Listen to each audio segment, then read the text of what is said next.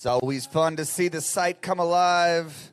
Good morning. What a beautiful day, San Marcos River Ranch. This is like the most anticipated day of the year for any water ski enthusiast. We are about to see the greatest display of water skiing unfold right here within the next 12 hours. My name's Cole Pumpkiner. I'll be bringing you the action this morning throughout the whole day. Big thanks to all of our judges, especially the Kelm family and all they've done so that we could broadcast this across the world. It's already been 2 great days of incredible skiing. We are seeing the team competition shape up. We're going to get started here very shortly.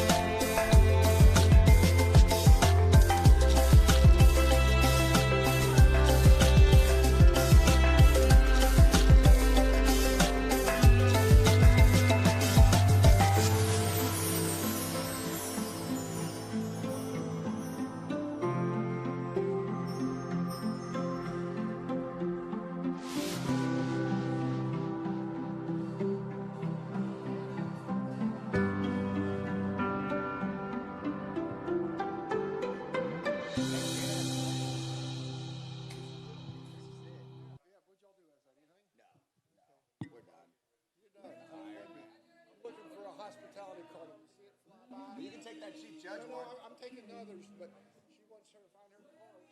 Okay.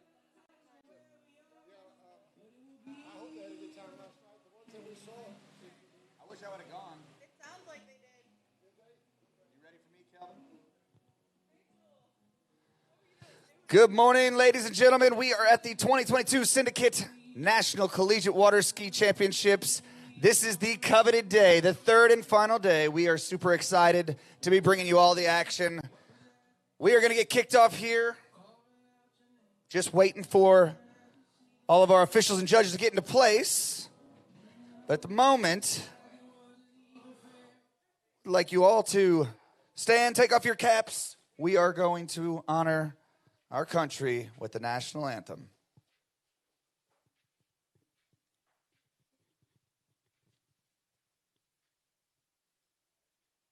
Oh, say, can you see by the dawn's early light what so proudly we hailed at the twilight's last gleaming, whose broad stripes and bright stars through the perilous fight o'er the ramparts we watched were so gallantly streaming, and the rockets' red glare, the bombs bursting in air, gave proof through the night that our flag was still there.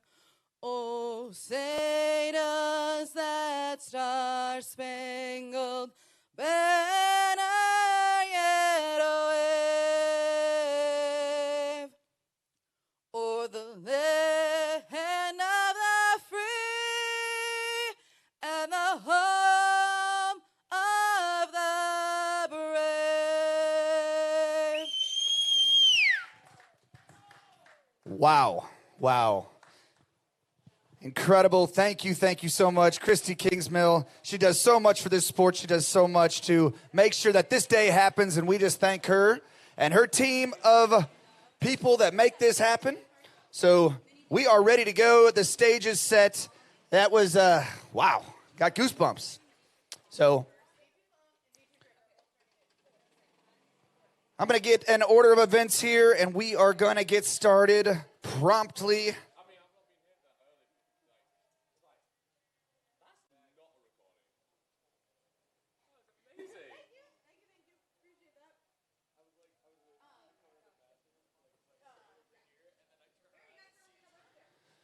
So it looks like we're going to get started with our Division I women's trick.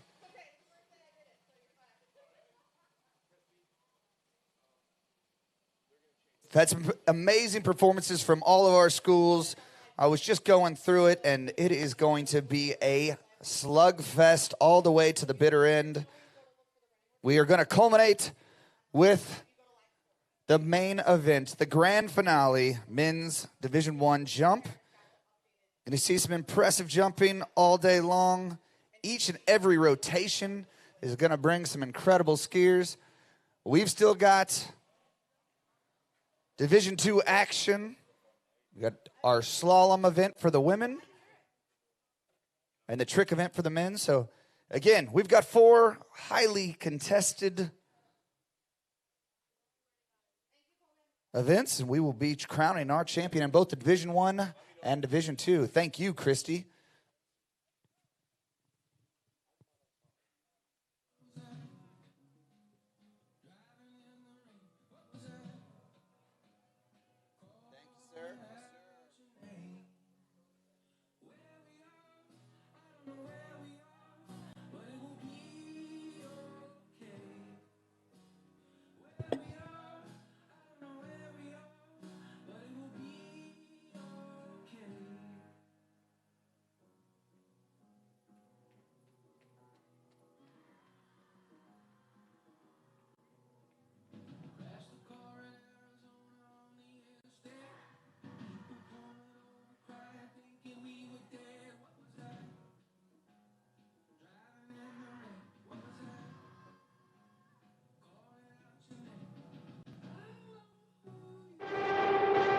Only one water skiing brand holds all 6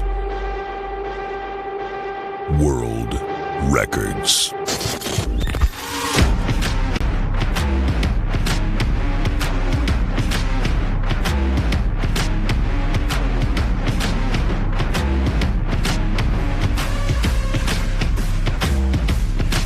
Masterline, made in the USA.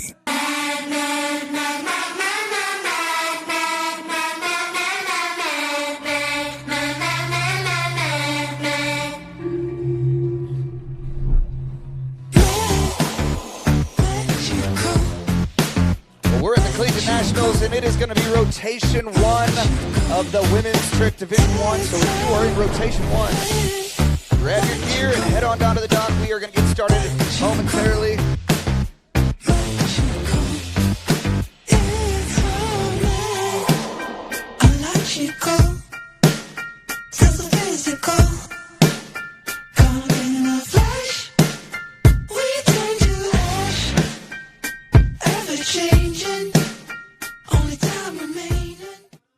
At Mastercraft, we're committed to summer and the memories that come with it. Whether it's more comfort and more wave options, or just more performance and reliability than ever before.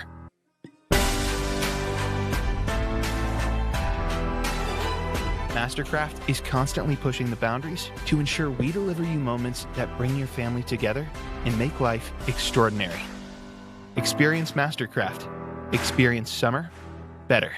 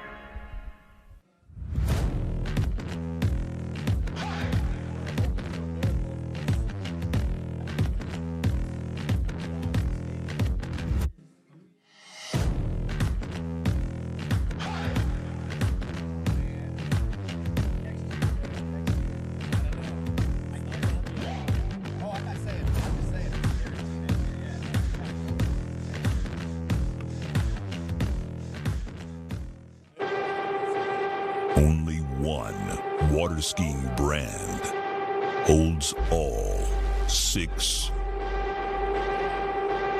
world records.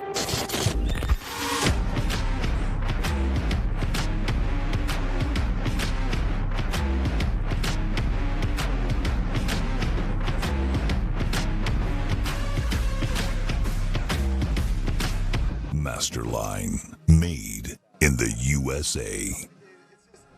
It's fun. You guys are in the hunt. That's what matters.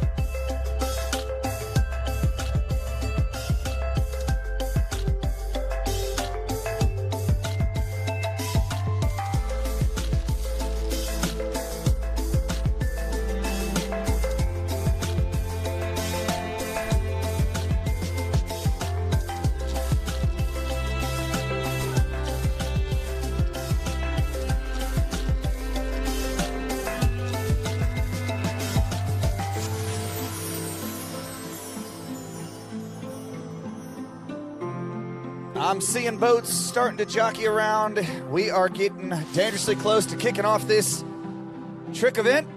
But Curtis, I have some very interesting things up on my computer screen right now. Let's not talk about those over the webcast, Cole. That was an off-air conversation. That was private. It's too early for that. It's too early for that. It's never too early for that. We've got team summary points, and I am telling you what, we have a clear front runner, but it is a highly contested battle, and anything can happen on the third and final day of the Collegiate National Championship. So this is an exciting day here. Division I team national champion is going to be crowned. It's all going to happen here over the next two events. We have women's trick and men's jump for the Division I. And in Division II, we've got women's slalom and men's trick. So it's going to be interesting. I mean, this is going to be very, very contested all day long. I'm super excited to see how this plays out. That's right. We've reseeded the running orders, so the skiers will ski today in the order. Their teams replaced as of last night. We have our first skier of the day on the water out of Michigan. It is Hannah Devereaux. They are currently holding down the wooden spoon position in Division I, but looking to see if they can pick up some points today in this women's trick event. And Hannah just moving through some basic surface rotations and goes down on that 180. All right, so let's let some people know. Now we've got our Division II slalom kicked off. Western Washington still holding down that last place. Going for some mini course buoys here. I really like that new rule that they've added, Curtis. Maybe you're probably a little bit more intimately connected to what that actually is. Explain to our viewers at home what that looks like. Yeah, well, it was all brought about because Ty Veo kept missing his opener at college tournaments. So he petitioned the poor NCWSA Ty. board Not even here to add in a mini course just so he could get a few more team points. And not I even think here to defend himself. He's on site. He's probably driving the boat right now. But it's a great way to pick up extra points for some of the girl skiers. So the mini course boys, you can pick them up only on the first pass, but they count as half points. So if you were to run the mini course, there would be 6 mini course boys or 3 boys, 3 points in the scorebook. The Ty Veo rule, we call it. Emma Long from Miami of Ohio on 2 trick skis.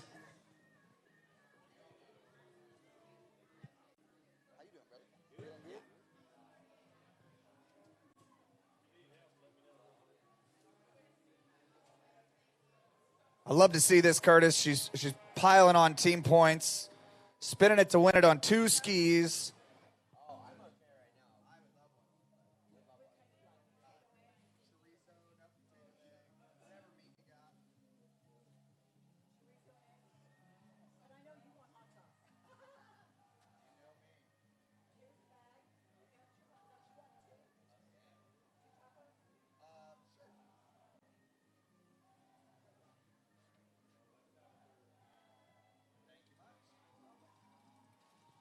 All right, so we want to at least run through the order here. In Division I, we have obviously Michigan, University of Michigan. They've been on the water. Miami of Ohio. Right now, you are seeing Ohio State skier Kara Croucher coming in for her trick run. Oh, going down on that first trick. You hate to see that. That's why we take 4 out of 5 of our scores. Then we have Clemson University, who is absolutely going crazy for the Spirit Award. Kansas University in 8th. University of Wisconsin-Madison in 7th. Rollins College in 6th. Florida Southern College in 5th. Arizona State University in 4th. And in 3rd place, University of Louisiana Monroe. And right behind University of Louisiana, you have the University of Alabama in 2nd. And then, of course, at top, which is going to be a tough one to catch, University of Louisiana Lafayette. There is a lot of events left, 2 to be in fact. Oh, having a little bit of struggles getting up. We will let you know what the Division 1 is. Certainly relate to that. Or Division 2. Pitcher out there on the water. It is tough. First round slalom on Saturday morning. It's been a big week for all of us. And when the pressure comes on, it can be a very tough thing getting up out there. It does have a bit of a fall feel to it. This is an incredible day, but a sad day when collegiate water skiing comes to an end for the season. I mean, this is Saturday, College Nationals. One of the most, if you're a water ski fan, this is one of the most exciting days of the year. I'd say right up there with Moomba Monday or absolutely Sunday at the Masters. Oh, yeah. Yeah, I mean, it's Christmas in October for sure. That's right. And here we are. Division 2 currently sits in 12th place, Western Washington. In 11th place, UC Berkeley. 10th place, Cal Poly. 9th place, Auburn University. And 8th, we've got University of Texas. 7th place, San Diego State University. 6th place, University of Arkansas. In 5th place, University of Cincinnati. In 4th place, Purdue University. The newbie to the group in 3rd place, University of Nebraska. And in 2nd place, Michigan State University. And currently sitting at the top of the leaderboard with a lead of 380 points, Texas A&M. It is going to be an absolute slugfest here in Division 2 and Division 1. Yeah, Julia Ancevic from Clemson opening up with a couple toe tricks, whips the foot out and moves through some surface spins. Goes down quick there, just on an old school back at the end of the run. But good tricking from her, getting solid points for Clemson here in rotation 1. Yeah, first toe tricker of the morning. That's great to see. And in rotation 1.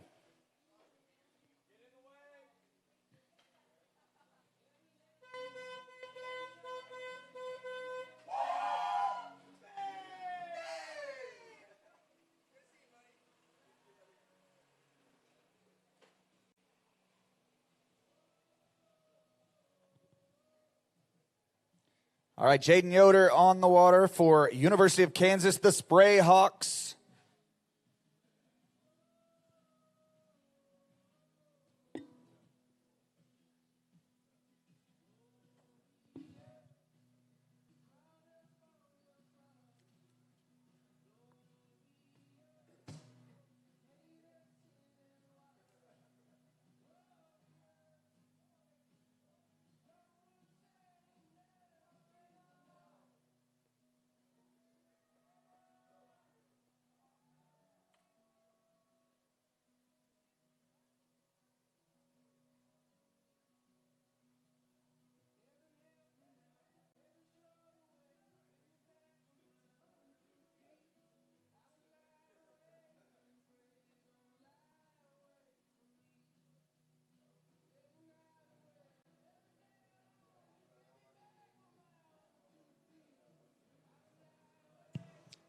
Mackenzie Milstead out of Auburn, Alabama, on the Slalom Lake. And the Division 2 women's slalom binary scoring continues.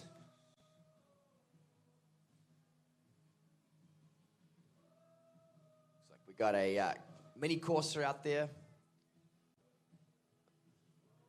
She's happy just to pick up these valuable points. 3 points she'll get if she can complete the full mini course.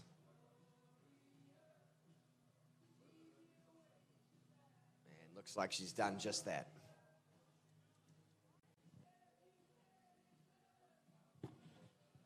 Curtis, what I like about it is it's promoting the sport. It gets the skiers in rhythm with the course. They continue to work a little bit wider. As opposed to chasing one buoy for 10 years, they can actually start to get in rhythm, figure out what they're trying to accomplish out there. Just like Jaden, look at her working through some back-to-backs. Some O's now, taking full advantage of that new, going down on that reverse, but great skiing out there. So, in terms of the teams battle, Cole, I think we have a hyper-focus on jump because certainly men's jump, probably the most exciting event at Nationals. But if things are going to change in the teams event, it's usually trick skiing that makes or break a team because in jump you get the 3 attempts. Most people ski pretty close to their seating. You know, it's pretty rare for someone to say, get a 0. In tricks, though, you've only got the 1 pass. It is very easy to go out there and fall early, and a really good skier can end up with a 0 or a very low score. We saw that a little bit in the men's. So if Alabama or Monroe, or ASU for that matter, want to move up the rankings, this women's trick event is probably the make or break for them. And it's really ULL's to use at this point. So as long as ULL goes out there and tricks all right, I think they have the national championship. But if they go out there and fall early, anything could happen. Well, absolutely. And I mean, you're right. The big swing is going to happen. If it's going to happen, the tides will change. If Alabama's going to, roll tide, it's going to be in this event right here. And what better would it be to have, when you've got Anna Gay coming off the dock in 5th rotation, a world champion, to change those tides? It is, but, we focus on the top skiers. You've pointed this out several times this week, Cole. It's probably not Anna Gay that is the difference. Her tricking 1,000 points more or less may not even change the team points. That's a great point. So we are going to see early rotation skiers. Right, so we're right in the thick of it right now. That's Actually, right. That's a really good point, Curtis, and that's why you get paid the big bucks. But it is absolutely imperative that these rotation 1, 2, and 3 go out there and have the best performance of their life. If they're going to win a national championship for their team, their score is arguably more important than anything else that happens for the rest of the day. That's right, and trying to claw out of a hole, they're in danger of being kicked out of the top 5 for the first time in over 10 years, is Rollins College. It's Anna Angulo on the water, their first rotation tricker, and moving through some pretty basic tricks, but picking up valuable team points, looking to see if she can get a score up near the 1,000-point mark. Well, that's pretty impressive right there. When you think about Rollins College, over a decade of top 5 performance at the Division I National Championships. But really the story that you have to think about, I mean, I can't remember. I don't know. You might know. I mean, the last time that Alabama won a national championship. I mean, we're not talking about football here, right? I don't remember because it's never happened. It's never happened. Right. So, well, incredible. I mean, if it's going to happen, this is the team to do it. And you know what's pretty impressive, though? You see Alabama starting to recognize. I mean, they are a huge athletics program, as we know, a powerhouse in the SEC football. But when the water ski team is recognized at a home football game, I mean, they're starting to make some waves, hey. Rhea Georgia picked up 4th place. I think was a bit disappointed with that, although she jumped well yesterday afternoon and moving through her trick run now. Again, fairly basic stuff. A few step overs to finish from the Swiss competitor and just going down on that wake line back towards the end of her pass.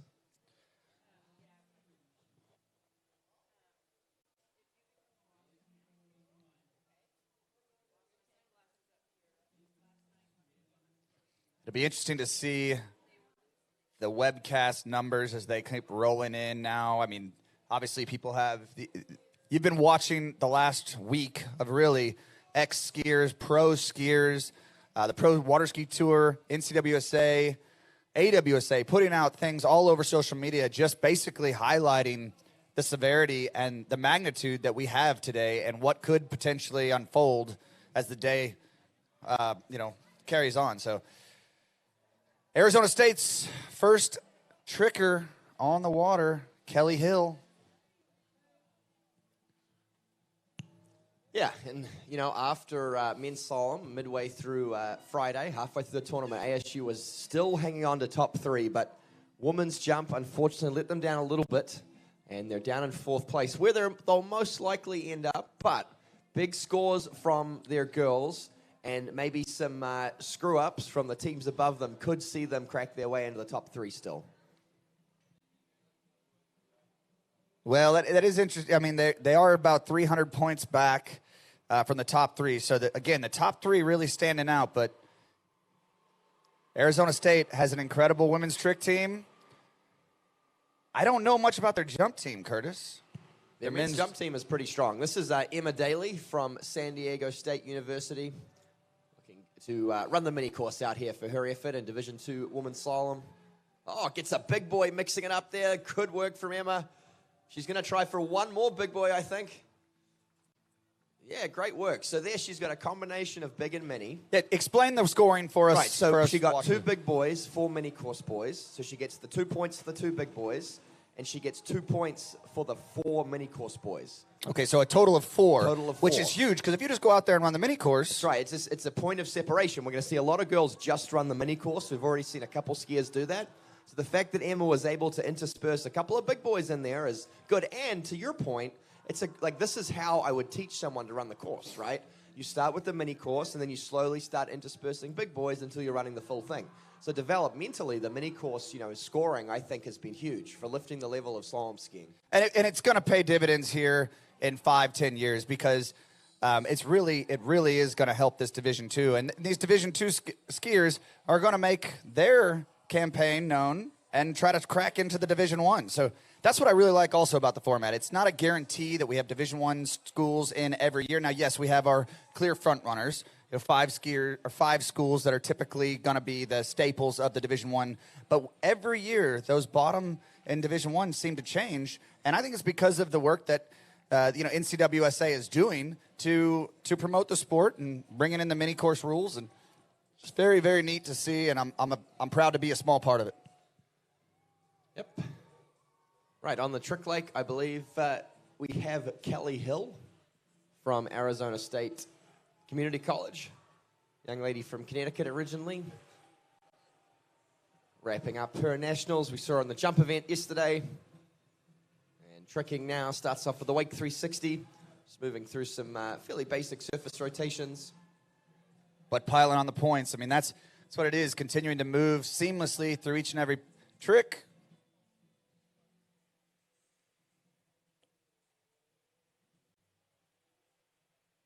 We'll see what the judges say. Maybe first trick out of time there anyways. But Wake back-to-backs maybe a little bit suspect, but she is extremely happy.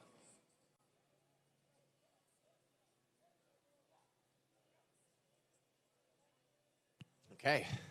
What's all happening here? We've got a skier in the water at the Slalom Lake, but coming into course tricking is, looks like Dominique Grandin-Allard doing some toe tricks.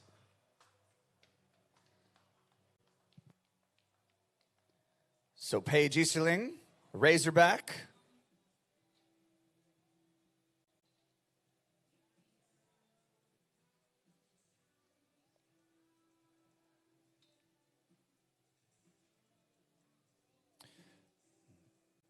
Got a good-looking opening pass here. Very balanced, nice and tall. Don't see a lot of movement there as she comes around 6-ball. Very efficient, not much wasted energy. I like what I see there. All right, so we've got Dominique Allard's replay coming in. Look at this. Working through her trick runs. Big point tricks. Maybe could have been a reverse toe wake back-to-back, but opting out of it to pile on these surface points here. A 5 front at the end. Yeah, that looked to me to be about a 1,700 point toe run there from Dominique Allard. I think the leader right now. So good solid 10 points for ULM.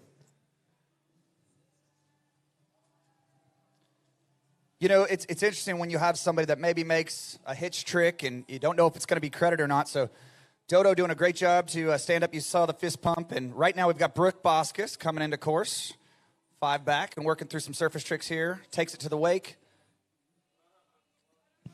Yeah, certainly pretty high caliber, isn't it? For rotation 1 women's tricks, we're seeing some great toe tricking already from the top 3 schools. Over the line, Brooke Boskus. This is sensational tricking from her. The whole toe reverse back to finish. You don't see a lot of those anymore. She is not done, right? You know, look at this. I mean, she's almost falling. She gets that toe line back in there. A reverse wake back to your point, which is unusual. And then still finishes up after celebration with a toe wake back. So That internal clock must have said, I've got just a bit more time. I'm going to continue to trick and pile on the points. Right here is where it gets interesting. A little out of sorts, but she doesn't stop. Unbelievable. A celebration and continue. Look at that. That's up over 2,000 points there for Rick Boskus. Probably close to 2,500 if the judges pay all of those tricks. There might be some question marks on a couple things. Seem to hitch her toe 5 back just a little bit. But generally, great stand-up pass from Brooke Boskus. Razorback on the water, working hard to 6. Paige Easterling getting it done. Look at, she's excited.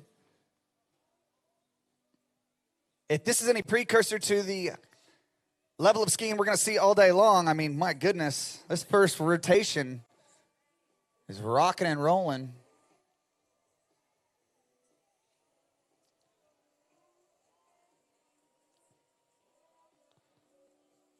Look, that is exactly what Alabama needed.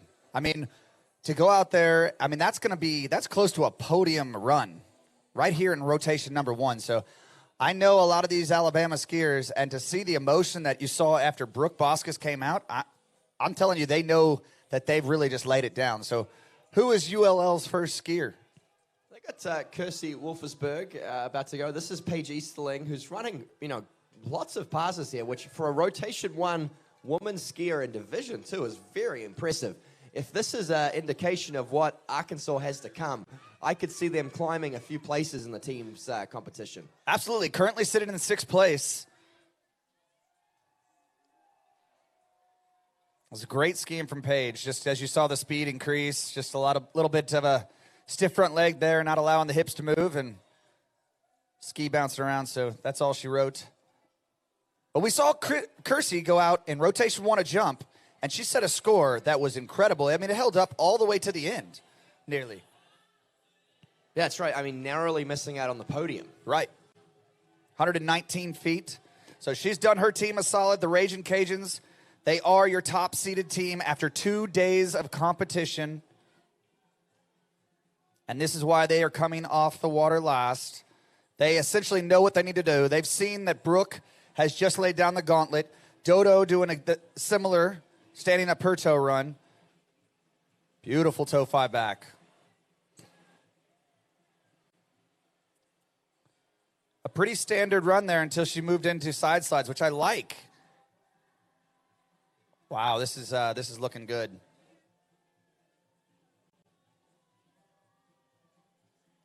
Yeah, that was solid. Yeah, that was good. That'll be probably about 1,800 points or so from Kirsty. It's, a little bit more than Dodo, not quite as much as Brooke Boskus. It's clean tricking, it's fast tricking, but it doesn't have, those high caliber tricks like the toe line back or a toe wake back-to-back like we saw from Brooke Boskus. Well, actually, she did have a toe wake back-to-back in there, just didn't have the reverse. So Brooke did, right? So, and the toe step. So you're right. But that was what they need to do. I mean, they need to have these continual solid performances throughout the day. They don't need to have any unbelievable, earth-shaking situations. All they need to do is show up and do what they know how to do. That's theirs to lose right now, Lafayette. So as long as they ski, decently, no major implosions, they will win the national title. All right, Genevieve Crom on the water, University of Michigan athlete. Going for a flip, it looks like. No, just a wake back. Sorry about that. I got us all excited. We're waiting for our first flip in this Division I women's trick event. Good job, Emma.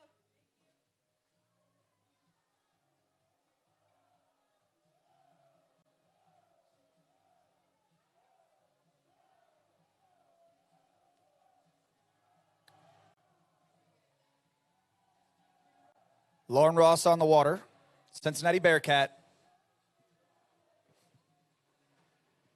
This Cincinnati team has literally come from, in my opinion, nowhere and has been a staple for the last decade. I mean, they just continue to make Division I do great at the Midwest Regional Championships, which is very tough. So keep skiing. We need to get some more of those mini course buoys.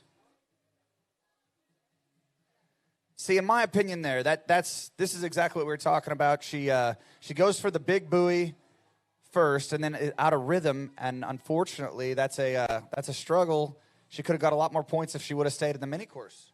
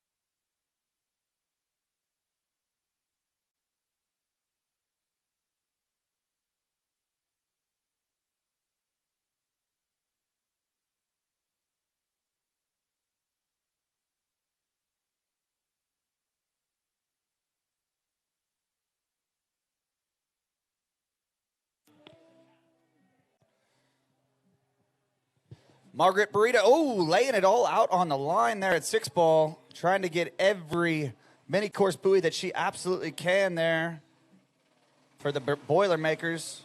Well, we've got our first wakeboarder, so this is interesting to talk about for those of our viewers at home. She is on a wakeboard. It is considered like being on two trick skis, obviously, because of the surface area. So going down there on a reverse O, but piling on some much-needed points for the Miami of Ohio team.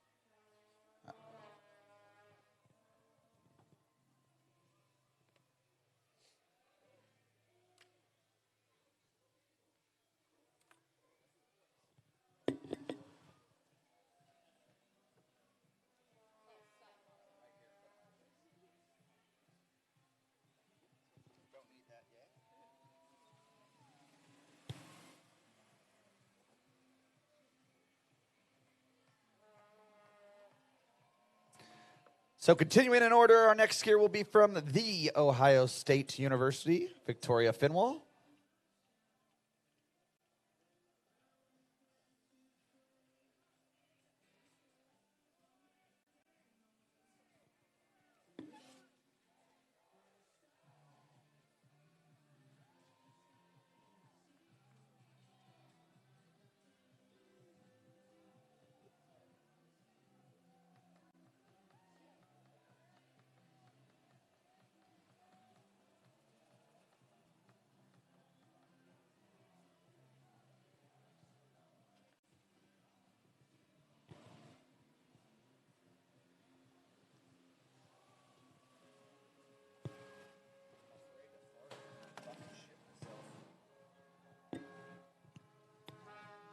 Victoria Finwall of The Ohio State University coming into course now. And picking up some valuable team points here for the Buckeyes. Beautiful, clean tricking. Oh, just goes down on that 360. She'll end up with 200 points there. And the action doesn't stop. Out of Nebraska, it's Jacqueline Lovesey on the water. And looking pretty good here.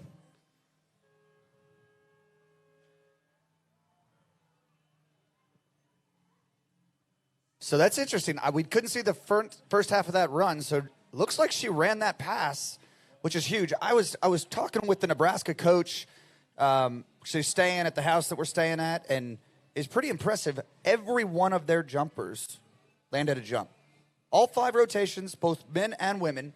And I got to be honest, I think that's why they're in 3rd place at the moment. So she told me that women's slalom wasn't their strongest event, but then they go out there and... It looks pretty good to me. I mean, having a first rotation woman running a pass is pretty impressive in Division II. Well, you would think that would mean that the rest of the women to come could also run a pass, unless she just skied out of her shoes. Division II schools don't really do that. They don't play shenanigans with the running order.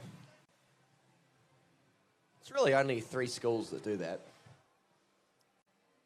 Well, maybe Arizona State Community College just doesn't actually they're understand not. It's the not rules. nefarious or misattention. They're just they don't get it. Yeah.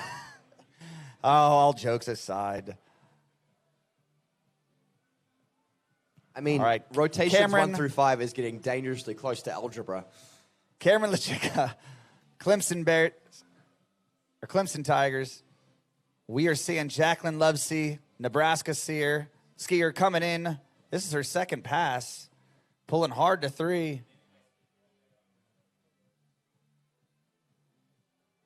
She's in the fight here. Big turn there at 5. What can she do? Can she get there?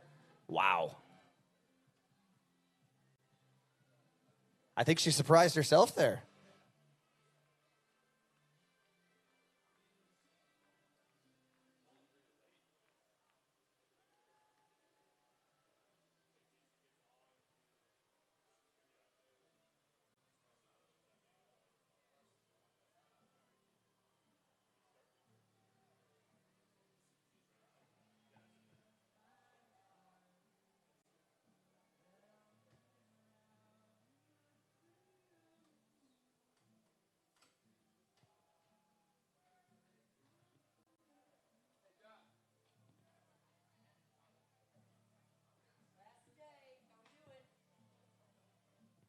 All good things. So, minor point I'll make. I was off refilling my coffee, and I heard you explaining some of the rules. So, we had a trick route on a wakeboard. We'll probably see some more of that. It isn't exactly the same scoring as 2 trick skis. So, 2 trick skis actually have their own set of point values. They often are half of 1 trick ski, but not always. Sometimes they are the same. Sometimes they think they might even be slightly higher in the case of step-over tricks. But wakeboards are just straight 50% of 1 trick ski values. It's a good point. I mean, if you do a flip on 2 trick skis, you don't get half the points. No, that's true. That's a good point. So good to see Jacqueline out there continuing to stay in rhythm with the course, but really for the mini course rules after your first make, you don't get those. Yeah, they only apply on pass 1. That's right.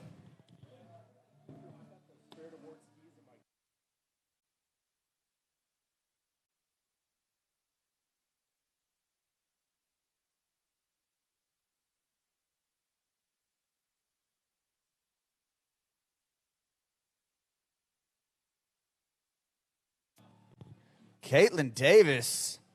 Wow. Getting to the pointy end of her 20 seconds there.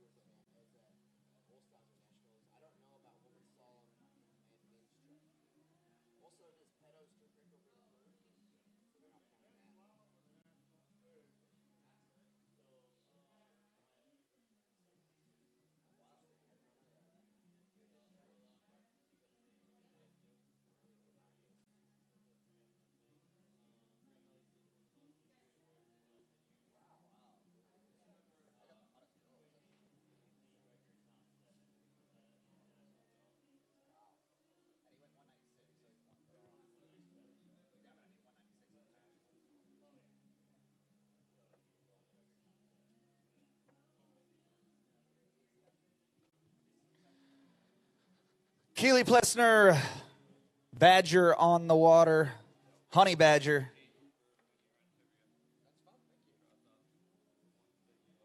Oh, wow. Down quick she goes. See if we can see what happens here. So she should get credit for that back, maybe. And then as she was coming front, she went down, got that handle just a little bit away from her.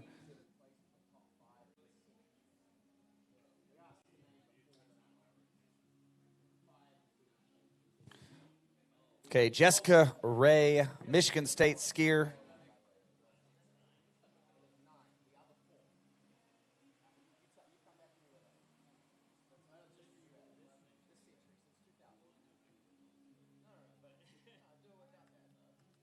Whoa, going for that third mini course buoy, but it looks like she's going to get a full one buoy, or 1 point out of that. As you see her come around this mini course buoy there at one ball.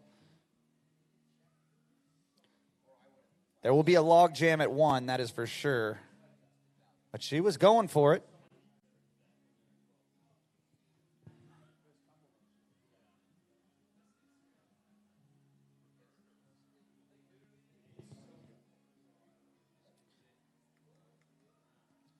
All right.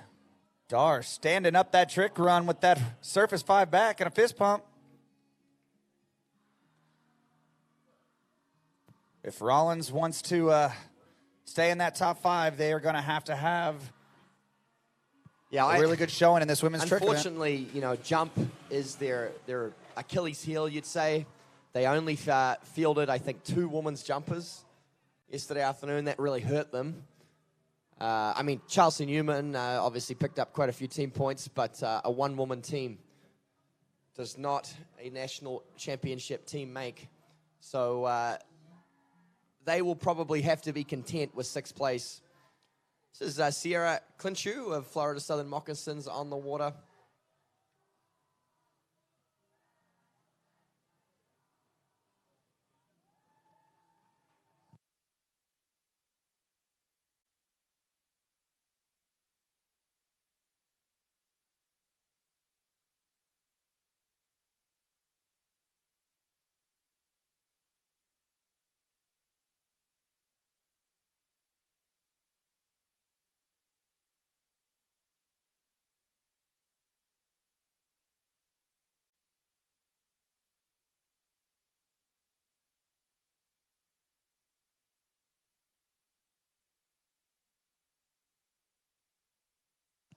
All right, on the Slalom Lake, we have our final skier in rotation 1 from Texas A&M looking to pick up a Division II national title. It's Allie Bowl.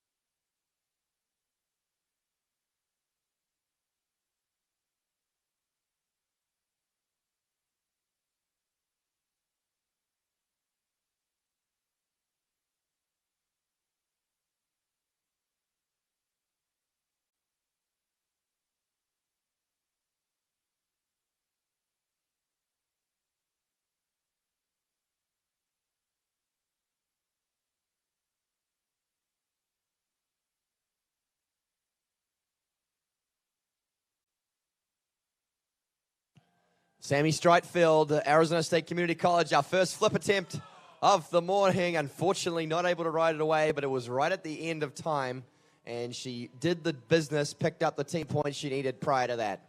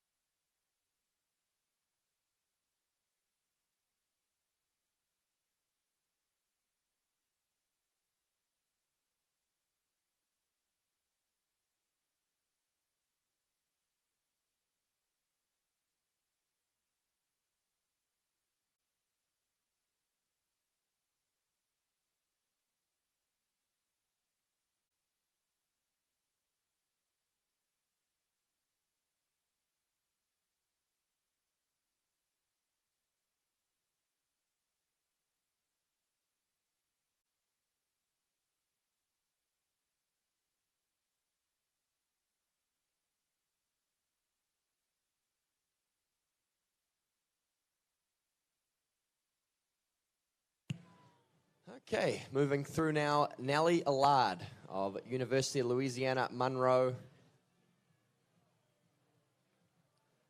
We are into the business end of rotation 2 women's tricks, and this is really the make or break of the team's title. We focus on the top skiers, but these bottom scores usually have much more of an impact on your total team score than the top scores, because a good or a bad set for these girls could be worth a couple hundred points to the team. Nellie Allard, rope on toe, pretty basic stuff, but looking calm, composed. Looks to be similar to what we saw from Dominique Allard earlier for ULM, a run that will be up around 1,600 points, depending on where that 20-second buzzer is. But again, solid team points for Monroe.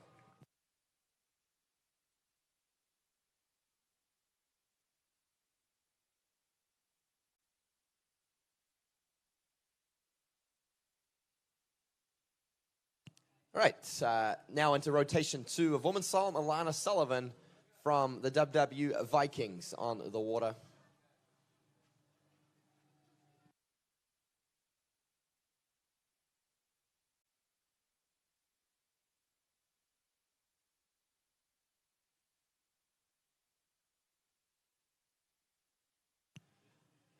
Samantha Hill, Alabama, vying for their first ever national title. I'm not sure it's in the cards today. They need a miracle, but Samantha Hill, she is doing her part.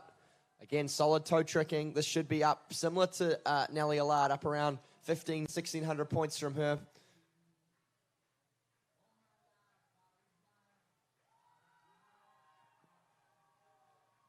Love to see a replay of that. I'm not sure what happened. That toe wrap, and it didn't look like she got all the way around there. Well, you never know, though. I mean, it's like the Jimmy Seamers wrap in Toho. It's like you don't think he ever gets there, but his ski gets there. He was incredible at doing that. I don't know. Yeah, it's not a good angle. That's why we know we need a trick judge from a different angle. It's hard for us to tell from here, but you're absolutely right. So, yeah, some people think the body has to get all the way around, but really it is the ski. And Jimmy Seamers was, I mean, incredible at his body, contorting and twisting his body and making his ski do things that was just... They defied say, physics. When you trick judge, you need to watch the ski, not the skier. But I find during women's trick that can be quite challenging at times. Curtis, yeah, maybe for you, a professional such as myself. That's why they had me judge men's tricks. That's why they don't let me judge tricks.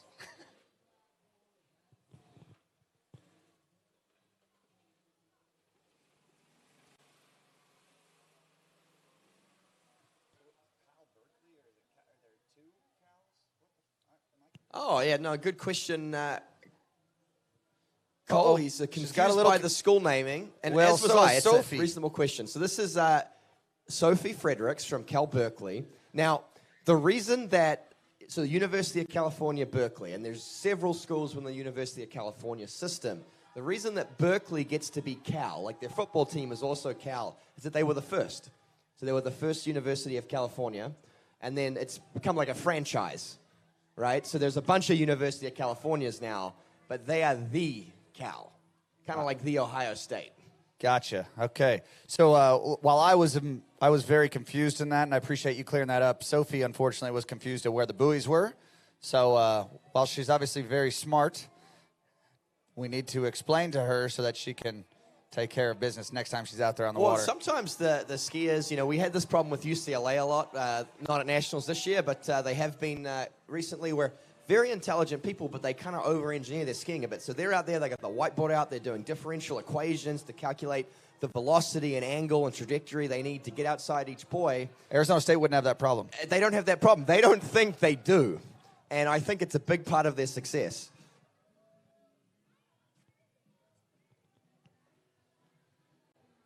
Okay. Your women's jump champion on the water. No, actually, they've got the name. This is Kendra Nathan on the water, the freshman for Louisiana Lafayette, making her first appearance of the weekend. And solid toe tricking from her. Kendra is capable of tricking up around 2,500 points. Unfortunately, falling there towards the end of that pass. Still will have picked up, I think, probably close to 2,000 points. But that's a shame because she, when she gets it together, can trick about 2,500 on that toe pass. Well, honestly, I want you to watch the end of this, Curtis. I mean, obviously the toe echo, they're great. And then here is where it gets interesting because when she falls, is she coming forward? And I think she is. So technicalities, that could have been a stand-up run, even though she's swimming to the shore right now. Yeah, it's possible that was the last trick in her run. And the judge's call on whether she fell on the toe, like back-to-back or on a toe front. And I'm going to say that she fell on the toe front, which might be a controversial call because obviously we're having teams trying to chase down ULL. But two great runs from ULL, and that's the reason why they're the top seed going into this women's trick event.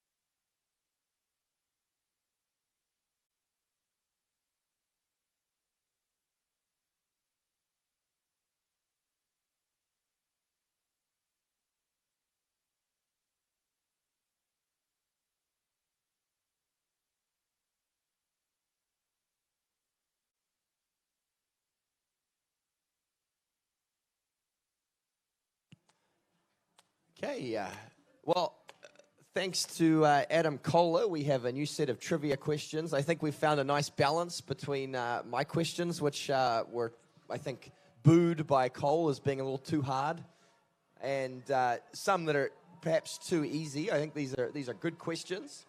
And we do have more Connolly gear to give away, so we have some prizes for each of these questions.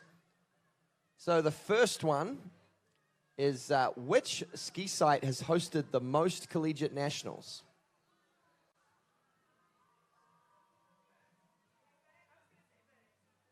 Look, that one might have been a little too easy. Calvin, you're not allowed to answer these questions. You only get to answer the hard ones. You can have all of the Connolly gear you want.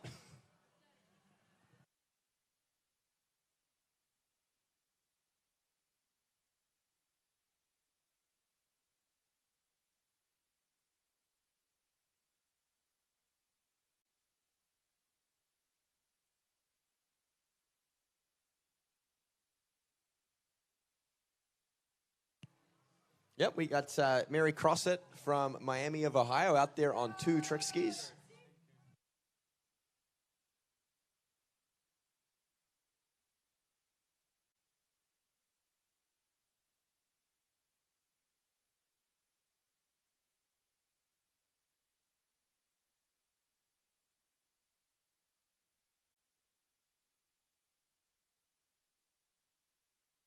I got a good trivia question I'll add to the mix. So there's an award, an unofficial award that I have been pushing and trying to make an official award that has been given out at every Nationals since 2016. And that is the, of course, the Commentary Team Classic Crash Award. And we will give a prize to anyone who can name 3 former winners. Actually, I'll tell you what, we'll give a prize to anyone who can name a former winner. No, Josh Bryan is not a former winner. Well, he didn't. His crash was at regionals, not nationals.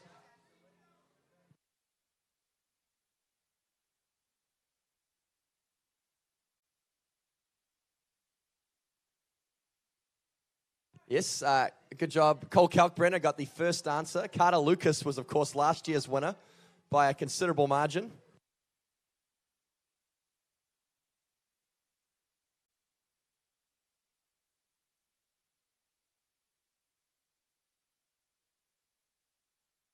Yep, Carter Lucas, the defending champion in the Classic Crash Award. That's an award he'll be hoping not to go back-to-back on.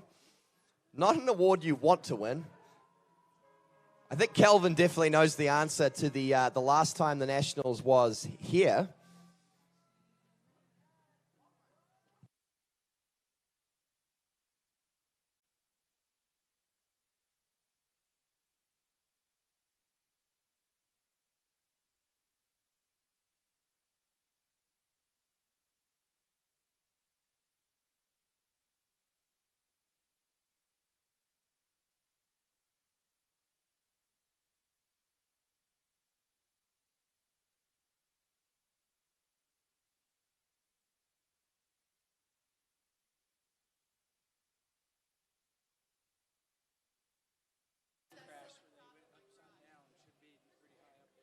So Taylor Guilford, Clemson Tiger, seeing the replay right now.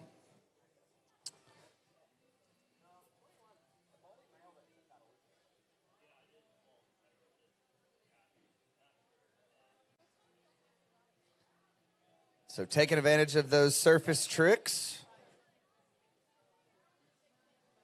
Next slalom skier in Division II Women's is Surrey Swindler, San Diego State. Yeah, sorry, on the water. I'm getting a correct text response in. Jackson Driggs correctly identified that in 2017, the winner was Nathan Kelm. His mother remembered it too. Yeah, they tend to. It's burned, it's etched into the back of their eyes. I believe he also won Division II men's jump in the same set. It was a very eventful tournament for him. Took home a lot of hardware. Hopefully none from the hospital. Okay, this is Surrey Swindler from San Diego State on the water. She too will be looking for a combination of mini course and big boys, but that's disappointing. Surrey has gone down, shooting a little too hard for the full course. Surrey has run a full pass before, and obviously that was her goal today. Indicative a little bit of how San Diego State's tournament has gone. It has not been their event. And she's capable of a lot more than that, so disappointing stuff for Surrey. Yeah, just a slow start there. And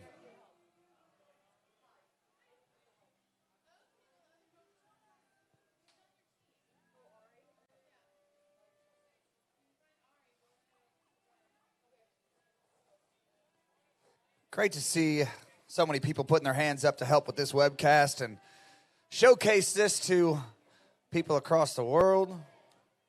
Again, thanks to the Kelm family for all they do to promote collegiate water skiing. I guess back to the Crash Award. It's always a good thing when it's hard to pick the winner, right? Like, this isn't something that we don't want people to go out there and attempt to crash. And I don't think there's no clear front runner right now. We haven't had. I disagree. I think that the slalom skier that did the front flip. The slalom skier that did the front flip was pretty good. Uh-oh. We hear he's got a boot. It was extra points for blood. Well, tell you what, it wasn't filmed, but there was a skier from Ohio State University who at 6 a.m. this morning tripped in the parking lot and headbutted his rental car, and there was blood everywhere. Yeah. One of our skiers, Whitney, she'll be our 21st birthday. Oh, we will. We'll be all over it. Gotcha. Good job. Alyssa Hendon, Kansas Jayhawk. The Spray Hawks are coming on strong. Great to see that team back in form and performing right here at the Collegiate Nationals. All right, Ashley Reeder, from originally hailing in the same region and area that I come from, St. Louis, Missouri. She's a Lake St. Louis 3-event team member, representing very well. Took a little bit of time off. Oh, boy. Should be no problem. It is. Okay, so great to see her back out on the water. She told me it was great to be back in the tournament scene and saw her jump and trick. So a talent she is. I'm sure all of the Reeder family is watching and hopefully get to see them at a Razorbacks tailgate soon. We'll organize that if you guys are watching. That'll be a good time.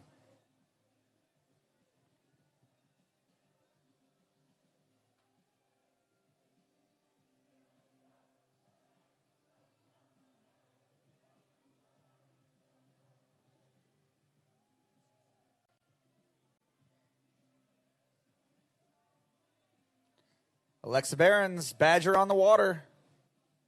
Oh, she's going to throw her toe in there and do some toe tricks, too. Wow. Great tricking from Alexa. Quick thinking to throw that toe piece on and get another 480 points. Ashley Reeder on the water, Razorback.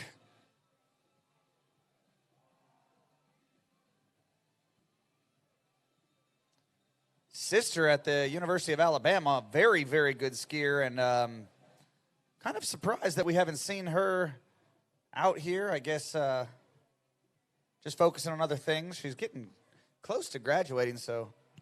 I don't know, that Bama team's pretty hard to make. Oh, absolutely. But Megan's a very good skier. And oh, no. Well, Rollins College needed to dig deep this morning if they were going to climb up the rankings, and unfortunately, Mia Morgan going down on her first trick. She was trying for the toe 720 and just unfortunately rocking back onto the heels. Now, and that actually is interesting because that does affect the other placements, right? If she would have gotten above the ULL skiers, which it seems like if she was starting with a 720, she might have had that ability. It's a good point because for Alabama to get ahead of ULL, it's not good enough for them just to beat ULL. They need other people to beat ULL as well. That's right. They need people in between them and ULL. And so every time a Roland skier, say, falls early, that hurts Alabama or Monroe's chances of climbing up the ladder. It's really like the entire nation against Lafayette right now.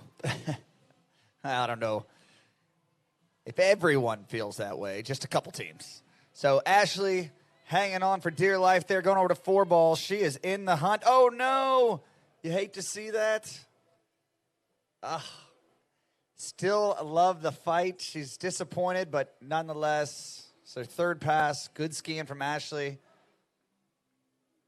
I mean, I think that's fair. Alabama has to be the crowd favorite in terms of the title contenders, if only because we can pronounce their skiers' names. That's the only reason?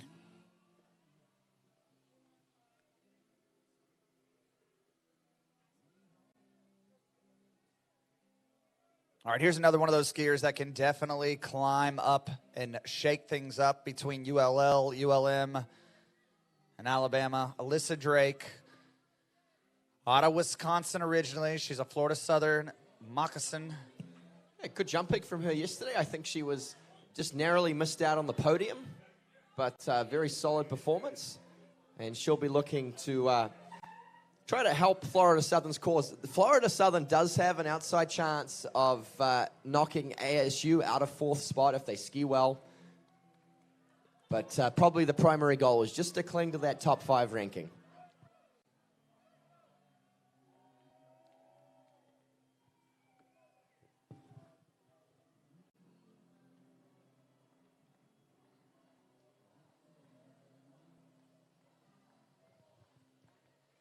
So we currently got the Division I trickers on the Dutch Brothers Coffee Lake, and then, of course, our Division II slalom skiers on the Dolphin Wetsuits Lake. So big thanks to our sponsors there. Right now, Alyssa Drake wrapped up what looks to be a toe 7 as well.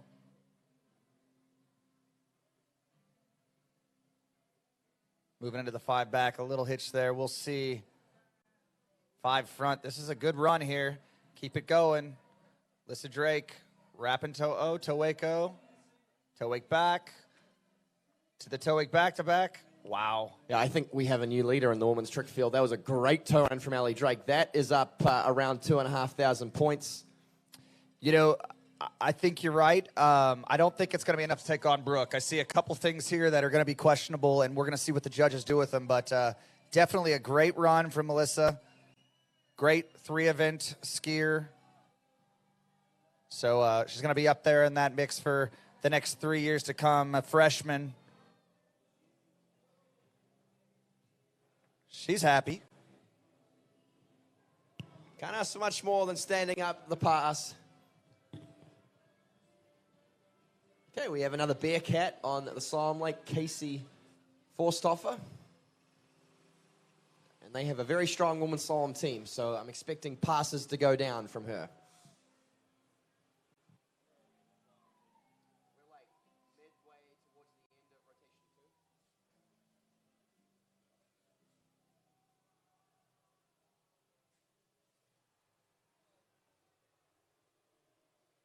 All right, so working through the mini course here, just must have had a difficult start and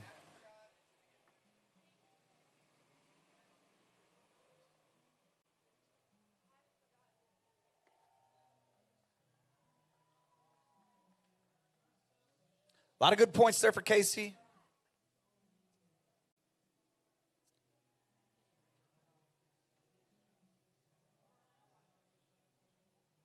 A replay of Yenna Grubbs from ASU's trick effort. And solid tricking from her. A few step overs to start, then some basic one-ski tricks. And the camera person lost interest towards the end, so we'll never know what happened, but I'm sure it was pretty exciting. Maybe a couple flips to finish, who knows? What do you think, they saw a butterfly or a seagull or something? Look at this. We've got a ULM. Wow. Oh, boy. Now, it'll be interesting to see if that last trick was in time. I'm going to say it probably wasn't, but Stasha, University of Louisiana Monroe, that was an incredible trick one. There were some massive value tricks here. Yeah, I love watching the Eastern Europeans toe trick. They grew up in the off-season tricking in swimming pools on winches, and they have fantastic line control. It's something they typically all have in common. And just beautiful toe steps here. A toe line back-to-back right at the end. If that's in time, that's, you know, almost 500 points right there at the end of that run.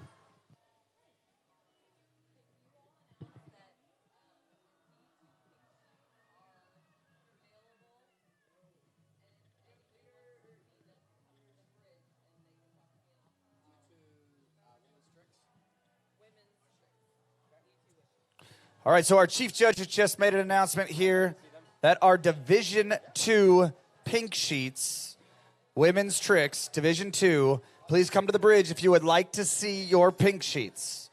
And speak to our chief judge, Aaron Kalkbrenner.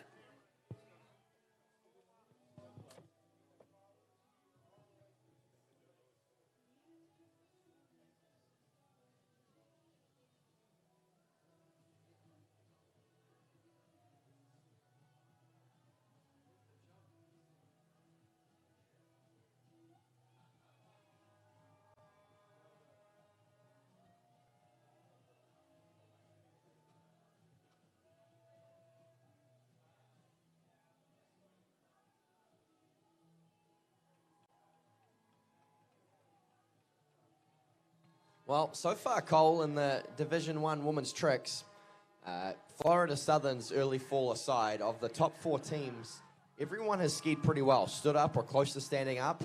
What that says to me is that there won't be, at this stage, any major movements in the points. Yeah, and what also you have to take into consideration is that they only take 4 scores, right? So 4 of the 5. So realistically, if ULL can get their first 4 to just stand up, it's going to be very difficult for any team to catch them.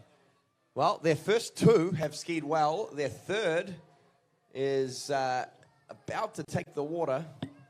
We've got a skier from Alabama getting into course in just a moment. Of course, Sarah Pollard from Purdue, the Boilermakers, is scrapping away out there on the slalom, like just going down towards the end of that pass. Yeah, we just saw Brooke Baldwin, one of our world champions. She's an incredible overall skier, an incredible trick skier. You're going to see lots of high-flying flips. Really, she could be a favorite. I mean, she could take out the whole event, so we'll see. It really does shake things up when you talk about Neely, Anna, Brooke. They're all so competent in this event and able to really pile on the points with their hand passes. Yeah, I mean, to have Brooke Baldwin as your third-round skier.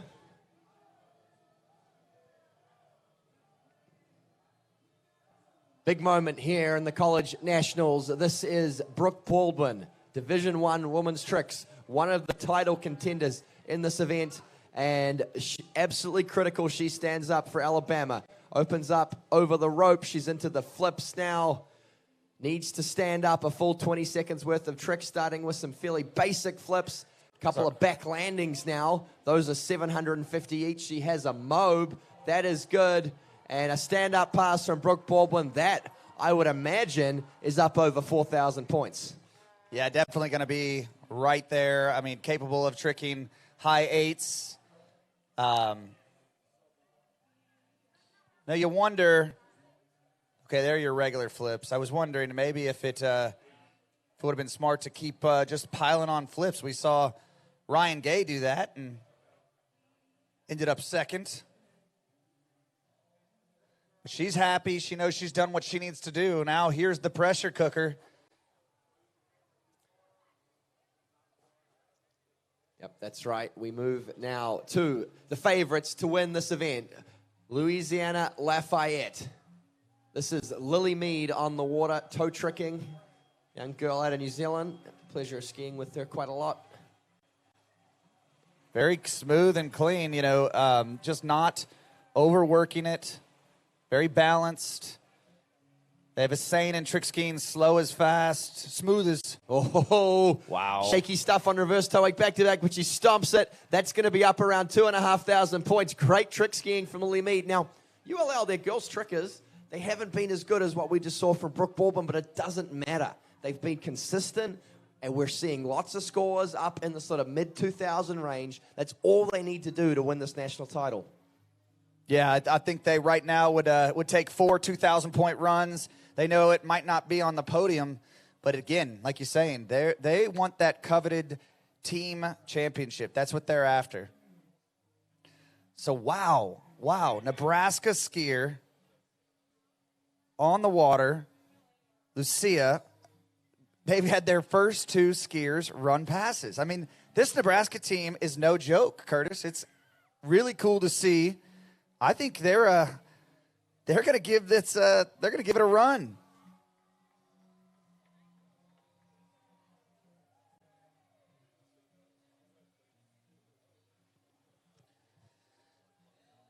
I didn't know that Lily Mead had that kind of toe tricking abilities in her. I mean, that was really, really impressive stuff. So she's obviously been training quite a bit.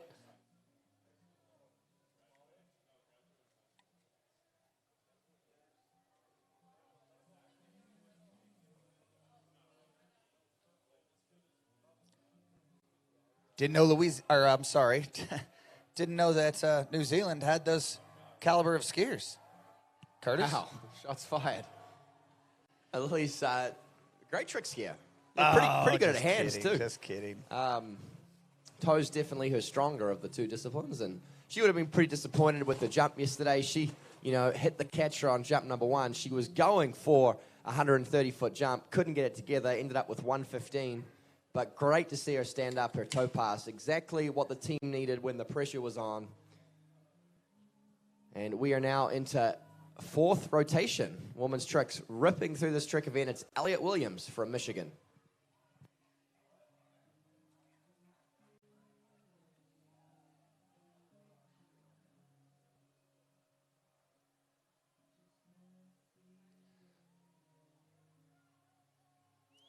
So good tricking from Elliott. Doesn't look like our Nebraska skier, Lucia, made it back through, so we'll watch here on this replay. She's already got those big team points by running that opener. Looked to be in pretty good shape around 2 and just left the ski behind. Great skiing from Nebraska all around. Oh, so the back foot just came out there. That's unfortunate.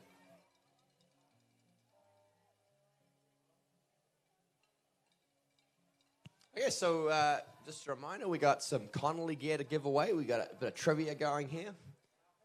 So I think we can move on to a new question. We didn't get a ton of engagement on my Classic Crash Award question. I got a few people texting in answers, but that's a tough one. It's sort of, a lot of people try to block those from their memory. Fair enough. Curtis, I wore my special socks for you. Thank you. Have you figured out what they are yet?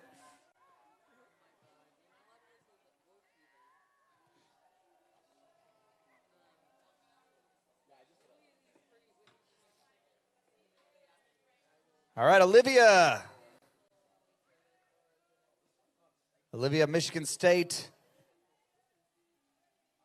One of my training partners, Father Dan, is here. Oh, a little bit of a long pull to 1. That is unfortunate. Got to stay in the game, though. Even though I'm sure she's upset with her performance at the moment, she really needs to pile on these mini course buoys. Looks like she's back in the game. She's going to go for a big buoy. Can she get over to the mini course? This is nicely done from Olivia Ray.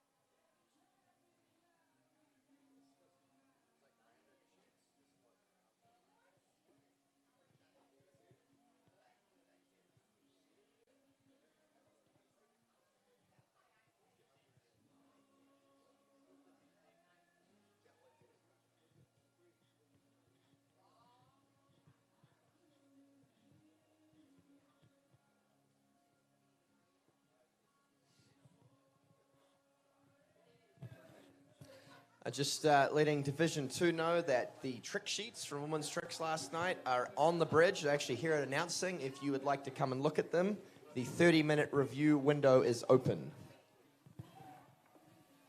It only costs $100 to review. Just goes directly to me. You can Venmo me. I promise I'll get it back to the NCWSA. I'm just kidding about that, by the way. You do not have to pay to review your trick sheets.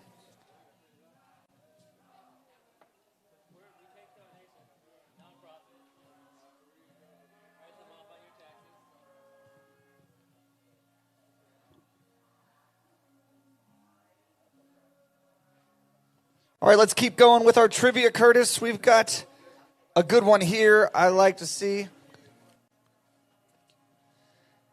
I want to know, since Division II was created, which team has the most D2 national titles? Which team has the most Division II national titles?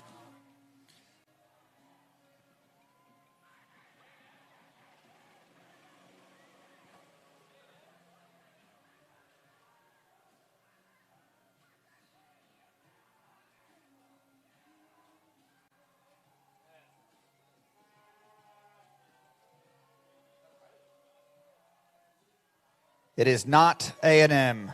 Sorry, Aaron.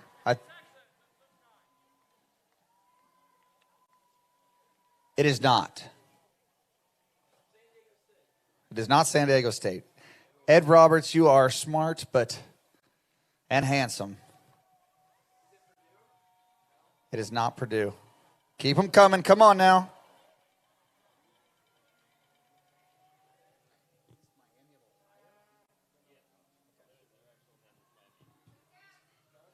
Not Wisconsin. Getting closer. It is not Iowa. I don't think Iowa has one. I don't think they've ever qualified for nationals. Iowa State. Okay. Not Texas State. Keep them coming. Come on.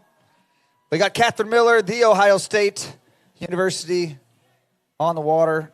Works through some surface tricks. Now she's doing a toe slide. It's a very difficult trick. Goes down on the reverse.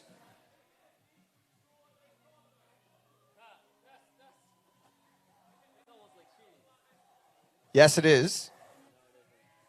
Oh, no, it's not. Are they D1? They're in D1. Yes. Not Clemson. Aaron, you can't just grab a list of all of the teams here and just keep shouting them off. Aaron Davies. Hell of a skier, terrible at trivia.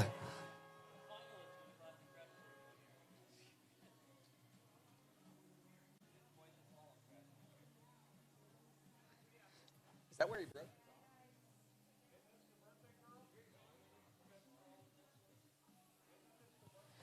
All right, we've got a birthday girl. All right, on three, I want everyone to start singing happy birthday as she makes her way through. This is her 21st birthday. Hopefully she doesn't try to do that 21-shot thing. Whitney Shellhammer, Clemson Tiger on the water.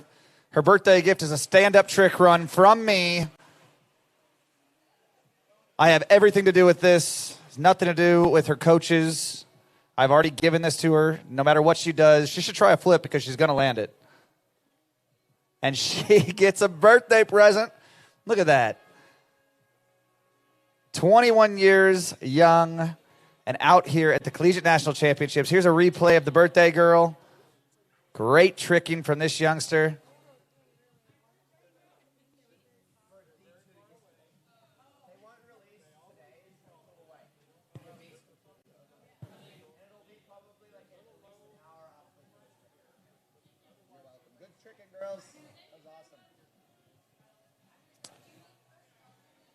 All right, Emily O'Connor. Arguably one of my favorite skiers of the event. Watched her grow up as a youngster. She's from Missouri. Now, obviously made some very good decisions in life and has come across the state lines to Kansas. She's a spray hawk. Emily O'Connor, ladies and gentlemen.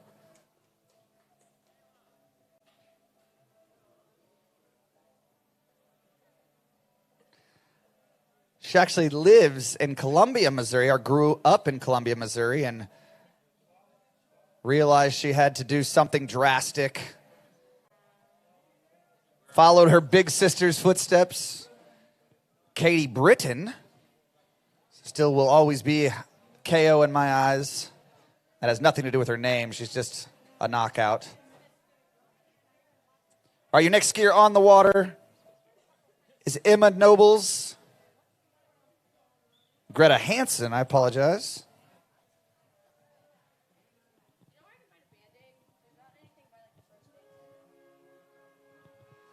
First aid, we need your help. Nothing serious, just a Band-Aid. Ashley Reeder is a klutz. She's fallen, getting out of the water. I'm making this up, but it was right. She got eaten by a shark. She got bit by a shark. She needs a Band-Aid. First aid, if you can hear us, please let us know where we can find that.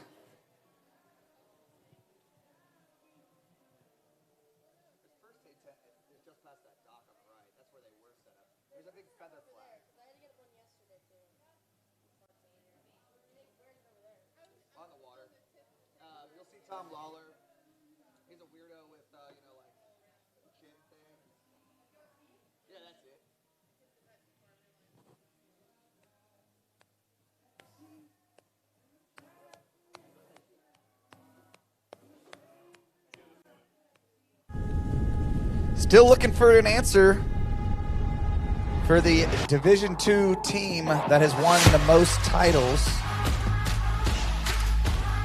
Or, I'm sorry, who has won the most national championships in the Division II event?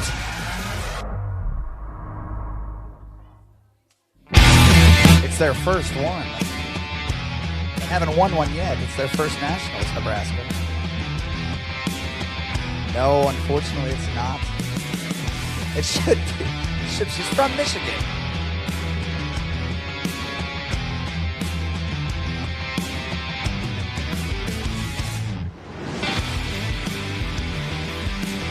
It is not Cincinnati.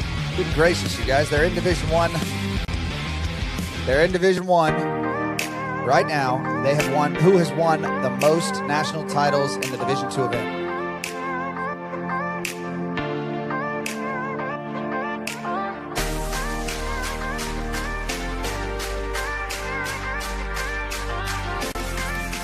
Could.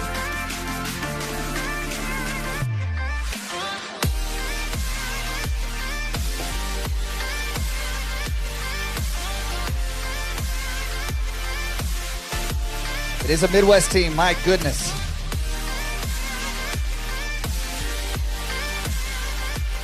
You guys need it.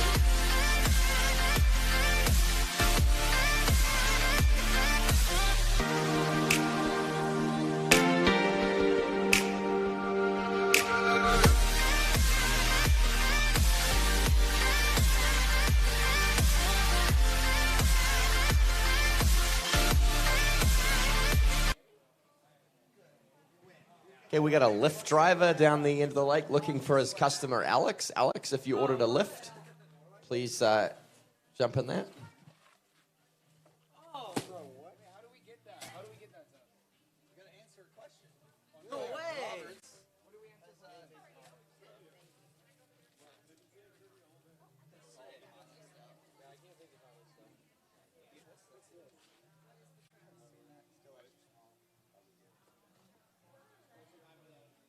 No, you got to take something.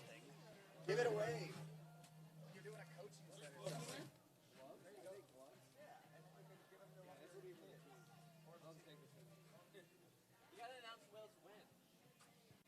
Will Roberts is a winner. He got some Conley swag.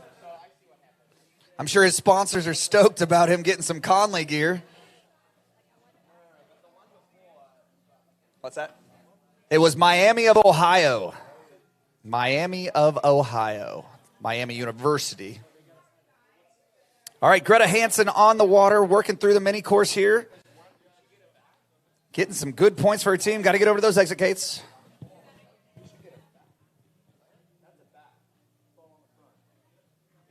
All right, if you are looking to take in all the action, whoa, what's going on here? I think this is Neely Ross on the water.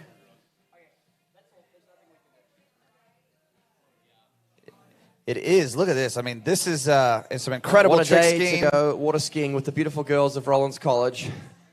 As Neely Ross stands up that pass.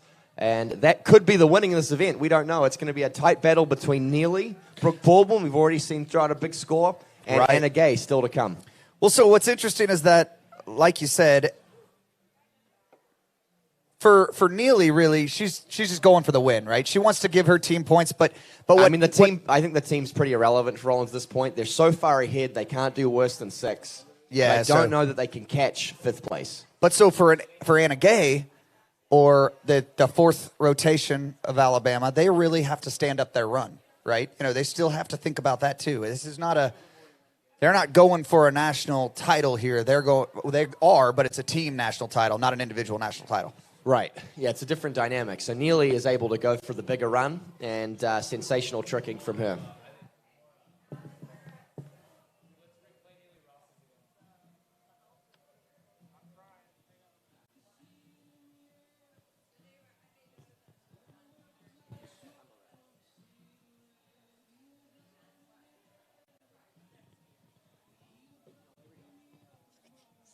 Got a replay here of Neely Ross.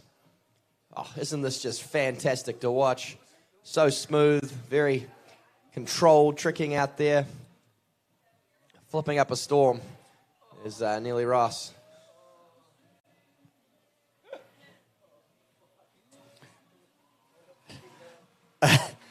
So Neely absolutely stomping that run. So the only difference between Brooke and Neely's run was the fact that Neely put her ski lines in at the end of the run, whereas Brooke put hers in at the front. So it's going to be interesting to time those runs and see kind of where they shake out because they're very similar.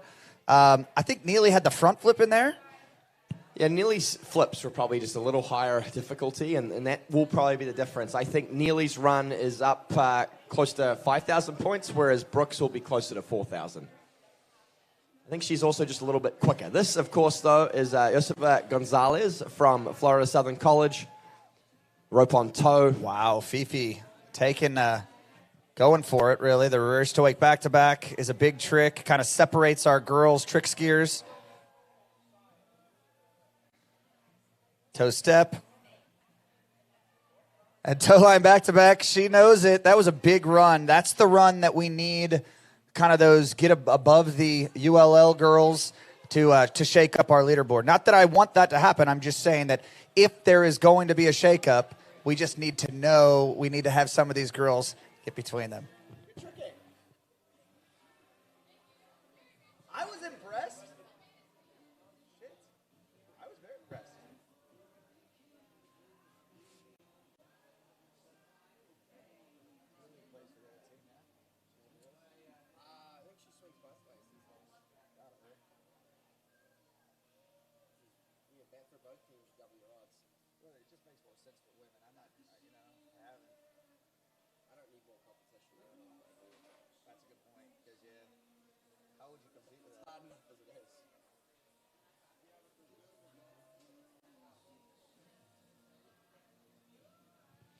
All right, so 2 big buoys, 1 mini buoy. Make that 2 mini buoys. 3 mini buoys. Wow, you can count and everything, Cole. I didn't know they taught counting at Missouri State. Yeah, it was similar education prowess as the ASU team. But, Luisa Jaramillo, Arizona State on the water. Maybe we just dropped the university piece. 7-year institution.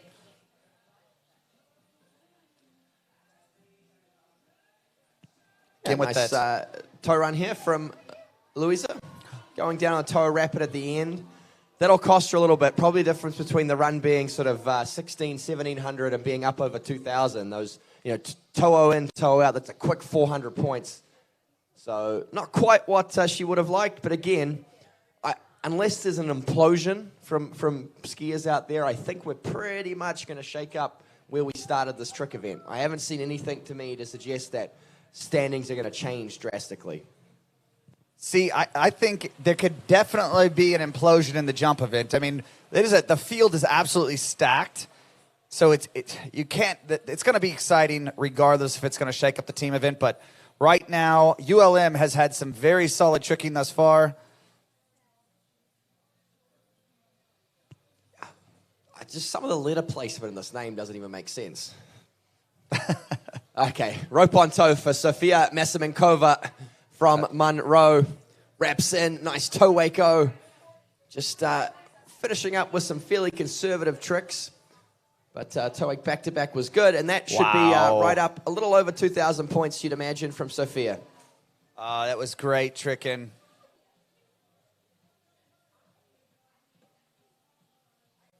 I mean, an incredible jump skier. Has had some horrendous injuries and just had to really just start toe tricking for the team. And you can see her hold that reverse toe back and move into wake tricks. And look at that. She is absolutely fired up.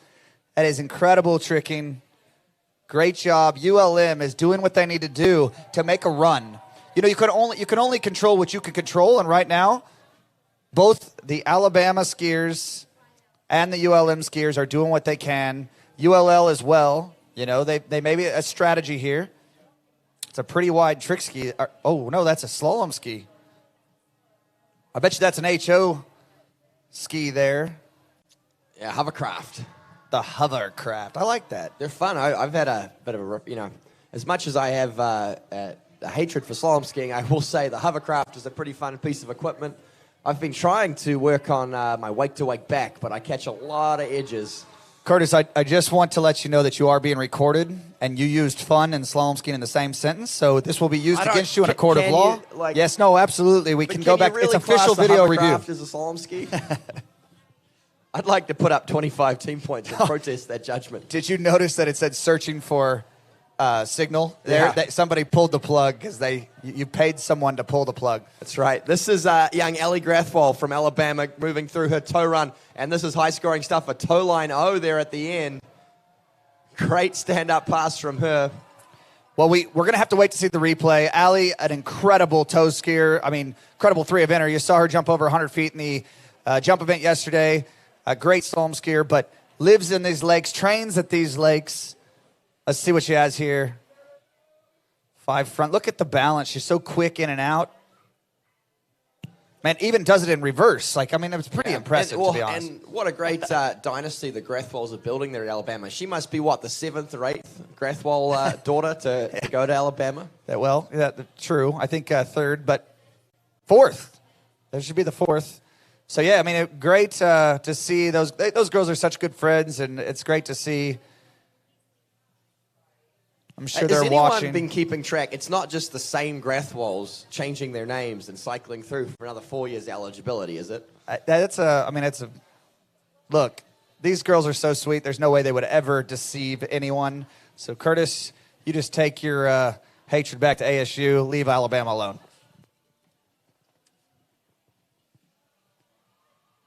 All right, great skiing. Allie Grathwohl. Betty's been helping out with our safety all weekend long. Always, the family just always puts their hands up. I know Kurt's watching somewhere, so of course the sisters.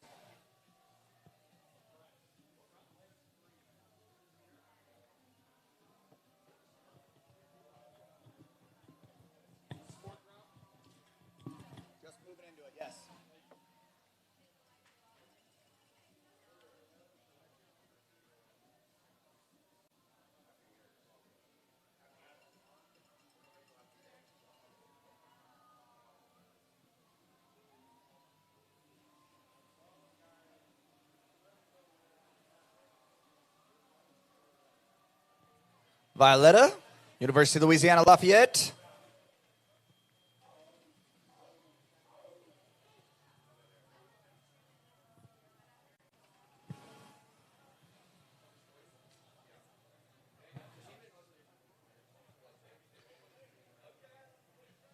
So the hovercraft, it's a popular ski in that Division II women's event right now. Violetta's on the water. Another solid, bankable score. That's all Lafayette is looking for. They are pretty close. They've got at least one hand on that national championship trophy. And Violetta looks to be adding another 2,000-plus point score to their books. Solid tricking, another stand-up pass. The pressure comes on. Lafayette is not crumbling. They are standing up and saying, this national title is ours. So, obviously, unfortunately, we missed a little bit of that in middle of the run, but Again, big thanks to all the volunteers. These college kids not only are doing it on the water, they're doing it off the water, helping us bring you guys this webcast. So, Violet, we missed a little bit of that run, but obviously a very, very solid stand-up pass. You saw the enthusiasm at the end, and just ULL continues to do what they need to do. There's ice water in their veins.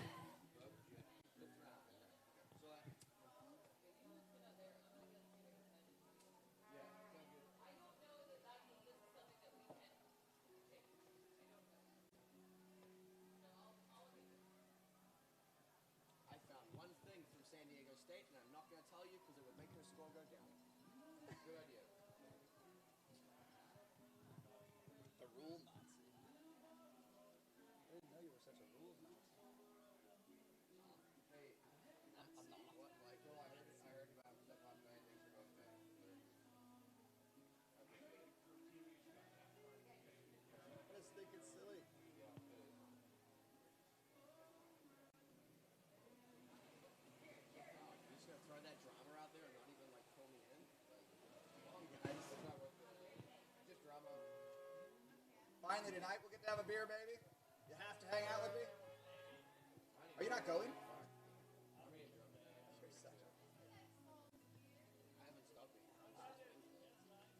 Were you out here?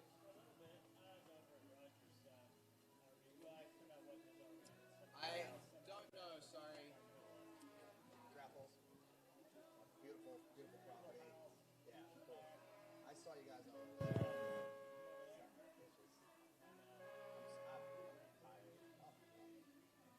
I don't know. What school are they from? Do we know? We're somewhere in the middle of rotation. I'll see a bib in a second.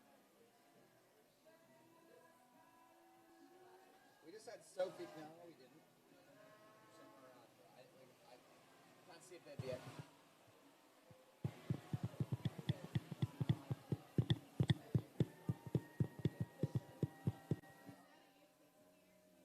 No, it's a dark colored bib. Is that Auburn?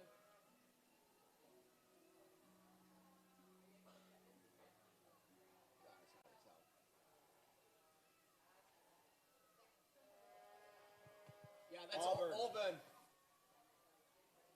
Must be Abigail. All right, Auburn skier on the water, Abigail Seidel.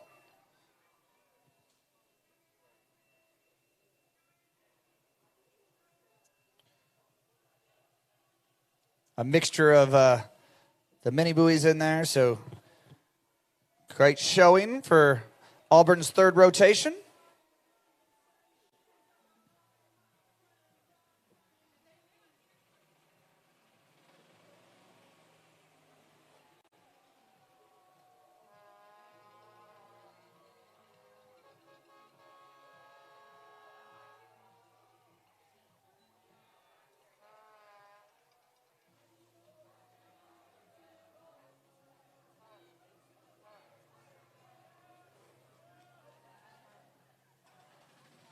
All right, well, the spirit has really come out in full force here.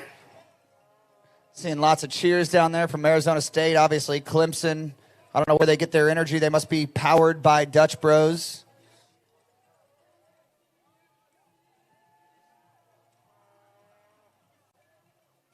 On the water right now on the trick leg, Sydney Hughes from Michigan. And Michigan seeing if they can claw their way out of the wooden spoon position here in Division 1.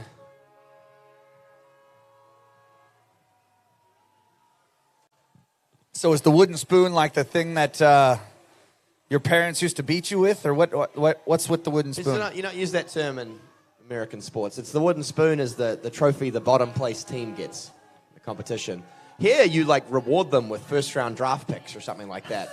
Very you were making fun of California for being communistic, but it does seem like the way American sports work. In Europe, we're just in trying Europe, to. when a team loses, they put them in a lower division. But here in America, we try to, fairness and share the wealth, right?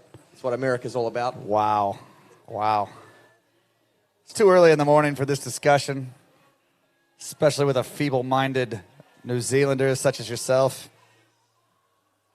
I'm certainly a lot more feeble-minded than I was at the start of the week. Let's put it that way. I think a lot of youngsters are going to be dealing with that battle come Monday morning when they try to dig themselves out of a hole after this. I'm running on empty as far as brain cells are concerned.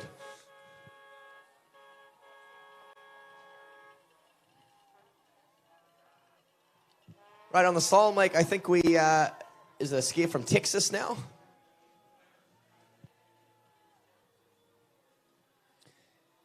Yeah, a little bit back there. But just going to go for the mini course here. So she does get one pass to pile on as many points as she can. Looking very solid here in rhythm with the mini course. What we like to see, this is the progression.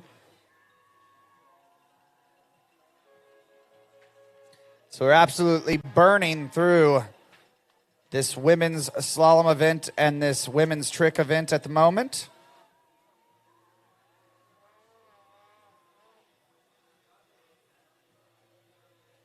So Kate Rooney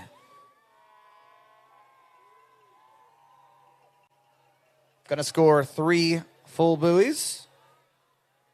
Compliments of the mini course there.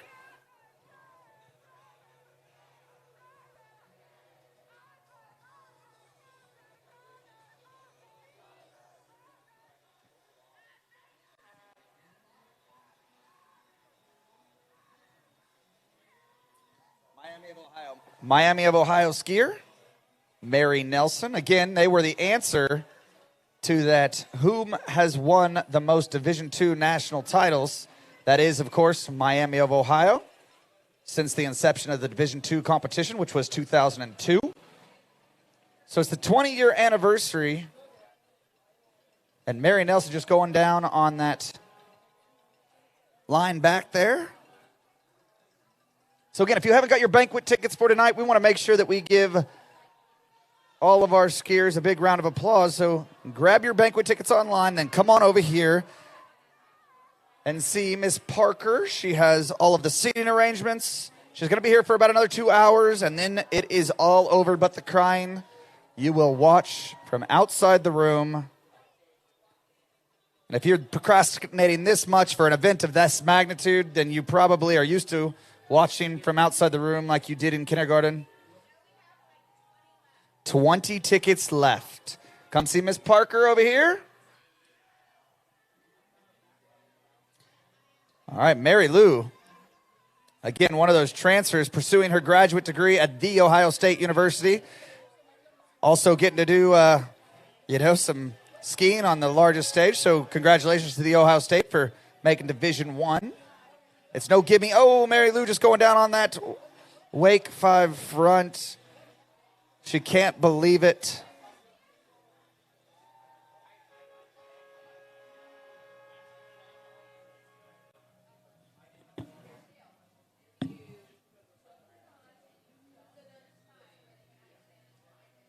We have already seen 52 women's trick skiers.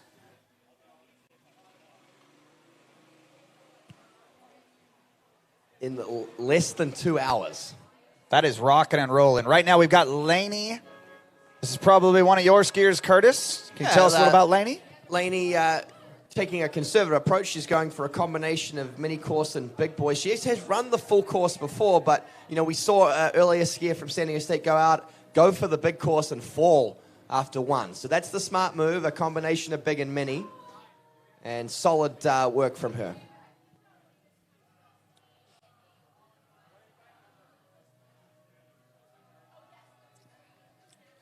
Abby Skeen, Clemson Tiger, piling on the points.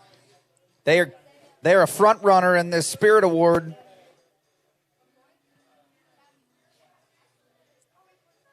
Just piling on the points there, Curtis. I mean, she loves it. She's pumped, as she should be. See, that middle of the pack, they're going to shake up quite a bit. That bottom 6, they're going to be fighting all day long, trading spots. And I'm telling you right now, what I've seen from the Clemson Tigers thus far, they are in the game. They're going to be moving up spaces. Where are they currently sitting, Curtis? Did we see? I know we... Yeah, well, if you look at your running order, they're skiing in a seated order, right? So they're sitting... yeah, smart fourth you are. From the bottom. So they're in that top 10. They're sitting, I guess, right now in 9th place. but certainly they would have Kansas and Madison in their sights. Yeah, I'm going to say, Kansas has had a good showing as well, but see, Clemson is edging them out at the moment, so they might have overtaken Kansas.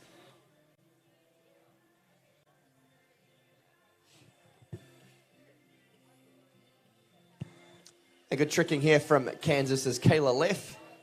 Just throwing the old leg over there at the end. But great stand-up pass from her. I missed the whole run. Well, hopefully we'll see it in replay here. Kayla, the young daughter of a good friend of mine, Ryan, who I'm sure is on site somewhere. Love to catch up with him. That's what this sport's all about, is catching up with old friends.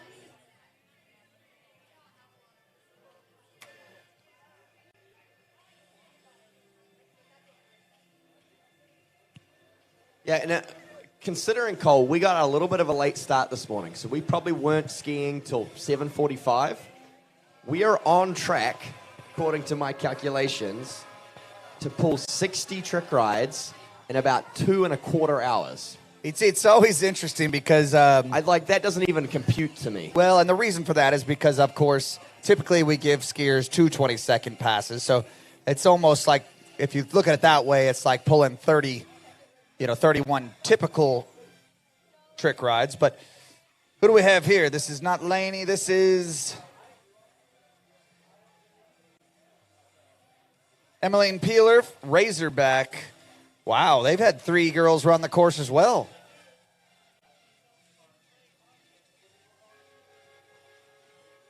So we're in the 3rd rotation on Division II Women's Slalom.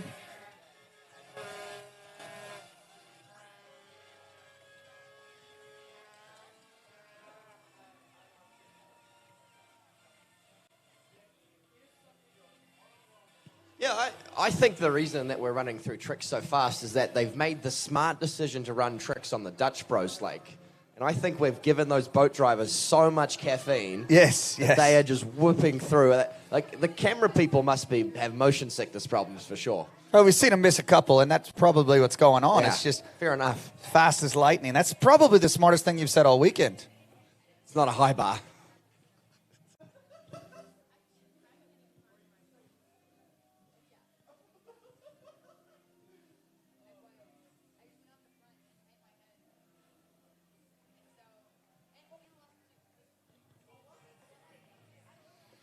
All right, Emmeline looked good on that first pass, coming in for her second pass.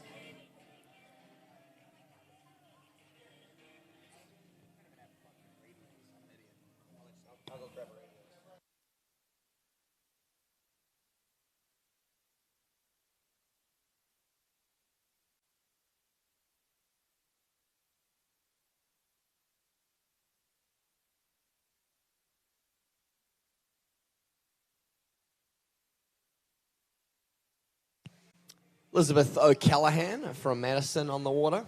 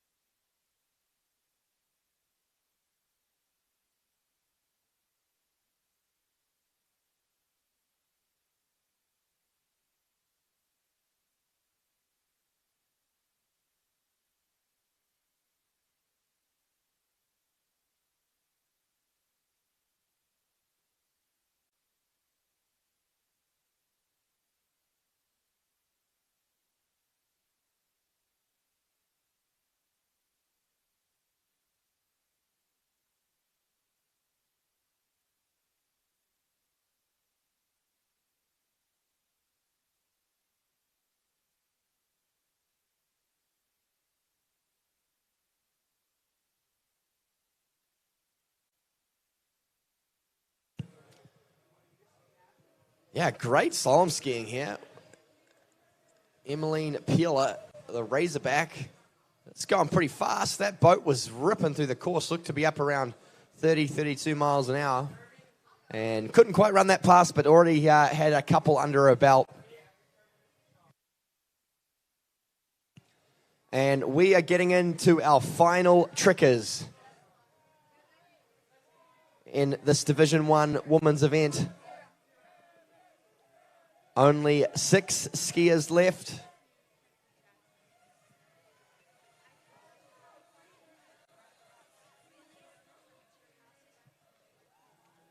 And some of the best skiers, of course, Neely Ross, Brooke Baldwin, those two we think currently have your lead.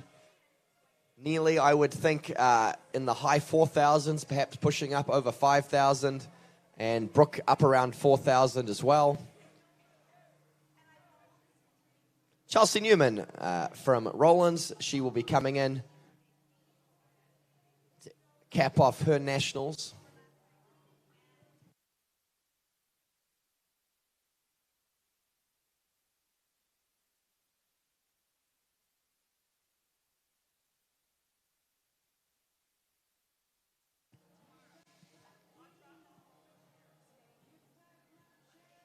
And a bit of a bittersweet moment, because this is the last time on the water we will get to see one of the lovely girls of Rollins College. But all good things must come to an end. Chelsea going down midway through that hand pass.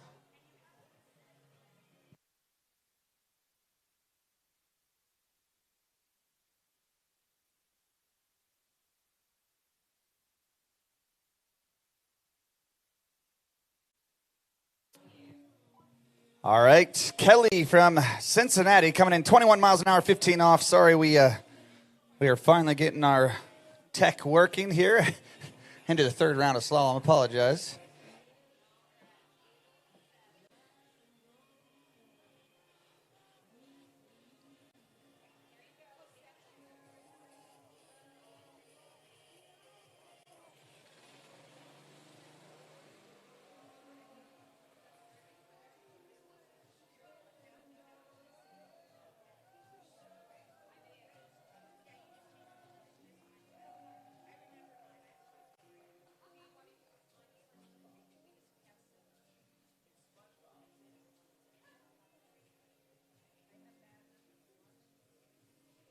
All right, so Kelly, we're going to see what the judges say there.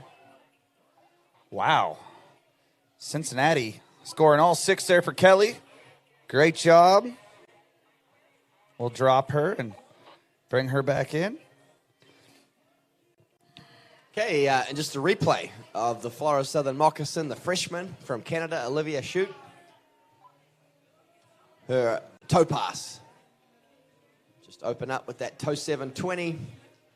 Strong trick ski, Olivia, capable of tricking up in excess of 6,000 points on 2 passes. Experience move there, going to the back and sitting there to compose herself, to move in and continue to pile on these points. Wow. That was incredible tricking right there, especially with that bobble in the middle and not really taking too much time. We'll see here. Yeah, we're live with this is Kristen Baldwin out of Arizona State Community College, the team captain, capping off her nationals. And what a big part of this resurgence at ASU she has been. Over the line, playing a little jump rope, some hopscotch at the end. Wow. Yeah, she knows it.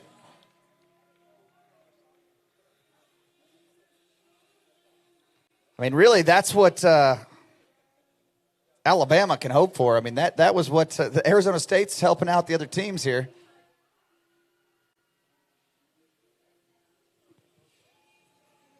All these girls know each other, these high-level trickers. They've been competing against each other for years. So there's a good camaraderie, and it's fun to watch. So Kelly, 4 buoys there at 23 miles an hour. Here, see the replay right here.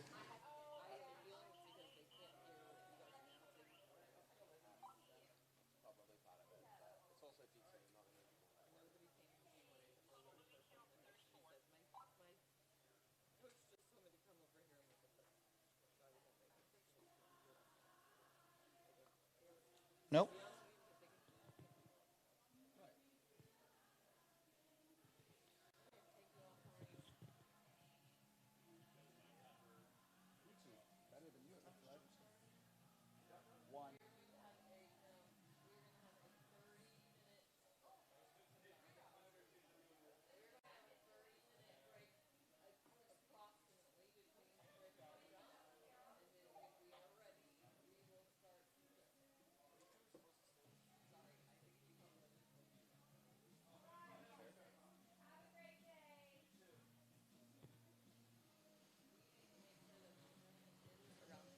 Valeria.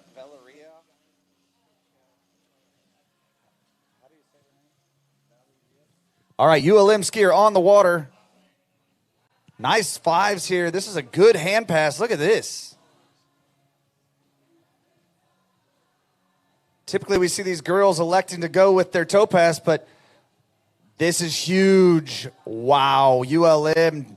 Look at that. She is stoked. Great stand-up pass. When I look at that name, though, the only thing I can say about having, like, why? Why are there two Y's in there? Just call her Val and get on with this. It's just, I really I love the ULM underdog vibe. It's fun. It's a new dynamic. I'm not used to it. I really want to root for them, but we just need to do something about these names. No, Val just stood up. That's it. It was great. Val from ULM just killed it. She's giving her team a great opportunity. Now, this is a great name, and this is why Alabama are the crowd favorite. Anna Gay. Everyone can pronounce that name. That's a good point. Well, it's a name synonymous with trick skiing, so that doesn't hurt either. All right, Margaret, Purdue Boilermaker. Looks like she's going to go for the full course here. We are in our third rotation on the Division II Dolphin Wetsuits Lake. Haven't heard the train horn yet today. Maybe they're getting that bad boy charged up.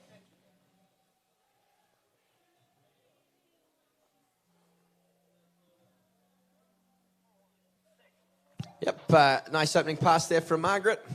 And we are into the pointy end of women's trick. 2 skiers left to go. Both of them capable of winning the event. Next up from Alabama will be Anna Gay. And your final competitor, also possible that she could win, is Kennedy Hansen of Lafayette. It's going to be very exciting. Who will be your 2022 Women's Trick Champion? Will it be Neely Ross of Rollins College? Will it be Brooke Baldwin of Alabama? Will it be Anna Gay of Alabama, or will it be Kennedy Hansen? Those are the 4, I think, that could take it. Of course, we've already seen Brooke and Neely ski. They both stood up. Both look very good. All right, so Margaret just clearing the 26-mile-an-hour pass, coming back in at 28. But like you said, it is really heating up over here on the Dutch Bros Coffee Lake. We are about to see Miss Anna Gay, world champion, followed by another world champion. A world champion, in my opinion, probably leading the event, followed by yet another world champion. So this is just an incredibly stacked field, and I mean, it's like participation trophies. They just give world championship to everyone these days, it seems like. Oh, you're not going to give him credit where credit is due, huh? No. Those are 4 of some of the best girl skiers in the world. That's just shows the caliber of skiers we have at these college nationals. Amazing young athletes. All right, so Margaret looks to just sneak inside a 5 ball there at 28 miles an hour.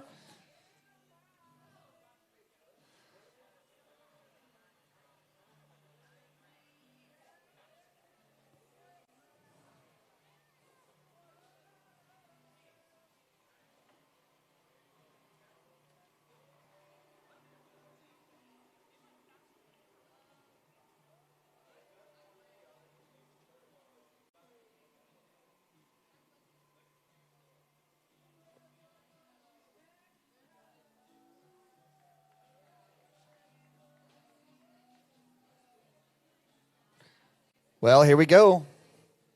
Anna Gay.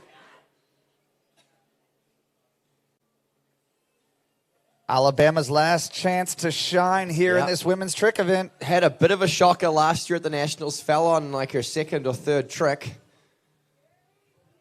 But looking to pick up a title here to add to the long list as Anna Gay from Alabama opens up with some flips. She's in trouble. She goes down on flip number 2. She'll get the Mobe she started with, but that's a huge upset, and Alabama once again choking at these national championships, and there will be no national title going to Alabama. I just can't see them clawing out of this hole.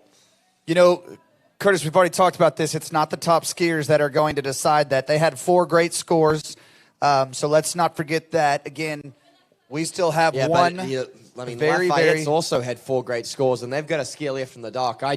They needed something big to happen here in the trick event, and it's gone against them once again. And huge disappointment for Alabama. Some exciting stuff happening on the slalom lake, though. Unconventional. Abigail from Nebraska had the handle up above her head in the turn. And this is what is so exciting about this Division II event, right? So Nebraska's already had their 2 first girls go out and run a pass, and obviously a slugfest out there. Abigail gets punched in the mouth and still stays in it and gets a bunch, another 1.5 buoys for her team. So Nebraska showing up to this morning. You hate to see that. I mean, obviously such a talented trick skier, maybe feeling a bit of the pressure here, and Anna is, a seasoned veteran in the event, but hate to see her making that long, tough swim back to the shore. But I'm sure her teammates will be there to pick her up. What's up, Jago?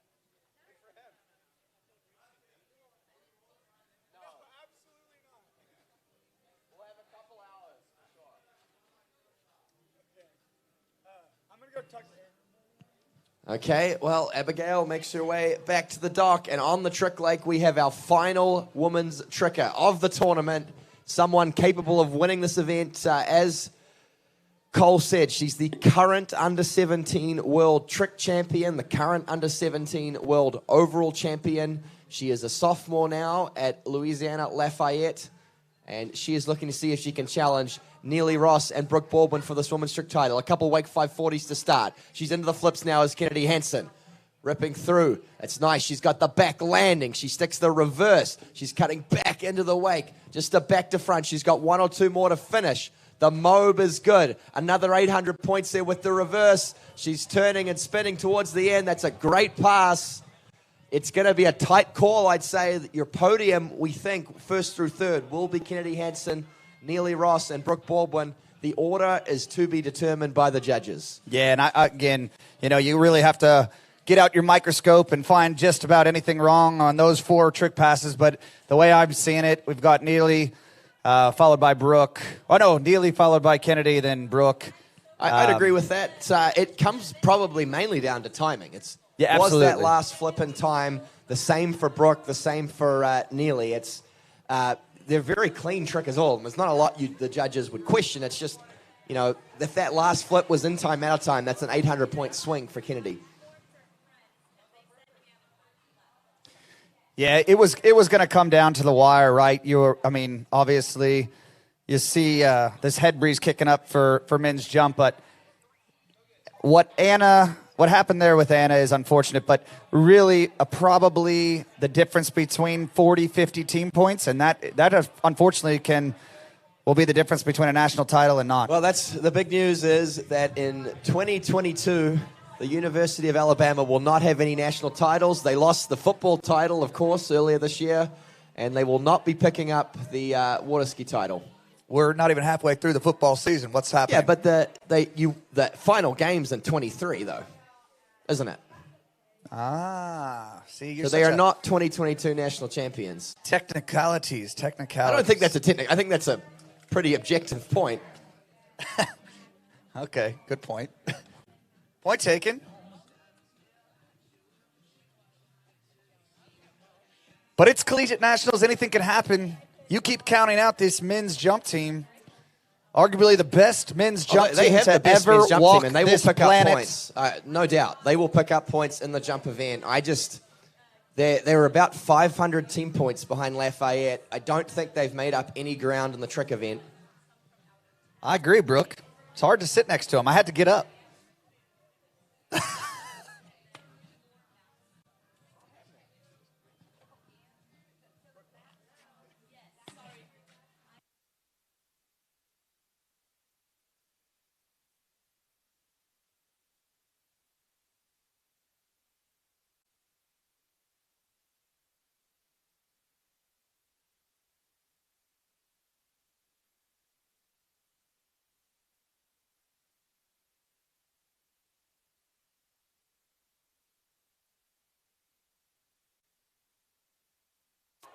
Well, Curtis, with a break in the action, we probably ought to do some trivia. What do you reckon? All right, I want you to name 2 of the 3 skiers on the NCWSA logo and the school that they skied for. So the NCWSA logo has 3 incredible athletes. They're all 3 different people from 3 different schools. Okay, you got 1. Kurt, you've already won something. He got the Mark Sharash question, which was the coveted. That's been the toughest one thus far. Yes, I think. I don't know. I mean, I had people calling in. Has yours still not got answered? No, we had to tell people. No one answered. Well, that's because nobody can understand you when you speak. I think we're going to take a half-hour break. We are going to... And what school? Regina. What school did Regina go to? Regina did go to University of Louisiana Monroe. So Valentina Gonzalez has won.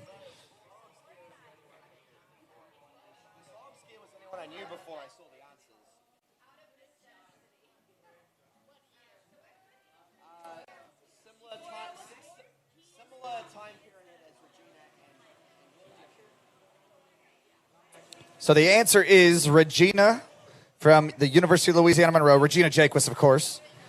Jimmy Seamers, obviously a resident of San Marcos River Ranch and an ASU alumni. And the last one is a name synonymous with promoting the sport.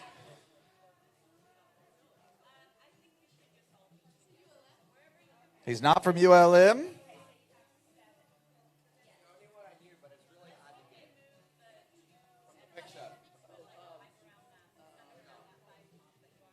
This is the Syndicate National Championships. So he would be Marcus Brown from Chico State. So grab yourself some swag there. Val, you jump into this. Oh, you don't want to take here? Take a shirt or something and give it to one of your teammates.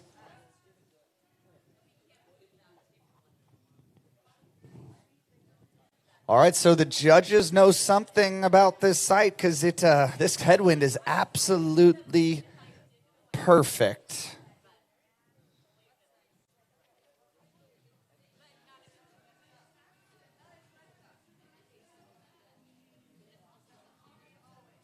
We still got some action over there on the Dolphin Wetsuits Slalom Lake, Division II girls.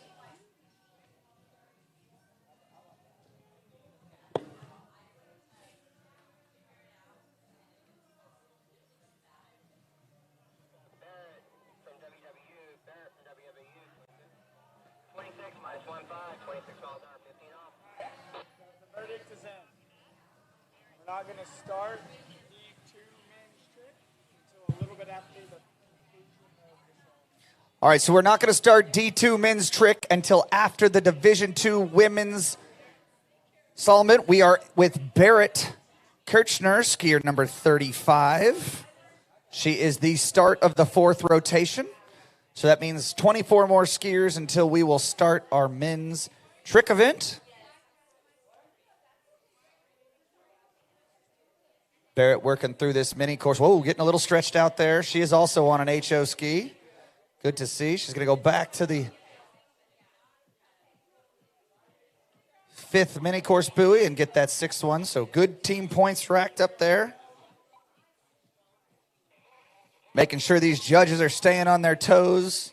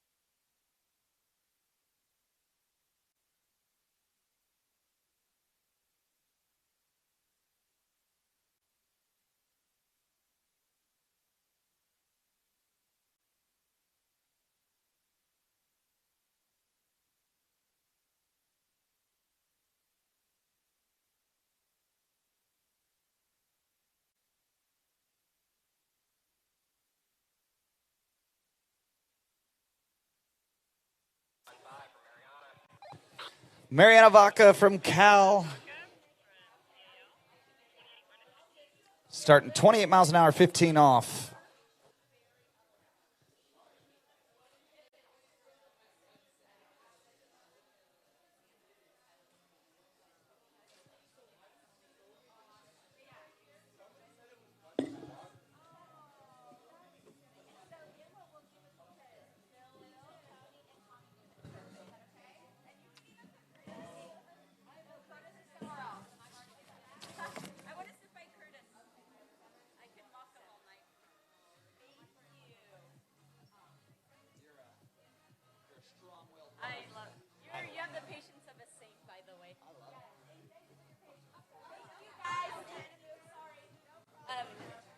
I want to talk to him about California. I'm kind of feeling like I'm not going to sponsor doing that. I mean, it's that kind of.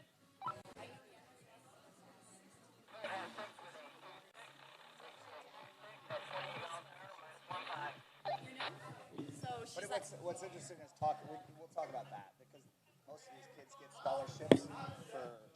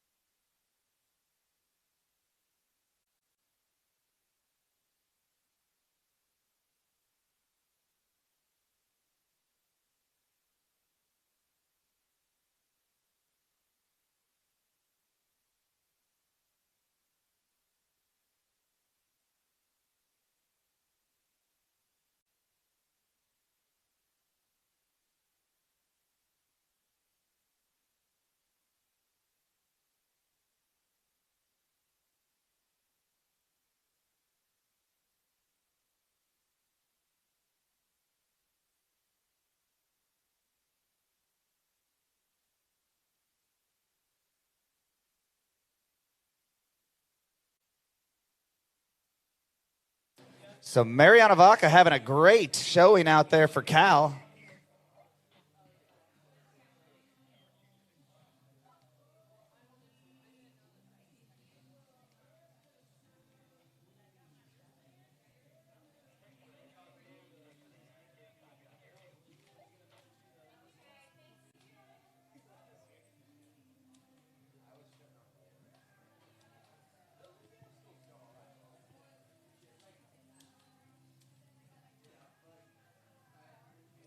So we get confirmation on what Mariana is coming back at.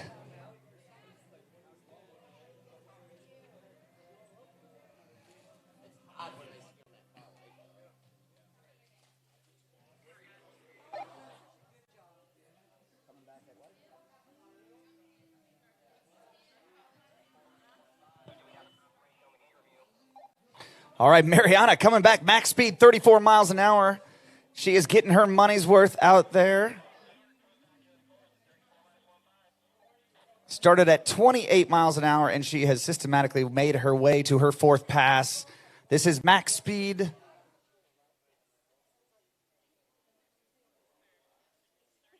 We're going to pull up our live results and see what is leading the event here.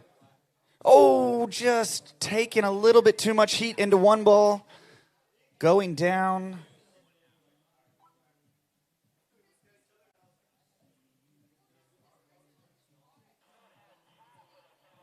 But still an excellent showing for Mariana. Half a buoy at 34 miles an hour, 15 off.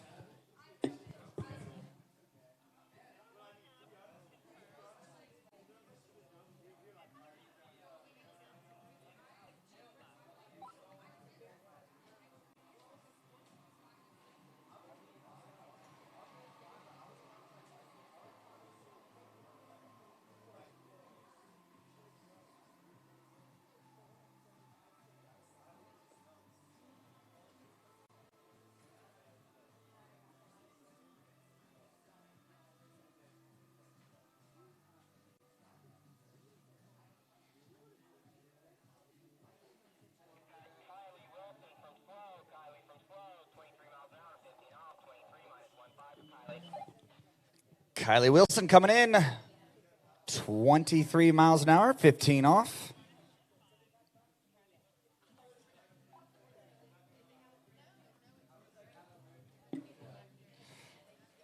So right there, Mariana just catapulted herself into the lead by a full 3 buoys. So congratulations, what an excellent performance. At another Cal school in this Division II event. On the Dolphin Wetsuit Lake, big thanks to all of our sponsors, officials, judges, major boat manufacturers. Looks like Kylie staying true to the Syndicate Pro. She's on the Syndicate National Championship. She's on an HO ski there.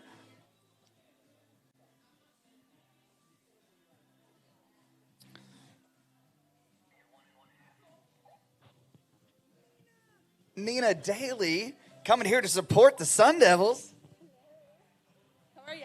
She's a big part of that. I won't tell the time frame of which you were in college, but they do have an alumni tent here, and I'm sure a lot of those Arizona State University skiers are super excited to see you. I know I am. David?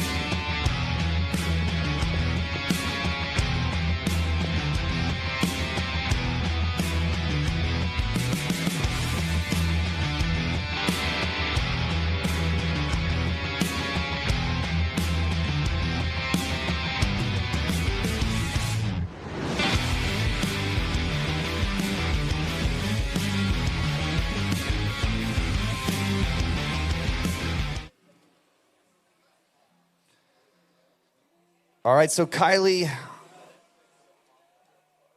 getting some much-needed team points there with the mini course and some big buoys, so congratulations to her. And we're going to move to Auburn University, Alexa Leggett.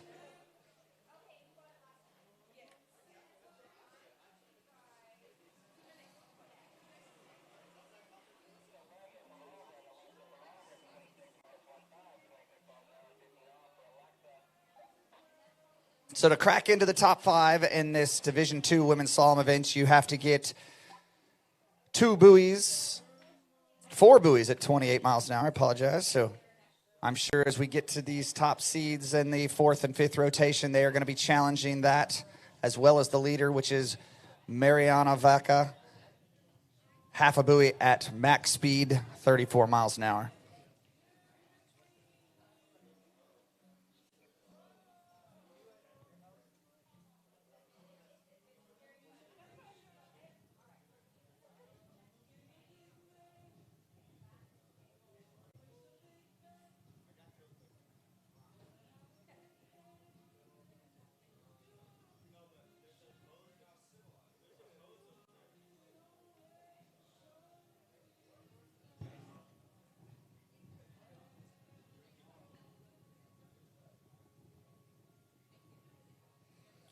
All right, great opening pass there for Alexa.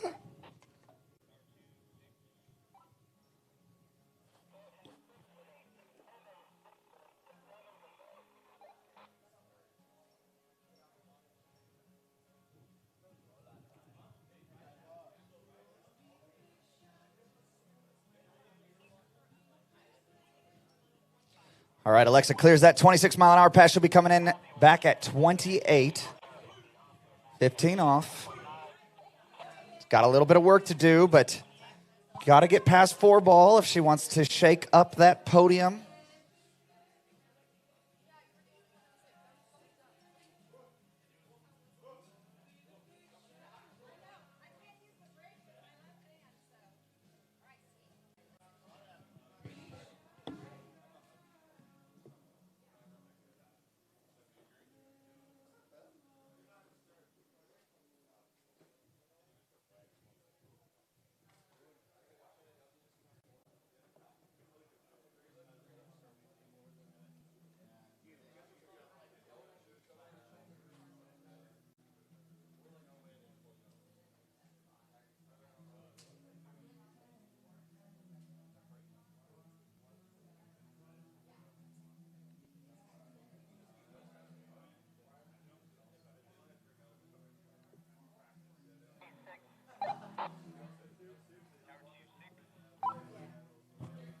All right, Alexa taking down 28 miles an hour.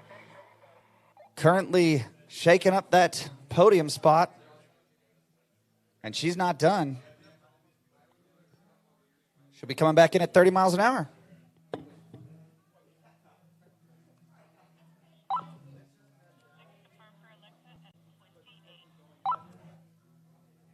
We'll be bringing her back at 30-30, coming back, 30 miles an hour, 15 off.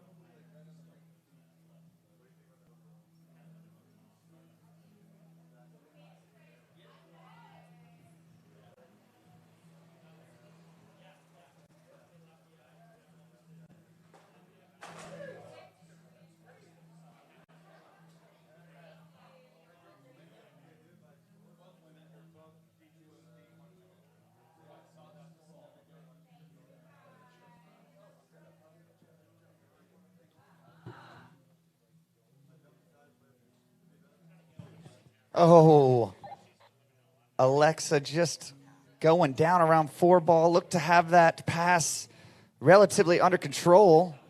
Maybe that tail breeze picking up a little bit played havoc on her here at 3 ball. Yes, it did. A little bit slow there and long into 4. Maybe just clipped 4 ball, but still a great score. It's going to be good enough to shake up the leaderboard as we were talking about.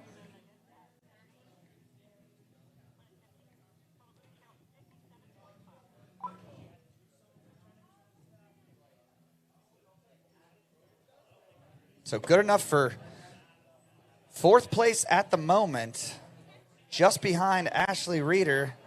Ashley Reeder is hanging on to that bronze medal with 5 buoys at 30 miles an hour. I know she was a little disappointed as she came past the announcer's booth, was hoping to do a little bit more, put a little bit more pressure.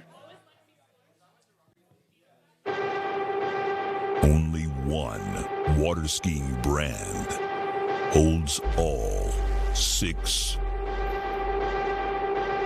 world records.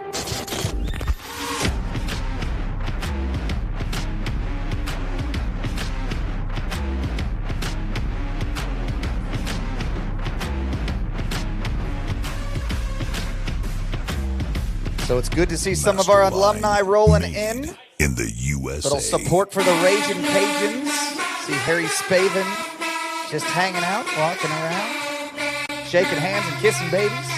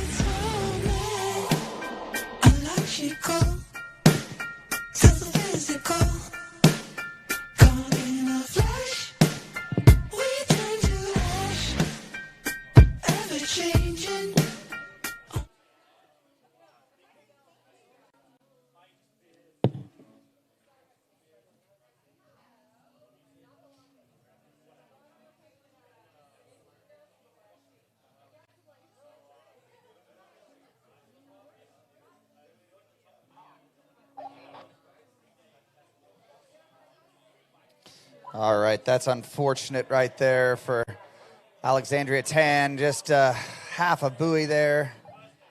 Not sure what happened. Just getting that hand a little way, grabbed a handful of rope, and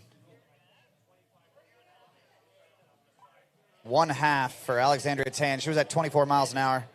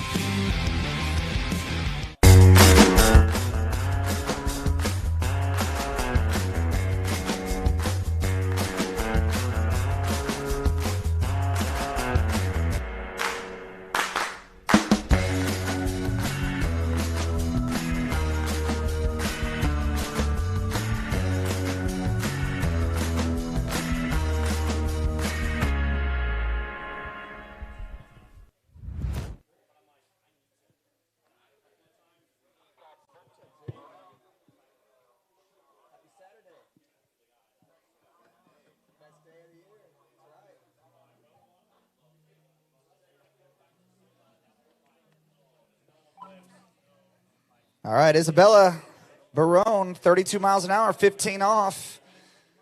She completes this first pass. She's going to be challenging our leaderboard. Typically, obviously, feeling comfortable that she's going to go out and run that opening pass. San Diego State skier.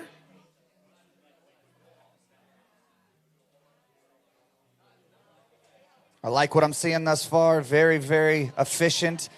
Not expending any energy. Utilizing that beautiful Malibu TXI. No problem with that tail breeze as she completes that 32-mile-an-hour pass, and she has already catapulted herself into the second place spot. With as easy as that was, something tells me there is going to be a new leader at the end of this run for Isabella.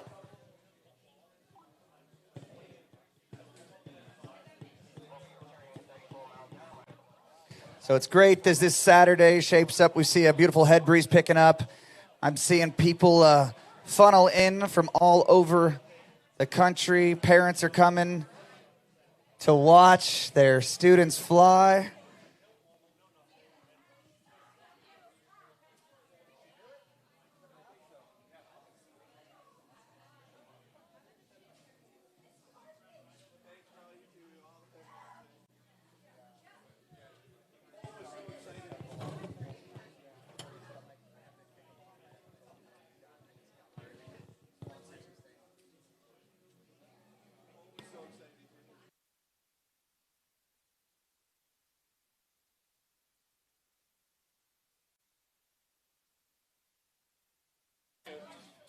Oh, that's just heartbreak right there. I mean, obviously set up. She had a really good opening pass, and then going down here at max speed, right there at one ball, so half a buoy at 34. We've got a log jam there for first place, so Mariana wards off one more competitor, or actually, you know, I guess I shouldn't say that. She now shares the gold medal. We'll cut that in half and give it to both the girls if they are still standing there after two more rotations.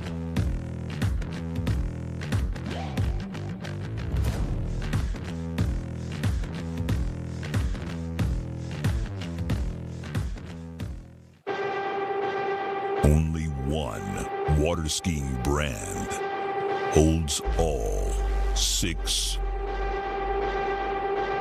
world records.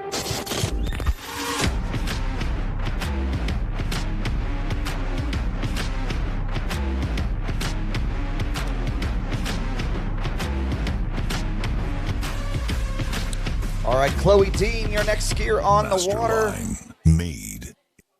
28 miles an hour from Arkansas.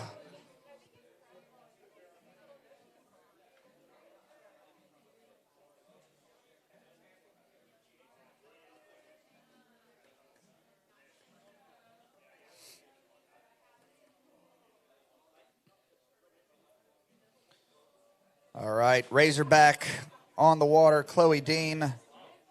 They've had a strong showing thus far. They've got a third place. Well, fourth place. Ashley's been moved down after that last run. She's working her way through this 28-mile-an-hour pass, around 6 ball. That's what you need to do. You need to get through that opening pass, take a deep breath at the other end of the lake, collect yourself, get your heartbeat under control, and come back in here for challenge those leaders.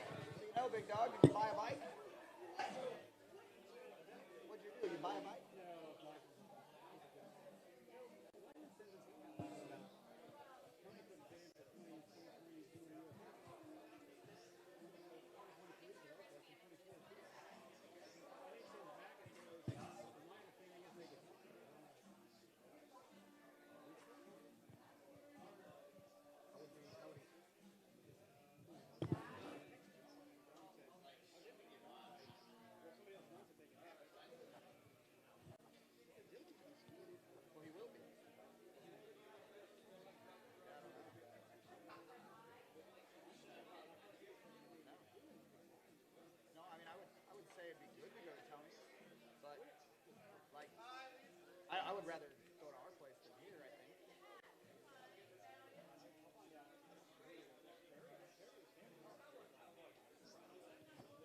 think. Nope. Chloe Dean, second pass here. Got to run this one to challenge our leader.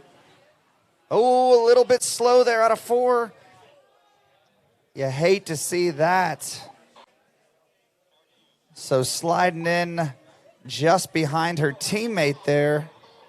I'm going to unofficially say, yep, 4 buoys at 30 miles an hour.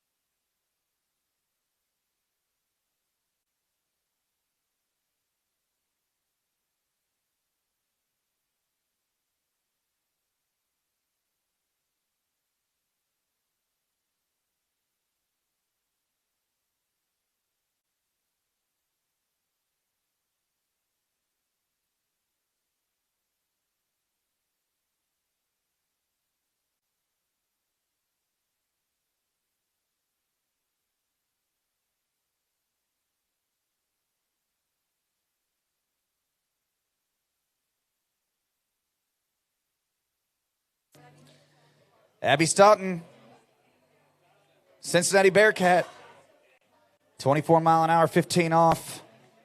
Sporting that HO ski there.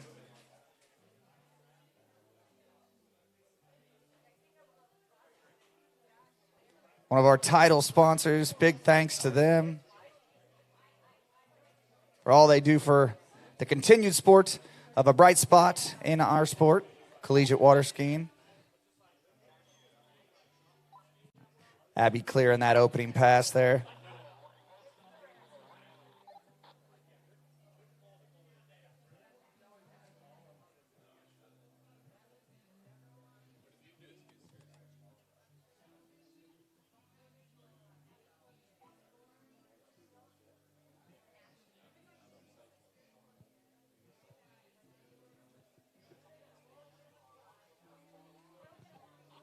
All right, so I apologize. She was at 23 miles an hour, getting those team points for the Bearcats. She's going to be coming back in at 24 miles an hour.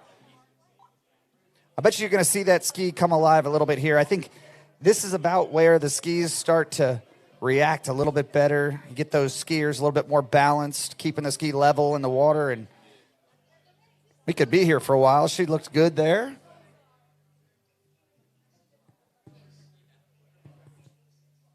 We're going to get us a little bit of a pep in our step here in this music. I apologize for that.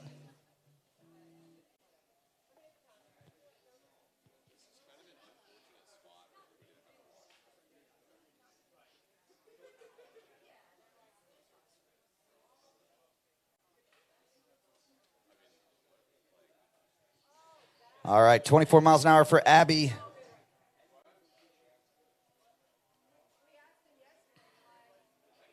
I've been lulling my viewers here on the bridge to sleep with the luminaires. All right, 6 more for Abby.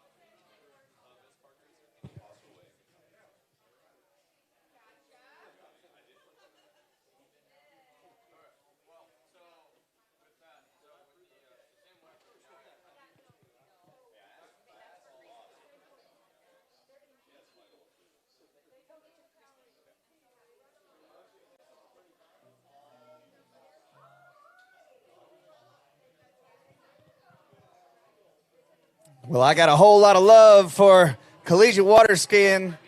Abby Staunton come back in at 26 miles an hour. Sorry about that slow music. We're going to amp things up with a bit of classic rock. Oh, Abby loading the ski up a little bit early and going for a flight there. She wanted to get everybody at home excited.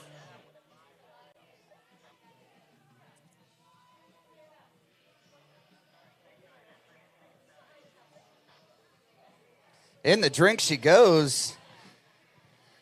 She's a little upset, but still great team points for the Bearcats. She's got a smile on her face, and why wouldn't you? It is the third day of the Syndicate 2022 National Collegiate Water Ski Championships.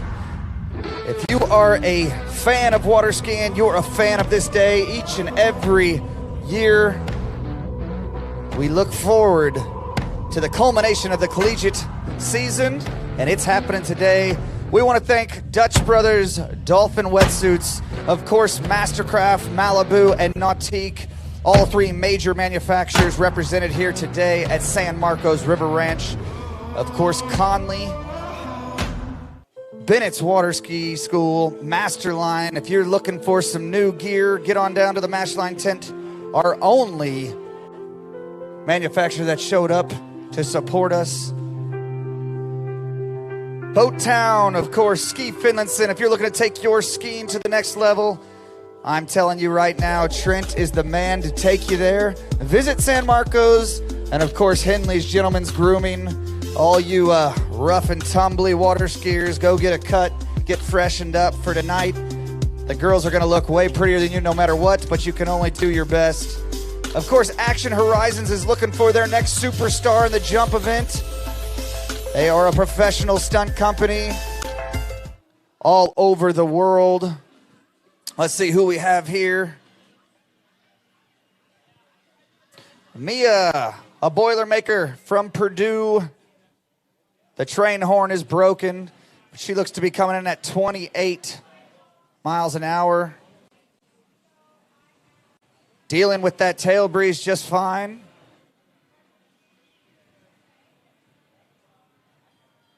Waiting on 5 ball.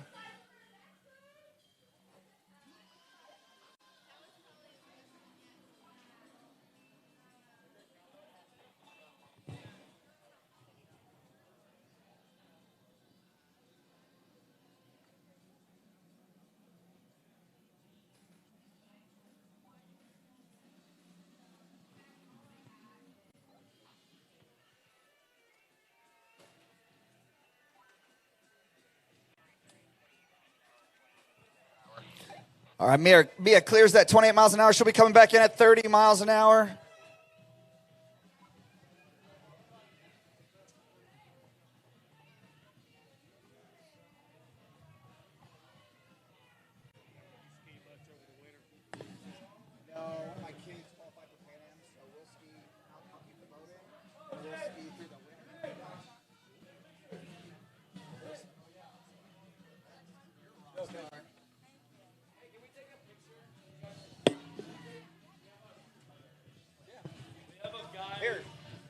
Get up here and sit down, and then we'll make it look like, you know.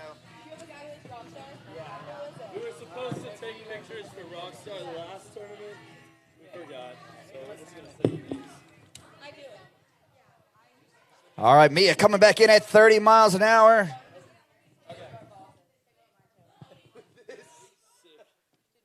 We'll make it pretend like you're announcing here. You need official paperwork. Yeah, announce. Go ahead.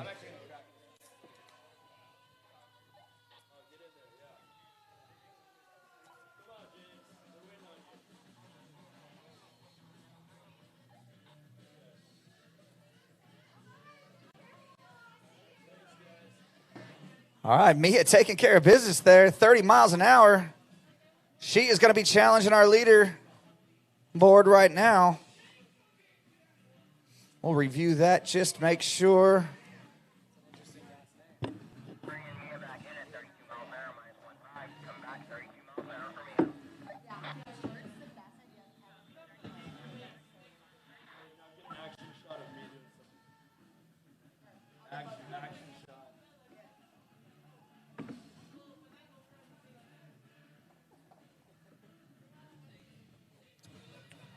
All right, so Mia clearing that 30 mile an hour. That's good enough for third place at the moment. She's going to need a piece of 4 ball to get her hands on a silver medal.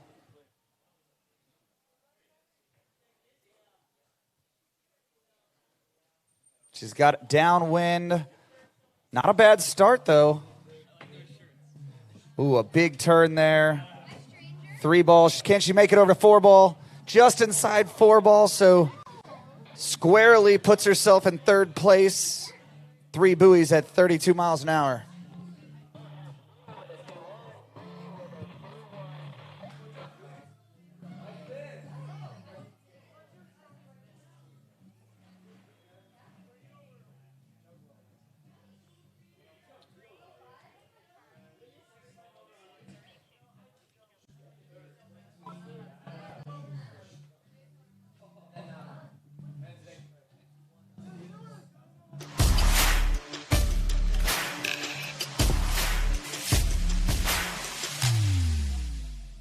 The Connolly DV8 for 2022 is the most advanced ski on the market.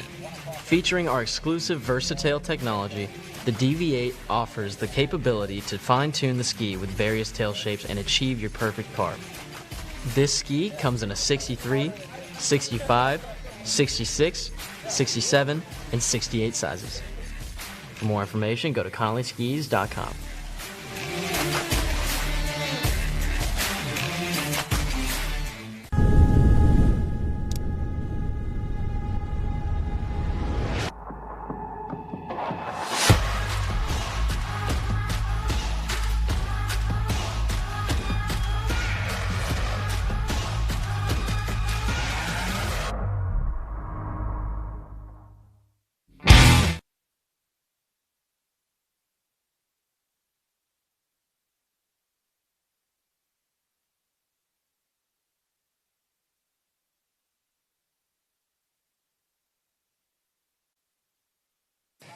Mandy Lawson on the water. She's got a pretty significant injury that's going to require surgery, but she's putting it off so she can ski for her team, Nebraska. She was a Missouri State Bear. That's my alumni of that school. Gold of Fighting Panda Bears. But right now, Mandy Lawson on the water for Nebraska. This team has absolutely been on fire all weekend.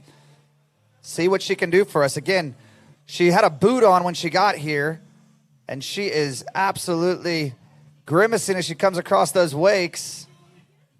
Breaks forward a little bit. This is all for the team right here. Grit as she runs that opening pass at 26 miles an hour. Mandy Lawson. You hear her fans on the shore going crazy. So not exactly sure what's wrong with her ankle, but I do know that it is going to require surgery.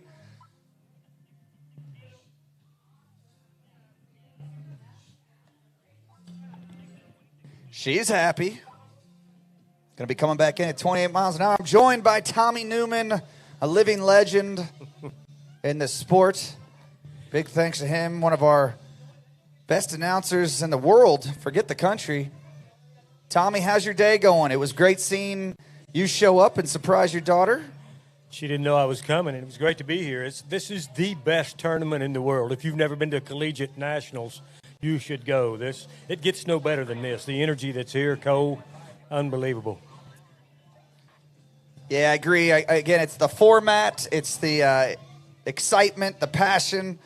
You know, again, you've got all levels of water skiing from world champions to beginners, and these world champions are poured into our sport and helping these beginners get to, top ranks in the sport. So, I always say, without a beginner, there'd be no world champion. That's exactly right. We all had to start somewhere. But no, this is a great tournament, great site, San Marcos River Ranch, and great skiing.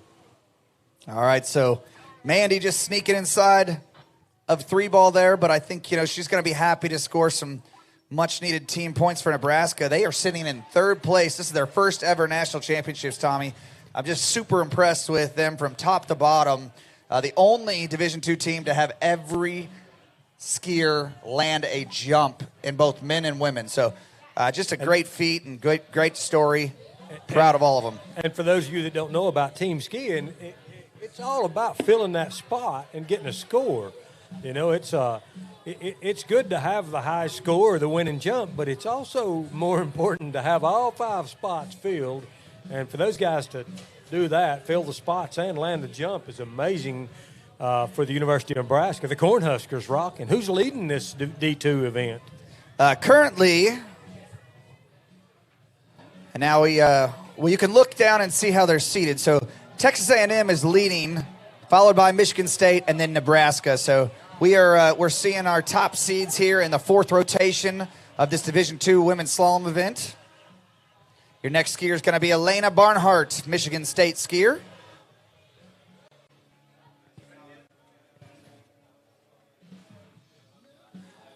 So they're getting ready over on the jump lake. I think at 1 p.m. they're going to start that premier event, D1 men's jump. There will be some excitement in that. The wind is blowing the perfect direction. I know it's a little bit of a headwind, tailwind for these slalom skiers, but for these jumpers, they're licking their chops on the starting dock. That's what they want to feel.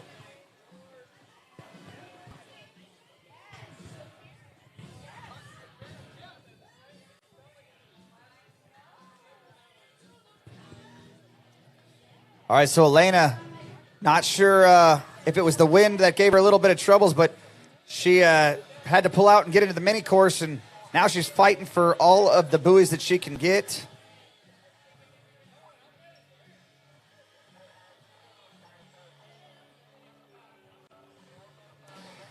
So I hate to call the men's jump event the premier event. You know, I have an idea, and again, this is scary when I have ideas, Tommy, but would it be neat to interchange, let's just rank the teams after all the events, and so, you know, have the girls and guys go out one right after the other. They did that at the South Central Regional Championships, and I just thought it was incredible to have the girls and guys together, because the girls, I mean, you saw a 150-foot jump that was amazing. from Agustina Varas, and you know, Dodo has tied the national record twice. I mean, to me, they are just as exciting to watch. That was a misstep on my part. But I mean, we hear it all the time, and it's just kind of the way, it's the tradition. It's been men's jump has been last, and of late, these women, I mean, they are pouring it on. And I'll tell you one thing: the event we just witnessed over here, the women's trick event, it was premier skiing in mine. Pretty incredible. I mean, yeah, when you have 4 world champions slugging it out. Yeah, amazing. I mean, it's going to sure to be an exciting event, but that was just very cool to see. And, you know, our hearts go out to, unfortunately, Anna, who had a tough time. But, you know, she's a competitor. She knows it's going to happen. It's a part of the sport. When you're pushing the envelope like she has for so many years, these things are going to happen. And, you know, her team supports her. They loved her. They saw it. I mean, she went out there. She killed it in jump. She killed it in slalom. Yeah. She's going to be on the podium and overall. So, I mean, she did her part. That's just unfortunate. I know she's disappointed, but what a lovely young lady, lovely human being, Anna Gay. Oh, if the you whole ever talked family. to her, just an amazing person. The whole family. So, Riley Meek, your 4th rotation skier. She is from the Great Midwest. Started her skiing career in college, much like myself. I guarantee you the whole Lutz crew is watching. She's the better half to Johnny Lutz. Been dating for some time. This is a very, very smart young lady. You know, I hate to use this term, but went to some sort of a private gifted institution in Illinois, and somehow, you know, she makes very good decisions, obviously, very smart young lady, but somehow with Johnny Lutz. There you go. You just never know. Oh, he's a weapon himself. Look at this girl. I mean, just started skiing and already, look at that. I mean, that's incredible. Couple years. I mean, but when you're training with the likes of Dar and Dawn and Savannah and Ben and Johnny, of course, you're going to get better, right? Yeah, you got no choice there. You've got some pretty darn good coaches there. And they support Riley, and I know the whole Texas A&M team is lucky to have her, and she's a big part of this number 1 seed going into the last 2 events. How many years now, Cole, has the Collegiate Nationals been on a webcast? That's a good question. Maybe that's a trivia question. There you go. Maybe that's a question for Kelvin. He's a wealth of knowledge, that Kelvin. Yeah. How many years have we been broadcasting this event? It's got to be over a decade, but maybe not. Yeah, a couple of them were broadcasted at Bennett's.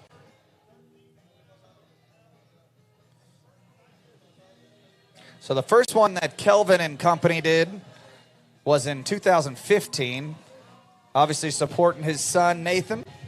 So we know 7 years. We know 7, yeah, and Riley working into this head breeze. Oh, wow. Look at the grit. Still in it. Oh. Just squeaking inside of 5-ball. 4 buoys for Riley. I thought she was in the drink there. That's big team points, though. Looking pretty good here. Just a little narrow to 3. Watch this turn. Puts the handle in the water, much like Dar. She's been watching Dar ski a little bit too much. Yeah.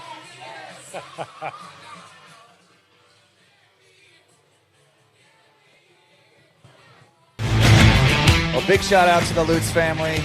We're going to see another Lude Slaters this afternoon in the men's jump event, but I'm sure they're tuning in to cheer on Riley.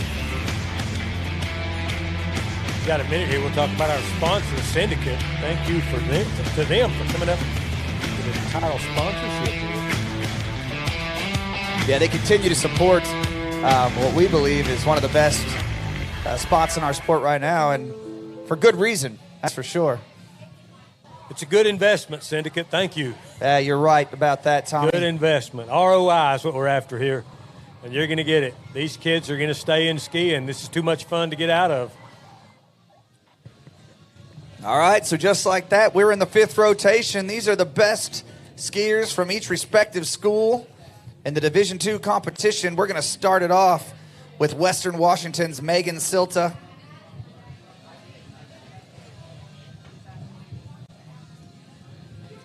So the wind's really picking up here. It's probably about 10 to 15 out of the southeast. Is that what that is? That's right. And typically you like these big headwinds for big jumps, but these jumpers are used to jumping at a little bit higher speeds. So in this head breeze, they can run out of speed and not have those massive cuts. So it's going to be a game of strategy for these jumpers. Unfortunately, it might be down to who can get the latest. That's kind of scary. Whoa, that ski went flying there.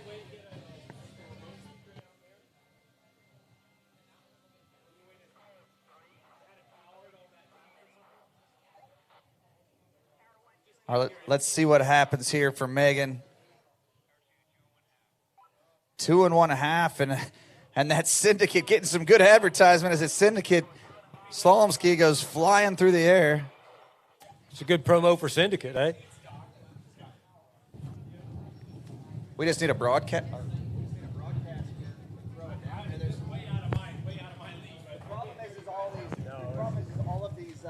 RVs in the way. We'd never get a signal to it unless we wired it. Which maybe we ought to take everything down and just wire all the way down.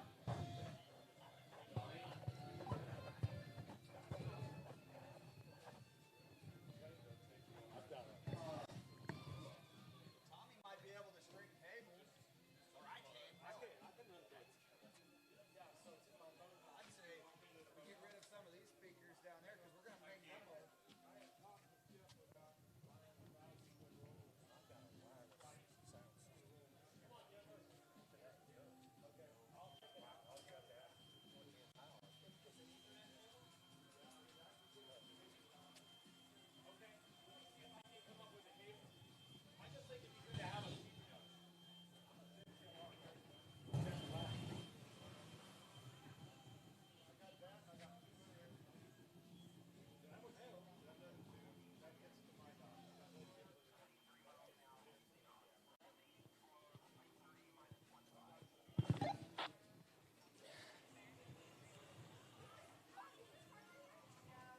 (23 minus 1.5).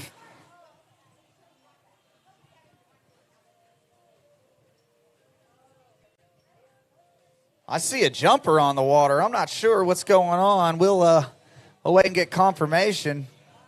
That's the Action Horizons jump event. Might have just kicked off. I thought we were waiting for some time. We'll see. Oh, and that's what the Action Horizons team wants to see. Maybe go talk to that fella. He's doing flips off Big Red. Hopefully he's okay. Courtney Baird, Cal Poly, 3 full buoys. So she ran that whole mini course. Good for her. Big team points.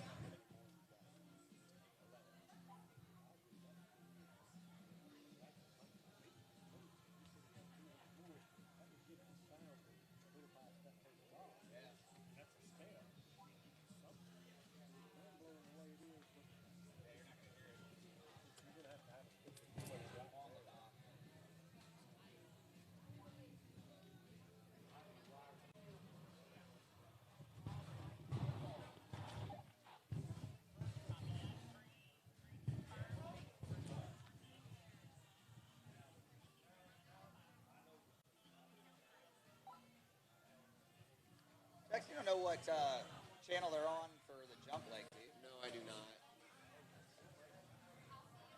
I've just been safety swimming, so I have nothing to do with the radios. Yeah. Do you mind? Yeah. That'd be awesome.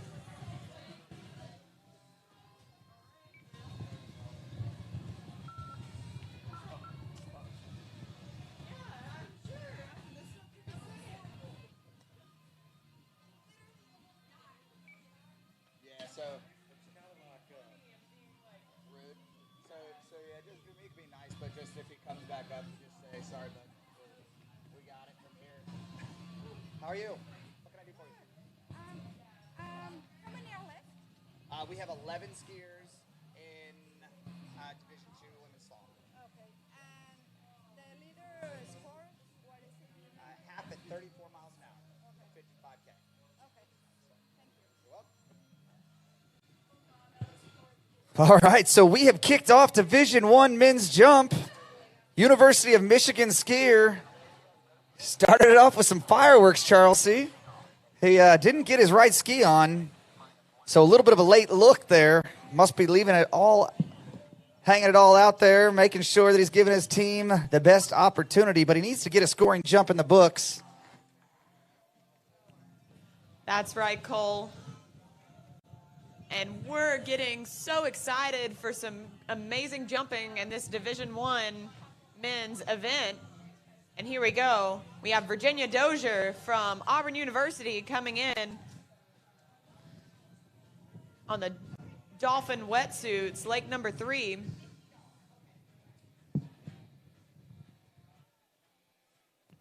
Virginia is the president of Auburn University's ski team there.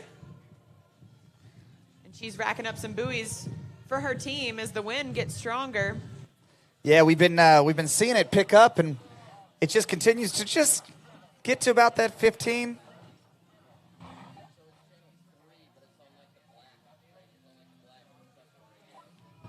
They're on a different radio. All right, so Jacob showing his frustration there, but he's taking a cut at it, isn't he? Oh, and just getting pulled away from the handle. Now Virginia worked well into this tail breeze, but she's going to have to work a little bit harder and longer into this head breeze. It's gotten a bit stiffer as she sits at the south end of the lake. It's a little bit more turned, I guess you could say. So maybe the southwest end there. But she's definitely going to have a head breeze as it funnels down that Lake 3, Dolphin Wetsuits Lake 3.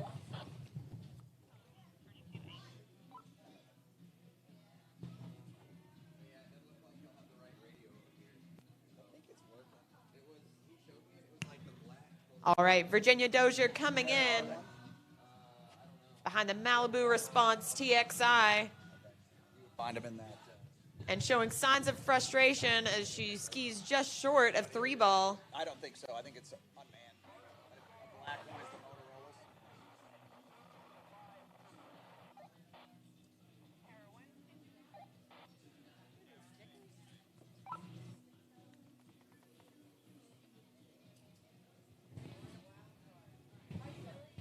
So Virginia struggling there with that head breeze. Really got to punch through that head breeze and keep your width.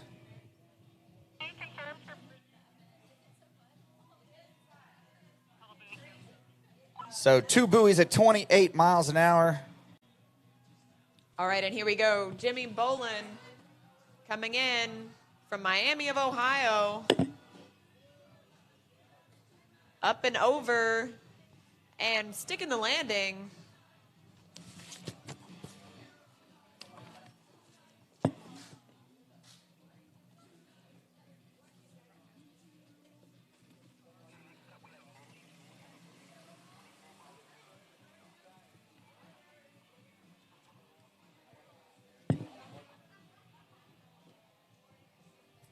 Jimmy Bolin, our first competitor to land a jump today in this men's Division 1 Collegiate National Championships. It's sure to heat up. You're seeing some big jumpers. They're going to be skiing in this first rotation. They're pulling their skis to the dock. That's right, Cole. And on the slalom lake, we have Molly George coming in at 24 miles per hour, 15 off the rope. Skiing for the Texas Longhorns.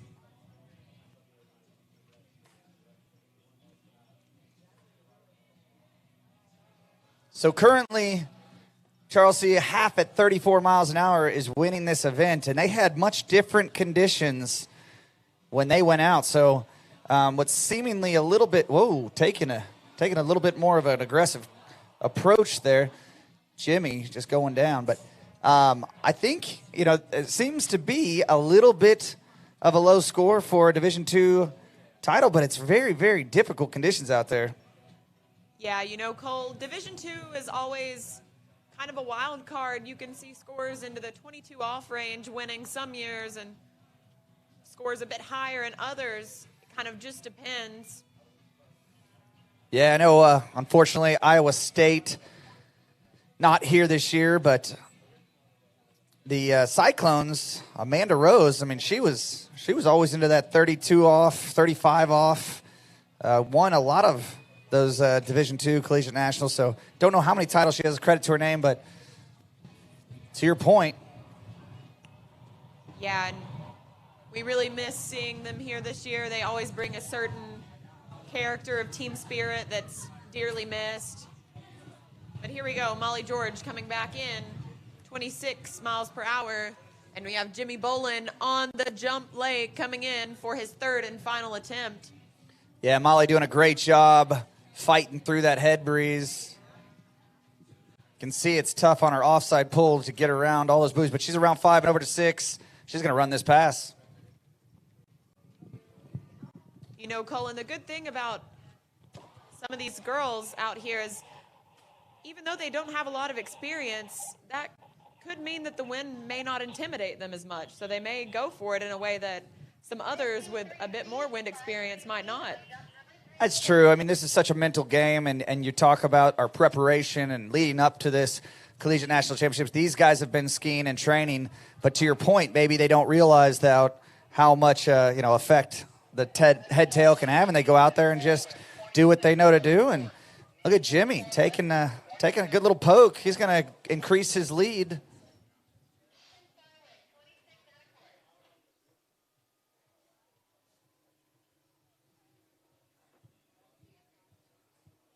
So that would have been 26 miles an hour for Molly, and she's going to be coming back in at 28 downwind.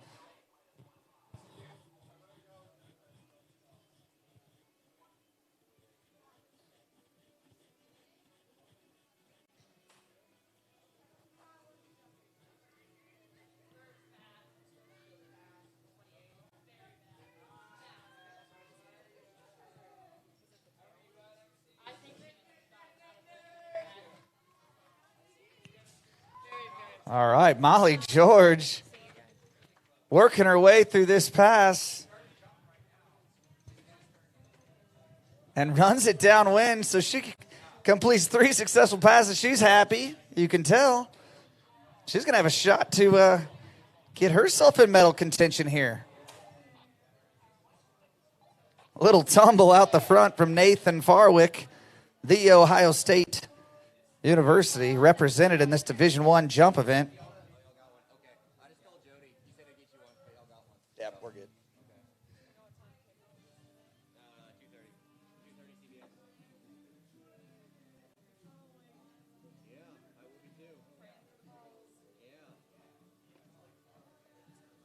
Who does Alabama play today? Tennessee. Wish Tennessee was here. That'd be fun. That would have been. But Tennessee doesn't.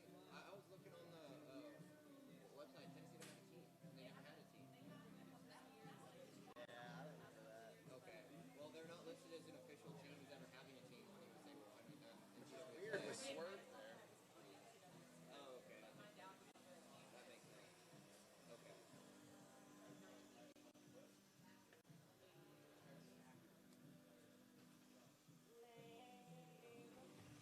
All right, Molly, 30 miles an hour, going to need to get 5 if she's going to get her hands on any sort of hardware here. She squeaks around 3 ball.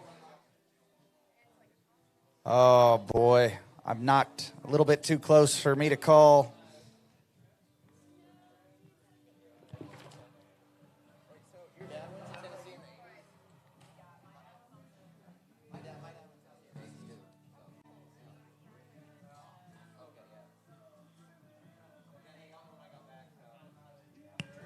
Thanks, Jody.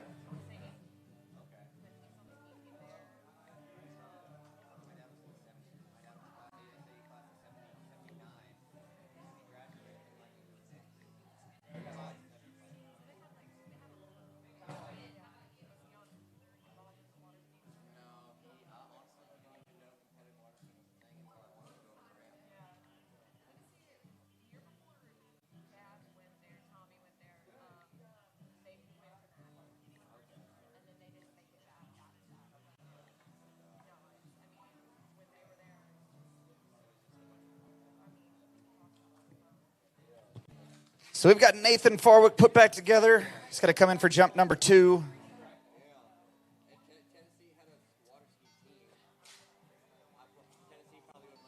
Still leading the event, Mariana Vaca.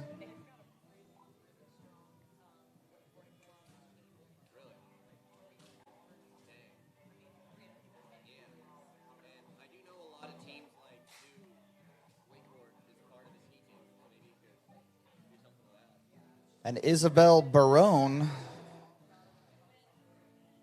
half at 34 miles an hour. It's going to be a tall order in this. Anything can happen in this kind of wind, so. All right, Nathan coming back in for his second attempt. Took a bit of a tumble before, but he's back up and on the water.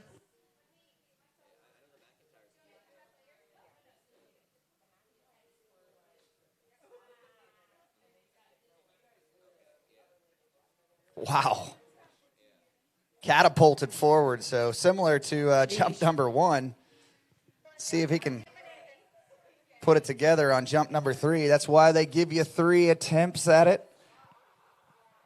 Yeah, hopefully he can work out everything and come back for a scoring jump. Here's a replay of Allison Garnett's opening pass. Very solid looking skier. Using the structural integrity of her body as opposed to her muscles. Good, strong position behind the boat. I think you're going to see a challenge of the leaderboard here.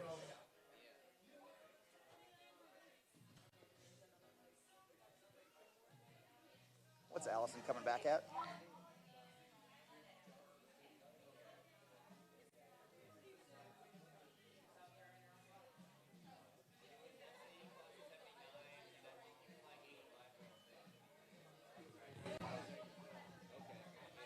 What was that they just said? 22 miles an hour? Or 32? Yeah.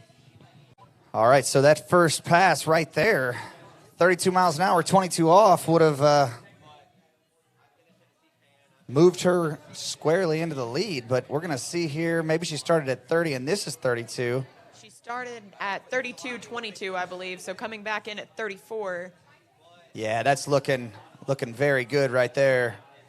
She's going to be our new leader and our first skier into 28 off. So Allison making her bid for a podium position. Well, yeah, I mean, we're getting to the pointy end to where we can already start saying that she's, let's see how many skiers we have left.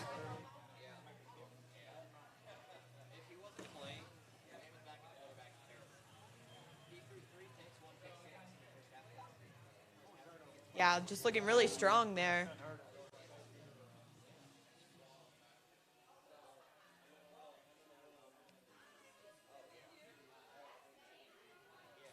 So Allison Garnett, we can't say that she's definitely got her hands on some hardware here at the 2022 National Championships, but we can say that she is dangerously close.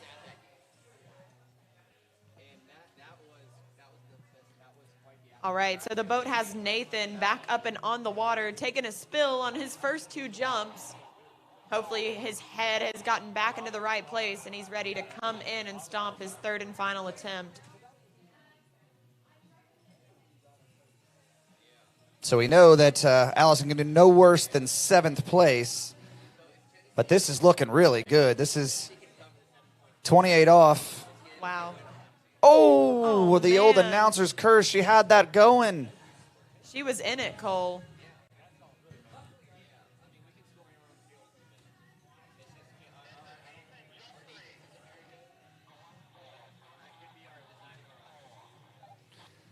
Just trying to do too much there. I think 4 she was ball. just over skiing that pass. Yeah, I mean, she had it. She was looking very, very good. So Nathan Farwick, unfortunately, unable to record a scoring jump. Yeah, tough break for the Ohio State Buckeye.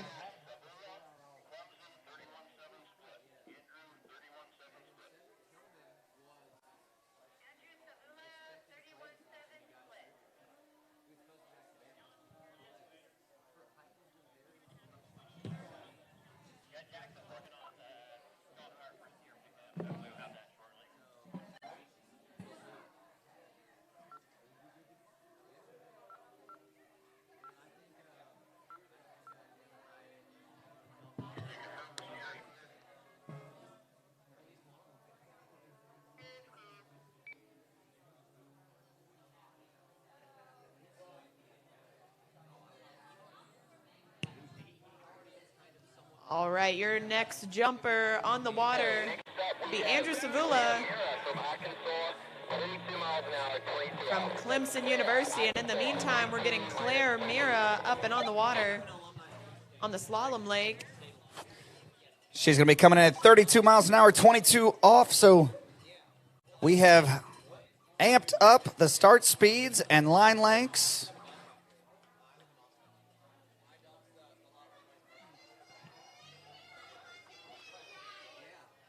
Yeah, happy birthday to Whitney, 21 years young today. Claire Mira, Razorback on the water. Already crowned herself the D2 National Jump Champion.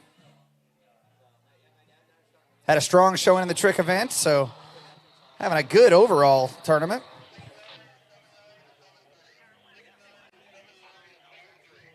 All right, Andrew Savula, let's watch here on the replay on his first jump. Up and over. 63 feet on jump number 1. Look at him in the tiger suit going down the lake.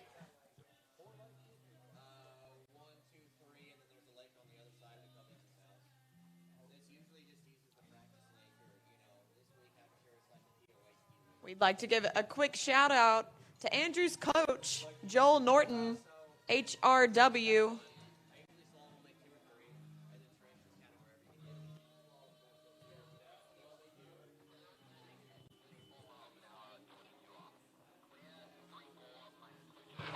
All right, coming back in, max speed, Claire Mira.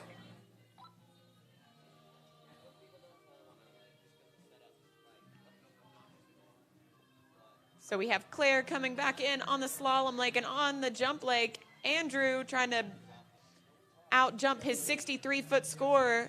A little bit of a bobble for Claire as she starts off this 34-mile-an-hour pass. Yeah, I would have thought she was out of it at 2 ball, and look at that. I mean, that ski was out of the water. Claire Mira staying composed there as she navigates through that 22 off line length. Going to be coming back in to challenge our leader. Look at this. The Tiger just getting a little bit over his tips there. Yeah.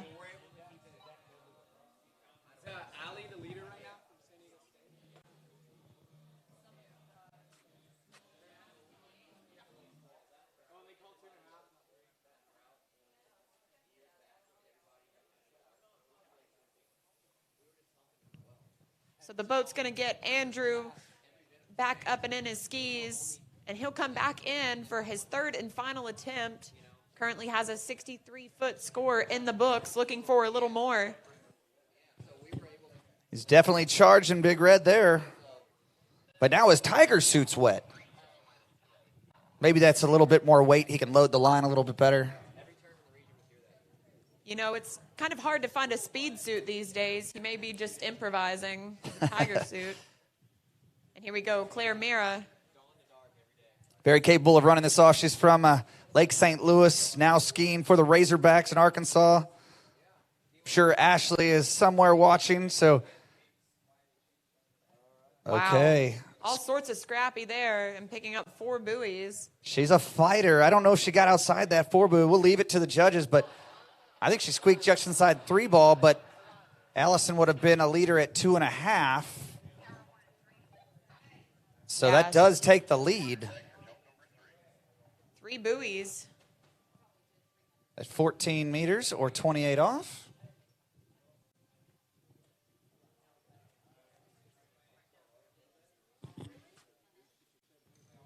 So starting to see some things heating up on the Dolphin Wetsuits Lake 3 Slalom event. These girls are shortening the rope and pushing out scores.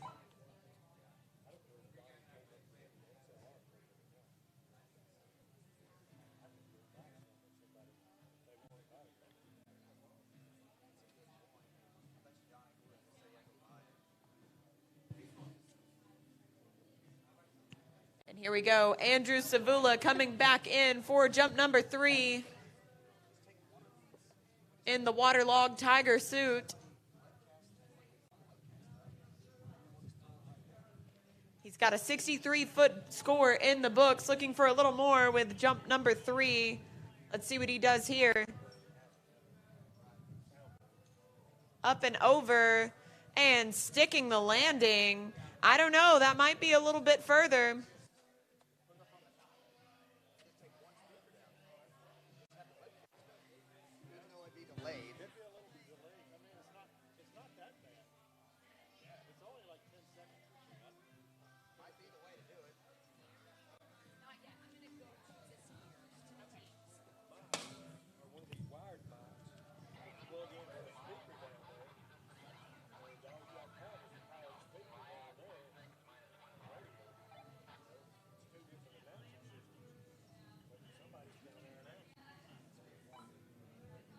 All right, still waiting for a distance on Andrew's third and final jump.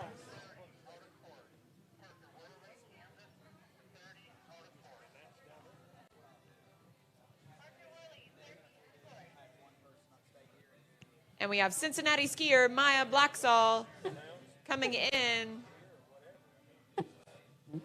I did not catch a speed or line length.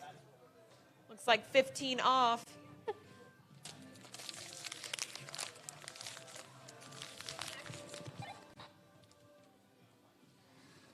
Cincinnati Bearcat. Maya, 15 off, 28 miles an hour.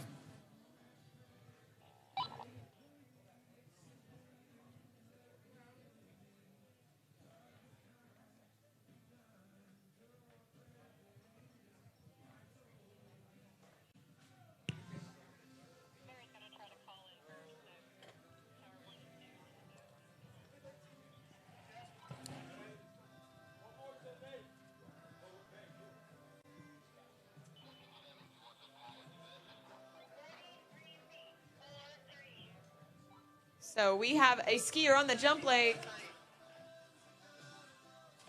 Parker Worley representing Kansas, jumping 43 feet on jump 1. 43 feet. Hopefully he'll want to speed up the boat a little bit, gain some extra distance.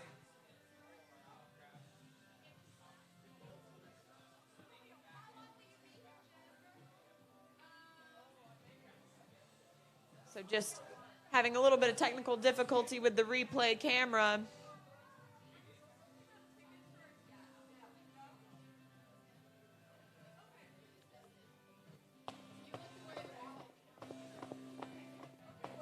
All right, so Parker coming back in. He has a 43-foot score on the books.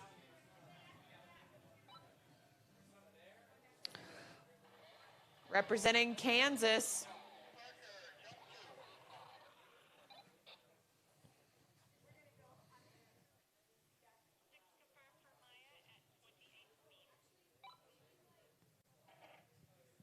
And another right-away jump for Parker, as 6 buoys are confirmed for Maya at 28 miles an hour. So Maya clearing all 6 there. She started at 26 miles an hour. Apologize. And that was 28. So now she'll be coming back in at 30. And Parker picking up 2 extra feet. That was 45 feet on jump number 2.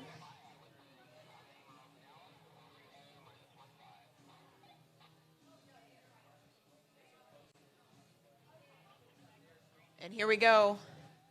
Boat turning around to bring Parker in for jump number 3. And we have Maya Blacksaw, Cincinnati skier, at 30 miles an hour on the slalom lake.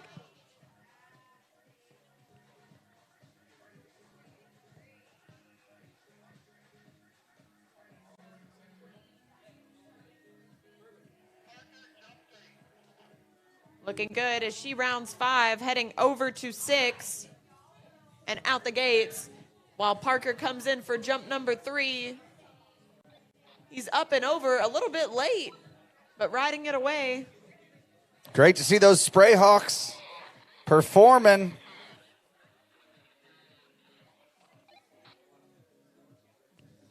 And just a quick announcement, if you have purchased a banquet ticket online, please head to the bridge and see Mrs. Parker 40.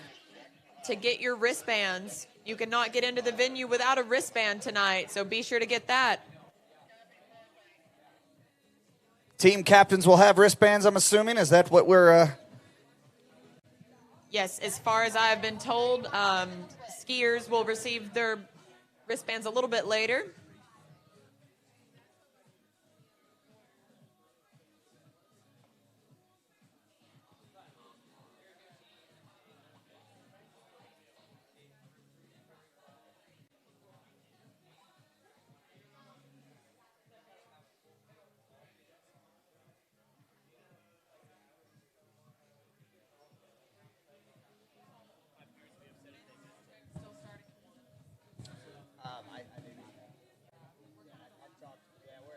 We'll announce it when we do find out, but I would talk to one of the judges.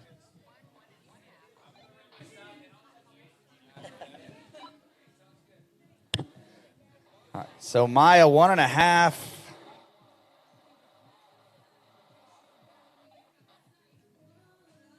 Going down there around 2 ball.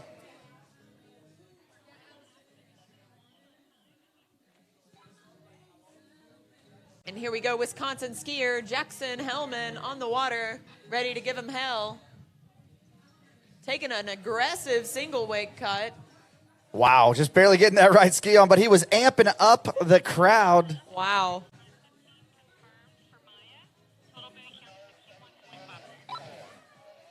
So 1.5 at 32 miles an hour for Maya.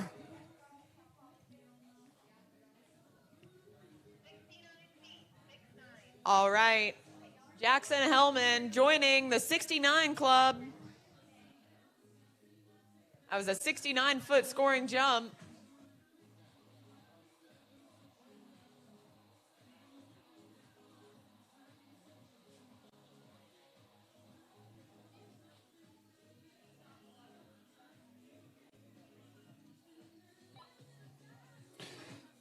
Next Boilermaker on the water is going to be Allie Irwin. 30 miles an hour, 15 off.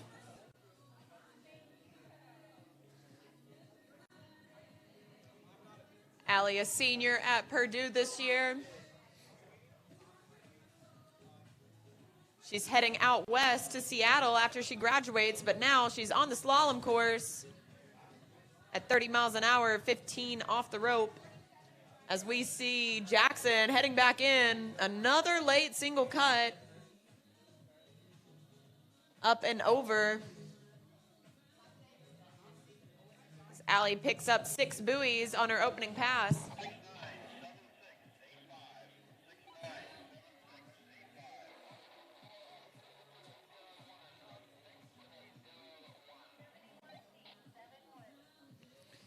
So picking up 2 more feet there. That was 71 feet on jump number 2.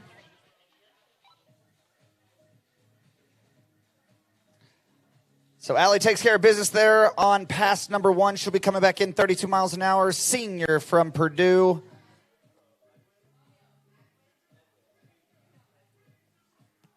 I just had the chance to talk with her and senior Eric on the team, and they said it's getting cold in Purdue with highs in the 40s right now, so really showing a lot of dedication getting ready for this national championship.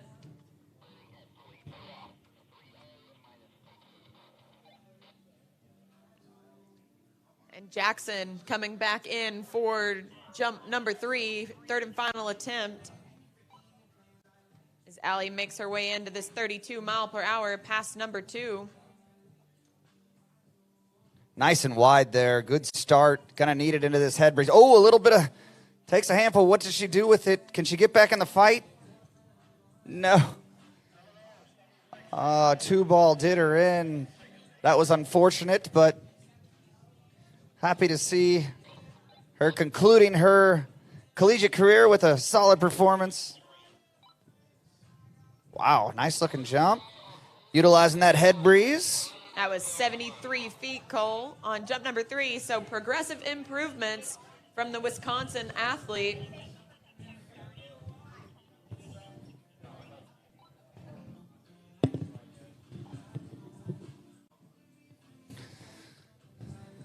So Jackson, the Badger, coming out of the water, will be greeted by his teammates.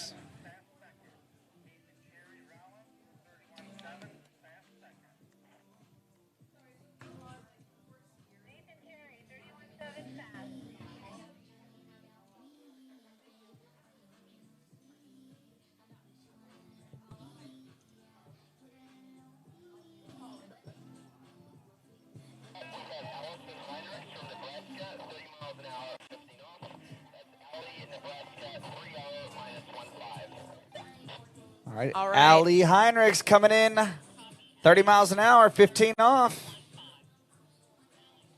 And we have one of these jumper. Nebraska skiers. We have a jumper on the water, Nate Cherry out of Rollins College.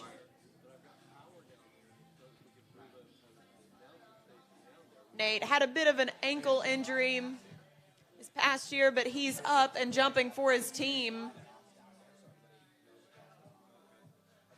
As Allie Heinrichs makes her way through that opening pass.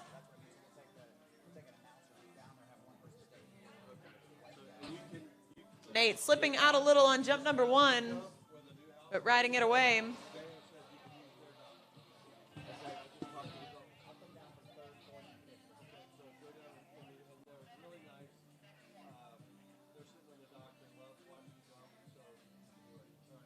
Thank you.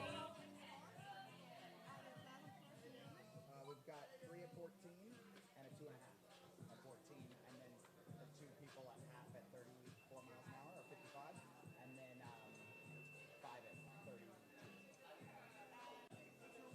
No. We're right. All right, that was an 84-foot opening jump for the Rollins College skier, my teammate, Nate Cherry.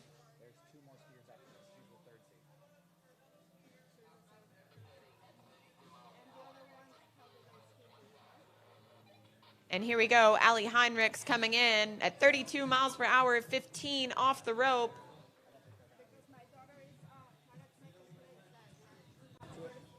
Okay, so that would be tied for third right now. We've got a 3 and a 2.5 at 14. All right, Allie making her way through pass number 2 as Nate Cherry makes his way towards the jump ramp. Oh, Allison really grabbing a lot of line there, leaning back and fighting into that head breeze. So lives to fight another day. She is chasing a podium place.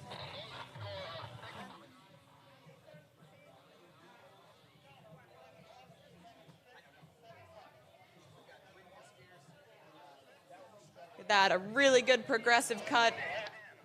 It's going to be close. Mama's nervous.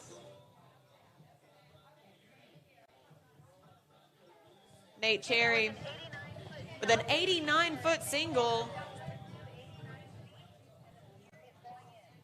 And he has elected to go in. Oh, yeah, made the Century Club. Did you say 100-foot single? 89. 89, okay. So Wow. Nate Cherry getting a score for his team. Maybe he's battling some injury. You might have a little bit more insight than us, but Allison Heinrichs on the water. Nebraska is absolutely tearing it up this national championships. Their first ever bid to a national championships. This is Allison's senior year. Actually, I think she's a junior. We'll wait. Find out. 32 miles an hour. Got to run this downwind. Right now, tied for fourth, half at 34 miles an hour. Emmeline Peeler is hanging on barely, and Allison is stoked. This Nebraska team is absolutely throwing it down. Allie, really such a great sport, such a big asset to the University of Nebraska's team. And we have a Florida Southern mock, our first jumper to do a double cut of the day.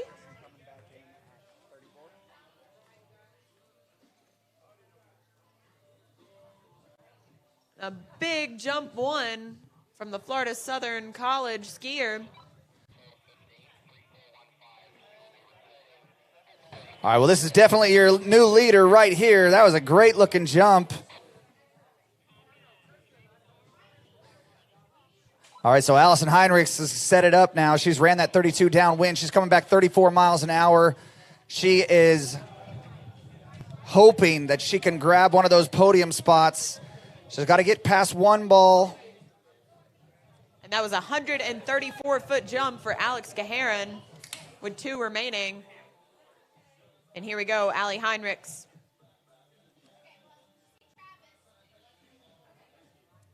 Trains at Bennett Ski School in Louisiana. Gonna have to get scrappy. Oh, and not quite able. Yeah, but look at the excitement right there. 2 at 34, squarely puts her in third place, assures her a 5th place and a podium spot. Congratulations. What an absolute tournament that this young lady has had. She stood up her trick run, she PB'd in jump, and now she's PB'd in slalom. So very, very great showing from the Nebraskan Allison Heinrichs. And here we go, Alex Gaharin, jump number 2. He has a 130-foot score in the books, looking for a little more here. Making a good turn off the 600 buoy. You can see the crowds watching.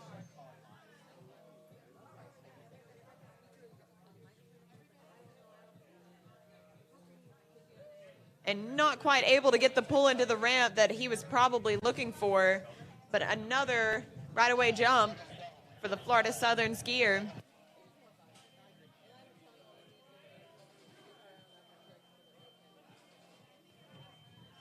So getting his lift there, but just tripping through the wakes a bit. So just a little bit less. That was 132 feet.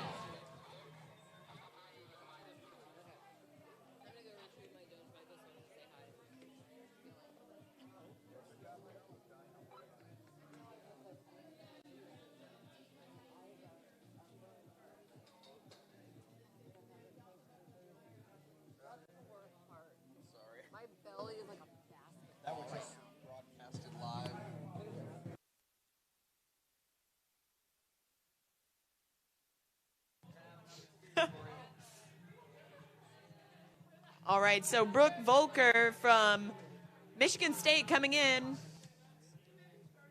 at 23 miles an hour, 15 off the rope.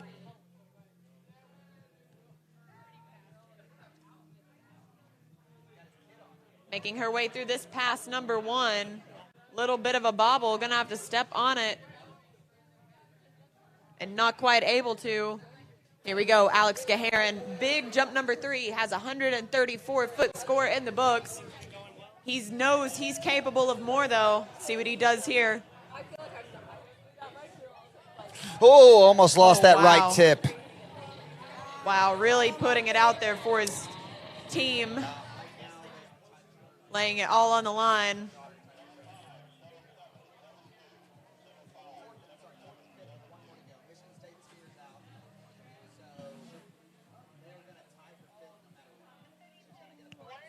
So 136 feet for Alex Gaharin on jump number 3, as we have Kristen from Texas A&M on the water. We haven't got to Kristen yet. This is the Michigan State skier, Brooke. So Kristen is going to be our final competitor from the Division II women's slalom event.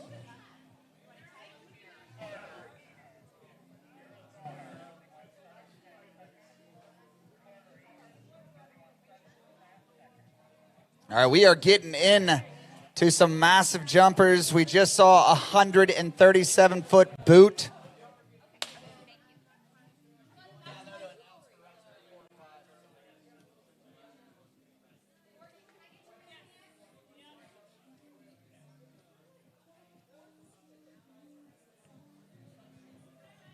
All right, Carter Eaton, Sun Devil, Arizona State University.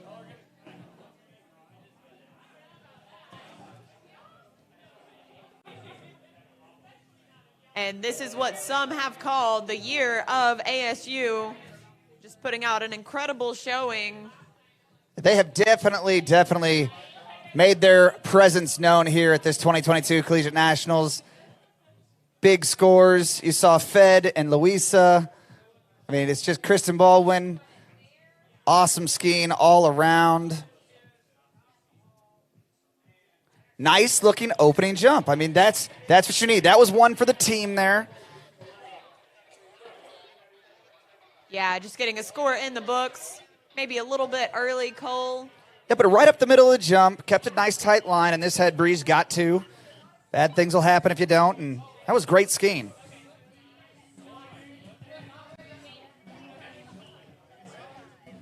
$75 feet for Carter on jump number 1. So, just to, we got Kristen on the water, Texas A&M. It's your last skier in the women's Division 2. She's looking stacked, Cole. Yeah, that was great. A great opening pass. She's going to shake up that leaderboard right now. The way I have it, it's hard. Live scoring isn't updated at the moment, but the way I have it is Clara Mira leading the pack, 3 at 28 off. Right behind her, 2.5. Struggling to remember who that is. Do it.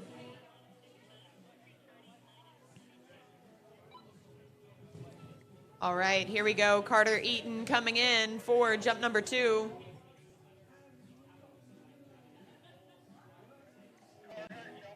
Looking to push out that score maybe into the 80-foot range. You can see ASU cheering on their teammate. And we want to give ASU a shout out. There was some, in good fun commentary earlier, but ASU is ranked one of the top universities for outstanding academics with hundreds of degrees offered. They're the #1 school in job placement and innovative dual degree and double major options. So, again, sorry for the comments that were made earlier. ASU is a top institution, and we are lucky to have them as one of the top water ski schools in the nation. You just saw Carter up the ante, 95 feet there. Wow, big scores.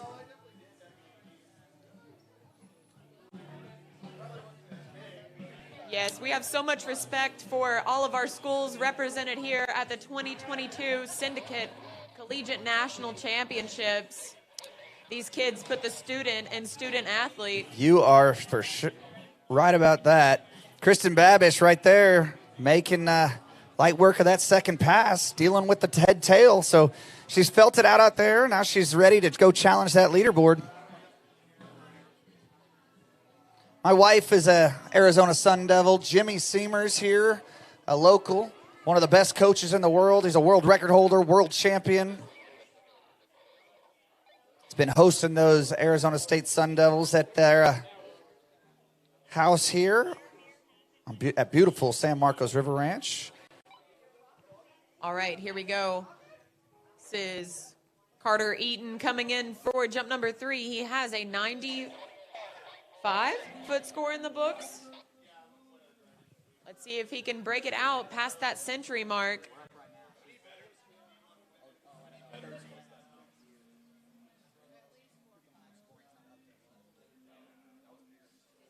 And up and over Carter Eaton. Have to wait and see.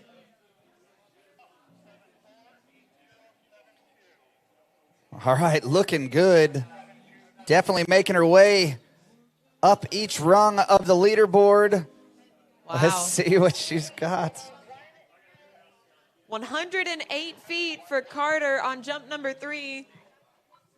So a great set for the ASU Sun Devil.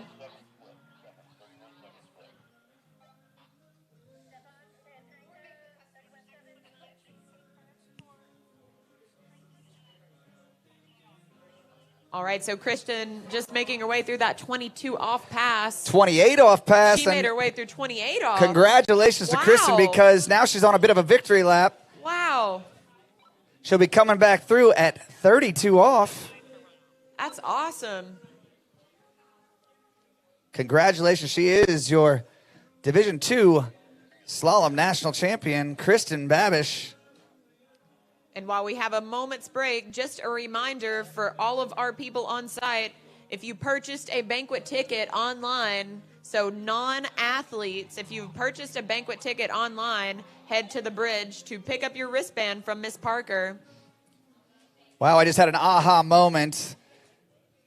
Cousin Matt Babish is probably watching, cheering on Kristen, wishing that he could maybe take some lessons from Kristen. Big one ball at 32 off. Looking good.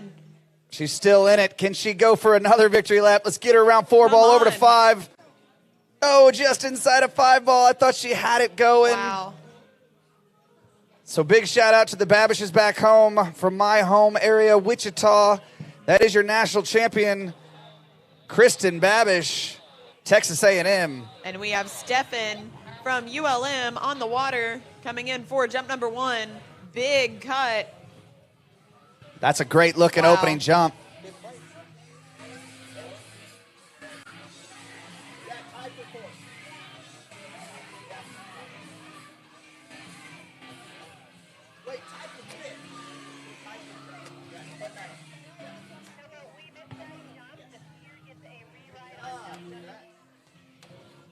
So just receiving word that bit of technical difficulties on the jump lake. So Stefan will receive a re-ride on his first jump out of 3. Well, that's a little bit of luck there, and that's what ULM's going to need if they're going to shake up and keep climbing up the top that team's event. So Stefan, I mean, it was a good jump, but he's capable of going much further. So this is exciting for them.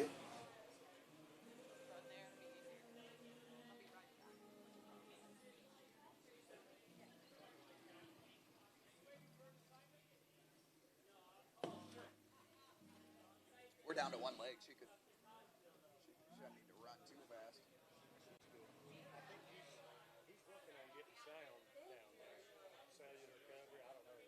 Well, I think we just do what we said. Let's just, if you want to grab that speaker, they're done over there. Let's grab that speaker. Let's roll up, because we don't. Oh, cool.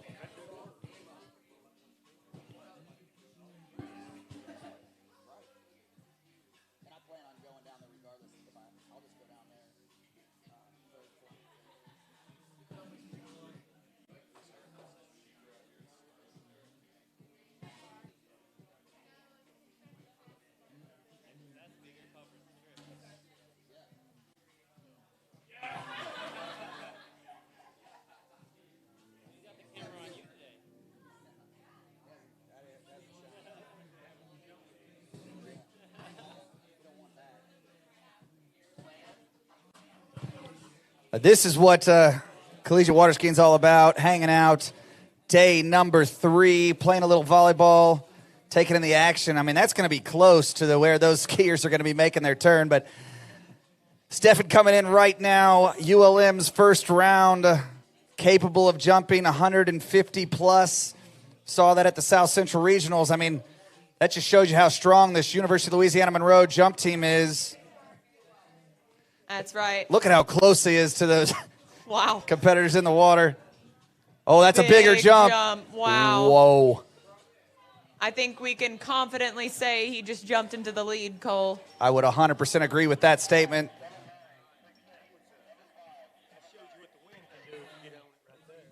That's right. Stefan definitely getting some wind under his skis, taking advantage of these conditions here at the San Marcos River Ranch. 154 feet on jump number 1. So Stefan got a warm-up jump and comes out swinging. I'm excited to see what he does on the next 2, Cole. Yeah, you know, like I said, I think there's some advantage there for what just happened, but taking advantage of seemingly jump number 1, an opener of 154 feet. So I think you're going to see more out of Stefan. Definitely. I think we moved those volleyball players a little bit. I think he was within 10 feet. So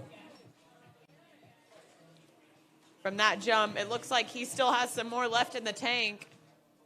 yeah, you know, look, that was a great jump. He didn't continue to move left and really get up and ride the line out. I think what we just need to see is him just getting to rhythm a little bit more with the boat. It's a little bit clunky, so hopefully he's trying to keep his speed up in that wind, and that's a tough thing to do at 51K or 32 miles an hour. So, yeah, it definitely takes a late look to get that distance at 31.7. And here we go, Stefan, jump number 2. This is a later approach. Wow. I think it's bigger. It was bigger. I think it was bigger. He didn't have the lift, but he had more speed. He definitely had more speed. You saw that driving cut. Yeah, that was bigger. This is going to be an exciting jump event when rotation 1 is already going into. Holy smokes, wow. 162 feet. Look at him, he's flying. He's a war hawk. The crowd's excited. So Stefan. That is a personal best for Stefan at 51.5 foot. So congratulations. He's already setting the bar very, very high. And he has 1 to go, Cole. Yeah. ULM really making a strong showing early in this Division I men's jump event.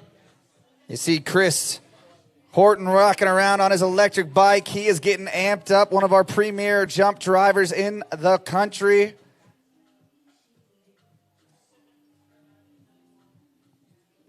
Good job, Claire. More hardware. Gonna need a U-Haul trailer.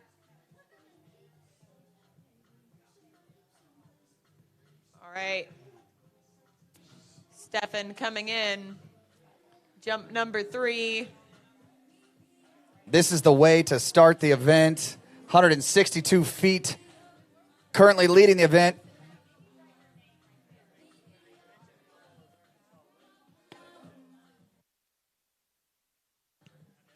All right, Stefan, good looking turn here on jump number 3. Oh, and just rocking back a little off the jump ramp. Well, you know, these jumpers are pushing it. It just doesn't carry his speed there. It doesn't have his width, and he knew it wasn't going to be as big. So just sit back, be safe, and be happy with the 162-foot jump and a personal best. Yeah. Right here at the 2022 National Championships. He's going to take his helmet off, show all the ladies who that was. Yeah, so that was a 132-foot jump for Stefan. University of Louisiana Monroe, they have been absolutely clawing their way back into this event after a slow start, which is arguably their 2 worst events. And now these 4, they just continue to get better each and every event. I mean, putting their best foot forward. All right, so our next jumper on the water will be the University of Alabama's Garrett Reese. All right, this Alabama jump team, I've talked to you already about the ULM team. This Alabama jump team is arguably one of the best in history. So we are in for an absolute slugfest. I know that ULL has a commanding lead, but if anybody can climb their way back in and take that coveted team trophy away from ULL, it's going to be the Alabama of Crimson Tide. Yeah, and we're going to see some amazing jumping. Garrett's only the 5th round skier and all 5 of them fully capable of going up into the 160-foot range. Actually, 170s. I mean, everyone on their Yeah. team can go over 170 feet. 3 of them have been over 180. So, actually 4. So, this is just incredible. Let's see what Garrett has for us on jump number 1. Really exciting. A big jump number 1. So, that was a big jump. Lots and lots of speed. Doesn't really connect with the jump ramp surface as you'd like to get the monster jump. You could see teammate Will Roberts standing down there watching Garrett go in. Yeah, it's been very fun to watch. 100.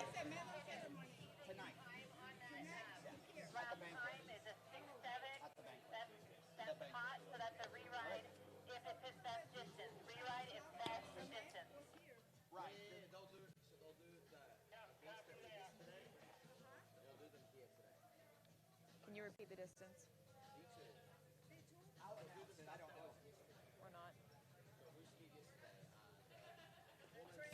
So Garrett Reese, what was that first jump?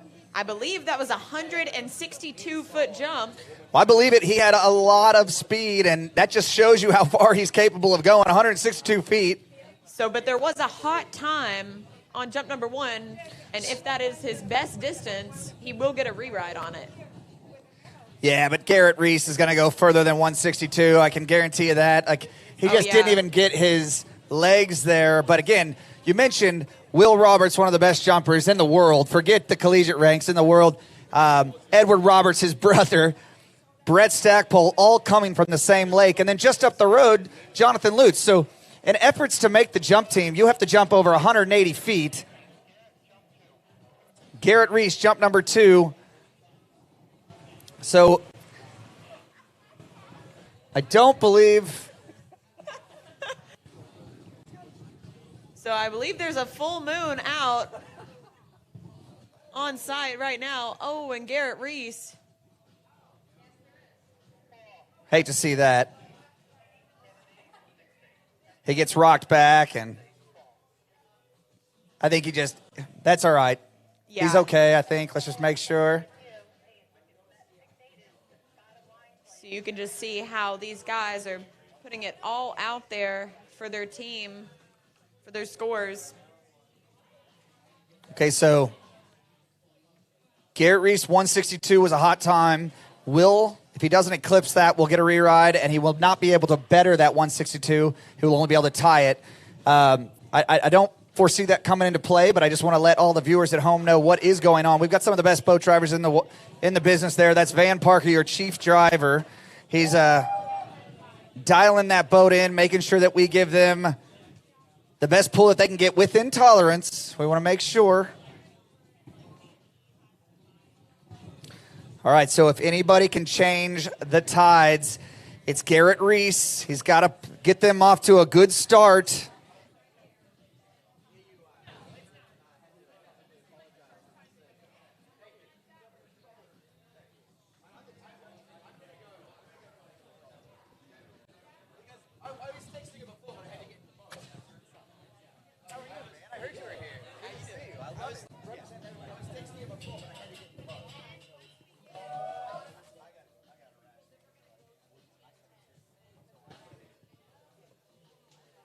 All right, so Garrett probably getting some coaching from his teammates, likes of Will Roberts and John Lutz down there watching. And you can see them all right there hyping him up.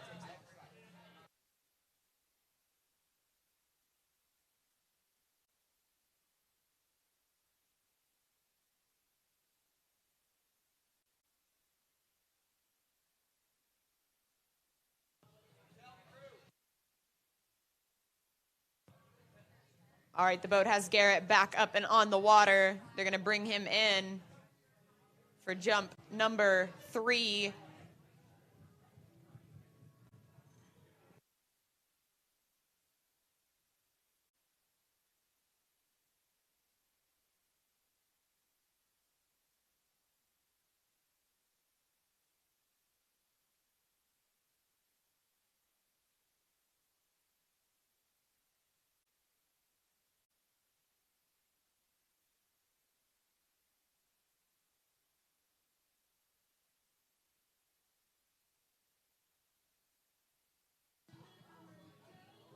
All right, so Garrett, here's the story on the Dolphin Wetsuits Jump Lake.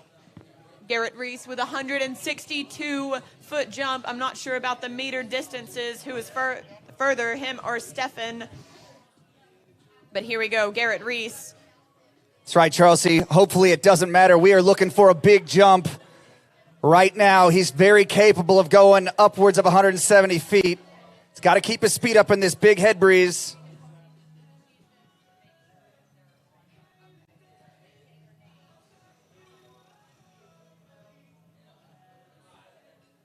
Drive it into the base. That's a better looking jump. Garrett up and over. Riding he rides it away. I think that's further, Cole. We'll wait and see. Charles C., let him know when you get it across the radio.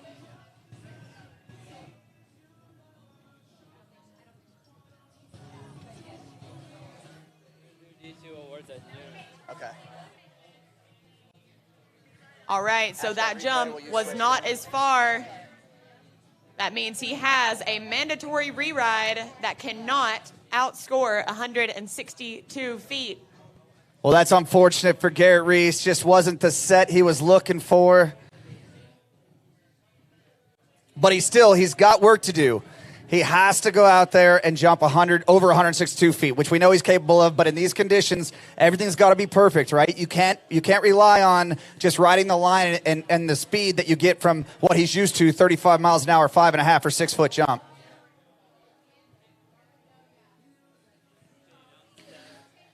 Just got word we're going to be doing Division II awards at 12 p.m.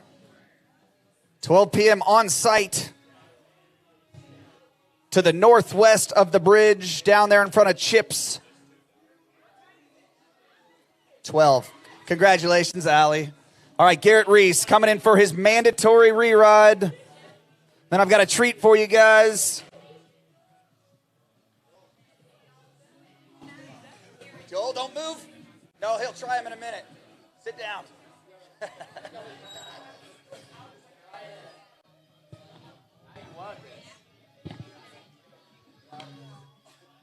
I'm going to set this stage. Garrett up and over for his re-ride attempt. I don't know, Charles C. What do you think? I just didn't have the speed. I mean, he kicked it, but you see his back. He caught I think wind. he's got a 150-foot jump there.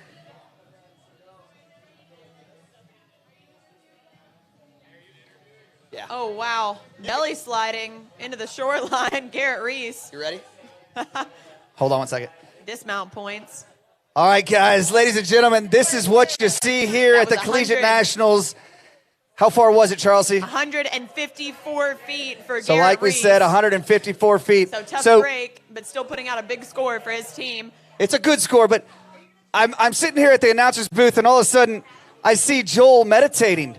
Joel Poland, ladies and gentlemen, world record overall, world champion, and now you've taken the jump scene by storm. How do you feel that you're here at the Collegiate National Championships? Inspired to go out there and just do some crazy stuff. Like these kids are just giving me such a good weekend, and I'm loving every second of it. Well, obviously you're over here meditating, so what are you thinking about? What goes through your head? Because I watch you and I'm in utter awe of how you just have so much fun on and off the water. I'm just trying to get a bit of sleep. I'm running on 4 hours, a bunch of Red Bull, and a dream.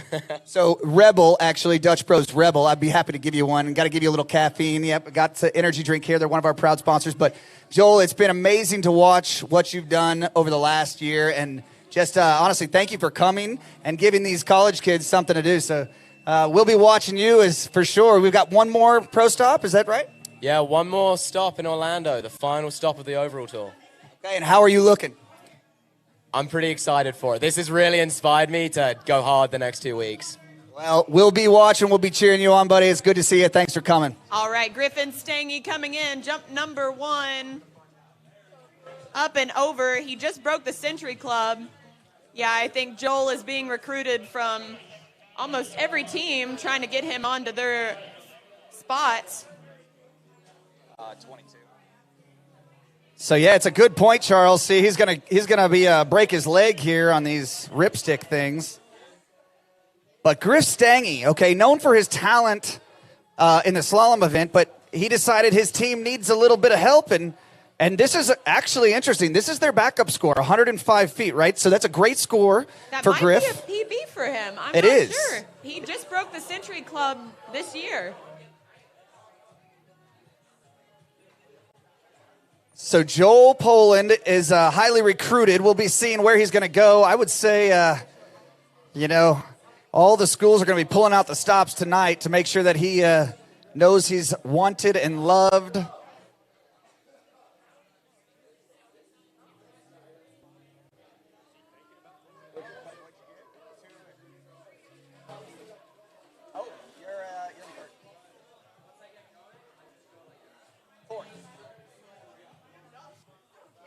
All right, Griffin Stange, he has a 105-foot score in the books, looking to push it out there for the University of Louisiana Lafayette Raging Cajuns.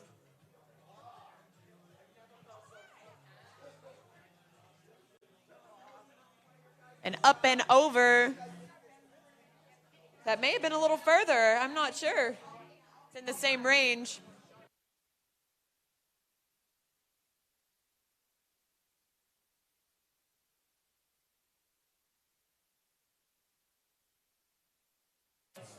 All right, so Griff Stange, he is 103 feet. He knows what he needs to do. He's getting some coaching from some incredible athletes on the shore.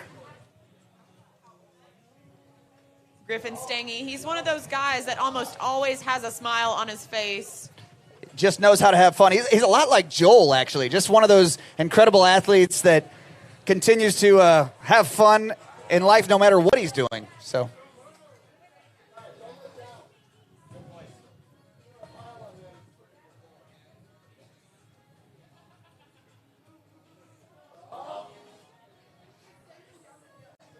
It seems like we found the first thing that Joel Poland is not a natural athlete at.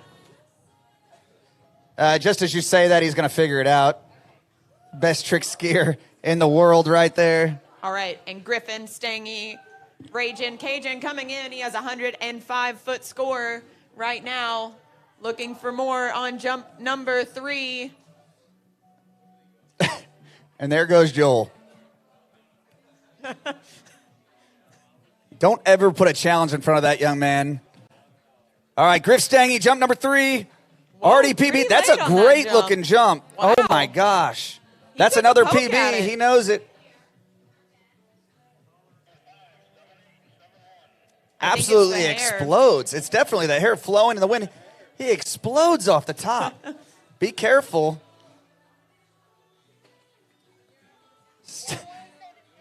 Holy smokes. Wow. 117 feet for Wow. Griffin Stange. Huge PB. He is hyped. Wow. Great skiing from the Raging Cajun. And our speakers don't even reach down to where his team is, but they already know it's a PB. Wow, that's incredible. Well, they've got the splash eye board down there, so when you see that 117 pop up, I mean, that's a massive, it's a 14-foot PB, and that just shows you how much these ULL, they want to retain their spot atop the leaderboard. They do not want to leave it to chance, okay? But I got to be honest, Charles C., what we've got going on right now, ULM has come out and thrown an absolute uppercut. University of Louisiana Monroe is your third-place team at the moment. And Alabama, if everything goes to plan, they're going to throw that fifth score out. But what just happened with Stefan is that he is going to be knocking that Alabama score down and that ULL score down. So this is really going to be a tight battle. I think we thought maybe that it was going to be a runaway for ULL, but this is not their strongest event. This is Alabama's strongest event, followed by ULM. So, and what ULM just did there, they might, be buying to take down that Alabama boys that really know how to fly. That's right. And this is not Griffin. It is Jay from Michigan on the water. Up and over. Oh, and not riding it away. That's what we call the Daffy.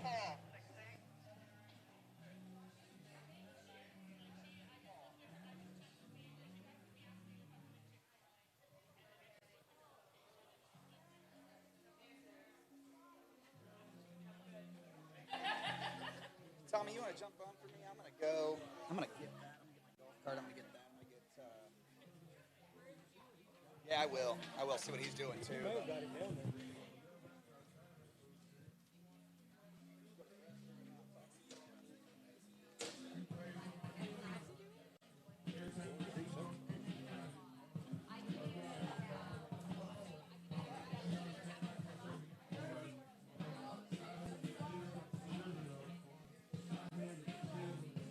Nervous.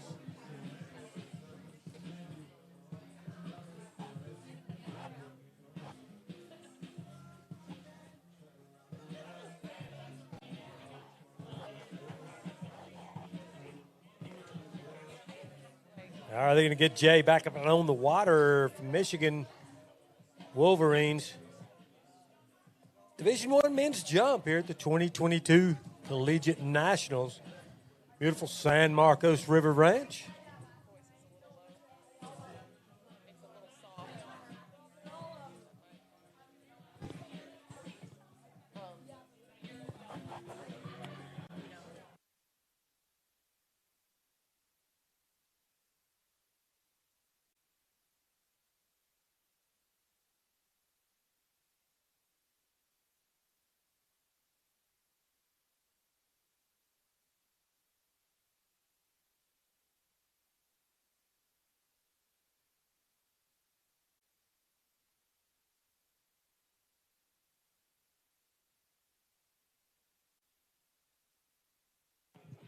All right, so the boat has Jay back up and on the water. They're going to bring him in for his second attempt, maybe get everything sorted out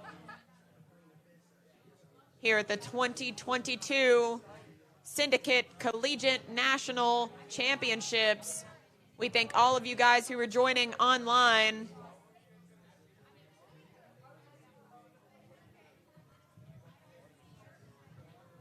We'd also like to thank some of our sponsors, such as Action Horizons. And we're currently on the Dolphin Wetsuits Jump Lake, getting it done in this second rotation of Division I men's jump. We got Jay Schuer coming in for jump number 2. Didn't ride out jump 1 for the Wolverines, but he's looking to get a score for his team right here in Division I jump.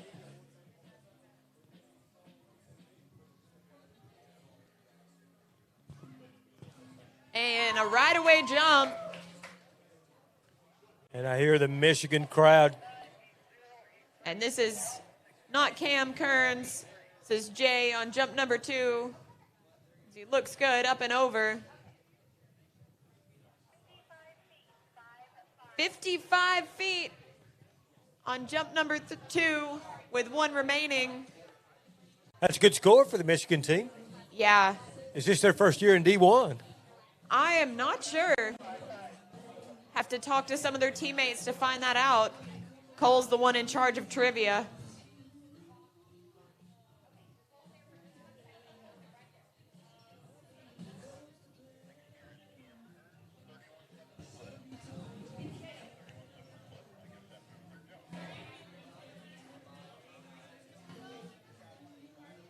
All right, it's heating up here today. We got another skier on the water, Cam Kearns. Nope, still Jay. That's my bad.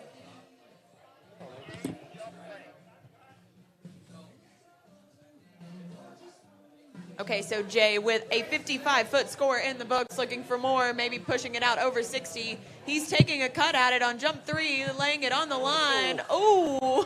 Got back in the air a little bit and splat, but he still got his score for his team. There's not a better place to try that than at the national championships. In front of your team, cheering for you. In 5 minutes, we will run D2 Women's Slalom Awards and everything from yesterday.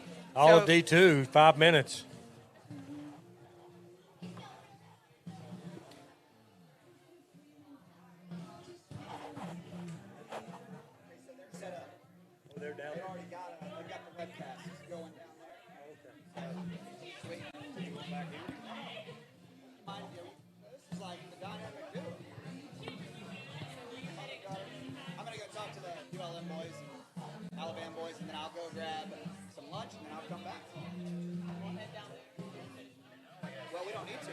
getting you right now, down there.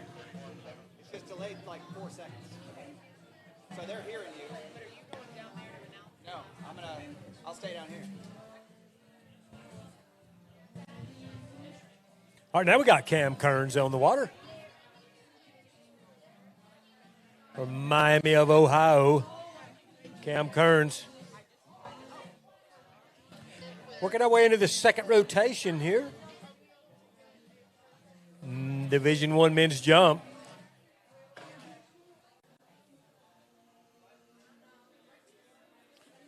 So it's good around here and talk about our sponsors here. As Cam Kearns comes down the water, we got our title sponsor, Syndicate, stepping up again. Syndicate water skis, supporting the collegiate water skiing. Dolphin wetsuits. All the boat companies, Mastercraft, Malibu, Correct Craft Ski Nautique. Bennett's Water Ski, a continuous supporter of collegiate water skiing. What do you got, Charlesy? All right, Cam Kearns coming back in.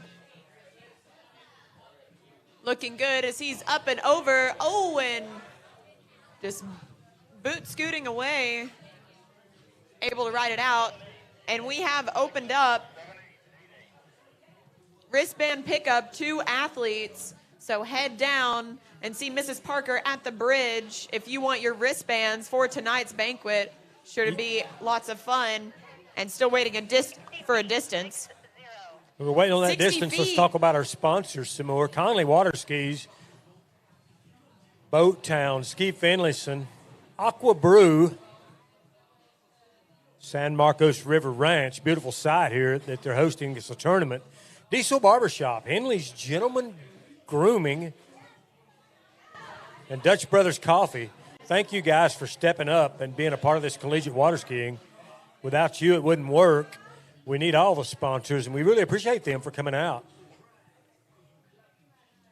Stepping up to the plate and sponsoring the premier water ski tournament in the world, in my opinion, the Collegiate Nationals. All right, and that was a 60-foot jump for Cam. And he's going to come back in for his final attempt. So what is he going to do here? He's gotten 60 feet, looking for more, taking a pretty aggressive single cut. Little bit late, but not too bad. Up and over and riding it away. Does the butt dip and bounces right up, gets a score. It's hard to describe the energy that's down there in front of the jump with these college teams down there. It is amazing, the support these teams give each other, and fun to watch. 65 feet, so tacking on 5 more feet. The Miami of Ohio skier putting out a score for his team.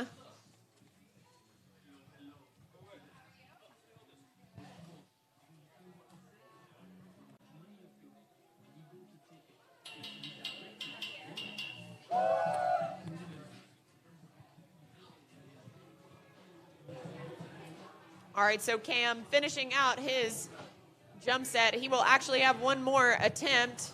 I misspoke. So he has a 65-foot score right now, looking for more.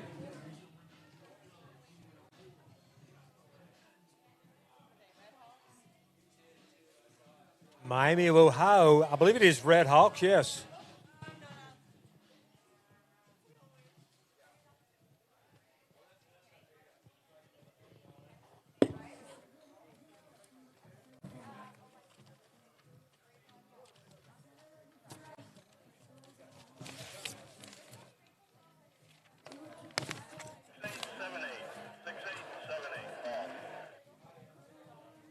So we saw a fall there from Cam on his third and final attempt.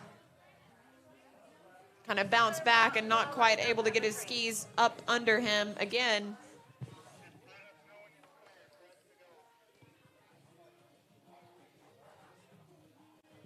And we're going to get started here shortly with some Division II awards.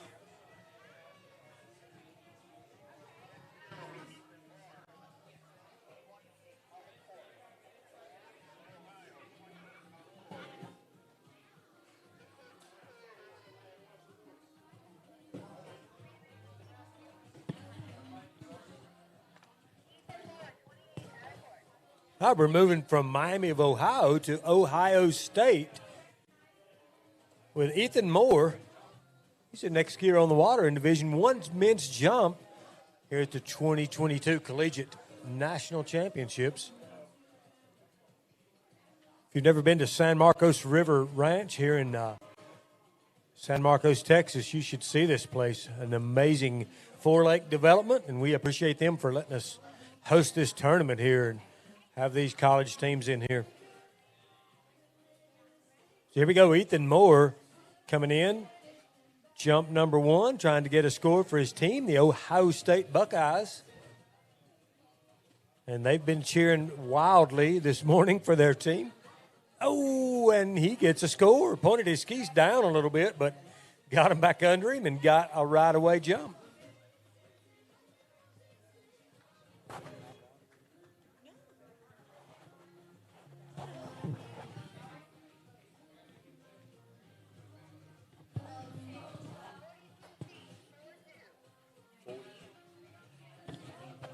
All right, 42 feet for Ethan on jump number 1. Jump number 1 with 2 remaining.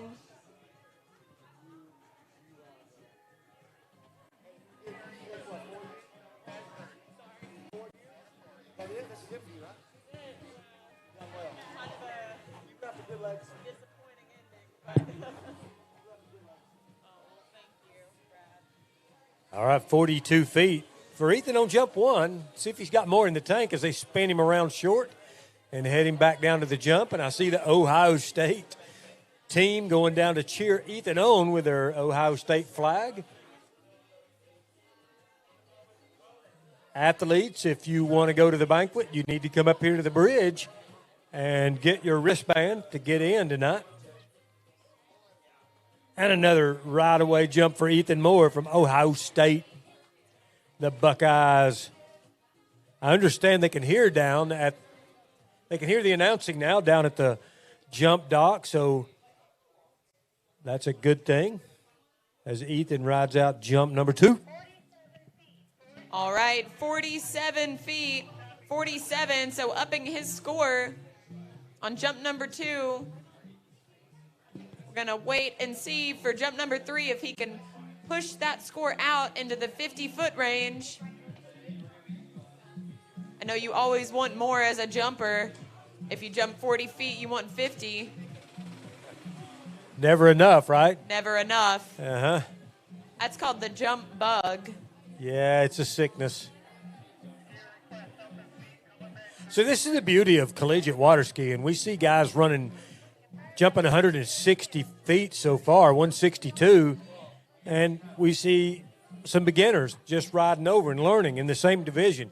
And that's the great part about it, is the way the collegiate skiing is scored. You need to fill your spots and get a score, and that's what Ethan has done as he comes in for jump number 3. And another right-away jump for Ethan Moore. Oh, wow, clinging to that one with everything he has. And the Buckeyes are going crazy.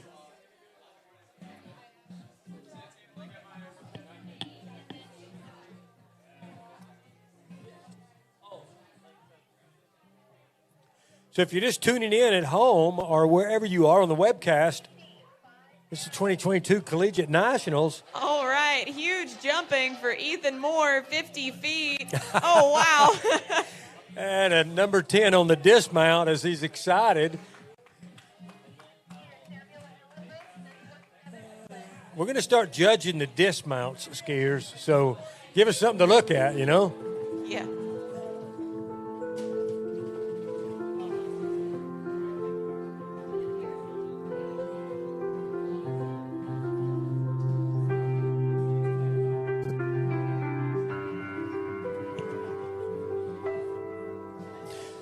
So like I said, if you're just tuning in here on the webcast, the wind is blowing out of the southeast at a pretty good pace, probably 10 to 12, which is a kind of a cross straight on, almost a straight on headwind for the jumpers, which is what they like. But at times it's a little bit much, possibly. It can be hard to get late, which is what they've got to be at 32 miles an hour, 5-foot ram.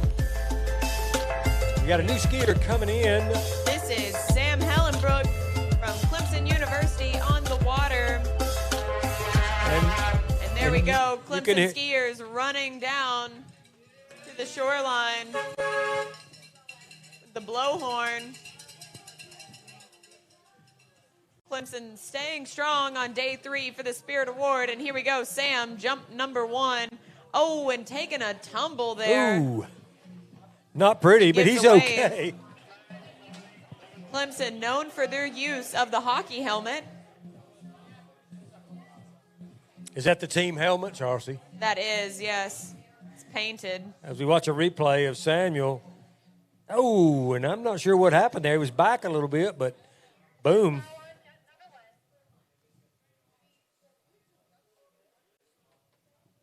I looked at the Clemson Tiger U-Haul van a little while ago down there, and there's a fire extinguisher in there. I don't know if that's to extinguish fires or not, but it's packed full.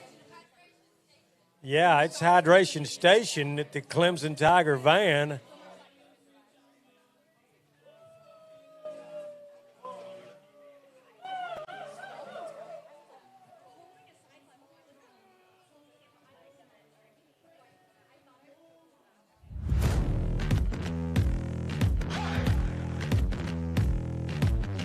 So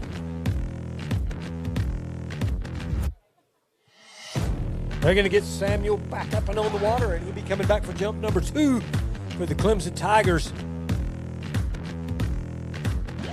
Once again, we'd like to thank all our sponsors for making this event possible, the boat companies. Without them, there is no water skiing. Malibu Boats, Correct Craft Ski Nautique, and Mastercraft. Thank you. So 6. We know it's tough to get boats out to all these events, and we really appreciate the effort. Promo skiers, promo boats. Syndicate Water Skis, our title sponsor. Masterline Ropes, they've got a booth down here. Please go check them out. They've been kind enough to set it up. Masterline, made and have in the product USA. here at the Nationals. You need a new vest, a new rope, some gloves, a handle. Go see Masterline, as they've always supporting the water skiers. Eagle wetsuits, Masterline products. Now we got Samuel Hellenbrook, Clemson University, coming in for jump number 2. Kind of got back on his skis a little bit. Jump number 1. Let's see what he cleans it up. Hold on, Samuel. There you go. That's what you want. A right-away jump for the Tigers, and they're down there cheering him on. It's hard to get a grip on the energy here, but it's unlike any tournament you ever go to. These teams are absolutely fanatical about supporting each other and having some fun here. Like I said, you can have beginners and world champions in the same division, and that makes it a lot of fun. Everybody's excited for everybody else to do good.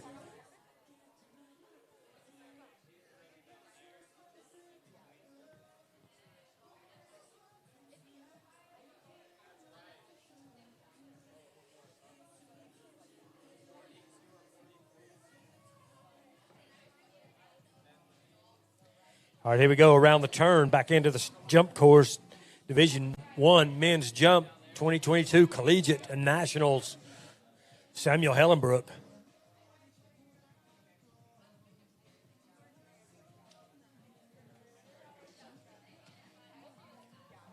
Here we go, jump number 3, and another nice jump. We'll see what the distance is. I didn't hear the distance on jump 2, but we'll get this one right away.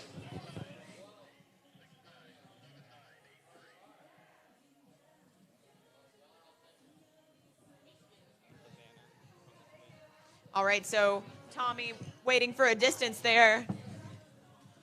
And I'm going to go over and announce some Division II awards. All right, that was 65 feet, 6'5" for Samuel on jump 3. I think that was his longest, but it could have been the second one. We'll try to clarify that, but we know that one was 65 feet for the Clemson Tigers.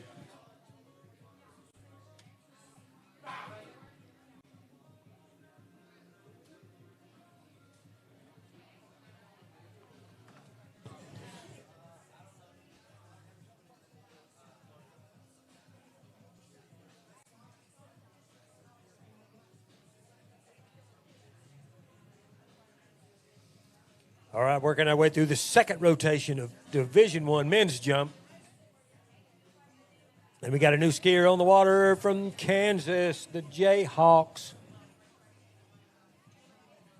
This is Tanner Spitzer,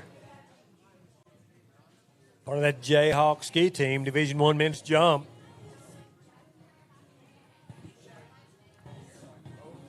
As the wind picks up a bit, it's probably blowing between 12 and 20 miles an hour, gusting. It's going to make it a little bit challenging for some of these skiers that don't get on top of it. Let's see what Tanner's got coming in on jump number 1 for the Jayhawks. Beautiful jump, just chin up, line tight, right up the middle. A good opening jump for Tanner Spitzer. If we watch a replay of that, just look at that. Technically sound jumping, perfect form. As we're about to give away some Division II awards.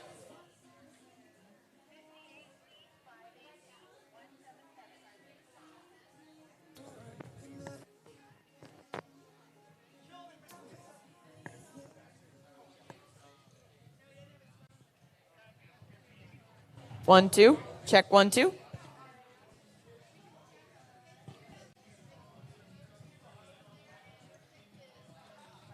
All right, here goes Tanner. They're turning him around, spin him around back down the lake. He'll be coming in for jump number 2. Tanner Spitzer, Jayhawks. All right, we've got some D2 guys waiting down there. Just apologies, having some technical difficulties with the camera. It's going to be just a second. So here we go. Jump 2, Division I men's jump. Kansas Jayhawk, Tanner Spitzer. I believe that's a little better.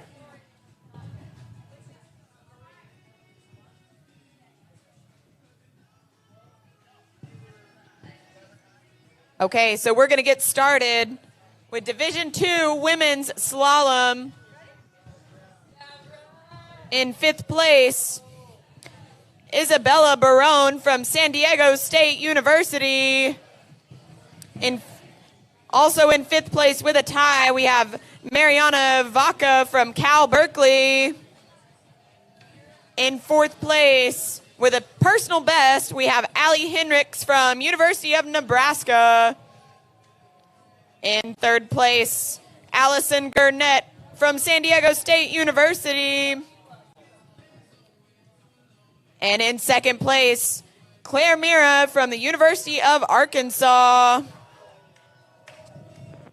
And your 2022 Division II Women's Slalom Champion is Kristen Babiash from Texas A&M with a score into the mean green 32 off. And that was 68 feet for Tanner, and she comes in for jump 3. See if you can better that. Tanner Spitzer, Kansas. He's back a little there. It was rolling up the windows. We'll see what that distance is.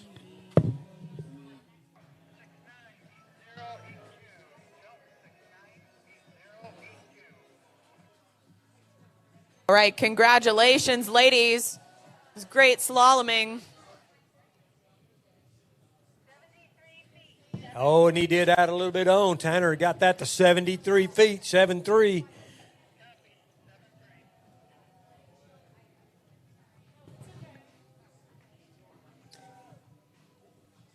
And we're going to move on to Women's Trick Awards.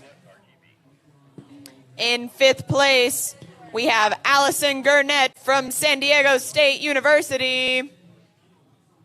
In 4th place, Allie Hendricks from University of Nebraska. In 3rd place, Carissa Smith from Texas A&M. In 2nd place, Claire Mira from the University of Arkansas. And your women's trick champion is Kristen from Texas A&M.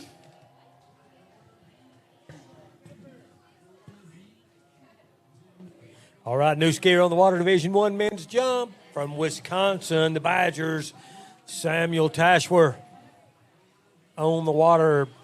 second rotation of this Division I men's jump.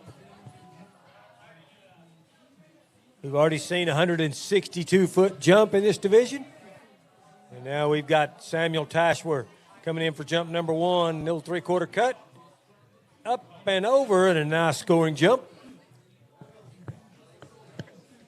As we're giving away our Division II awards. Yes, we're going to move into men's jump awards. Men's jump. In 5th place with a 101-foot boot, Carter Hooten from Texas.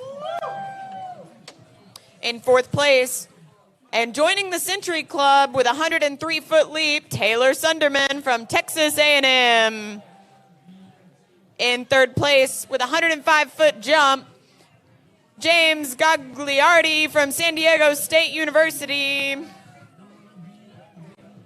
In 2nd place, with a huge leap of 122 feet from Purdue, Eric O'Keefe.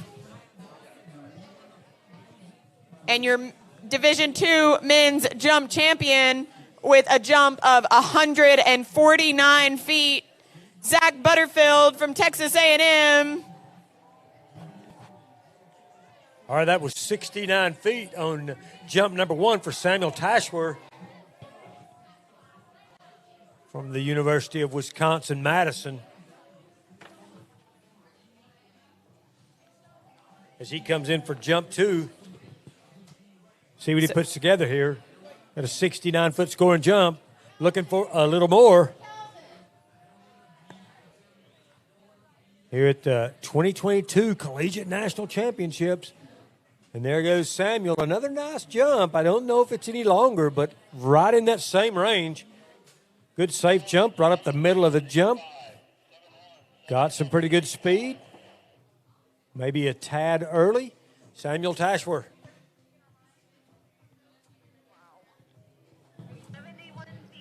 And he did tack on a little extra. 71 on jump 2 for Samuel. With one more to go for the University of Wisconsin-Madison.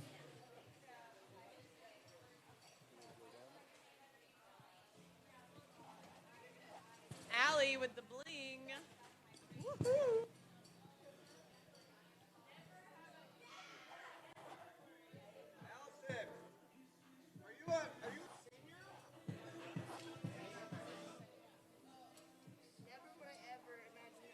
All right, they're going to spin Samuel around and bring him back in for jump number 3 as we work our way through this second rotation out of 5 in this Division I men's jump.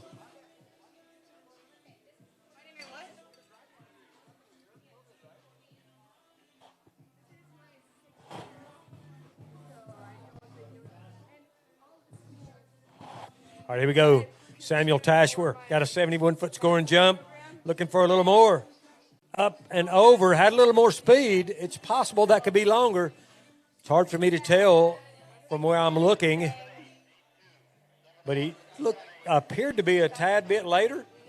We'll see. Samuel Tashwer. Wow, the Wisconsin Badger putting it all out for his team. 83 feet for Sam.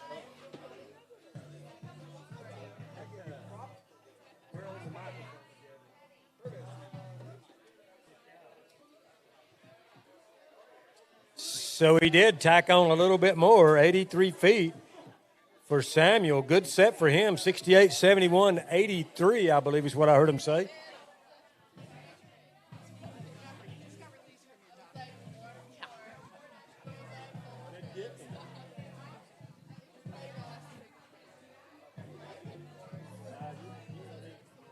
All right, we're getting a cool view of the shoreline.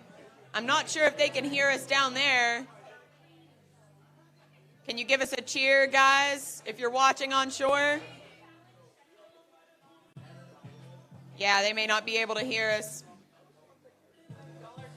All right, here we go. Rollins College competitor Andrew Reese on the water We just saw Brother Garrett go out a little bit earlier.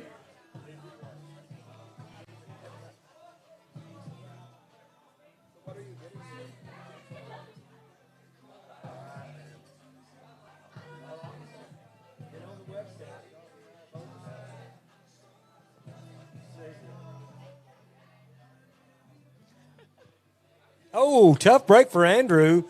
Landing, but rolling over the front. He's okay. He's going to have to gather up his gear. Let's see what the replay looks like. Kind of a little early. Oh, he just landed and looked like he lost a right ski there. Yeah, Andrew kind of letting go with his left hand and throwing the right hand up in the air as well.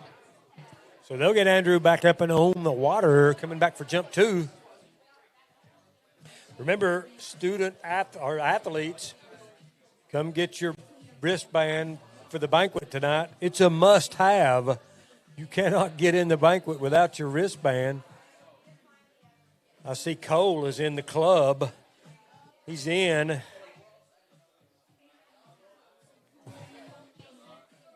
We'd like to shout out a thanks to Syndicate Water Skis for being our title sponsor here.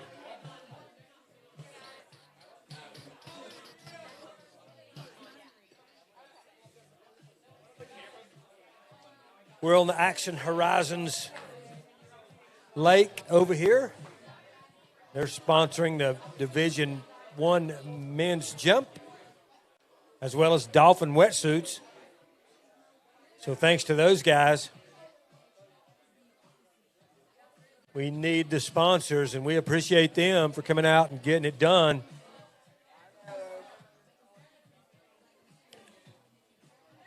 As we're just soaking up some energy around here, these teams are going back and forth from the starting dock to the jump area, running with their horns and flags and all sorts of cheering apparatus. It's an amazing event, the Collegiate Nationals. All right, so Andrew getting himself collected after jump number 1.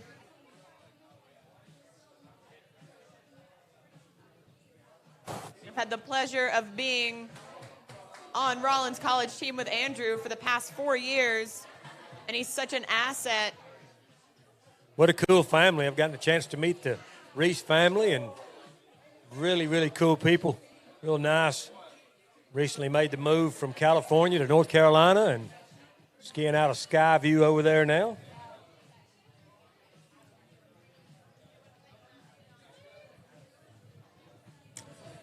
This is a family sport. We're in the collegiate version of it now, but water skiing is a great family sport. Lots of parents out supporting teams and kids, and it is lots of fun here. All right, Andrew Reese coming in. Jump number 2. Couldn't quite ride away his first one. Let's see what he does here.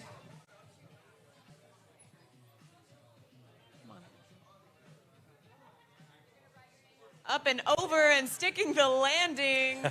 Andrew, known for his rodeos in air. That was one-arm rodeo landing stick right there. We like it.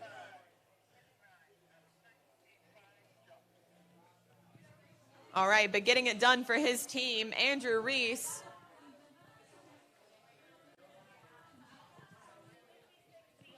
"56 feet, 56 feet.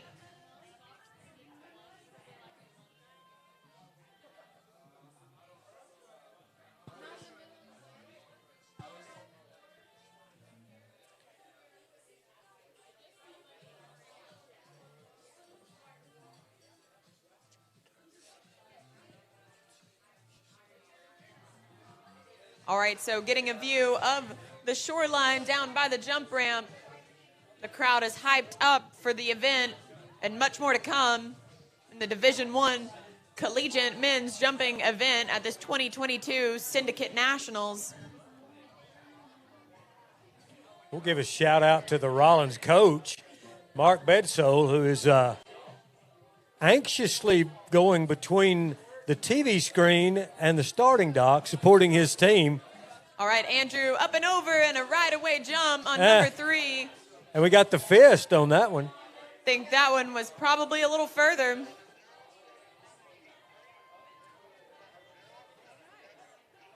We still got the rodeo, though.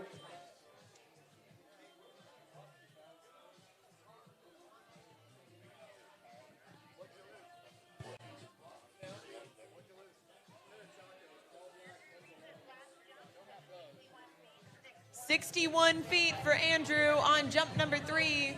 So putting out a big score for his team.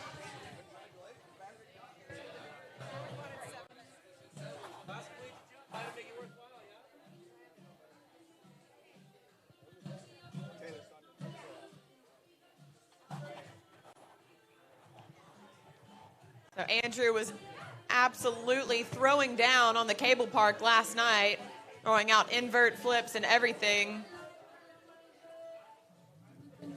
And he just put on a show on the jump ramp. And we're going to be moving right along. Colin Frucci from Florida Southern College coming in, one of the mocks.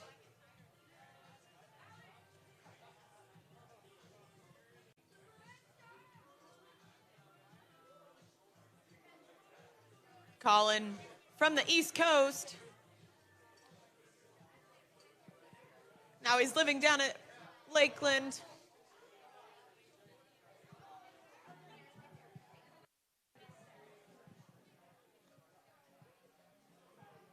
All right, here we go. Colin starting it out with a 3/4 cut approach.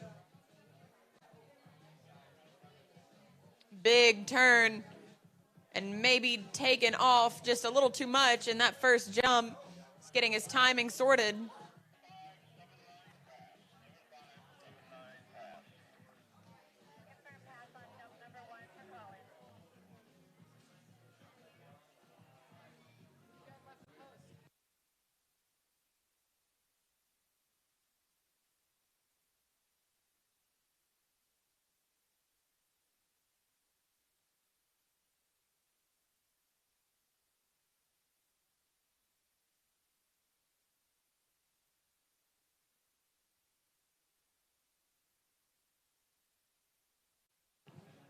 All right, Colin hyping up his teammate as he is back up and on the water. He'll come in for his final 2 jumps.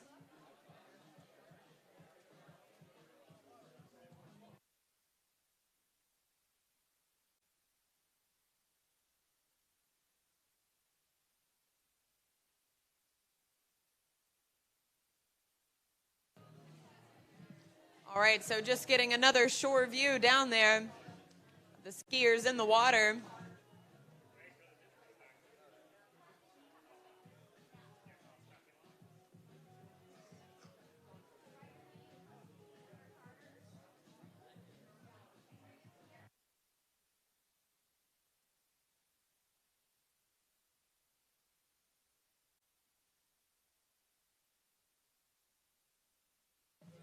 And here we go, Colin Frucci coming in, jump number 2. Decided to pass on his first approach. Let's see what he does here. Another big turn. Building into the base, maybe going in just a little bit on his heels. That is a right-away jump for the mocks.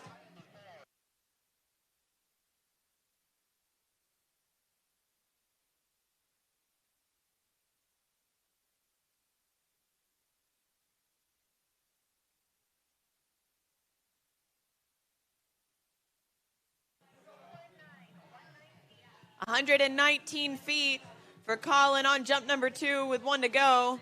And there you go. There's a view of underneath the bridge here.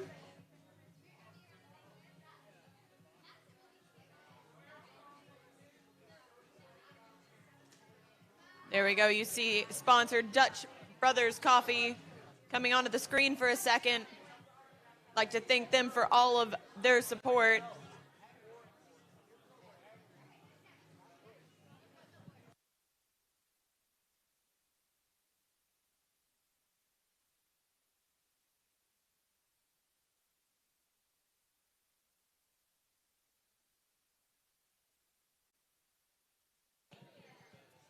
All right, Colin Frucci, jump number 3, has a 119-foot score in the books.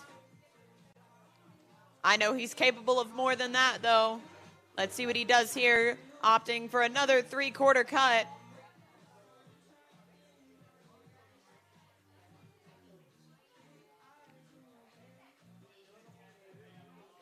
Oh, and just slipping out on jump number 3.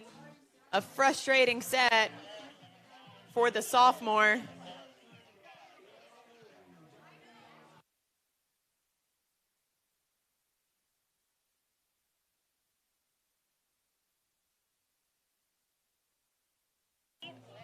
So that was a 105-foot jump number 3. He will stick with the 119-footer. Let's see what he does here. Yeah, just slipping out on that jump ramp.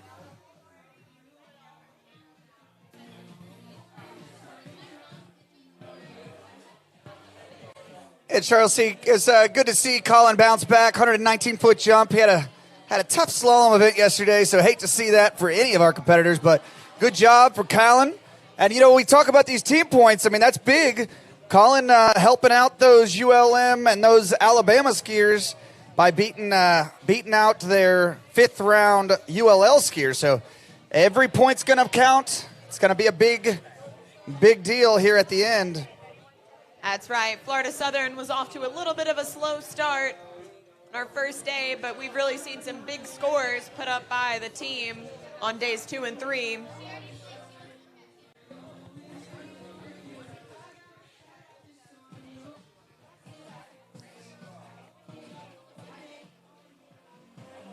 Your next skier on the water, world champion Federico Jaramillo.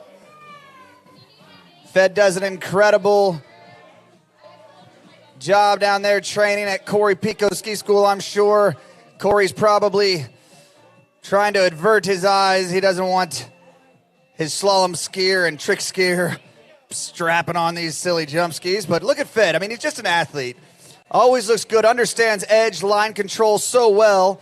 I guarantee you're going to see a jump upwards of 40 meters. There it is. Look at that. That's a great opening jump.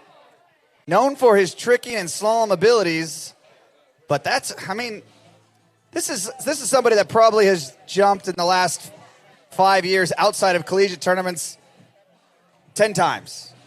Yeah, and he's really been a team player for the Arizona State Sun Devils with a 120-foot opening score. Usually not skiing overall, but just looking like he's having a blast out there on the jumpers. You know, Fed has a blast doing absolutely anything, and sure mom and sisters are watching, dad from all over the country, and maybe even out of the country. So great family. Lucky Arizona State is lucky to have the Jaramillo twins, and got a couple brother-sister duos down there. Obviously, Yana and Blaze. Yeah, the Streitfeld siblings as well. My goodness. Yeah. Good for them. See, now that's what I think is cool. Annalie and Fletcher. Wow. So 5 sets Yeah. of brother-sister duos. You know, that's really neat. I'm sure the parents love that, you know. One place to visit.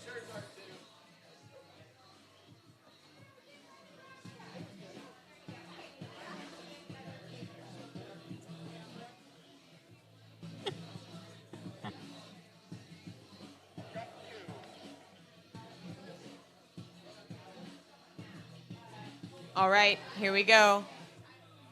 Fede coming in to jump number 2. Up and over. I don't know. That's a little bit further, I think. One more. Hey, you got some water in you?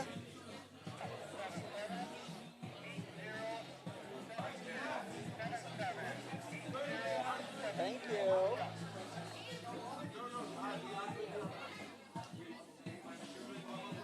Thank you. Wow, pushing it out there, 134 feet. So a 14-foot improvement there. This on kid jump number 2 is so talented on the water.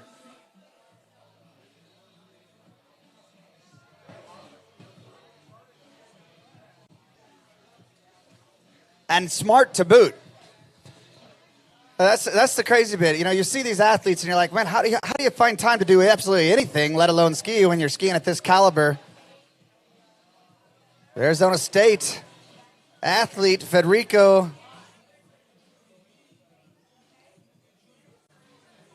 You can see the crowd there getting more and more hyped up.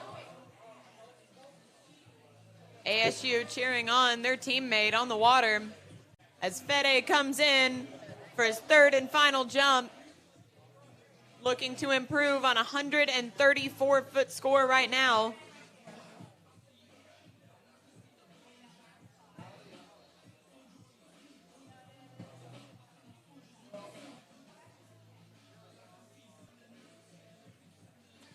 Makes his turn to the jump, building from second wake to the jump, up and over.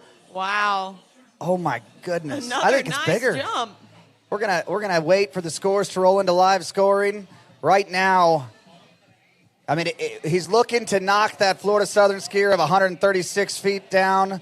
That was a 41.3 meter jump. So we're gonna see what Fed has put together on his third and final, building each and every jump.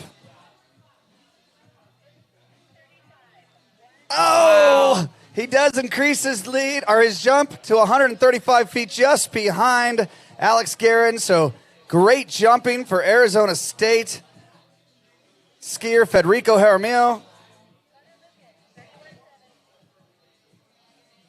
And we go from the western region to the south central region.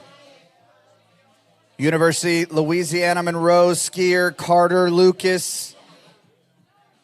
Always an exciting skier to watch. You saw him had a rough start, but came back with vengeance in the slalom event.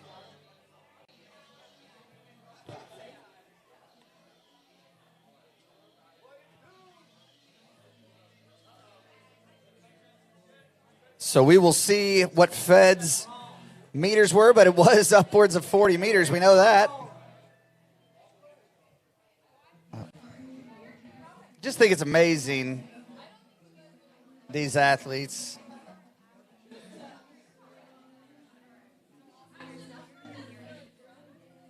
Putting their body on the line, but University of Louisiana Monroe Warhawk, Carter Lucas on the water.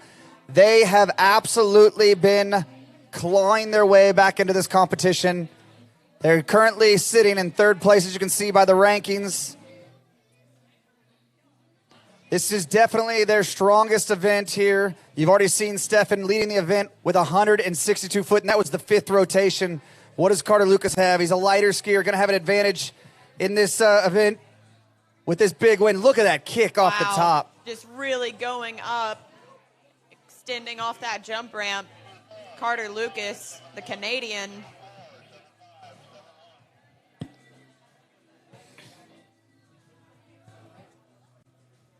It was a really great looking opening jump. I like what I'm seeing here.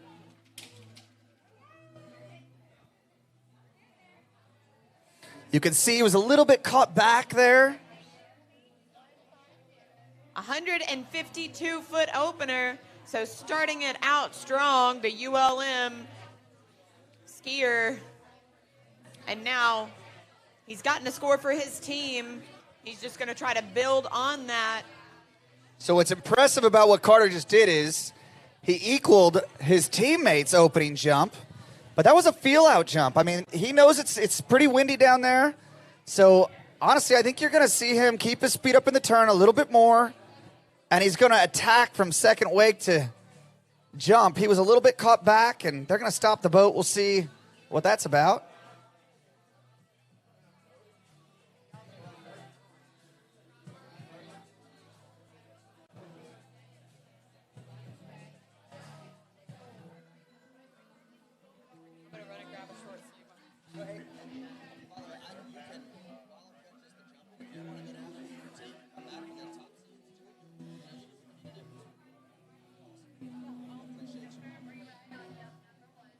Holy smokes, University of Louisiana Monroe must be, they need to go get themselves a lottery ticket because this is the second re-ride. For some reason, we're not sure what happened. So Carter got a warm-up jump. That's huge.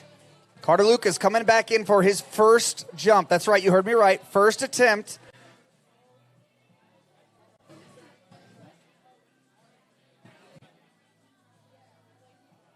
It's very, very exciting stuff.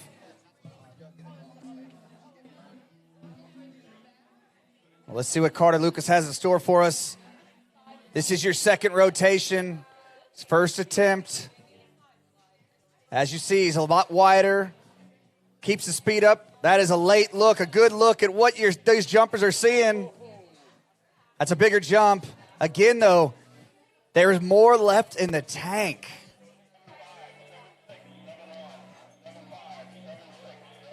Great looking turn, building angle, lifting that left all the way to the base, increasing his load.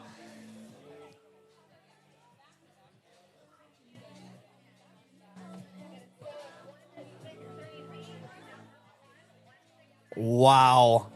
That is your new leader, 163 feet, Carter Lucas. This University of Louisiana Monroe men's team, call it lucky, call it what it is, but that is his opening jump, ladies and gentlemen. He has 2 more attempts to build upon that.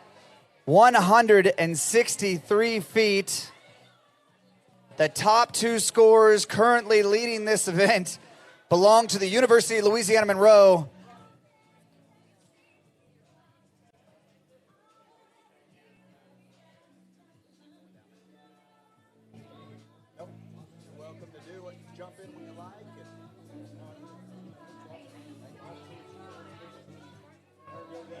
That's what I told her. I said, "Don't do what you want to do."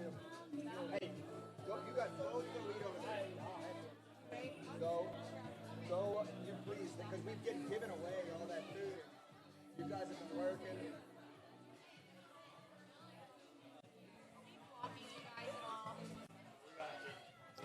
All right, Carter Lucas coming in for jump number 2, 163 feet on attempt number 1. A little bit earlier, let's see if he can commit from second weight to jump. Does he get a beautiful jump? Wow. Really found some wind there, Cole. I don't know if he likes it. I think he knows he missed it a little bit. You see that dropped in there a little bit hard. A pretty jump. He looked disappointed, but I don't know. It looked to me like that was a nice jump. Maybe a tick back on his heels. Yeah, I think he was a little bit early there, which is we're seeing the vantage point that he's looking at the ramp from, Tommy, and it really quite impressive that these athletes are able to stay calm. You see Dawn Lutz there on the screen. Figured she'd be close. Boys about up.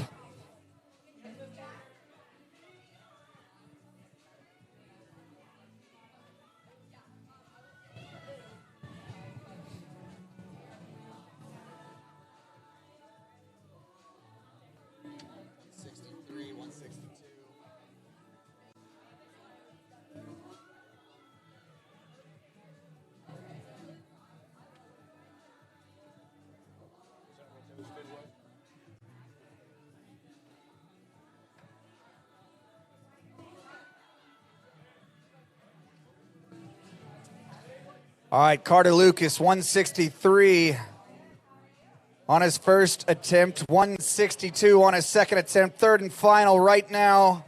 What does he have in store for us? Can he bring it down the lake a little bit? Don't kill too much speed there. Waits, driving through the base. A little bit of a chest crush. He doesn't like it. All right, Division II Trickers, we are going to be getting started here.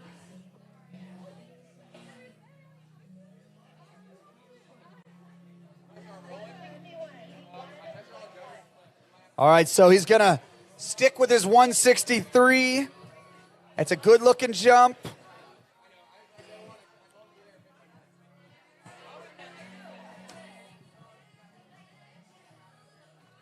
Very consistent right there in that 163 hole, 163, 162, 161. Very nice set, Cole. Just doing what he needed to do for his team. I think that sets him up pretty nicely.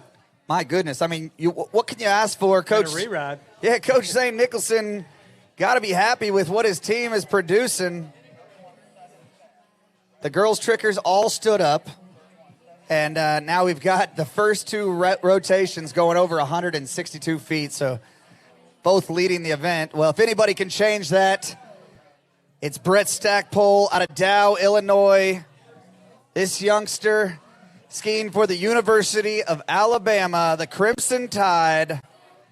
So 162 by his teammate. That's in the second place spot. Garrett Reese, and now it's Brett Stackpole's turn. Well, actually, unfortunately for Garrett, he had a fast time there, so 154. 154. 154 is his best. Stefan is the leader at, 162 was the leader, and now Carter has just taken that over. So let's see what Brett Stackpole has in store for us.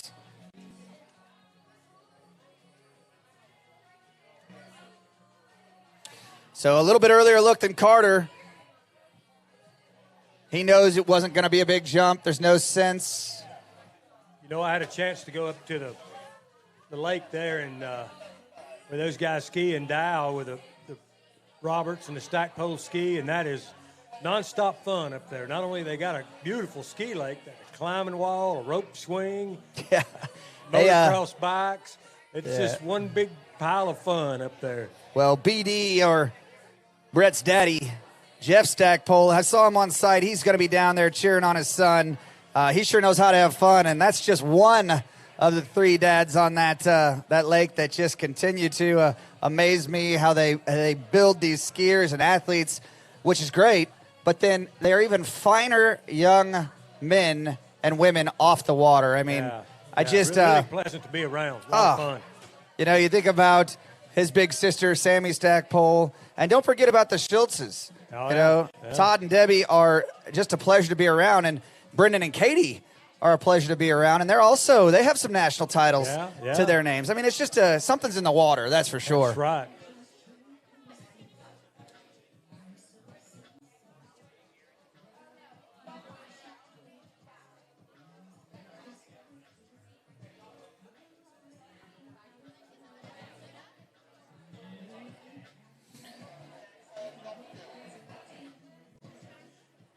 So Brett Stackpole, jump number 2, pass on jump number 1.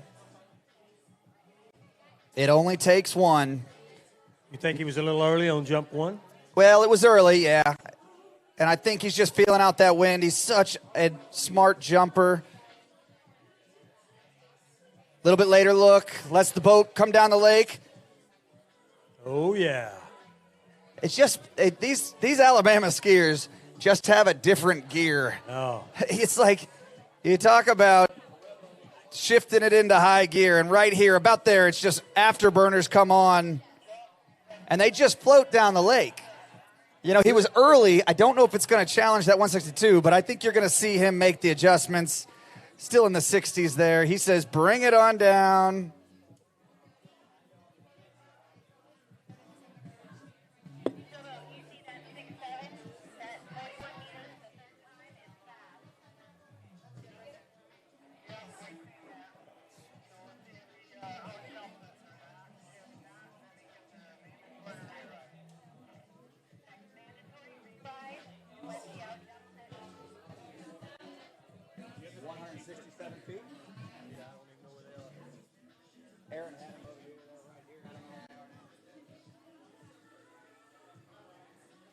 So I understand we had some sort of re-ride situation there for Brett. Maybe a hot time. Wow. He was early, Tommy, and that was a 168-foot jump. Now, here's the caveat.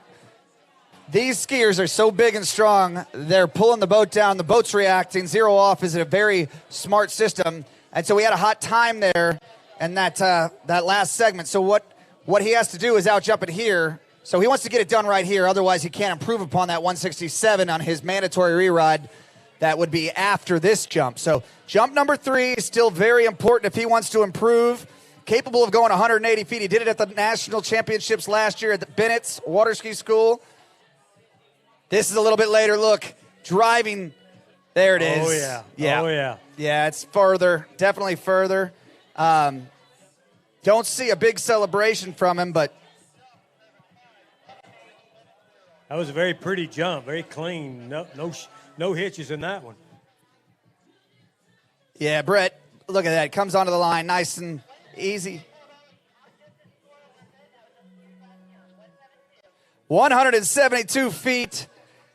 That is more like it for Brett Stackpole. Incredible jumping from Brett Stackpole. Enough to take the lead by a large margin there. I mean, that's the second rotation for the Alabama jump squad here. They've already got one national title in the jump event. Augustina Varas, you see her on the screen right there. That young lady has a bright future in water ski jumping. Boy, and you look at that whole team as a whole and what they do together and how they come together and continue to grow the sport. And the Midwest Air Force just building talent out of that Midwest area, and it's just great to see. So Augustina Varas now a part of that group, and a fine young lady. I got an opportunity to spend some time with her yesterday. So, I helped host a tournament for them in Tennessee, and they all rolled up in the red school bus, and every one of them camped as a team and had a huge time, but treated the property with the utmost respect. All these SAC skiers did, and Alabama as well, and it was a pleasure to have those people at the lake. They showed me what having fun's all about. Absolutely. Right now we've got Garrett Stallings trying to fend off those Alabama Crimson Tide. Well, he's going to have to pull something out of his hat if he wants to go 172 feet. Now, Garrett coming back from an injury, had a bad injury a couple of months ago. That's a good-looking opening jump for Garrett.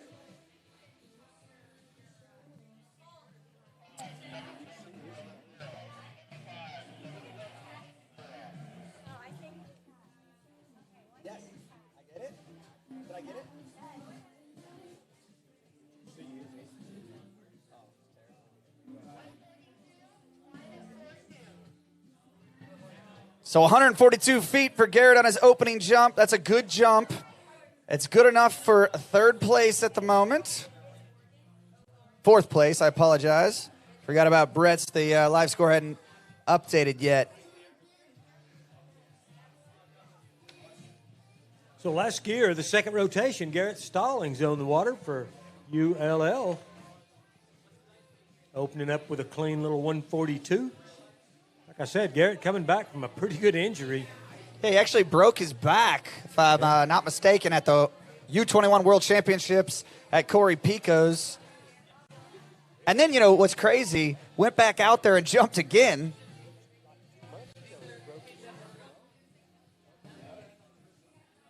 He's having a tough go of it, yeah. I mean, as if his luck wasn't, bad enough with that injury. Then he has a ski break, and unfortunately, so. All right, Garrett Stallings, jump number 2. Great opening jump. 142 in the books. That's what his team needed if they're going to fend off these Alabama Crimson Tide. This is a little bit better look here. Can he get his legs? He does. A great looking jump for Garrett.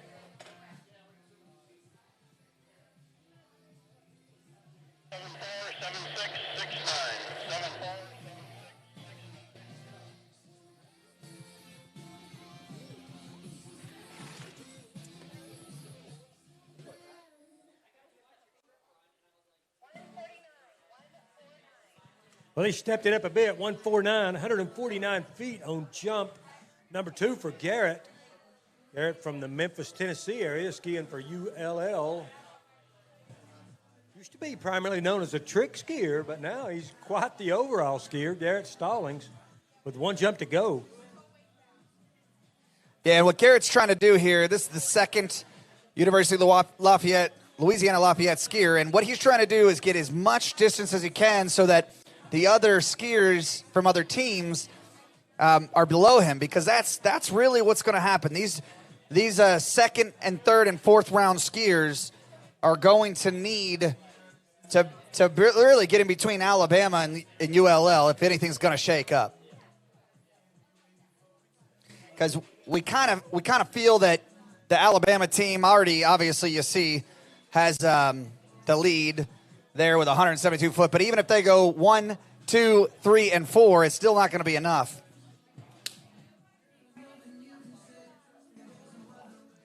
There we go, Garrett Stallings, jump number 3. He's got a 149, looking for a little more. See what adjustments he can make headed to the ramp. Oh, and he just didn't like the look there, Cole. Yeah, no, I think that was a smart move. You know, he's got a 149 in the books. He did what he needed to do there for his team. That just was a strange counter. He didn't have the speed out there, and rather than do anything silly, he's had a great tournament.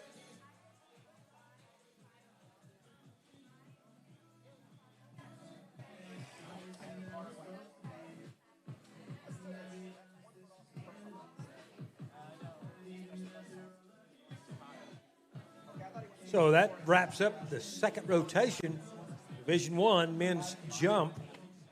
We'll move into the third rotation. We'll work our way down to the top seeds in this event. Like I say, in collegiate water skiing, it's all about the placements, filling the team and getting solid placements all the way through.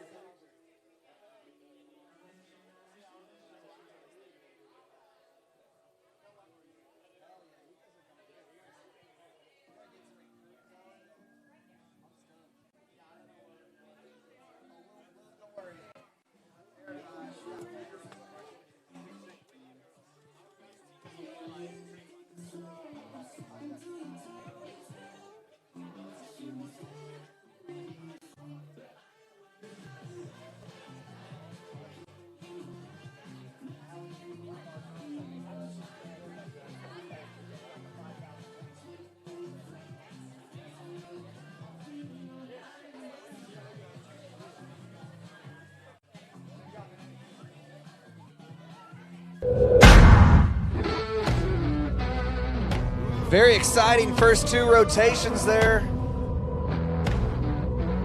Can't ask for more if you're University of Louisiana Monroe. Obviously Alabama, they're sitting in a good spot, but could have done a few more things here. Let's go down into that battle for the 6th through 8th. Florida Southern doing a great job there. The battle of the Midwest teams, though.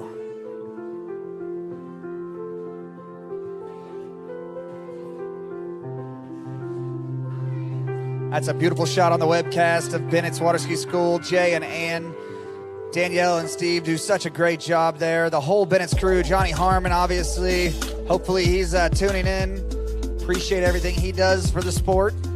Hosted the ULM team last weekend, and, you know, my boy calls me and says, hey, my ski's broken. I make one phone call, and next thing I know, he wakes up in the morning and it's fixed. So that's just the testament to that whole crew. The Bennett's crew has always been top notch. I mean, it just, obviously, look at the site there. It's gonna bring some of the best skiers in the world to it, just its beauty. And the Mastercraft boats obviously also play a big factor in that, but Jay and Ann had a dream and went after it. So we're off to the races in the third rotation.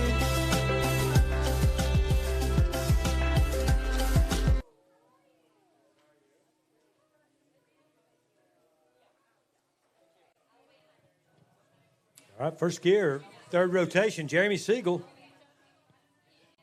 for the Michigan Wolverines.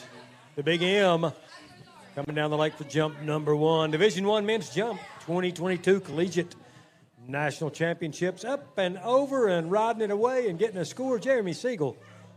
One of my best friends from high school played football for them. He was a D lineman. Made it to a few bowl games there. Has a pretty interesting stat.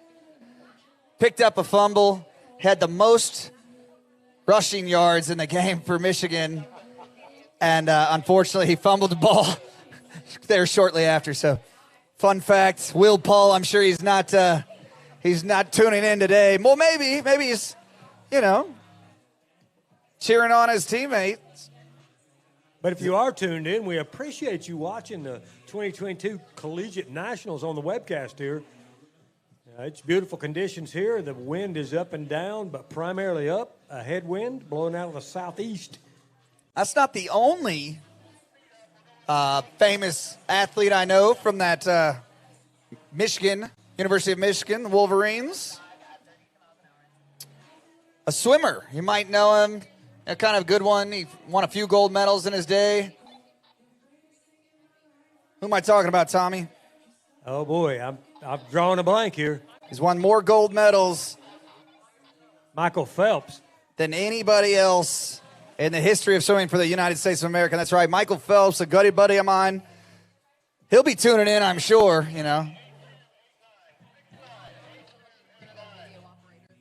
And another good right-away jump for Jeremy Siegel. It's good-looking stuff. We need a video operator for tricks. Somebody that can put their hand up. Get in that boat. We need to get tricks rocking and rolling. We want to make sure that everybody's on the shoreline for our 5th round of jump. We're going to see the likes of Levi Curtin, Will Roberts. Oh, I'd guess Edo for ULL. Luke Outram. We've got some big names coming up, and that's in 5th round. Never mind the 4th round. All right. We've got our trickers on that Dutch Bros Coffee Lake 2. Kyle Hard, Western Washington. So that was a 52-foot jump.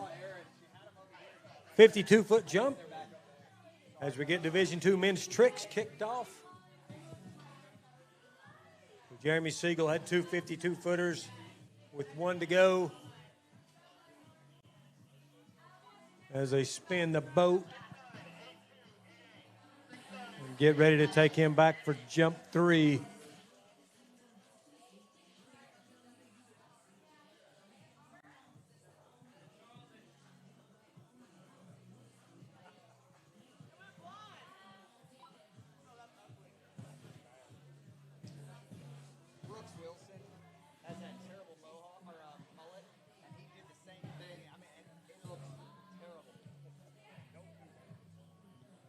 All right, here we go. Jump 2, I believe, for Jeremy Siegel. Or jump 3, I'm sorry.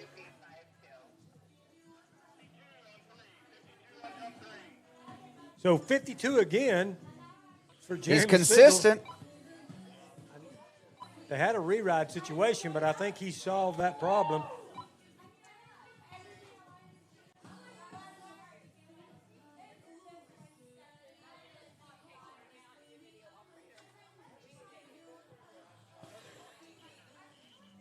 Timing person. We need a timing person for tricks. You have to be a rated judge. If you can help out, we sure would appreciate it. Takes a village to run one of these tournaments. San Marcos River Ranch, the NCWSA has been doing a great job.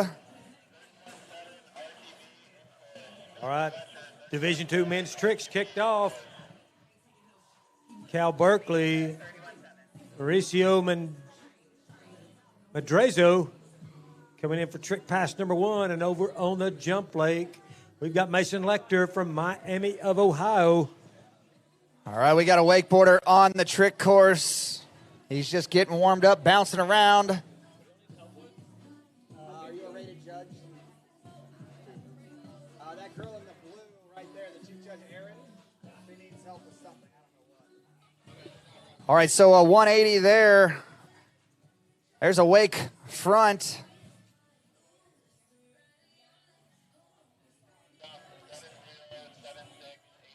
So not a ton of tricks in that pass, but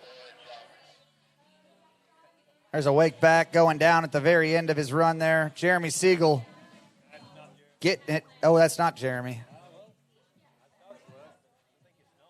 No, this is a That's right, Mason Lecter, Miami University. 68 feet for Mason. So we've got a battle down here. We've got Ohio State, Miami of Ohio, Michigan State, and they have been trading haymakers all day long. Grayson Driggs, Jackson's brother, on the water. Look at this, some nice, boy, he was so balanced and upright. I loved what I was seeing, and then just caught a little edge and let that handle go away.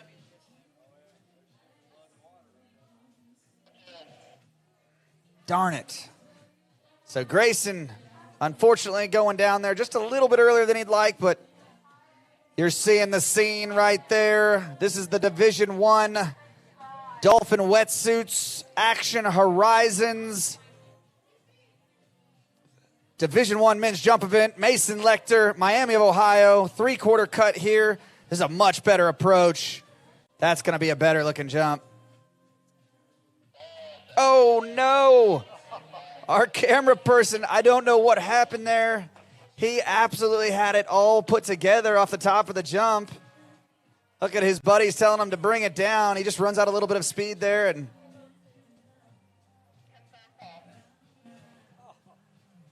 shoot.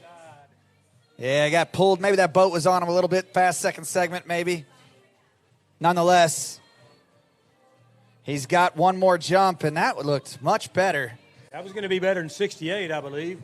Oh, yeah. It does not matter. Hindsight is 20/20. We're looking ahead. That's right. You've got to ride it away.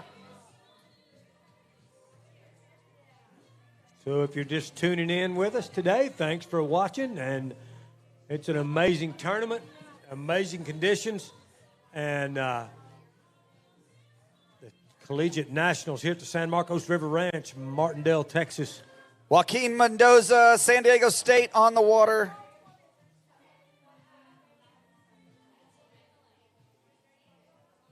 Whoa. Well, that was interesting. He had just done that back and was probably repeating it to do the back-to-backs, and unfortunately, he goes down. But Joaquin doing a great job, getting some points there for San Diego State. He's going to have a bit of a headache. We got Mason Lecter coming in for jump number 3 over on the jump lake. They had a nice jump on jump 2, jumped 1, but did not ride it away. Let's see what he can put together here for the Ohio State, I believe it is. Miami of Ohio. Miami, Ohio. I'm sorry. I don't want to offend anybody. Yeah, them fighting words in oh, man. And Ohio. To go around that one. So he's going to go home with a 68-footer, which is a good score, but he knows he had more.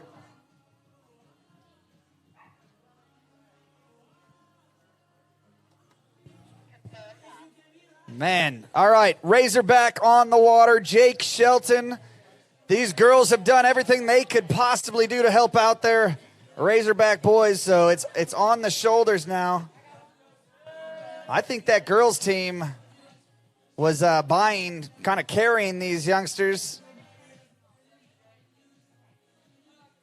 You see Jake going down on a reverse side slide, so unfortunately,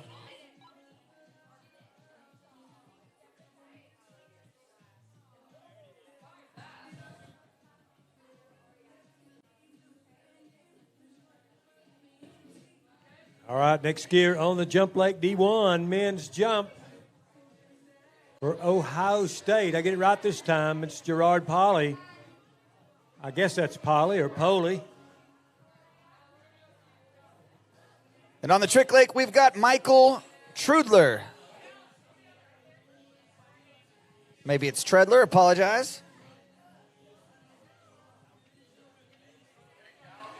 He's got his glasses on, going down on that O. These are the early rounds here, so looking for that standout.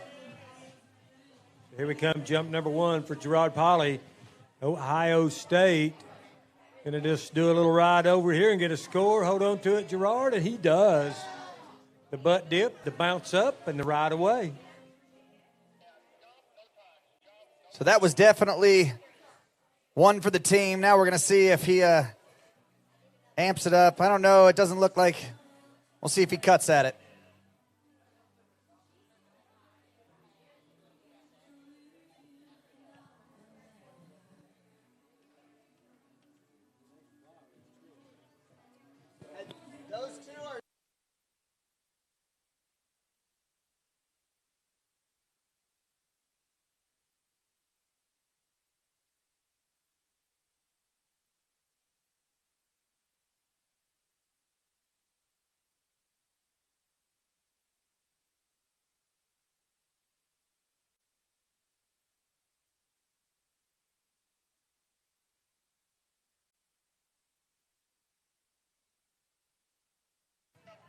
All right, on the trick lake, D1 men's trick, Ryan Hauser, Purdue, the Boilermakers. And spun around on the jump lake. Gerard Polly coming back in for jump number 2. I didn't hear a distance on jump 1. And a fall on jump 2.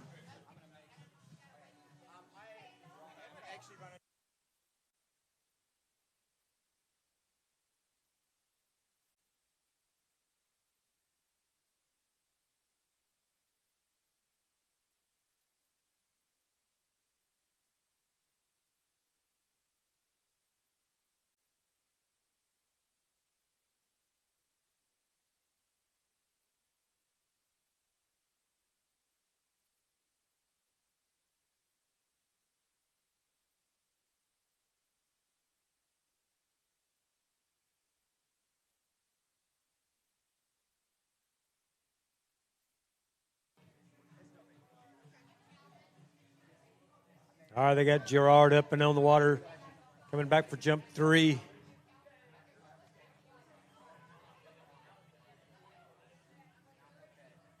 Division I men's jump. Right in the beginning of the 3rd rotation, 3 out of 5.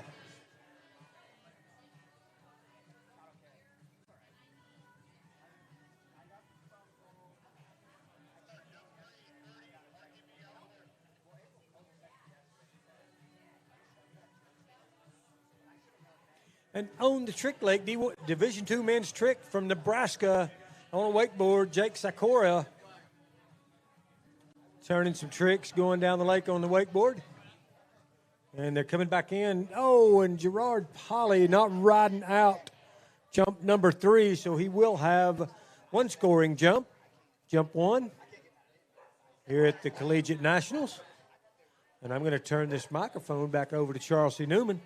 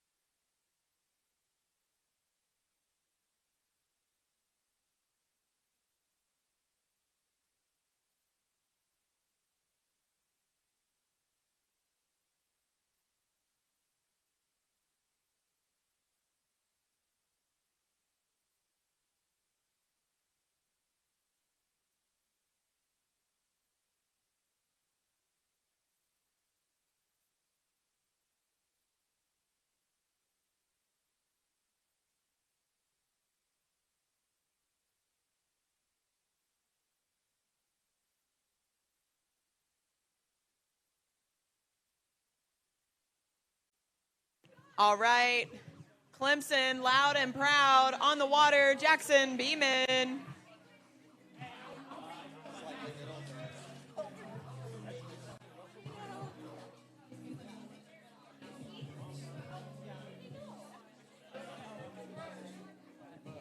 All right. Jackson Beeman up and over, jump number 1, kicking it.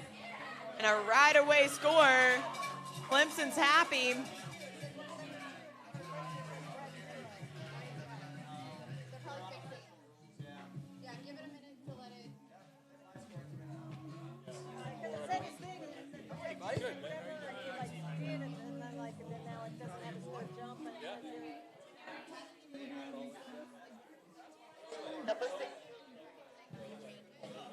68 feet for Jackson on jump number 1.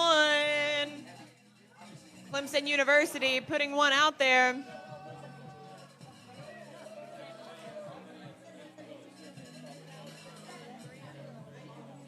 That jump.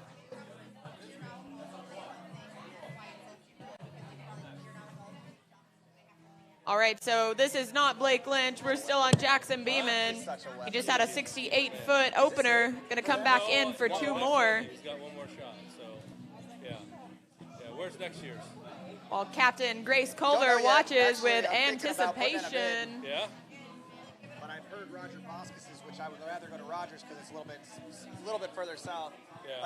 Like it's 78. All right, here we go. Jackson Beeman taking a pretty late cut. Up and over. Oh, yeah, and he's happy. I don't know, that might be a little further. Jackson Beeman not associated with Beeman jump ramps, but he's hitting one right now.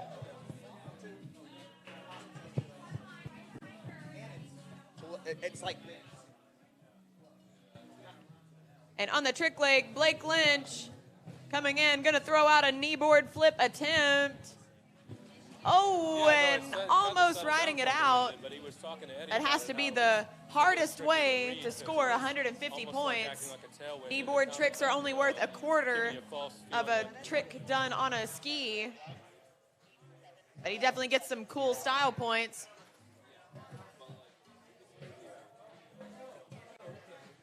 "70 feet for Jackson on jump number 2.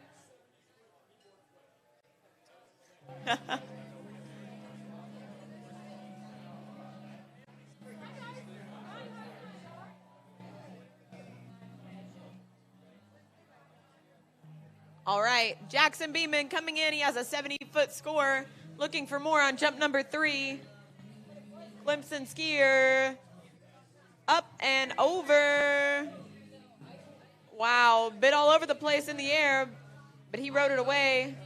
And we have Texas A&M skier William McCoy coming in. He's your top seed in this rotation of men's tricks.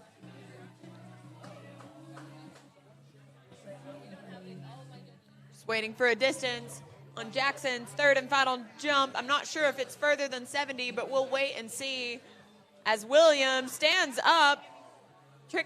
His trick pass. 68 feet, so Jackson will leave with a 70-foot score for Clemson Tigers.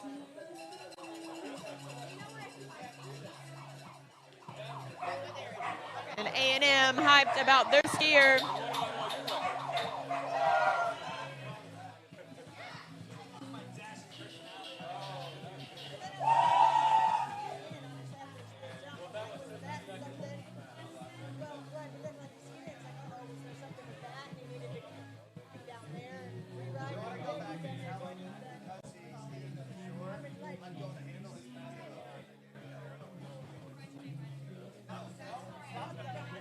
So here we go. Kansas skier Eli Staver on the water right now. Energy is up on the jump lake. We've got D2 men's tricks going on the other lake. All right, Eli Staver has really taken to the jump event of late. This youngster is a ski club member of mine. Oh, just a little bit back there. I guarantee you the Mystic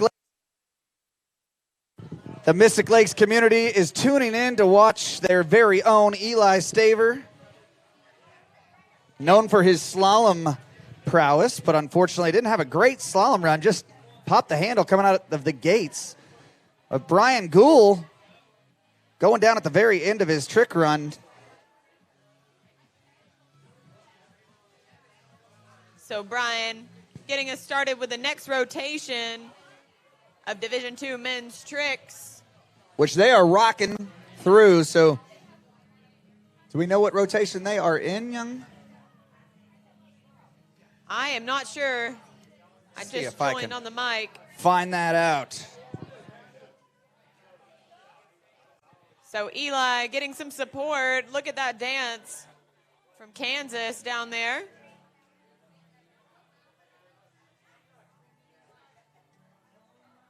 Look at that. Perfect, almost perfect synchronicity. Definitely in unison. That's Miami of Ohio. That's just another Midwest region team supporting the Spray Hawk on the water. This is a better looking cut. Up and over. Get over your toes for that landing. Yes, he does. That was for the team. The next one's going to be for him.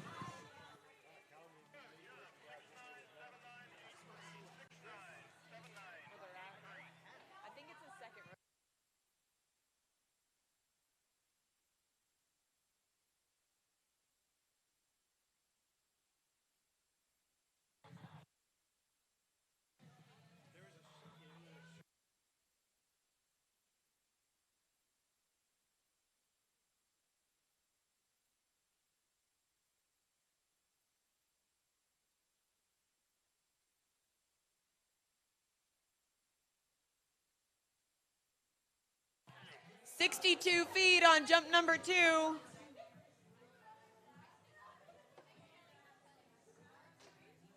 With 1 remaining. That's a great jump for Eli. I have a feeling he's going to up the ante here, take a little bit later cut. And just a reminder, skiers, come get your banquet wristbands.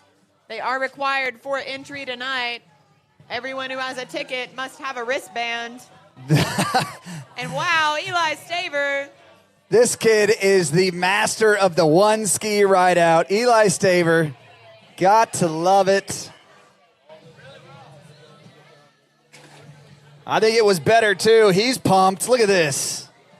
I hope we get that picture. I mean, I've watched this youngster grow up and constantly famous for his facial expressions and emotions that he wears on his sleeves as he performs. 68 feet. 68 feet for Eli Staver. Great jump for the Spray Hawks, making their presence known. They're in that battle for 7th place. The top 6 schools are kind of already, we know Florida Southern, Rollins, and then, of course, our four teams battling it out for that coveted national title, team title.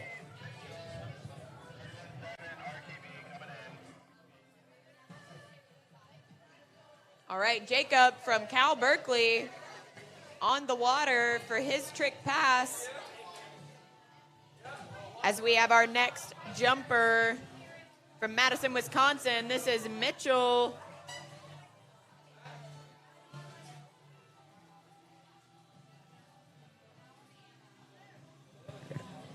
So getting a few side slides there.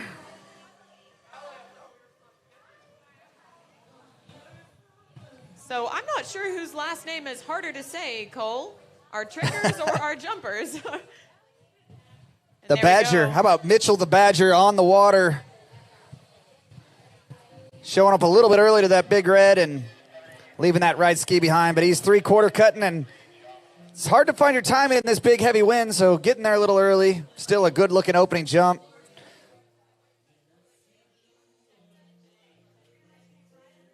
Don't think it's gonna challenge that 68-foot jump from Eli, but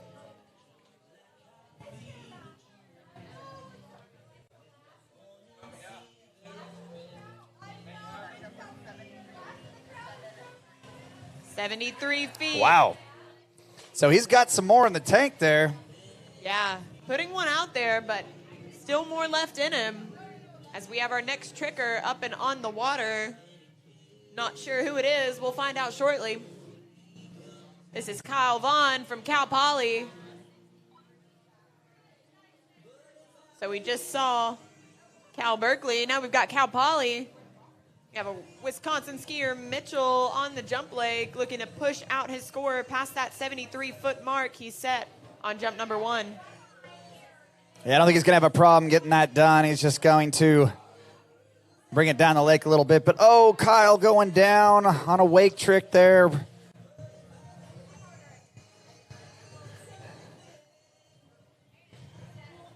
This Action Horizons jump event. We're over here on the dolphin wetsuits. Looks like he's got a dolphin wetsuit on. That's a better looking jump. Pulling on the handle, but relaxing his arms for that landing. Riding it out. He is pumped.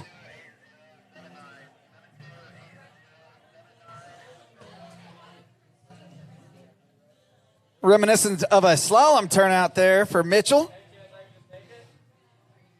Krajanowics. What do you reckon? Is that pretty good, Charles? You want to give it a crack? There you go. And we have Kyle Salvi on the water from Auburn. It's an 88-foot leap.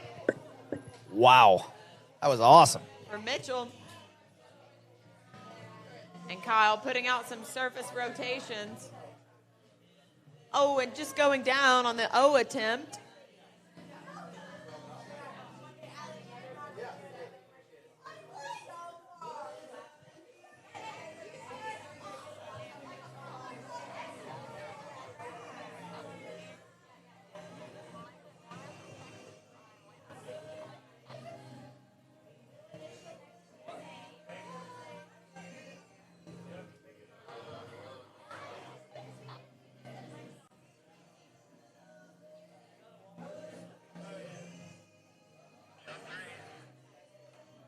All right, Mitchell, he has an 88-foot score in the books. Looking for more here on jump number 3.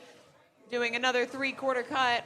See if he can get his right ski turned just a little bit more and loaded. So sitting back in the turn, but carrying lots of speed into the base of the ramp. And riding it away. What do you think, Cole? I think this is exactly what Action Horizon is looking for. This youngster's a cat. He tends to land on his feet no matter what he does into the base of the ramp. Look at him just increasing his speed and load and on his heels and back, flying through the air, and puts the landing gear down and rides it away. There you go. Has a future. Oh, look at that. Oh, man. Style points on the dismount. The belly flop on the way out. Yeah. And consistent, 88 feet. I think he gets a little bit of that weight over that right ski and is able to extend off top of the jump. He's going to rock and roll. He's going to definitely be in that Century Club. So we have a lost iPhone that was turned in to the announcer's stand. If you have lost, looks like an iPhone 13 or 14 Pro, and are looking for it right now, the Find My iPhone alert is currently going off. So your phone is here. Got some good tricking on the water from Michael Warner. University of Texas skier, just missing the handle on a Wake O.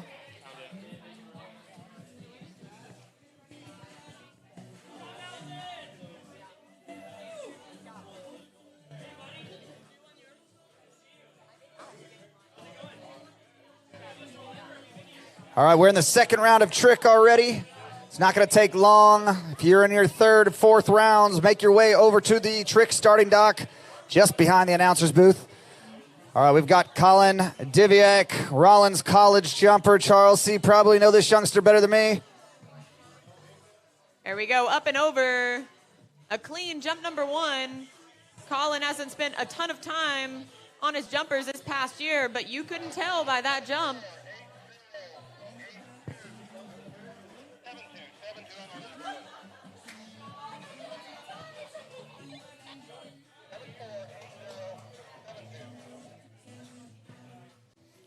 Yeah, I'm sure he's just a little bit early there. Cody Papa, Big Papa on the water, San Diego State. 103 feet for Colin Diviak on jump number 1. Looked pretty easy.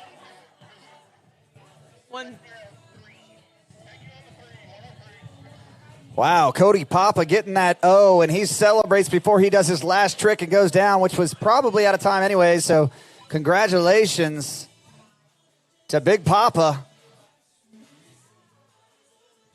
virtually a stand-up run. And so, like you said, Charles, I liked what I saw there from Colin. I mean, he started nice and smooth, started to load the line, and really built from the second weight to jump. I mean, this is some good stuff. So what is his main event if it's not jump? 103-footer on the opener. You know, Colin's a really strong trick and slalom skier. Kind of stepped back from skiing just a little bit the past year or so, but he's such a great guy and good competitor, coming back, jumping, doing all three for his team here. Here we go, Colin Deviak, jump number 2. Oh, that was a lot of speed there. You can see go. The commitment through the wakes there. That's where he's going to get that extra 20 or 30 feet that he probably used to have. Yeah, so probably just a little bit too much speed for him to be comfortable with there on jump number 2. But Smart he's going to jumping. make some adjustments and come back in for his third and final attempt. Colin Deviak.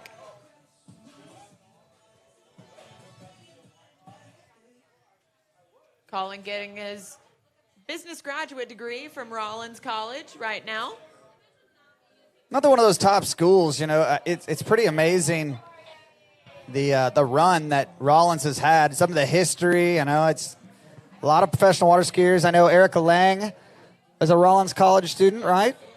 Yeah, Erica Lang, Dorian Llewellyn, Josh Bryant. There's been a lot of them go through there. Yeah, I mean, get a great education and also be able to compete right here on the largest stage in collegiate water skiing. So, like I said, it's a different format that is just so much fun. The camaraderie and team spirit that you see Clemson all week long. I mean, absolutely impressive.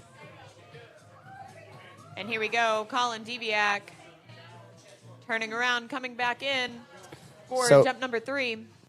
Looks like we've got Reese Matthews, Razorback, on the water. The girls are tired from carrying them all week long. We need to get a good score in the book. All right, a couple of side slides to get us started. No, and again, maybe I need to stop to talk about something else. All right, and here we go, Colin Deviak out wide, working with the headwind, jump number 3.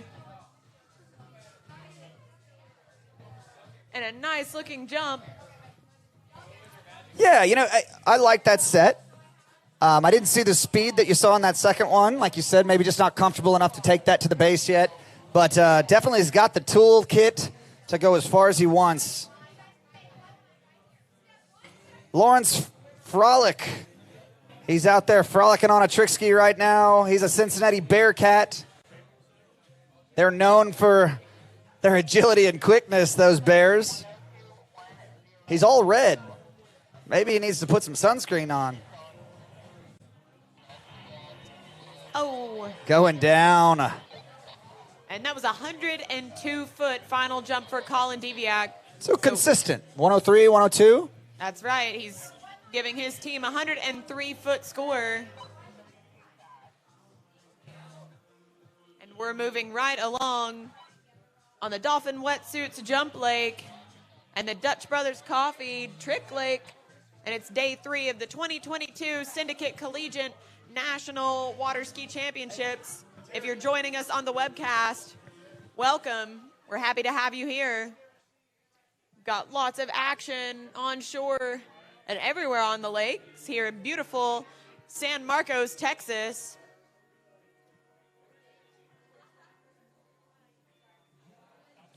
And here we go. Purdue skier Cole Schaefer coming in. Trick pass number 1.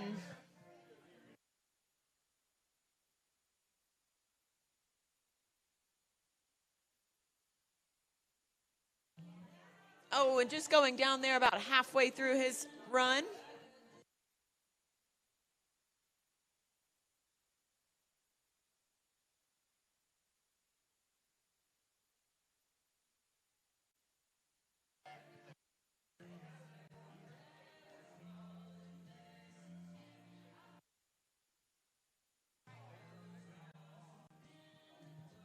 All right, so just taking a look at the replay of Christopher Horwood from Florida Southern College.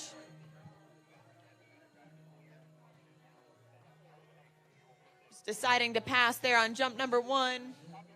The Horwood twins have been a major asset to Florida Southern College's team.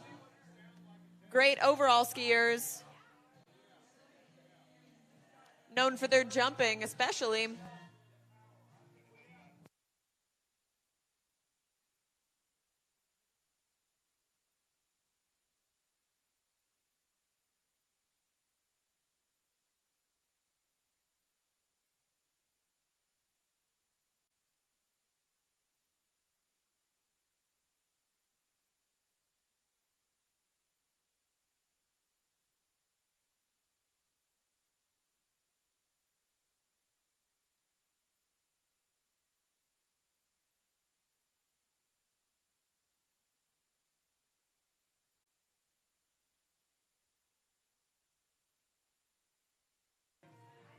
All right, the boat has Christopher Horwood back up and on the water, and we're running some trickers as well.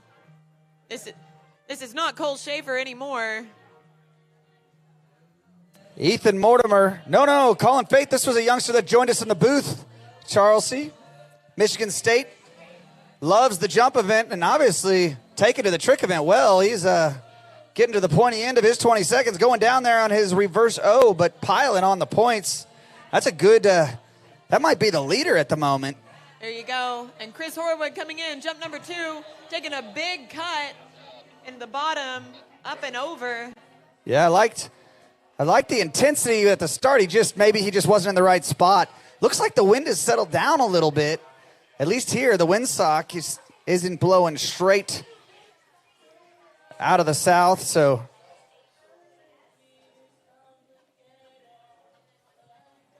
Yeah, just waiting on a score for him there on jump number 2. Freshman, Florida Southern. Yeah, just a little bit early there. I think you'll see him make some adjustments. 134 feet. So getting his bearings, but I know he's going to want to push it out there for his third and final jump. And I have a couple of USA water ski stickers at the announcer's booth. First come, first serve, they're free. So come get your USA water ski swag from the announcer's booth.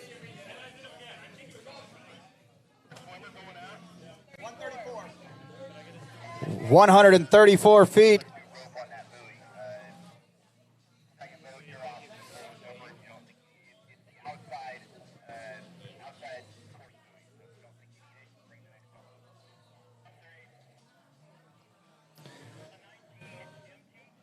Chris Horwood coming in. Jump number 2. Already has a 134-foot jump. All right. Chris coming in, jump number 3. Oh, and showing signs of frustration, just not quite able to hold on to it. So that must have been his third and final attempt. So webcast must have missed a jump.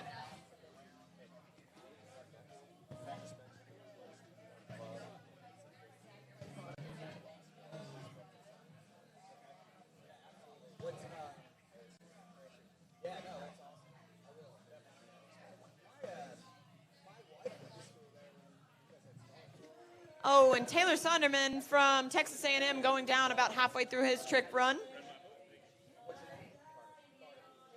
No worries.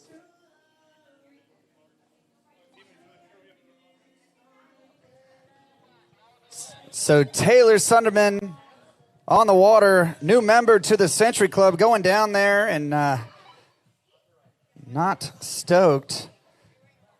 All right, so Gage Jarvis, Arizona State Sun Devil. This youngster has put the Arizona Sun Devils on his back and built this team back up. They're a student-run club without funding from the school and has absolutely, they're competing with the scholarship schools, and they're not just competing, they're vying for a national championships right now. They're in the hunt. All right, Ben Clark on the water from Western Washington going in for his trick pass. And of course, why wouldn't it be a student organization that's thriving when you're number one in the U.S. for innovation, number one in the U.S., and second in the world for global impact? These youngsters, they don't mess around. Stomping his skis out. I think you're about to see something big from this young man. He's a fifth year from Anchorage, Alaska. I'm So sure he hopefully gets we've got lots of some training up there in Anchorage with Well- water skiing. Well, hopefully we've got some people from Alaska tuning in. I'm sure Gage's parents are watching, but let's see what jump number one brings for us. This is some good speed. Up and over. I liked what I saw from here. At jump number one. We're going to get a replay right now coming at you for Gage.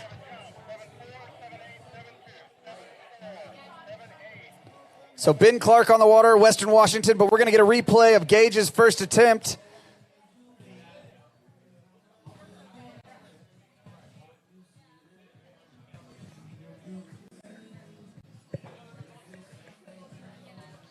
So stay with us. Here, we're getting the webcast flicked back over to 113 opener from the ASU Sun Devil. That's a great opening jump for Gage. We already saw Federico go 135 feet. So let's see what the young man's got in store for us. Still two more attempts. Here's the replay right here. Gage Jarvis coming in for jump number two. You just saw jump number one, so back just a little bit.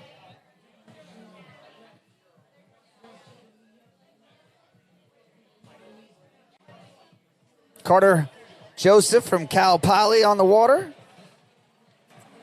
Getting some tricks in for his team. There's nobody that loves their team more than Gage Jarvis. Jump number two. Look at his team fired up. He's going to try to bring it down the lake. Nice controlled turn. Commits all the way through the beach, just a little bit back, but I think it was further. Oh, wow. Yeah, he really went up off that ramp, Cole. So still more left in the tank.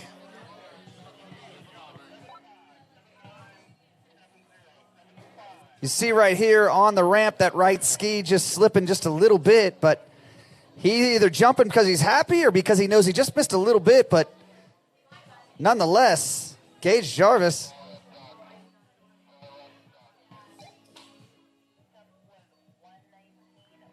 Wow, 119 feet for Gage. Some good jumping there, Arizona State skier. And Auburn skier Matthew Peterson on the trick lake. He's getting ready to be on the trick lake.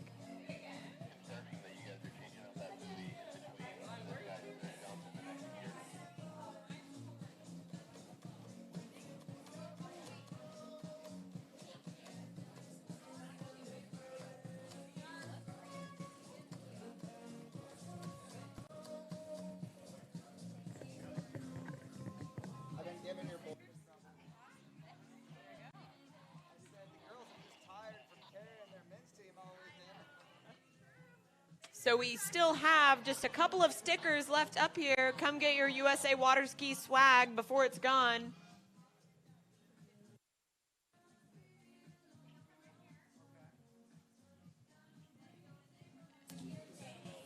So you can tell from a student-run organization with some great families, brother-sister combinations,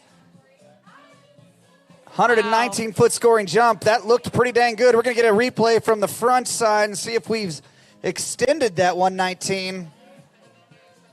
I don't know, Cole. That may have been a little bit further. Definitely came off the ramp in better body position. It was a better spot. I'm going to say it's further.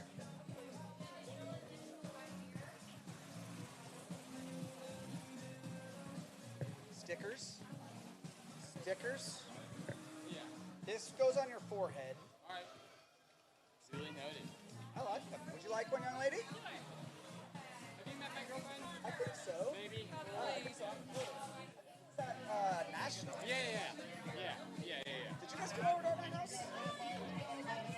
And hang out on the... You didn't invite me, but it's okay. Well, I don't like you, but you're welcome anytime you're in Wichita. Sorry, brother. Good jumping, dude. All right, so watching Matthew Peterson's trick run.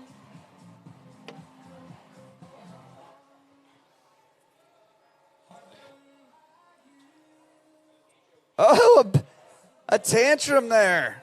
I don't think that's a scoring trick, but still very cool. He gets style points from me.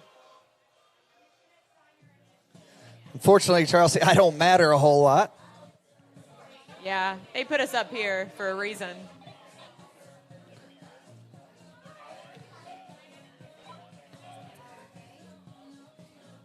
All right, so we've got a very exciting youngster coming off the water. Demir, 17 years young, University of Louisiana Monroe student. Got an opportunity to watch him 2 weeks ago. He took out the overall competition. This kid can absolutely rip in all three events.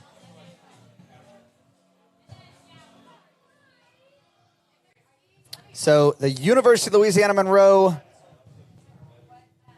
team has really absolutely come alive after the first two events. Day one wasn't great for them, but my goodness. Right now they're sitting second and third. Both their first rotation and second rotation have gone over 162 feet. Crazy. We see Daniel Pryor finishing up his trick pass. And here we go, Demir, jump number one. Looking strong as he's up and over. That was a great looking opening jump. You saw him trying to stay out wide. Obviously lost a lot of speed, but that was one for the team. I think you're going to see this youngster absolutely explode off the top of that Action Horizons jump ramp.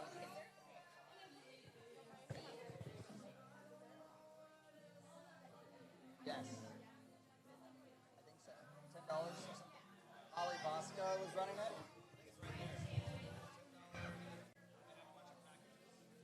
So we're waiting to see what Demir's jump was there. I think it's going to be just a, wow, 154-foot opener. It's been a pretty common opening jump score. As we see Constantinos from Texas Austin going down on one of his flips. So big tricks from the UT Austin skier. Here we go, let's watch the replay. So he gets one flip. Well, that's our first flipping sequence in the... Oh, he went down on the ski line over. Now that was a ski line back, but he came forward and popped the handle, so we're going to see what the judges do with that. Constantinos was in a four-way tie in the slalom event for quite a long time till it was beaten by Sam Weber from Nebraska. And here we go, Demir. He has a 154-foot score in the books, looking for more on jump number two. Bringing it on down the lake. Big cut. Wow. Yeah, I think that's going to be bigger. An improvement. We're waiting to see. But that University of Louisiana Monroe team has really been on fire the last two events. First one, 154. This one's bigger. He's killing so much speed. Demir Filatov. 156 feet. 156.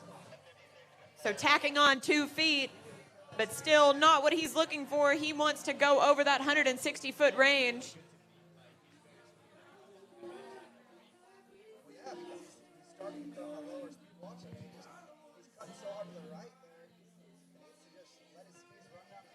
So Demir looking a little bit narrow on his counter cut. He's going to want to push it out wide.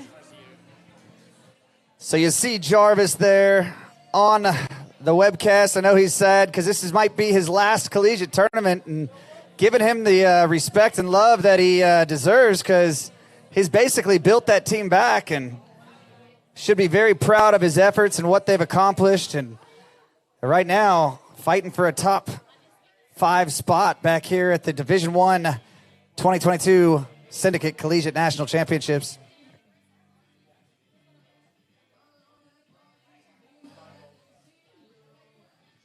All right, 154, 156, chasing his teammates.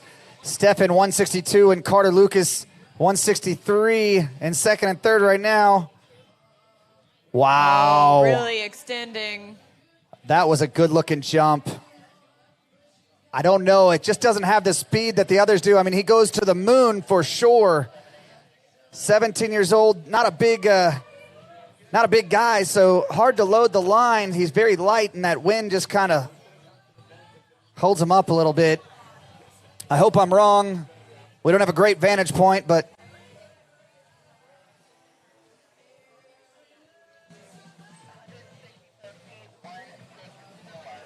164 feet for Demir. He shuts me up. Congratulations. My goodness, what are these ULM skiers? 162, 163, 164.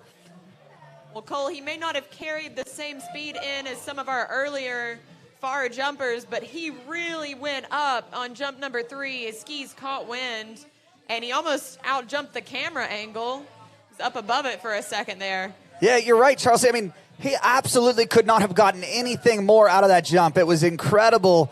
That is definitely going to be one of the highest jumpers. May not be the longest. Well, we know it's not going to be the longest because Brett Stackpole's at 172. But Demir, good enough for second place at the moment. And we just said this, Cole, but he's only 17 years old, freshman, so a long collegiate career ahead of him. Not even of legal age yet. We've mentioned that earlier, but Seth LaForge, Razorback on the water.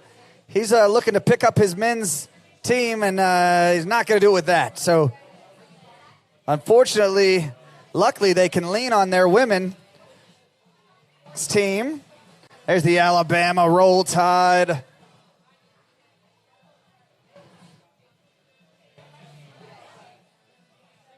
All right, so who do we have on the water? Would imagine this is Edward Roberts, the other freshman. I mean, these freshmen, look at this. Wow. Putting one out there on jump number 1. So Alabama, obviously the favorite to take out the men's jump team, but can they do enough? I mean, one freshman goes 164, and then the next freshman comes right off the dock from University of Alabama, Edward Roberts, another one of those Dow, Illinois, Lake Richard skiers. We've already talked about the Stackpoles, but now we're on to the Roberts family, and this is a name that you are going to be hearing in the jump event for many, many years to come. We saw it 2 weekends ago at the Malibu Open. You saw his big brother sandwiched between 4 of the greatest jumpers that this sport has ever seen. What a moment for that youngster. You're going to see his talents later, but I guarantee you Jeff and Sandy Roberts, big sister Nellie, a Clemson skier, should be proud of their spirit this weekend. Spencer Smith, a Bearcat on the water, going down just a little bit early. All right, 154 feet for Eddie on jump number 1, or 158, I'm sorry. So coming out swinging on his first jump with 2 remaining. Ed jumped over 180 at a collegiate tournament this year. Crazy skiing for a freshman.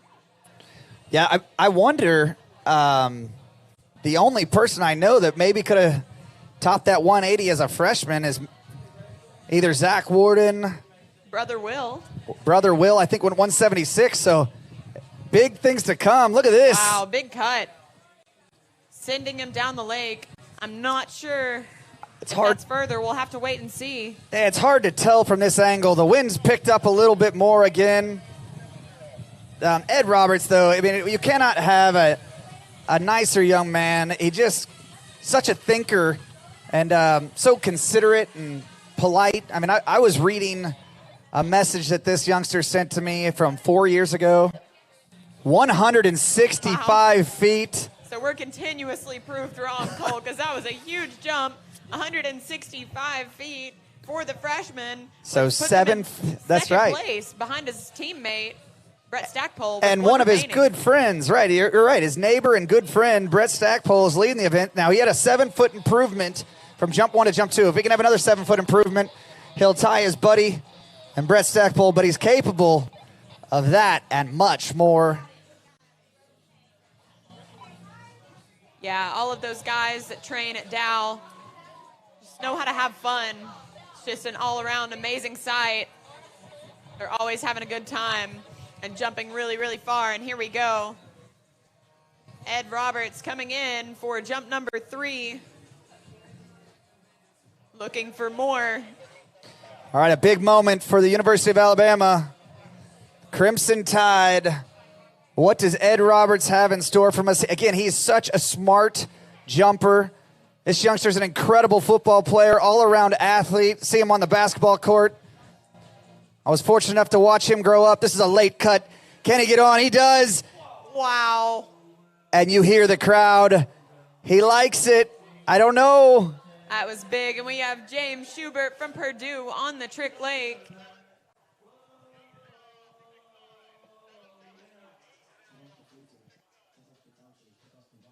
All right, some great surface turns here.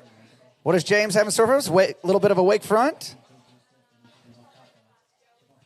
A 5 back. This is a good-looking scoring run. I mean, now he's going for some wake tricks. Hurry up, go. Oh, so tied score, 165. All right, so Eddie's very, very consistent jumping. 158, 165, 165. So probably looking for a little bit more out of that set, but Ed's just a freshman. That's right, Ed. I mean, Edward is he's such a, again, I'm sure he went in to greet his teammates, but an incredible young man. That's not the last you're going to hear of the Roberts last name today, but guarantee you mom and dad are smiling. They're so proud of their boys, and that doesn't just include Edward and Will. You know, you got to talk about Jonathan Lutz and Ben Lutz and Brett and all the Alabama boys. And hey, and don't forget about Levi Curtin. That's an adopted Roberts as well. There you go. And now we have James Bryans from University of Louisiana Lafayette on the jump leg. Going to take a 3/4 cut to get his bearings out there. I grew up with James, originally out of the Atlanta, Georgia area. That's right, the critter catcher. The critter catcher. Teammates call him Jimbo. Here he comes, jump number 1. Ooh, a little bit back. Oh. A little bit back off that second wake. See a bit of movement, and that's why that right ski was flared out a little bit. But again, like you said, a 3/4 cut to kind of get his eye in.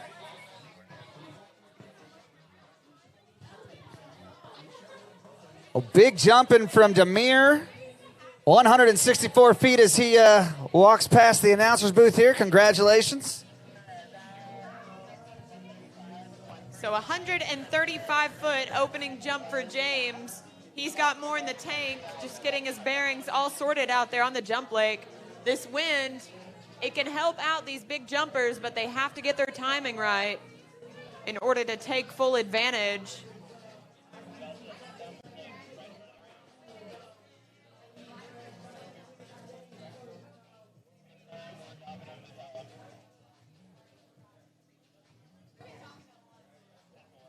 What'd they say?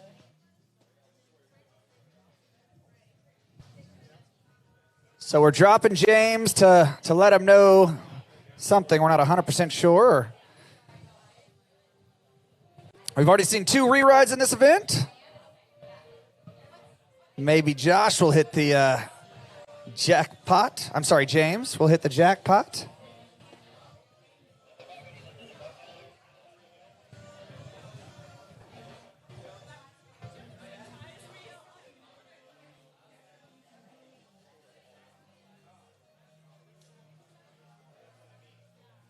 Okay, so apparently there was some debris in front of the lake, or in front of the jump. Want to make sure that he doesn't have anything impeding his path to a massive jump.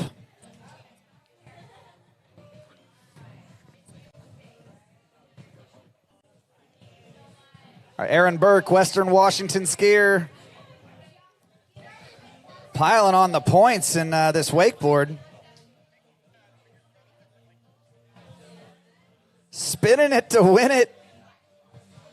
Wow.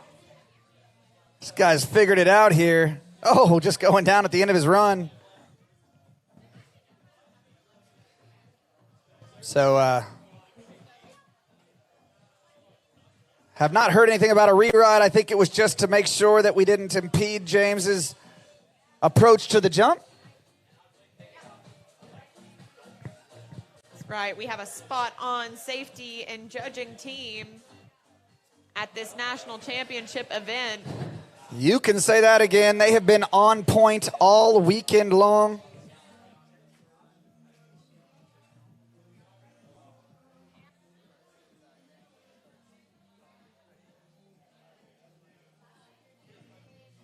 All right, the boat has James back up and on the water. He's coming in for jump number 2, looking to tack on some distance to 134 feet. James, capable of more, went 152 earlier this season. All right, so James Bryan coming in, still elected to do a 3/4 cut. Maybe, again, like you said, just trying to get his eye in. It is a pretty stiff head breeze, but big turn, loading the line all the way through. That's a better jump, but again with that tip flare. Yeah, just kind of coming off the jump on its heels.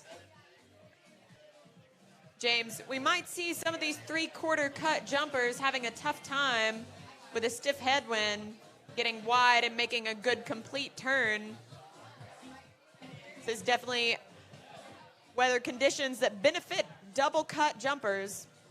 Yeah, we want to thank all our sponsors. We've already mentioned our boat drivers and judges and officials, but all the volunteers. But Dolphin Wetsuits, big thanks. Mastercraft, Malibu, and of course Nautique, all 3 major manufacturers. If you have any questions about them, you can check them out at Boat Town. Action Horizons is looking for their next superstar. Professional stunt team. They deliver these incredible shows all over the world. So that was another 135-foot jump. So James just trying to get all sorted out there and come back with a big jump number 3. He did have fast times. So hoping he outjumps this attempt. Well, it'd be interesting to go to meters on if his first jump was further. It won't matter. So we'll see. We'll let the judges do their thing. But ULL, they are grasping on to what is believed to be another coveted national title, but they've got their work cut out for them. They are not in the clear yet. I mean, you've seen Alabama come out swinging. ULM is on fire, leading the event at the moment. Only 3 rotations in. Could there be a big upset? I don't know. It's going to be a tight race, Cole. ULL has put out a commanding lead over these past 2 days, but Alabama close on their heels. And we have Jared Amon from Cal Poly on the trick lake throwing out some wake tricks.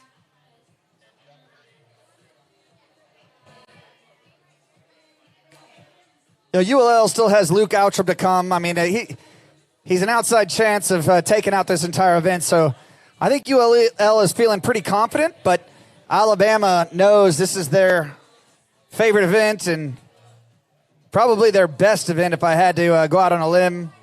All right, so this is not Jacob Fischette. This is, again, James Bryans coming in for jump number 3. All right, if he's going to get it done, he needs to do it here. There it is. A better jump. Okay, so no re-ride. We're going to go out on a limb and say that was much further than that 135. Probably somewhere in that vicinity of where Garrett Reese went. I'm sorry, Garrett Stallings of 149. So we're going to wait and see. Let Splash Eye do its thing. There we go. And on the trick lake, Rob Bice just going down on a surface turn for Auburn University.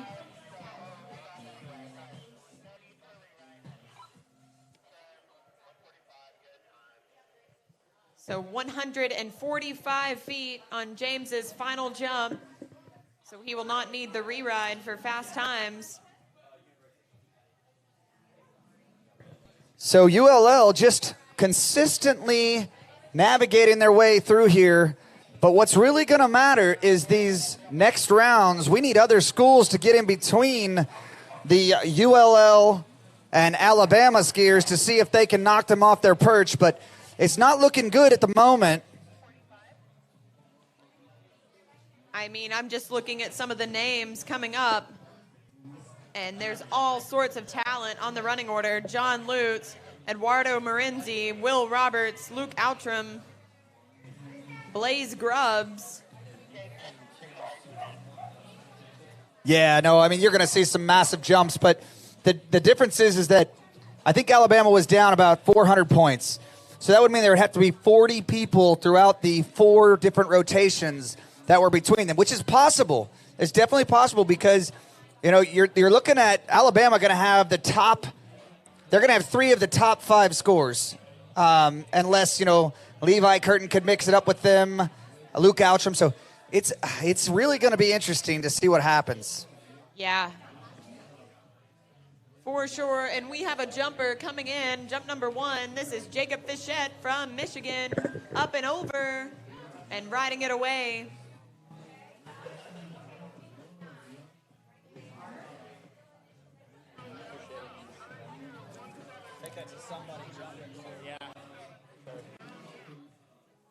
Well, Demir's big again.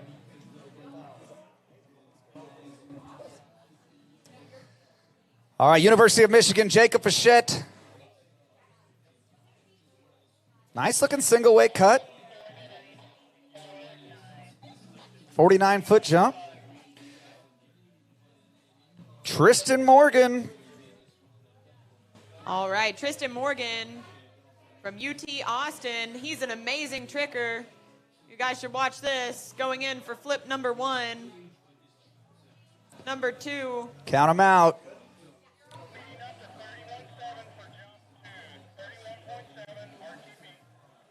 Stay with him.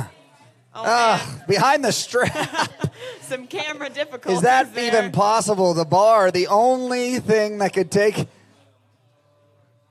But Tristan Morgan putting in his bid for the Division II men's trick title. That's right. So I'd say that's our leader at the moment, Tristan Morgan. Teammate Konstantinos went out with a strong score as well, and more to come. So we'll have to wait and see, but definitely a strong showing. So are we in our top seed there? Is Tristan Morgan the top seed for our? I don't know.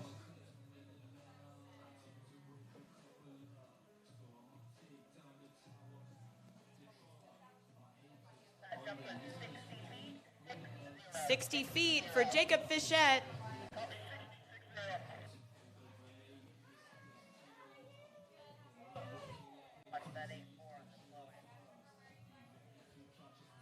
All right, so we are in our 4th rotation on this Division II men's trick event. You're seeing the shoreline build. The tension is building. Here's Tyler Schmid, San Diego State skier.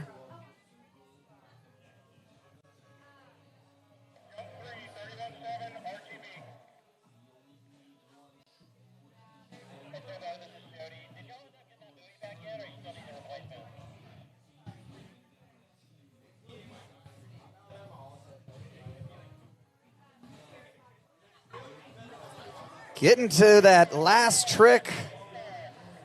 Tyler Schmid going down on his last wake O.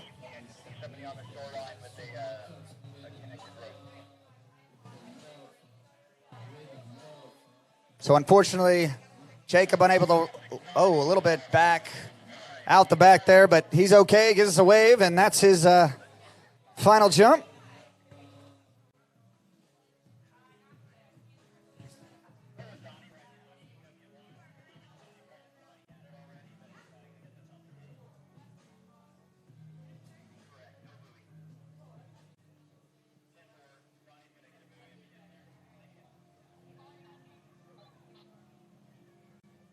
I'm sorry, I posted for you. You don't like it? No, I love it. Oh.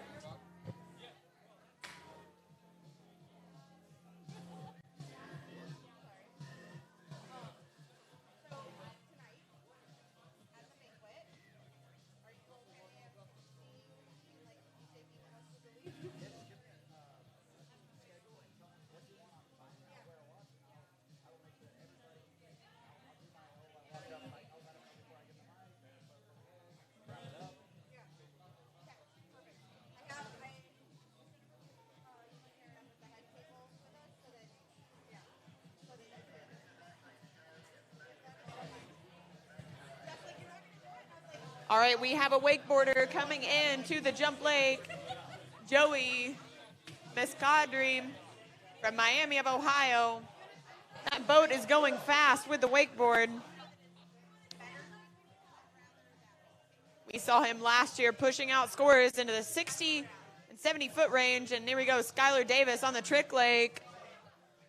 Whoa, big jump from the wakeboarder. And Skylar making his way through trick pass number 1. Oh, going down towards the end there. But let's go back and watch a replay of Joey Miscadri because that was a crazy jump from the wakeboarder. Look at that. That boat is running at 31.7 miles an hour, and he's cutting out. Wow. Huge. That is hard. I don't care who you are. That is a hard thing to do. That is very, very neat. How far? His best jump is 80 feet, and that's going to be close there. I'd say 70s, mid-70s.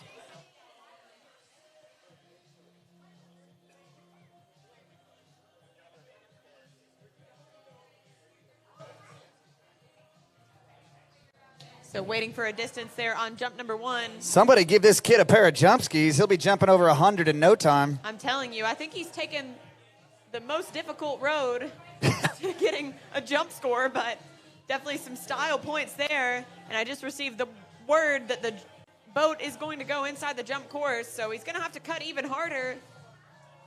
And here we go, Jack Haas from Michigan State coming in on his trick pass. We saw his teammate Colin helping us out in the announcing booth do a pretty dang good job, so Jack must have the, oh, don't go down, hangs on there. All right. Regains his composure. Taking a 3/4 cut here. Up and over. I think he was a little early there. Yeah. Headwind definitely got to him on that 3/4 cut. Definitely one of the more impressive jumpers we've had thus far. He just gets there early, so. He does a side slide on the landing.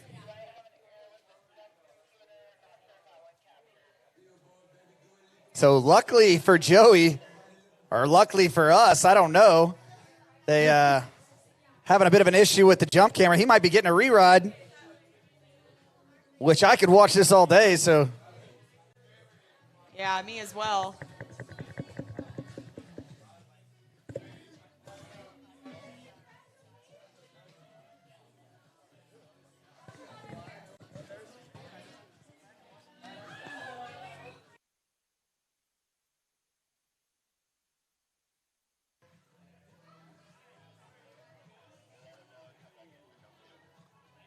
Okay, here we go. Hayden Caffey.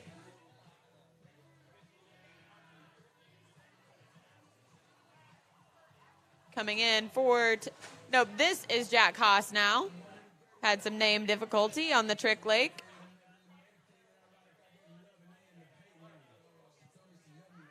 Jack took a pretty hard spill last night at the cable park. A little banged up, hitting one of the jump ramps. Doesn't seem to bother him too bad, though, as he makes his way down the trick course.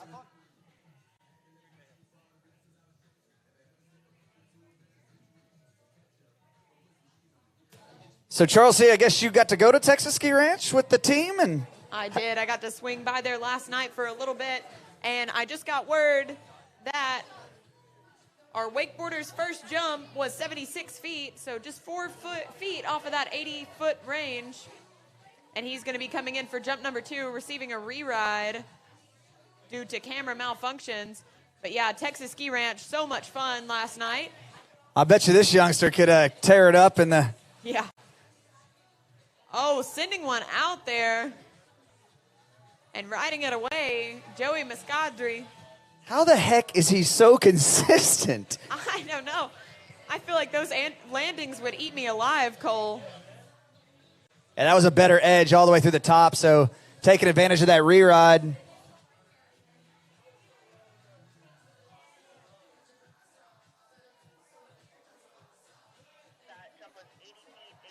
$80 feet from wakeboarder Joey Muscadri on jump number 2 with 1 remaining. So looking at some huge jump distances.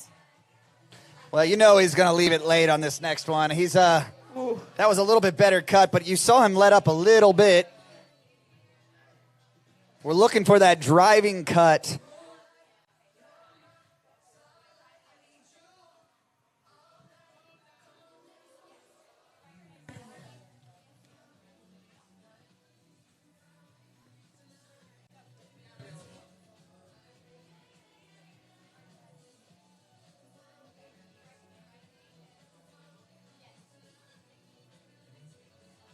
All right, Joey coming back in. He has an 80-foot score in the books, looking for something more. So he's repeated his personal best set at last Nationals. Now he's coming back in for jump number 3. Taking a pretty wide 3/4 poke. And going right up the middle of the ramp. Yeah, just back a little bit. It's hard. He's got such a strong cut into the base, and he's got to move through the jump.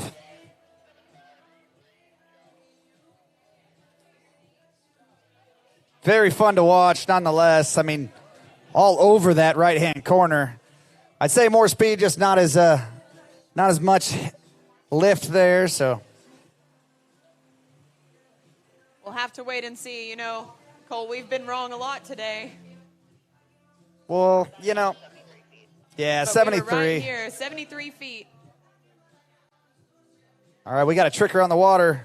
This is Hayden Caffey, Little ski line back there. former Florida Southern Mock, now on Texas A&M's trick team. Oh, Oh no, tough break. definitely had the goods there. Unfortunately, going down on that first flip.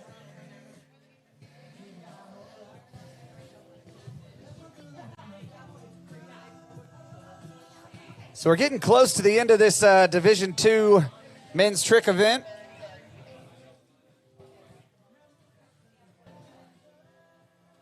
We've got our last 12 skiers, and then all of our eyes will be fixed on the men's one, or the Division I jump event here on the Dolphin Wetsuits Jump Lake. Got Ohio State, Benjamin Levine on the water, jump number 1. And Levine, the captain of Ohio State ski team, coming in for his first jump. And up and over. Good solid jump. Oh. Bodie going down, 5th rotation for the Western Washington Warriors. A tough break there.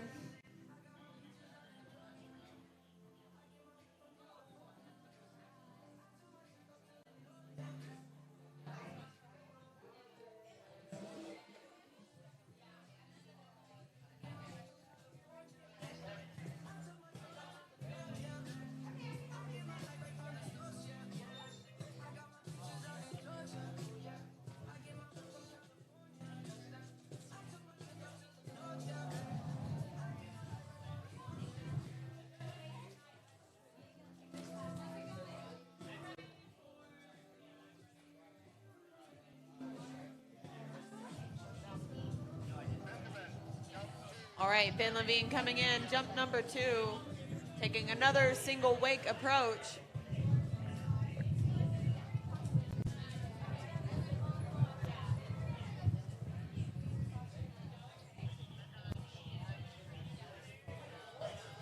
Oh, and he's happy up and over Ben Levine. A wave to his fans. He's having the time of his life out there, Cole. That's right, a little bit stronger cut there. Almost loses it, but So his jump tips pointing down, which usually isn't what you want, but somehow held on to it. And there we go. It's the battle of the bends right now because we have Benjamin Martinez from Cal Berkeley on the Dutch Brothers trick lake, while Ben Levine gets ready to come in for his third and final jump. On the Dolphin wetsuits jump lake.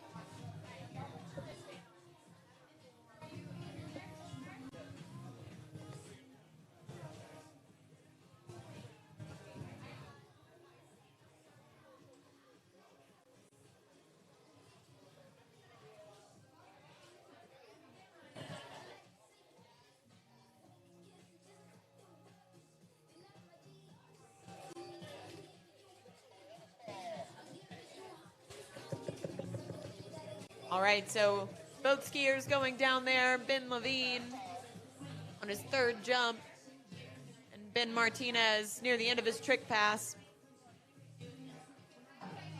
So you see Cole just getting back on his skis there on jump number 3, not going to be able to ride it away. But we have Troy Richmond coming in from Cal Poly. Or is this Ben Martinez? This is Ben Martinez now. Oh no, and tough break for the Cal Berkeley skier.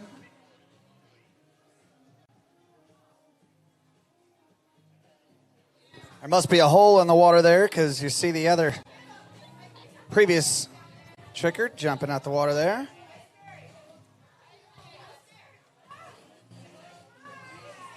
We're going to replace a buoy really quickly, and we'll be right back with our action here. Continue this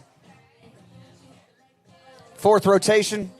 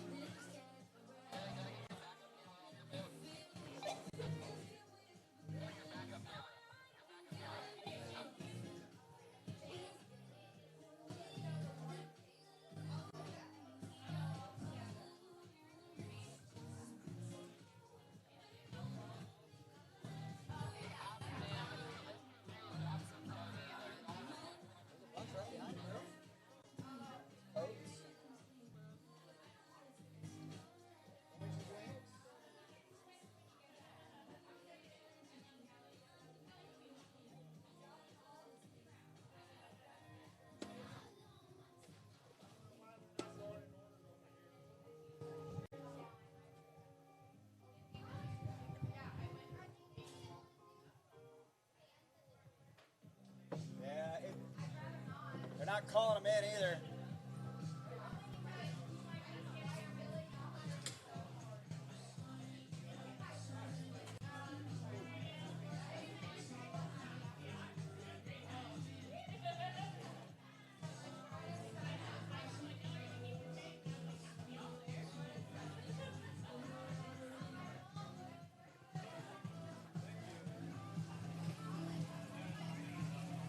Thanks, Steve.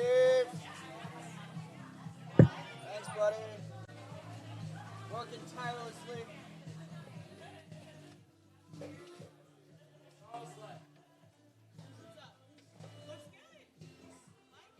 You don't care what you look like. Oh, Nate Cherry going blonde. You know what they say about blondes, Cole? They have more fun. That's what I heard once upon a time.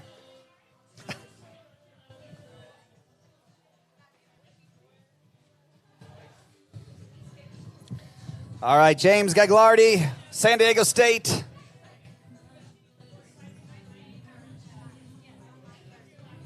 We are in our fifth rotation. Be finishing this up here in about 20 more minutes. He blows kisses to the judges. That's surely to get in good graces with them. just in case he has any questionable tricks, but it looks like they are going to be nice and clean. I've heard his father is just an incredible three-event skier, and obviously Ben spent some time on the water. I know he did take some time off, but look at him just spinning it to win it. Waco there, slides, and he is pumped. I want to see him flip. All right. Here we go. Yeah, he's going to Going flip. out right here. Oh, man. Oh. Webcast switching over. It was definitely out of time anyways, wasn't it? There we go. We're going to see a replay of it. Thank you, sir. Shout out to the Garcia family. Always making sure they leave a beautiful ski site better than they found it. Steve is running around like a wild man picking up trash, so help him out. Make sure you guys, if you see something on the ground, pick it up, please. And we have a Clemson skier on the jump lake. Carter Hooten coming in, rope on toe pass, 5 back, a little bit of a shaky start, but there we go, some big toe tricks here. That UT Austin team is absolutely stacked in the trick event. And we saw Mason Gulliford on his first jump with a right-away score. Good for him, yeah. This is a replay of that. Nice. He's happy. Yeah, but you know, back to that UT team. He does the hard trick. He gets the toe wake back-to-back and then gets a little bit strung out on that toe wake front. And I know he probably had a few more tricks that would have been high-scoring tricks, so I don't think that's going to challenge our leader thus far.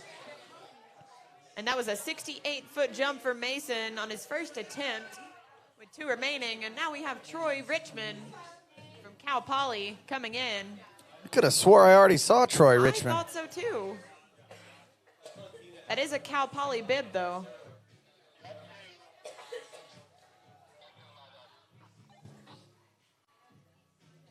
All right, here we go. Mason Gulliford, jump number 2 for Clemson University. Absolutely hyped up all weekend long for Up their and skiers. Oh, Oh, wow. oh man, Mason. He wanted that Really one. wanted that one. Maybe it was a little bit further than that first one, but he's got a long swim to his gear. And Mason was holding on to that one.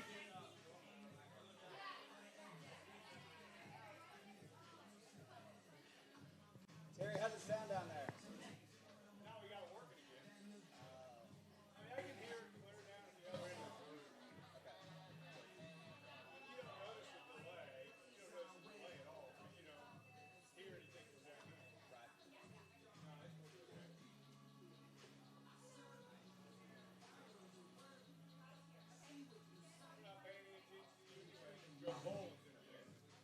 All right, so the boat is going to get Mason back up and on the water. And he's going to come in for jump number 3, trying to push one out there past 68 feet, maybe getting up into that mid-70 range. And we're here on day 3 of the 2022 Syndicate Collegiate Water Ski National Championships. Shout out to all you guys joining us on the webcast. We appreciate you guys being here virtually. That's right. Stay with us. We've got some incredible skiing to come. Our top seeds in this Division II trick event. And then, of course, rotation 4 and 5 on the Division I Dolphin Wetsuits Jump Lake. So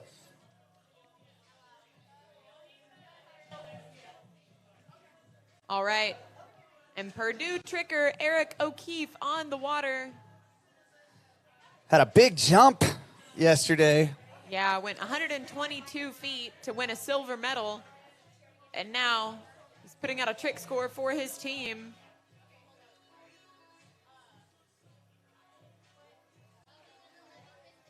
Looking good as he makes his way down course. Oh, and holding on to it and not quite able to. He's probably wrapping up there or going into a back position to do a 5 So very end of his run, though, he's piling on the points here. Got a good overall score going, obviously.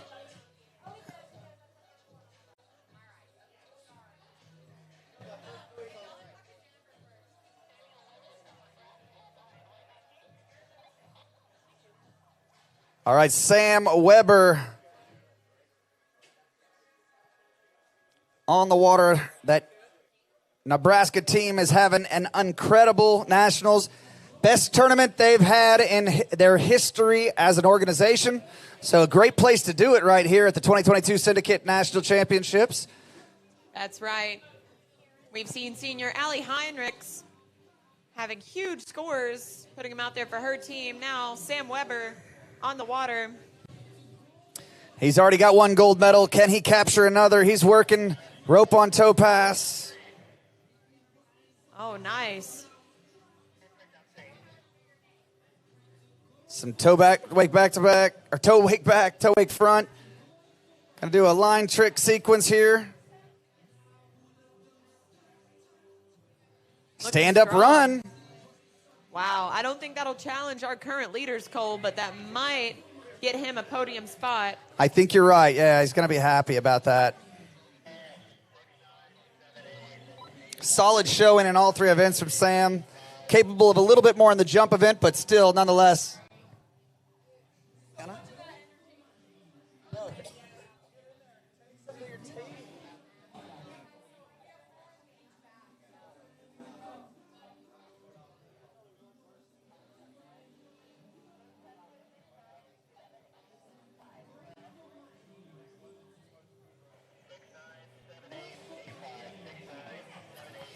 David Bailey, Razorback on the water. Mason Gulliford not quite able to ride out jump number 3, but he will get a 68-foot score for his team. What's going on with David, Cole? Got a stand-up run. He's going to be happy. That's our first Razorback men's tricker that has made it to the end of his 20 seconds, so good on him for that. See the replay right now, working through a few wake tricks. That girls team, the Razorback girls team, is absolutely on fire this weekend, led by Claire Mira.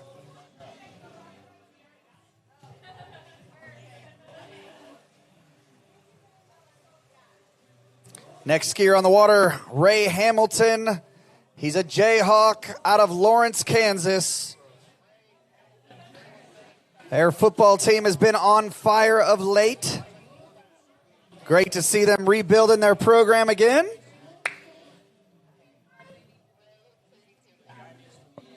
Ray grew up in Bucyrus, Kansas. A short hop, skip, and a jump away. One of 12 children. You heard me right. One of 12 children. So I'm sure, hopefully, Bob and Teresa Hamilton viewing from back home, they keep busy, very busy. All right, and if you have a four-door white Subaru SUV, you need to go move your car. It's parked in front of the Purdue trailer, and they're trying to hook up that box trailer to move it somewhere, so please go move your Subaru. Oh, Lord. Oh, man. Let's hope Ray's okay. It's a very strong cut. Seems to be all right. He gives a wave. And here we go. Michigan State skier Aiden Hughes throwing out there. Reverse Waco. 5 front. Now we're going into some flips here. Wow. Michigan State skier. Wow, good job. Going for the flip, the second flip. Just sliding out on the tail there. Great skiing from Michigan State, Aiden Hughes.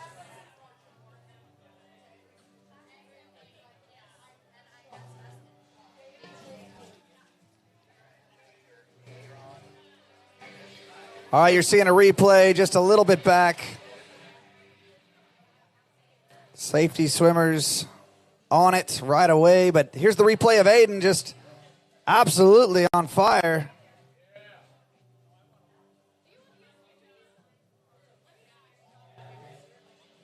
His first flip.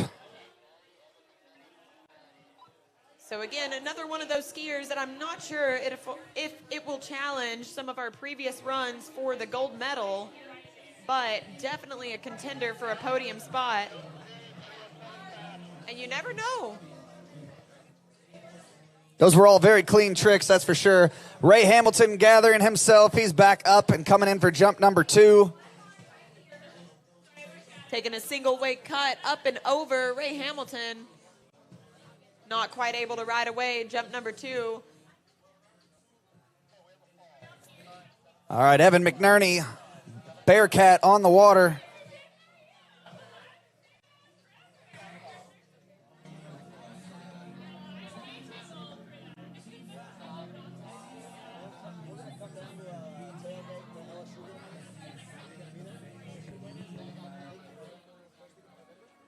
Right, Evan McNeary from Cincinnati going down at the end of his trick pass.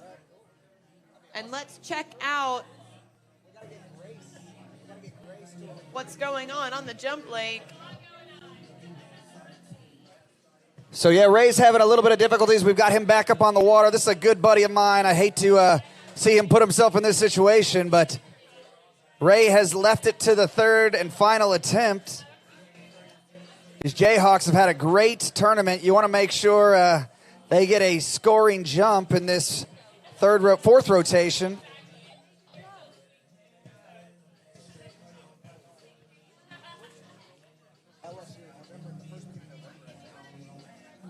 All right, Ray Hamilton coming in. Really important jump here. Had a tumble on jump 1. Couldn't hold on to jump 2. Let's see what he does here. Be careful. As a Texas A&M skier takes to the trick lake. All right, Ray Hamilton, third and final attempt, needs this one. Up and over. No, I hate that for him. He's, gosh, dang it. Tough break. Very disappointing. But Ray, he's such a positive youngster. I mean, he'll have a smile on his face, and the pressure is mounting.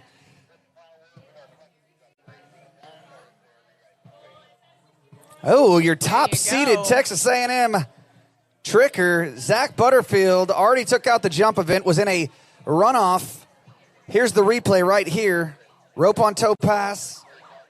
Beautiful toe 5 back, working into the wake tricks.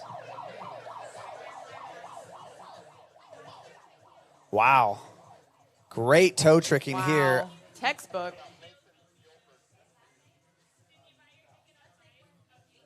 And his toe step, yeah. I mean, that's going to be very close to our Texas skiers that maybe had a couple flips. I'm going to say 2,400, 2,500 points there. So we'll see. Zach Butterfield has one more year. I thought he was a senior this year. It's a name synonymous in collegiate water skiing. Sister Krista Butterfield, and of course Bruce, father and mother, doing so much for the collegiate scene. So a big thank you.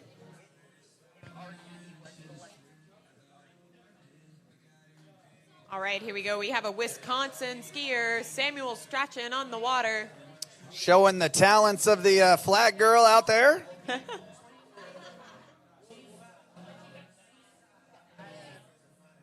Wow, this is a wide late cut without a sling there. Wow. Nice looking jump. There you go, up and over. Maybe he does have a sling on. I can't see from our screen.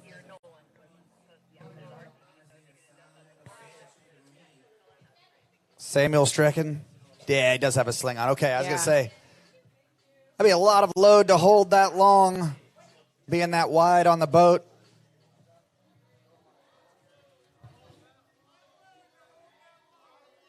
So just waiting for a distance there. You guys are gross. Jump number 1. It's a family event here.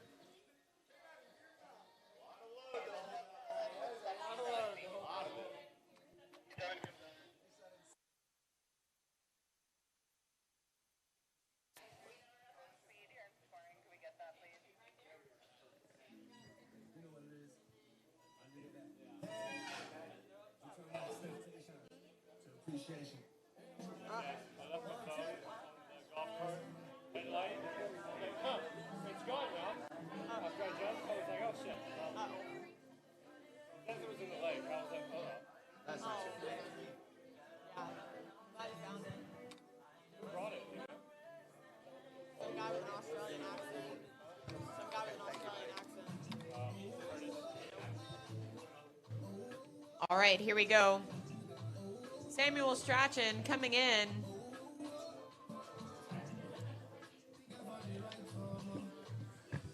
Is this jump 2 or 3, Cole? This is jump number 2. I don't know what All jump right. number 1 was. We will clarify in a minute. Good looking jump there.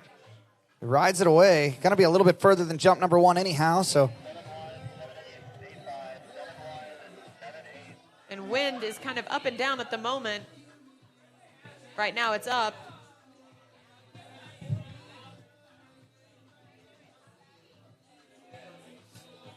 So Cole, you mentioned that he's wearing a sling earlier. What exactly does a sling help you do to all of our viewers watching at home? Yeah, so, a sling is what we use to keep our everything traveling to the left. If we have that strong of a cut and load, your arms will move away from you and unfold you off the top of the jump. So it's a technique you're going to see a lot of these jumpers using in these later rotations. That's right. And that jump carried Sam 79 feet in the air. So with 1 jump remaining, he's going to try to push it out over that 80-foot mark.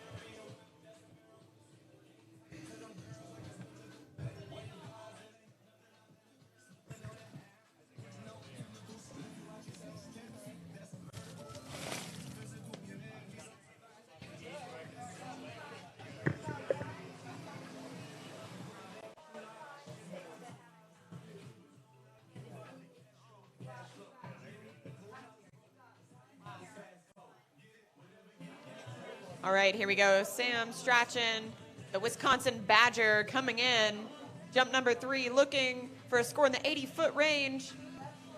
Up and over. I don't know. That might be it. We'll have to wait and see.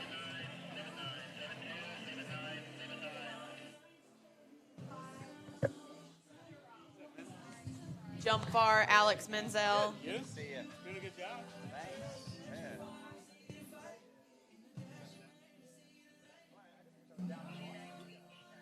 89 feet. Wow, so pushing out his score 10 more feet. Sam Strachan doing it for Wisconsin.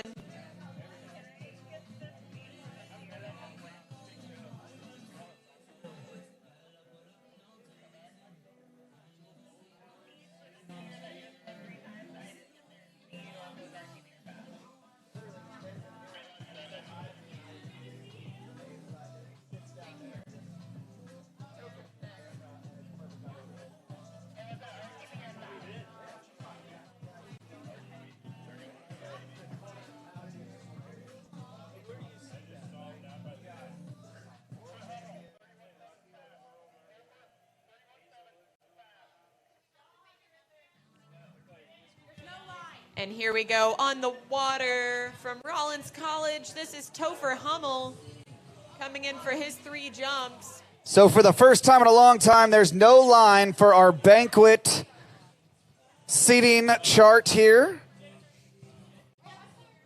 So we got some skiers up here. Well, you need to get up here and get your wristbands, otherwise you will not be permitted into the banquet, and that would be a shame. Right now, Topher Hummel on the water, Rollins College.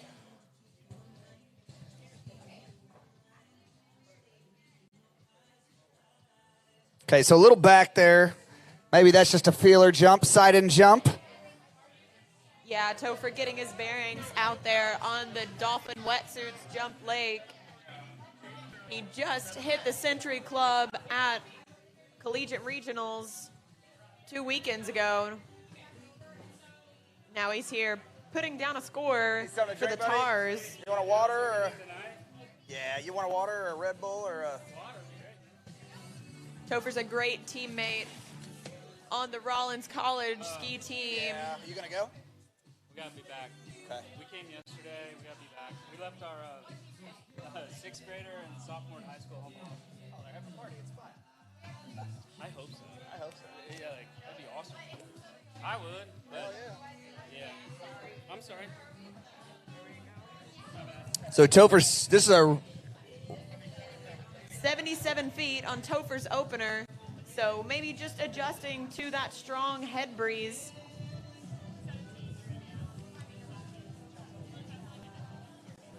And He's going to come back in for his final two jumps. Good, man? What are you doing? Why don't for you come down Rollins at all this College. year?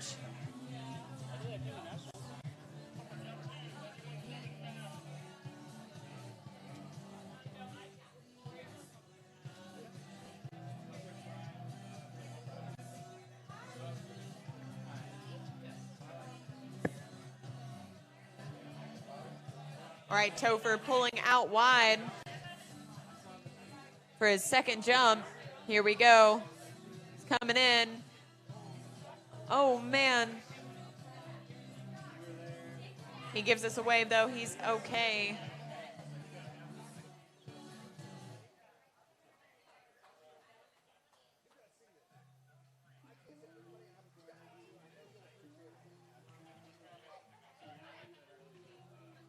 So the boat crew's going to check him out, get him all sorted and back up and on the water.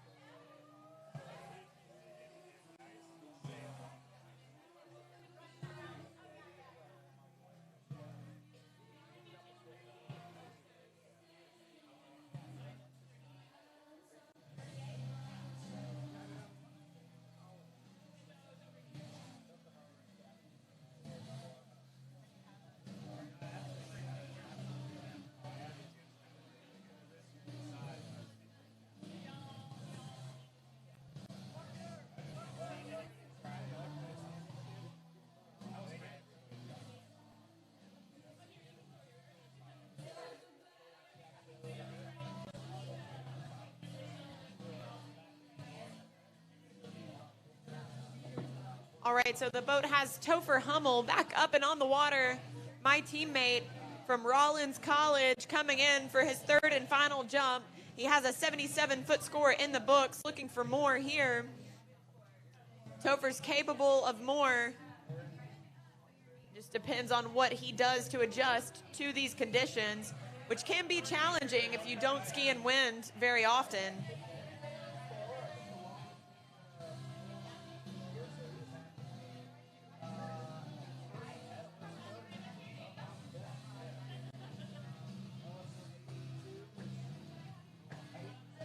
All right, here we go. Topher Hummel, jump number 3, pulling in to Big Red.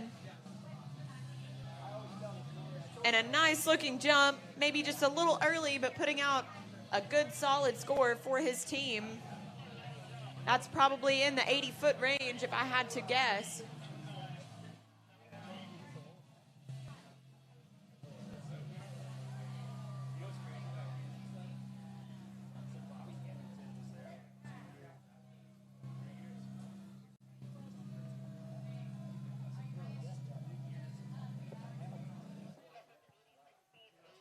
.86 feet for Topher Hummel on his third and final jump, so picking up some very valuable team points for Rollins College, who currently sits in the 6th position in this team competition.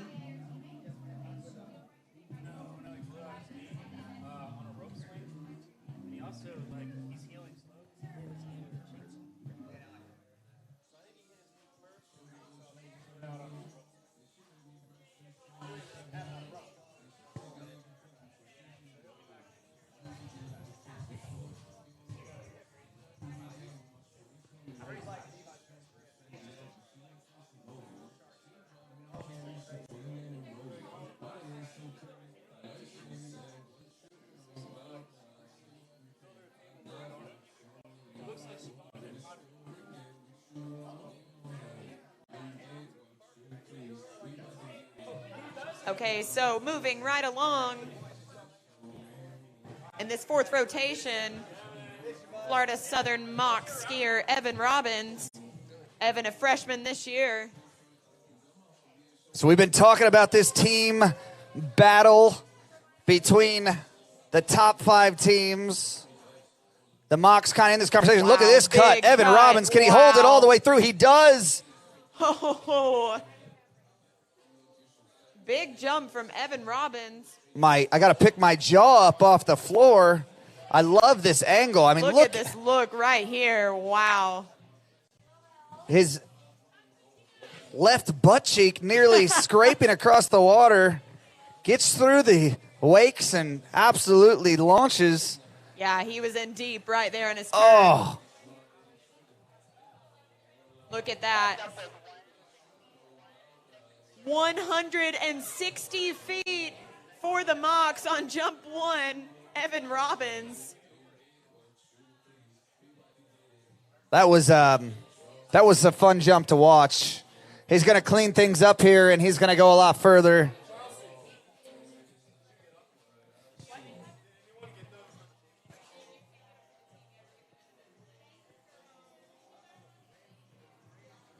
Wow. So a huge jump for Florida Southern, pushing them out. That men's jump team is strong right now. Let's see who else we got on the Mocs team thus far. We've seen Alex Gaharin, Chris Horwood, Yeah, 136 for Alex Gaharin. Colin Frucci. Chris Horwood, 134. Colin Frucci, 119, and then 160. Wow. That's some strong scores.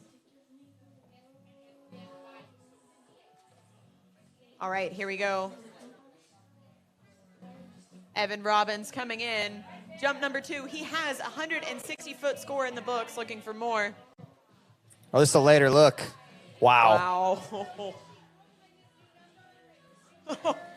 Not going to challenge that 160, but he's it's not for lack of effort, that's for sure, Charles. See, he is laying it all out there.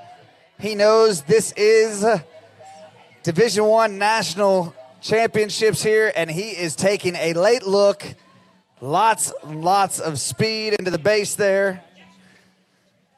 Some habanero ghost pepper.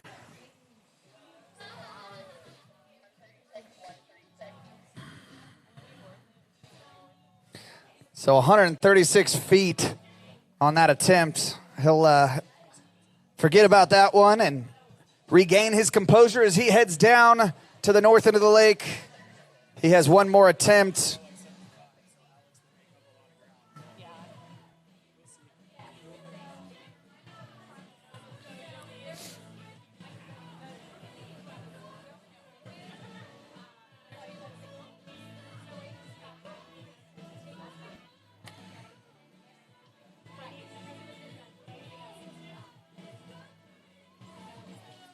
So Florida Southern in the fifth position.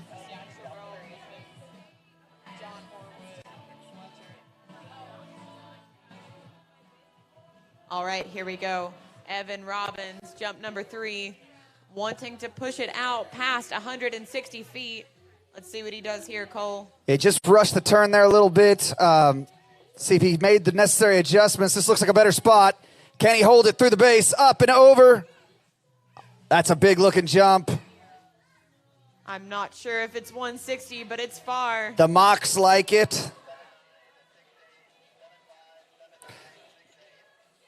The wind is settled down just a little bit, allowing these jumpers to really find their spot. But you see him just kind of running out of speed, out of rhythm there.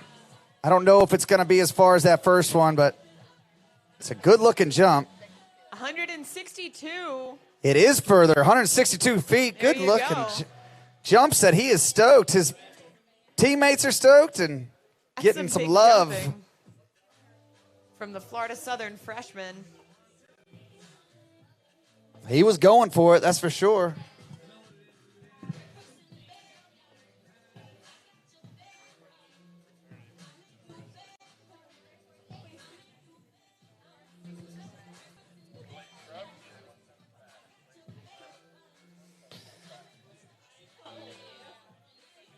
All right, well, Arizona State coming into this event in the 4th position. They are fighting off those Mocs. They want to stay in that top 5. It's been a highly contested battle. Blaze Grubbs, no stranger to flying. This youngster had his pilot's license before he had a driver's license. This young man, calm, cool, and collected. Blaze Grubbs, wise beyond his years. That's right, Cole. It's the battle of the freshmen right now on the Dolphin Wetsuits Jump Lake with Fletcher Holmes taking to the water. I'm sorry, Blaze Grubbs. This is your 4th seed.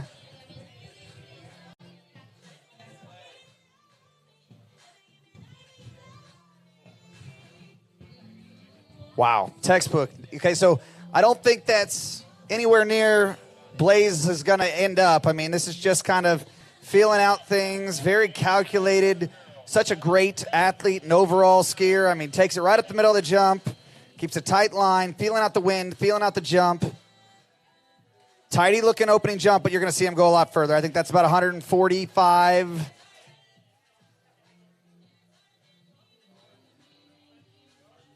Maybe 135. I was going to say maybe 140, but I was off. So a little less than we thought. But I guarantee you that is not where he's going to leave it. He just... Federico right there in that same hole. So this Arizona State team, we've always said that this jump event wasn't their strong suit, but I don't know, man. I think I'm seeing, you look at somebody like Federico already putting it out 135. You got Gage, 5th-year senior out of Anchorage, Alaska, putting it down the lake, 119. Oh, I'm sorry, 130. Gage is 130. Federico, 135. Blaze opens up with a 135. I mean, these Sun Devils are no joke. And here we go. Blaze Grubbs, jump number 2, going to make some adjustments, try to push out his score to challenge some of our leaders. Blaze Grubbs. Got an opportunity to talk to his father. This is a good-looking cut right Wider, here. Yeah. A little bit back. Still a good-looking jump. I would say that'll push it out maybe to the 140 range. We'll have to wait and see. Yeah, I don't know. I mean, you see him just not moving through the jump there. I think he's just not getting into the right spot. Blaze is a smart, calculated jumper. He knows what he needs to do. He's going to make the necessary adjustments. He's going to come back big for jump number 3.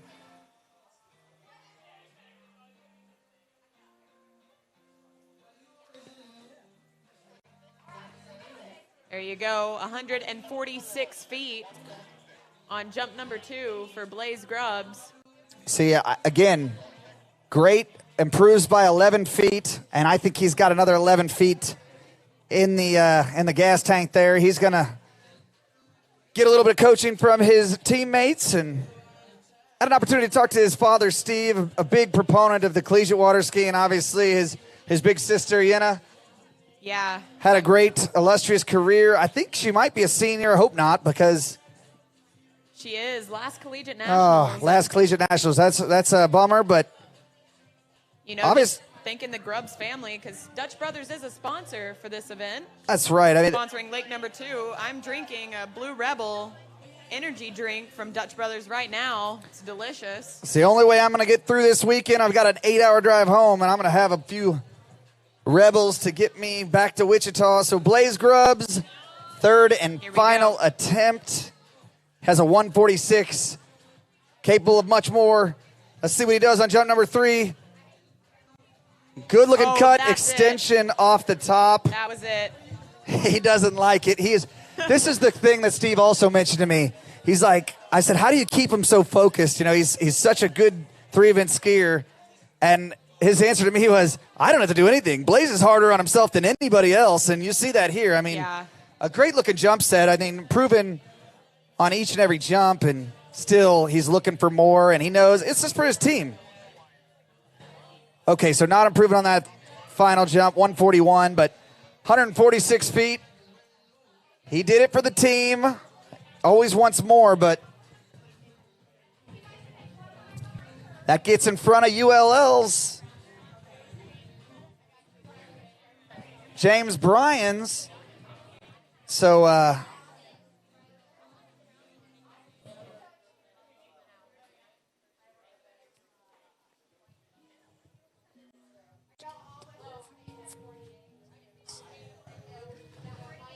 Good enough for 8th place at the moment. If you want to get your hands on a medal here in this event, you are going to have to jump in excess of 162 feet or 49.5 meters. That's incredible, and we still have our top 2 rotations to go.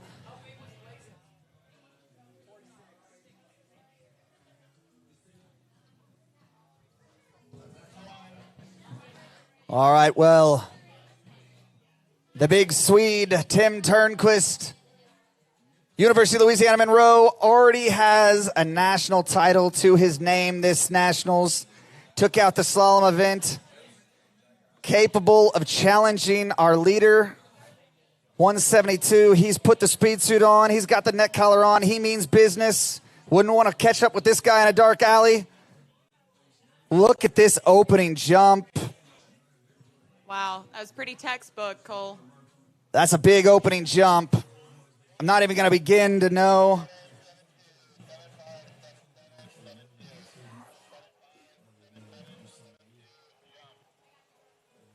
I think that's enough to get him a podium spot. We'll see, or at the moment anyways.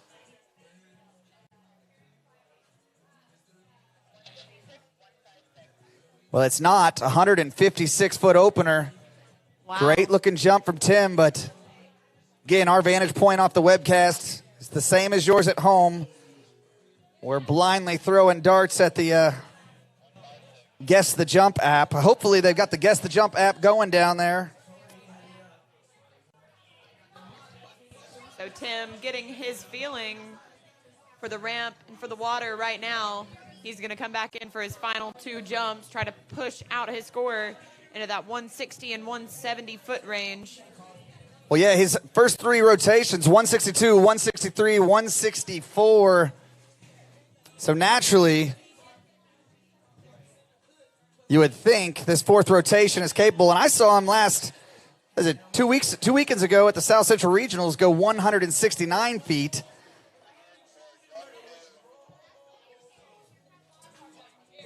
Just to be outdone by the freshman, 5th rotation, Levi Curtin.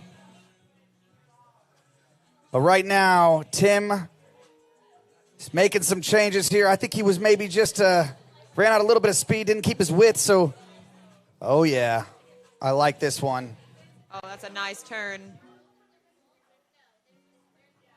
Going big, Tim sending it down the lake.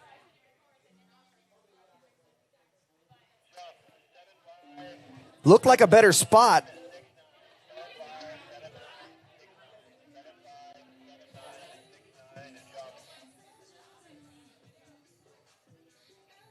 Just waiting on a distance right now. We're building pyramids out there. Can you imagine you're turning to the jump and jumping 160 plus feet and you're looking at your friends giving you, cheering you on.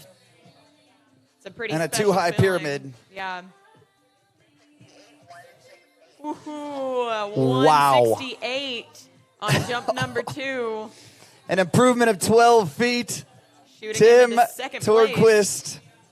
catapults himself into 2nd place. This is incredible. 4th rotation, good enough for 2nd at the moment.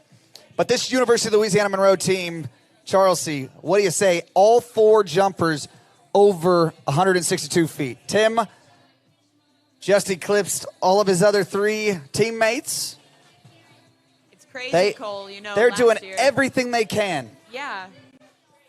And last year, you know, a little bit of a question about Monroe's future, and they have squashed any of that with their performance so far here at the 2022 Syndicate Collegiate National Championships. Here we go. Well, 29 national team titles to their credit, and it's for performances like this. Individuals, Tim Turnquist,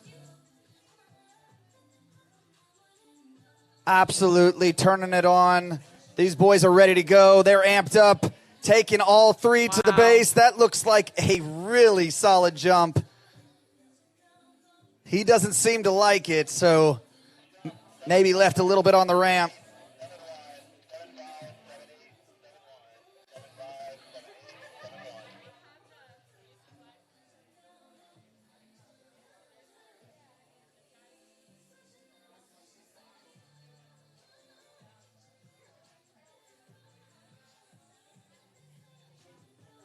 known for his slalom abilities. Got it to 41 off at the SAC 167 feet. Great jump set for Tim. And that was taking a mud incredible. bath after his set there. Well, you know, he's got to have his skin looking good for this evening's banquet. There you go. He's probably going to be, well, we know he's going to be on the slalom podium, and he may be on the jump podium as well. Yeah, atop the slalom podium. Yeah. For that, right now, he's got his hands on a silver medal. 168 feet, just a foot shy of what he did at the South Central Regional Championship. So Brett Stackpole from Alabama, skiing in the second rotation, still holding on to the lead with 172 feet. And now we have his teammate, Jonathan Lutz, coming out onto the water.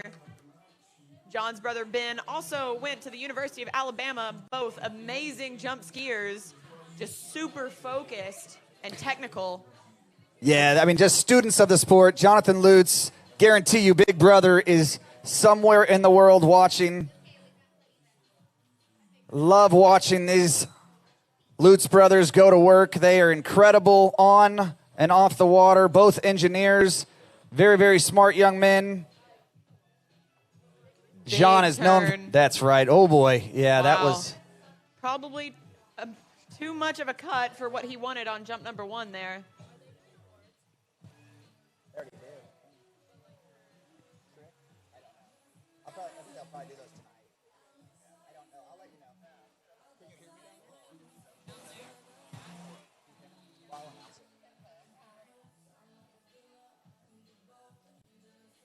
So Jonathan Lutz, just an absolute incredible athlete.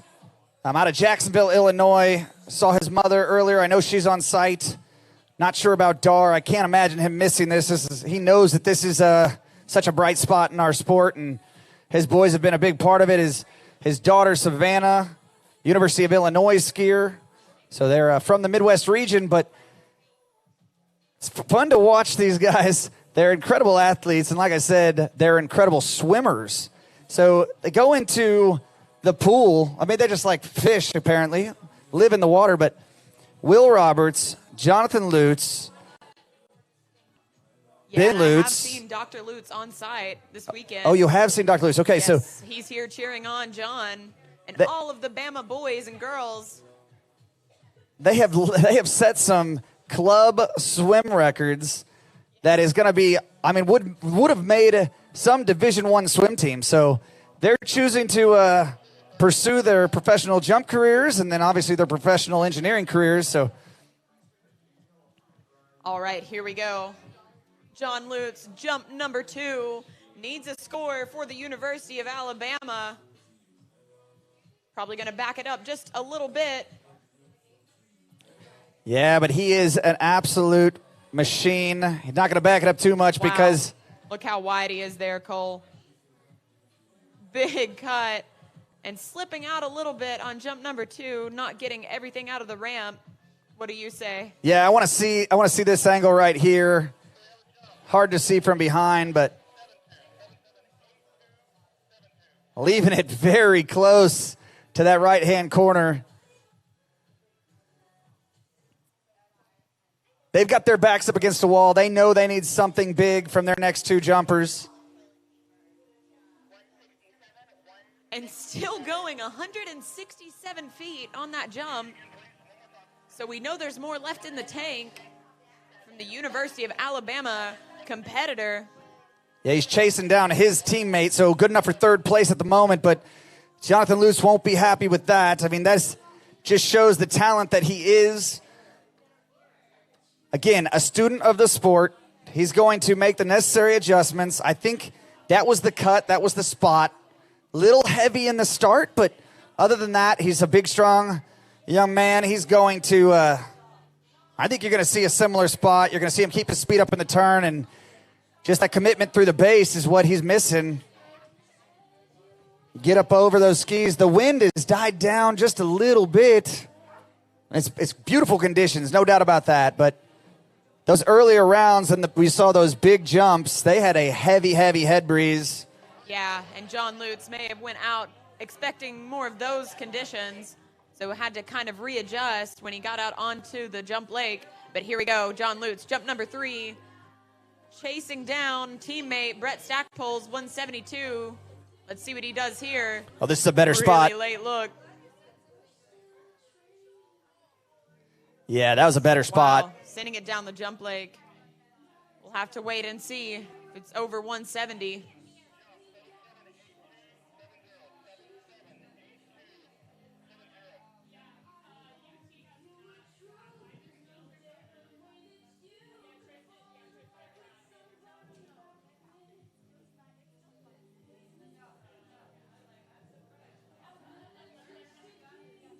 Yeah, that's going to be further.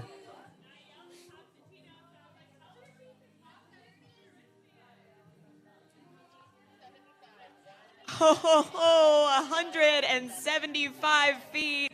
We John have a new Lutz leader. shooting into the first position. So 1 and 2 held by Alabama currently. So I was just about to say, who'd have thunk that the University of Louisiana Monroe team would have all 4 of their jumpers in excess of 162 feet.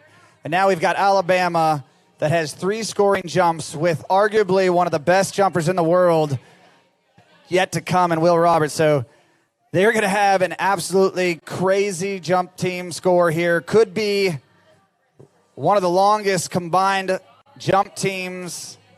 165 from Ed Roberts, 172 from Brett Stackpole, 175 from Jonathan Lutz, and still Will Roberts with a great backup score from Garrett Reese, 154. So some big scores from Alabama. But here we go. We're moving on to the Ragin' Cajuns. This is Eduardo Marinzi coming in. Yeah, and Edo's going to need something big here. I mean, it's not, he doesn't have to go out and put, PB or, you see the difference in the spots there. Yeah. That's a great opening jump. That's exactly what ULL needed.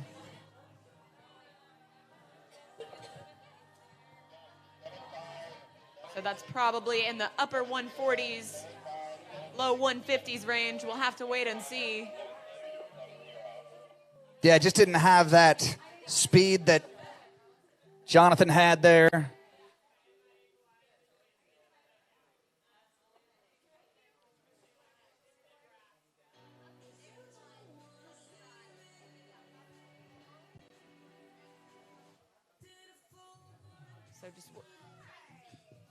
So just waiting on a distance there.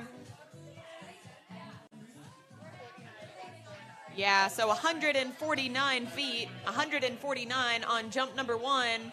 So he knows he has work to do if he wants to challenge those top spots. But again, right, this format, this is about checking your ego.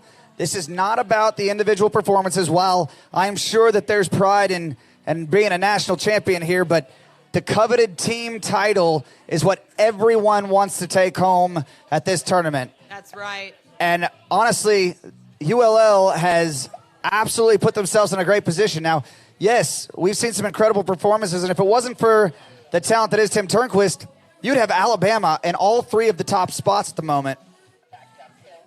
Still have 3 of the 5 podium spots. And here we go, Tim, looking to put out some more feet for those University of Louisiana Lafayette Ragin' Cajuns. It's a better spot. Can he get his legs? Oh, my goodness. Wow. That he was a better likes jump. that.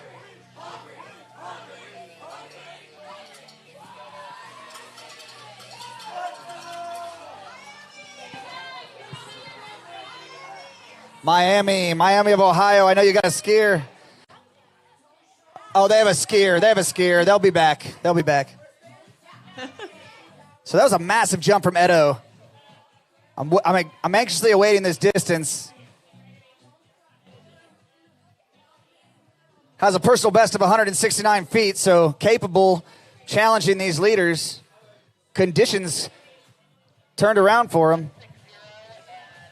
All right, 160 feet, so pushing it up. Does that shoot him into 4th place right now, Cole? or 5th? No, that would be a little bit further down. I think further. 7th place. All right. So still picking up some valuable team points for Lafayette with 1 remaining, but the boat is dropping him here at the end. Not quite sure what they're going to let him know as the wind picks back up. So, in efforts to grab a medal in this event, without the 5th rotation even starting yet, you have got to go in excess of 164 feet. We have a prize pack that we're going to be auctioning off, or it looks like, no, this is a raffle, the cigar raffle. Yes, this is exciting. So we've got some Conley gloves in there, some Conley swag, USA water ski swag, and sunglasses. Wow. What kind of cigars are those? Superstar Molly Vasca showing us this prize pack.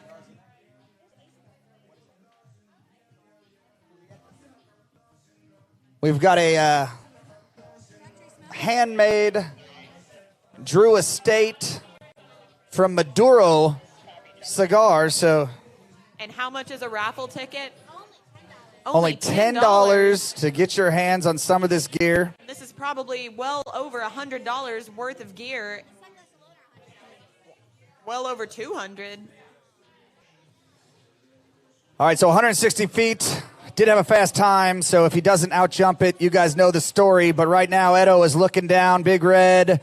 It's a little bit earlier approach. Does he get his legs? I think he does. Oh, nice.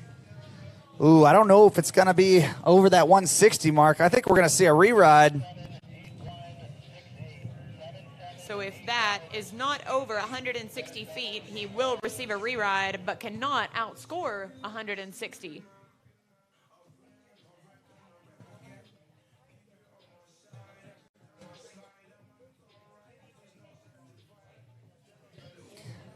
However, though, this is kind of a big deal, right? Because he had a fast time, so it's a mandatory re-ride, can't out-jump it, but that score doesn't count. So he would go to his backup score, which is a 149, or, well, whatever this is, because this is over 149, so I'm overthinking it.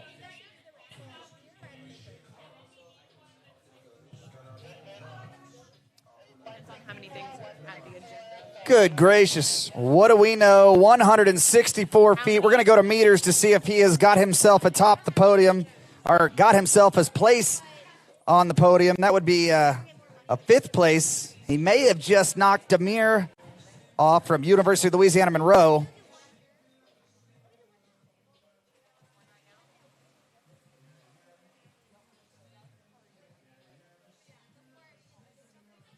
Yeah. All right, so we are going to raffle off one of the Skier Support Premium Prize Packs. Can you hold up the sign for us, Molly, to see? The prizes in this pack include a Cigar Vault package, Cardin Eyewear polarized sunglasses, Conley swag, and USA Water Skis shirt and koozie. Cole, who do we have on the water? We've got Isaac Mathart from University of Michigan. I want to get in on this. I need my ticket. Do I need to Venmo you? Who do I Venmo? I Venmo. Okay, so we're going to let Cole buy a raffle ticket before we raffle it off. I'm going to win it. And here we go. Isaac Moothart on the water. Let's see what he does here on jump number 1. Oh, boy, a little stretched out. Oh, wow. man. That was a Able bit to pull scary it from this together. angle. Get a right away score.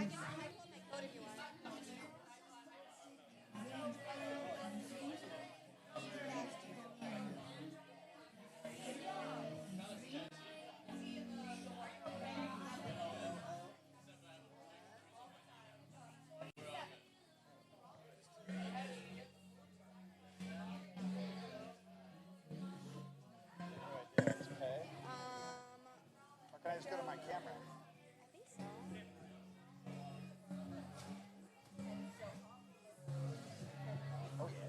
Yeah, there we go. One ticket or two? One. One for I Aaron? like my ads. Oh, wait, $10. All right, so haven't caught a score yet for Isaac on his first jump. I'm sure the people down on shore can see it on the splash eye, though. They're going to turn the Michigan skier around and bring him in for jump number 2. Hey, got it. All right, don't worry. I got my raffle ticket. I'm going to win. I want the sunglasses. Our skiers might think it's rigged, Cole, if you end up winning this raffle. Well, I have nothing to do with it. Molly just came up here. I just saw the prizes and wanted to get my $10 raffle. You better put your Rachel $10 wants to buy in. a ticket. She bought it, yeah.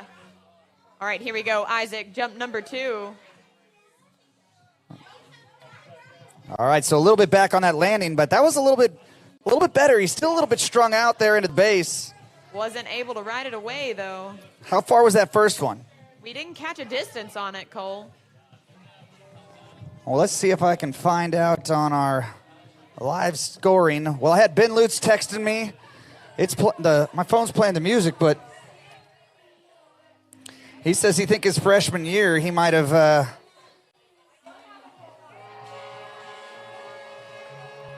And I hear "See you ski." It's the afternoon on day 3, and they're still going strong. Haven't talked about the Spirit Award in a while. Clemson, some could argue that they're in a commanding lead right now, but I've seen Miami of Ohio putting up a fight. I'll come down there.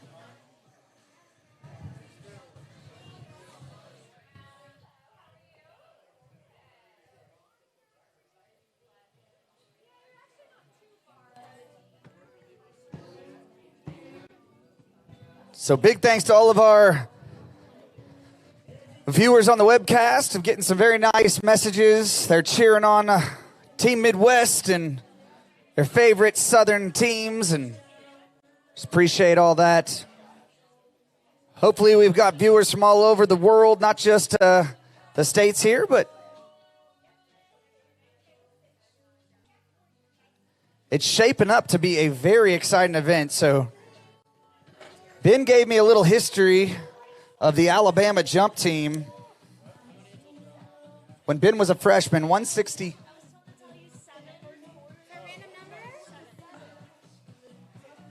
Dylan Wickenschneider, you are a winner of this NCWSA raffle package.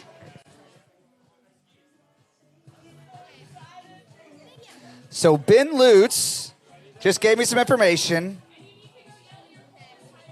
165 from Quinn, 178 from Ben Lutz, 182 from Sam Greenwood, and a 183 from Santiago Varas. We saw his sister take out that women's jump event, so I'm going to do some math. It's a little bit scary, I know, me doing math, but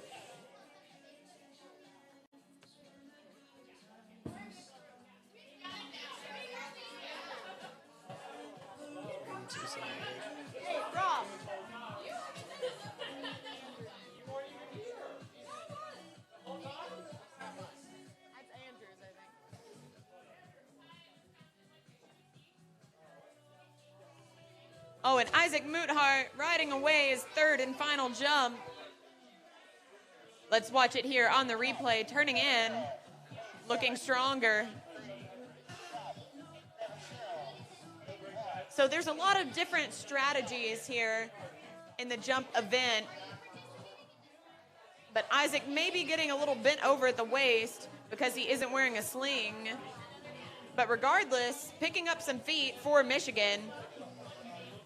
so 708 total combined feet from that Alabama team from 5 years ago. Total combined feet. I'd love to know what ULM, some of those big jump, Ryan Dodd's team, maybe Ryan's listening in and can text me some information, but, or Casey, the Raging Cajuns. George Buckheit, Miami of Ohio, next skier on the water.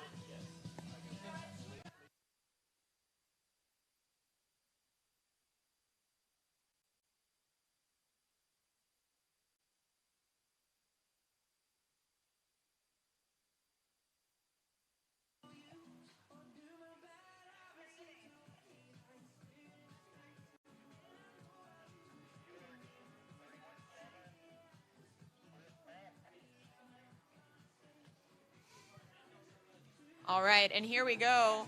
Moving right along in this 5th rotation of Division I men's jump on the Dolphin Wetsuits Jump Lake.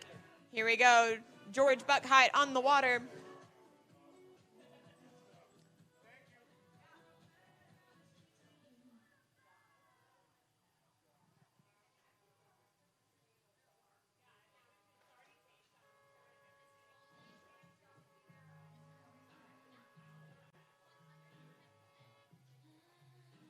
All right, let's see what he does here.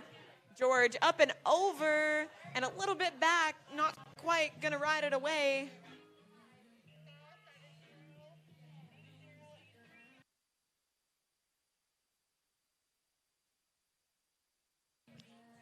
And last call for banquet tickets, last call. If you have not, are we sold out of banquet tickets now?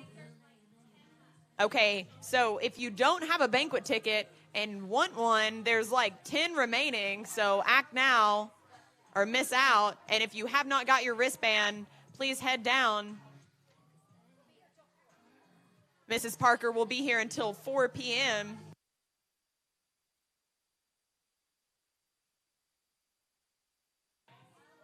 And the boat has George back up and on the water.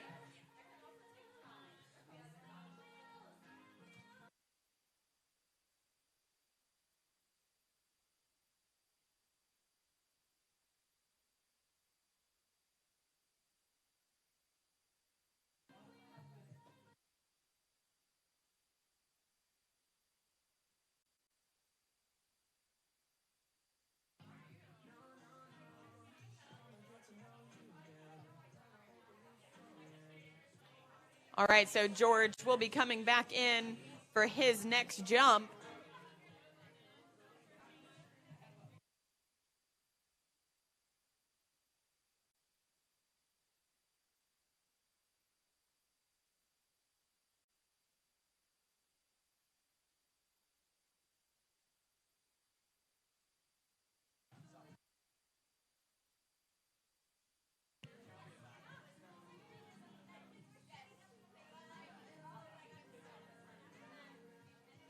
All right, here we go, George coming in. I believe this is his 3rd and final attempt. Let's see what he does here. Up and over, can he ride it away? Yes, he can.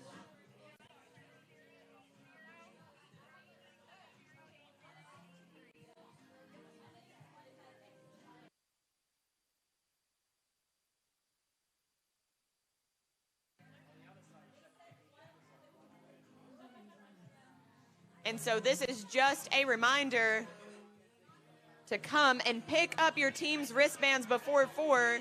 You cannot send one person up from your team to get them. It has to be individually.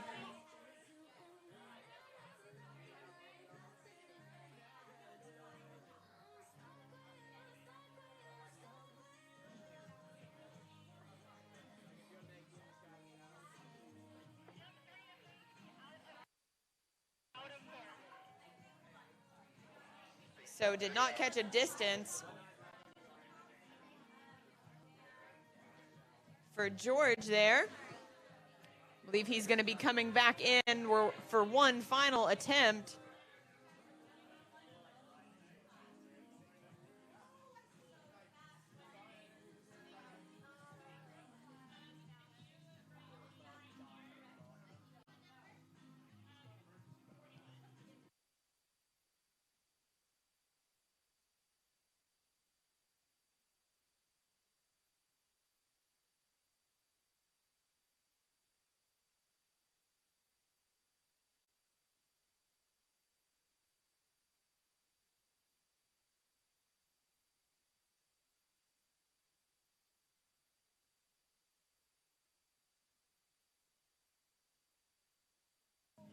All right, and we have a fall from George on jump number 3.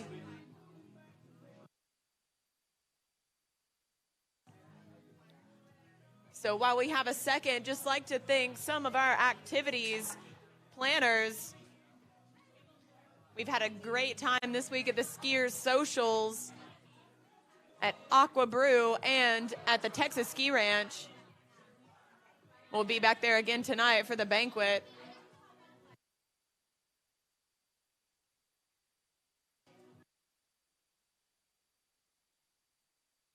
I think we can expect Neely Ross to get out on the cable park tonight. I'm sure they'll open it for you, Neely.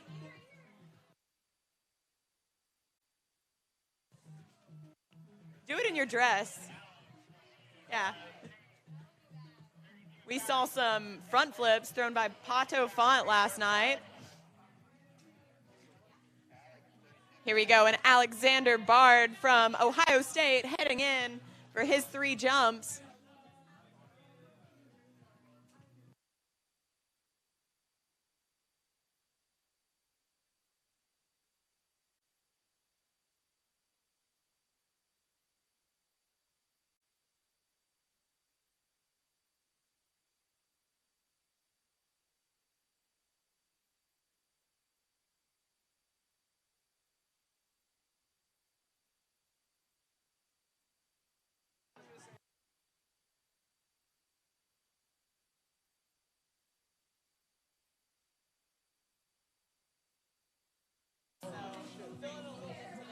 Wow, Alexander Bard, The Ohio State University, leaving it a bit late here, all over that right corner.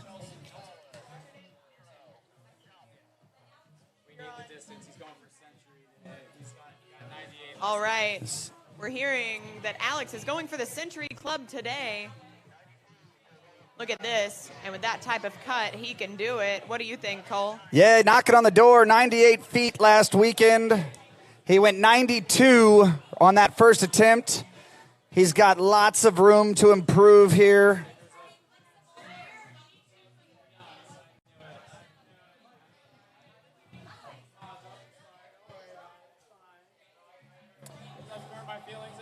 So Alexander Bard needs to find 8 feet in efforts to break into that Century Club.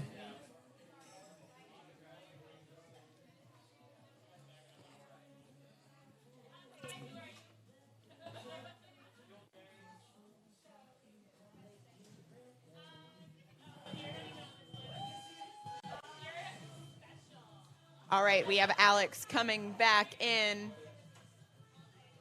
He has a 92-foot score in the books, knocking on the Century Club's door today. Gonna have to carry in some more speed into the base of the ramp. Let's see what he does here. That's a pretty big cut. Yeah, I didn't. Wow. Oh, man. Let's hope he's all right. Let's hope he's all right. He gives a wave. Doesn't get his skis on the jump. He gives a thumbs up, thank goodness, because that was a very scary fall. We're going to see a replay of it right here. He's just very, very late and not taking the angle he needs to get on. And it was a smart move to hold on to the handle as long as he did. Almost getting his head to dive in there. I mean, I'm sure that didn't feel great, but he did the best he could with what he had there. And I'd say he's looking to be the crash of the week, but.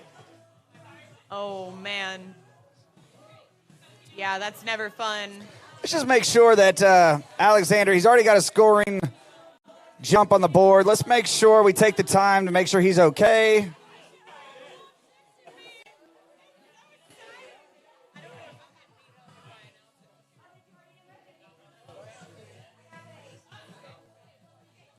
Oh, wow. All right, University of Alabama, I just have to rub it in a little bit because I am a Tennessee Vols fan, but you're currently getting beat 21-7 in favor of the Vols in the first quarter. You know, you guys, they're tearing it up on the jump lake, so hey, let's not give them too much trouble. They're in history territory.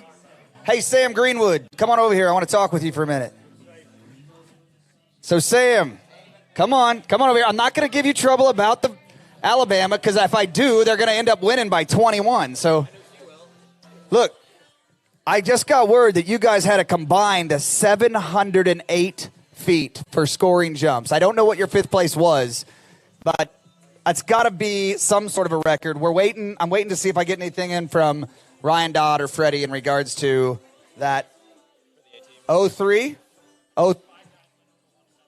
So we're looking to see. I just heard maybe Raging Cajuns might have had in 2003 5 guys over 170. But nonetheless, right now, I can only confirm that Alabama, it looks like Harry Spaven's going to go do some reconnaissance for me. But tell me about that jump team and what it's like to see your dominance continuing, after you've left the team. You've obviously left it in a better state. Yeah, Cole. It's pretty incredible to see the team just improve over year after year. When we were there, it was myself, Santi Varis, Josh Kelly, Quinn Haynes. Just incredible names out there. Blake Keller. It was just something special, and I think that talent just recruited all these Midwestern boys to step up the game, and seeing them go out their first tournament of the year and boot out some big 180s was just, gave me goosebumps, and makes me proud to be an alum of the Ski Bama team. Well, I bet it does. And, again, your family, a big proponent and supporter. Obviously, your father, not sure where your mother went, but ULM. Scott, what about Janie? Where'd she go? Yeah, so they met at both at NLU, so ULM now. Right, NLU. So just a really cool story, and your family continues to get back to collegiate water skiing and AWSA. We appreciate it. We know that your brother is going to be highly recruited, and I'm sure they're watching. They're just a big fan of the sport, and it's cool to see. So congratulations. Your legacy precedes you and lives on, and congratulations for your illustrious career. And now you've moved on into the professional ranks of what is your job title now? I'm a mechanical engineer working in the energy industry. Not only an incredible athlete, but a smart one as well. So congratulations and thank you. Who do we got here? So now that we're done buttering up Sam, we've got Alex Bard coming in for jump number 3 from Ohio State and deciding to pass, having a pretty rough tumble on jump number 2, so probably shaken up a little bit. I'm sure dusted off into the cobwebs there. Thanks, Sam. You're a good man and humble. Yeah, he's humble, So that was smart jumping from Alexander Bard after he's got 92 foot. Great jump for him. His personal best is 98. So good jumping from him. So we're waiting for Harry Spaven to do some calculations.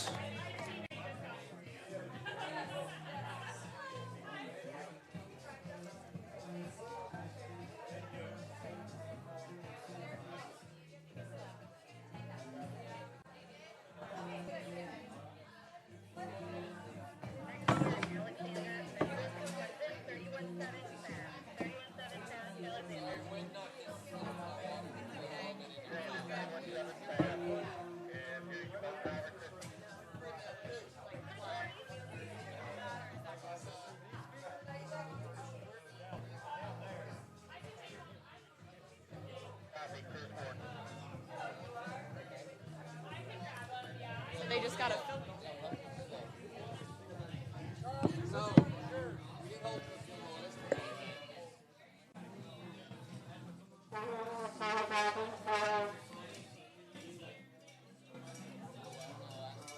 All right, here we go.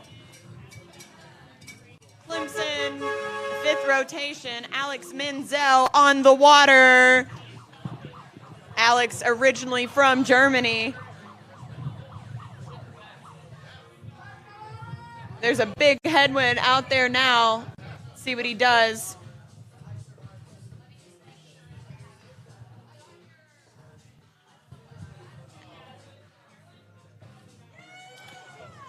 Look at that. A clean jump for the Clemson Tigers. Yeah, nice looking jump. Alexander Menzel taking the first one right up the middle and off the left. Nice tight line, enjoying that head breeze.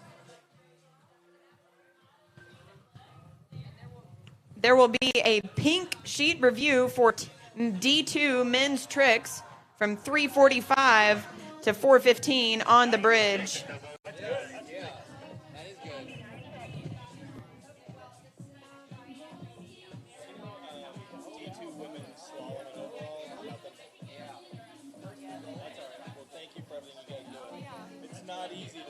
all day for 3 days.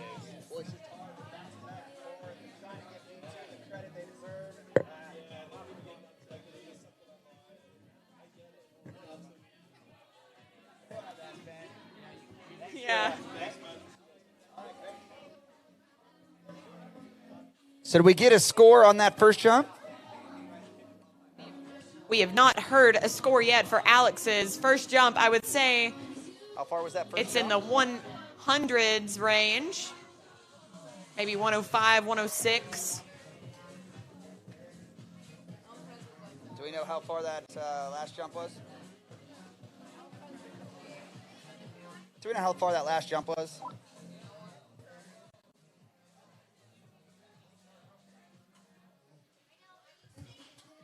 All right, so we still haven't gotten it. Hopefully, Alexander is going to improve upon that first attempt. He's a lot wider here. I like what I'm seeing here. Great looking jump. We've got D2 men's trickers. We've got a review for your pink sheets over here at the announcing booth till 1:30. 1:15.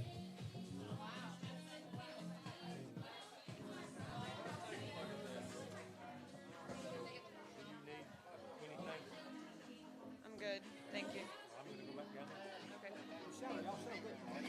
108 feet. Gotta be happy with that.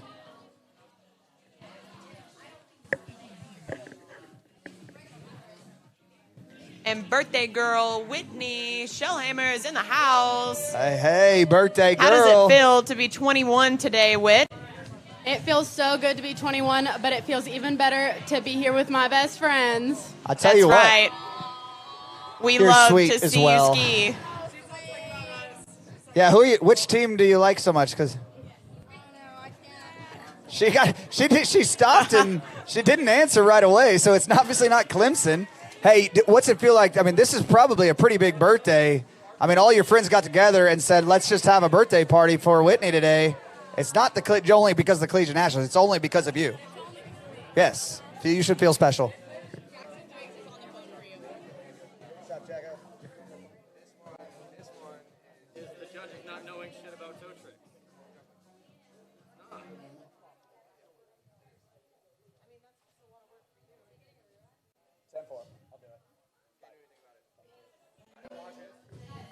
All right, 108 for Alexander on his second attempt. This is a better approach. Just back a little bit, but he had the speed. And you can see his years of experience showing up right there, just cool, calm, and composed. As he goes over on jump number 3.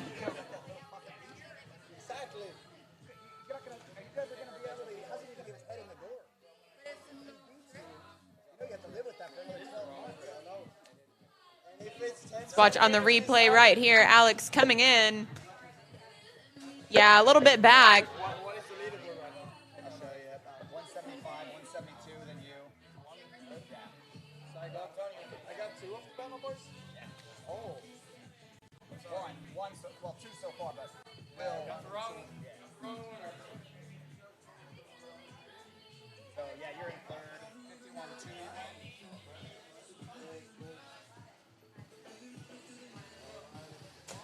All right, we are down to our final 7 skiers. This is very exciting. We've got Harrison Hartzler of Kansas. We've got William Macaron, Madison, Jerome Verbret, Jonathan Horwood, Fletcher Holm, Levi Curtin, Will Roberts, and Luke Outram of ULL. So this is getting exciting, you guys. This is what it's all about. Comes down to the last event every year.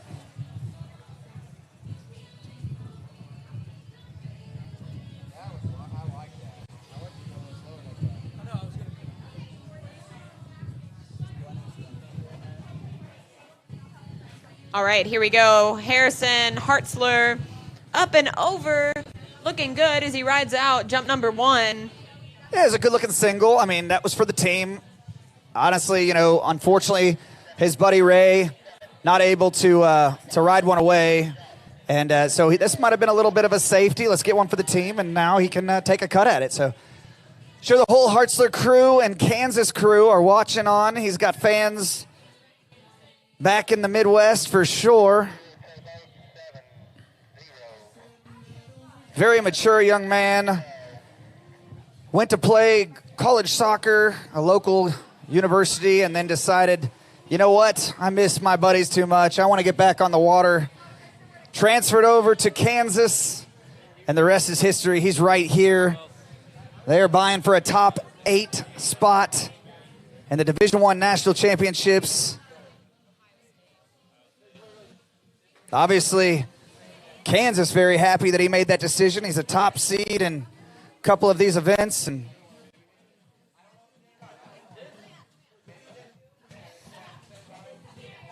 I don't know, maybe Summer, little sister's watching. She'll go and experience collegiate soccer and realize how much fun water skiing is.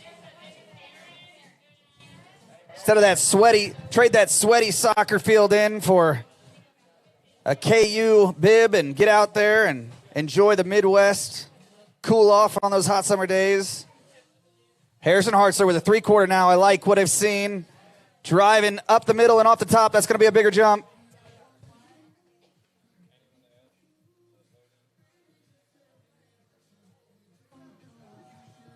All right, let's watch here on the replays. 3/4 cut. A nice smooth turn in, popping off the top of the jump.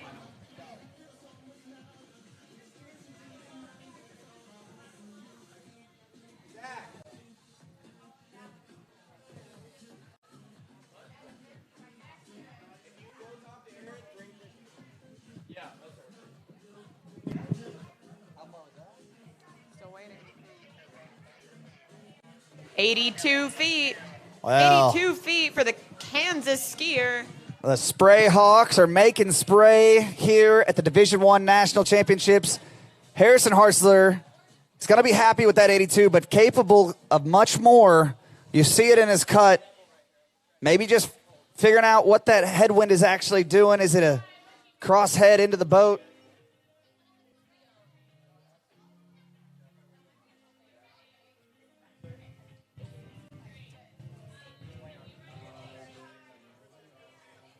So big shout out to our drivers, Trent Finnison and Chris Horton, 2 of our premier drivers in the whole sport right here at the Collegiate National. So big thanks to them for donating their time and long hours this week. But we're culminating right here with the top 7 seeds. Harrison Hartzler taking all 3 to the base.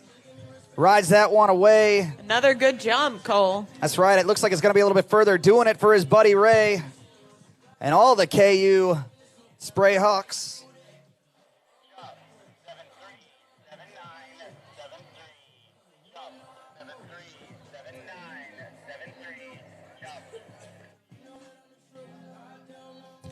So Kansas currently in 8th position, trying to knock off those Madison Badgers or a Rollins College. I don't know, Charles C. What do you think? You've been watching it closely. You're on that Rollins team.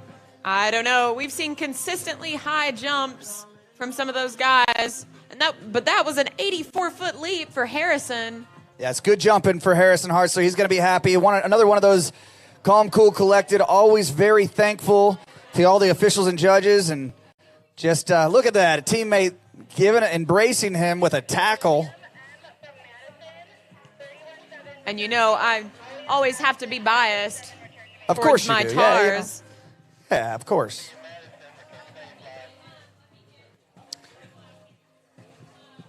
All right, and moving right along to University of Wisconsin-Madison skier William Macaron.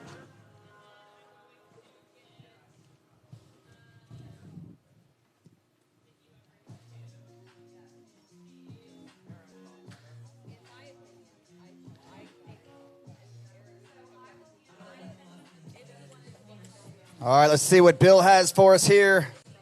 Bill's probably his dad, but that's a great-looking single. There you go. Favorite snack is macaroons. Of course, that's the only option when it's your last name. Wisconsin doing a good job. Let's see if he takes the same approach as Harrison does. He's got to eclipse that 84. I mean, every 10 points is going to count. Is he checking his fin there? 70 feet. He's going to bump the boat out, move it out a little bit. All right, so getting a nice opening score for his team. Will is going to come back in for his final 2 jumps, try to push it out a little bit further. See what he can do. We're into the nitty-gritty of the 2022 Syndicate Collegiate Water Ski National Championships and this Division I men's jumping event. We couldn't ask for all better of our conditions. podium spots right now, Cole. Yeah, I know. I It's mean, just unbelievable. I'm sure all of our top 4 skiers, top 5, are just licking their chops, ready to get out there. That's right. Well, I look at the last 3 skiers on the list and obviously know them all very well, all 200-foot jumpers. So it's going to be cool. Obviously, not 200 feet in the collegiate speed and height, but have the capability, know what they're doing out there. There you go. Will up and over on jump number 3. So I don't know if it's going to be much further.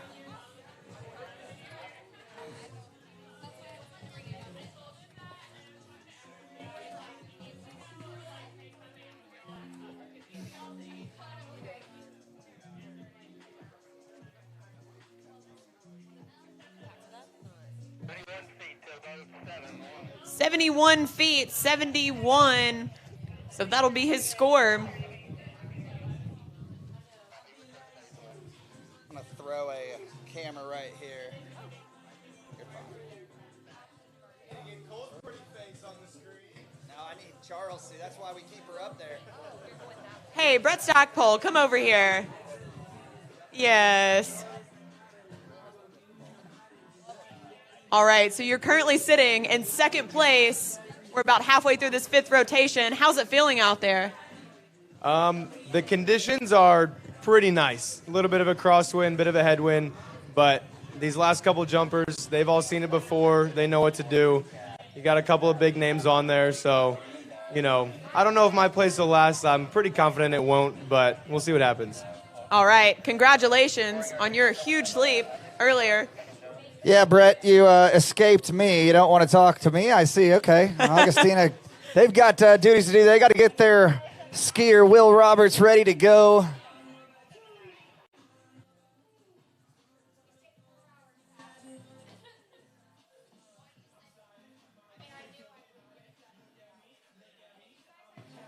Okay, so not gonna eclipse Harrison's 84-footer, but good solid jumps from Will. He comes in hot. Oh, good gracious.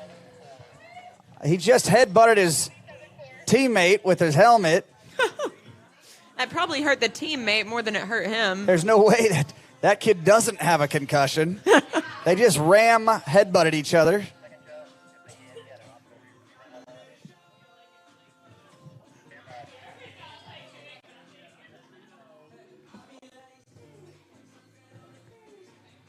Okay, just another reminder, we've got these Division II men's pink sheets over here for another few minutes.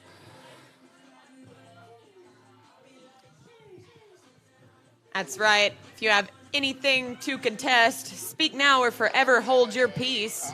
Preferably hold your peace. My wife will karate chop you. Trust me, I've been on the wrong end of that karate chop. I'm sure you have, Cole. All right, here we go.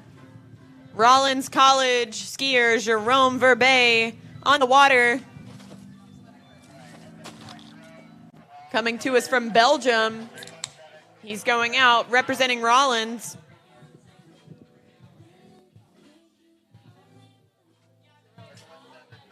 Jerome just started jumping this year. Wow, textbook little single cut. Taking a stab at Big Red for his team.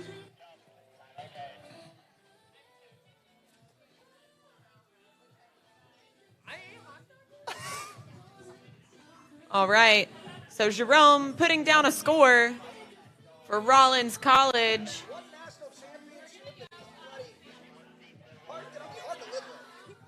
51 feet.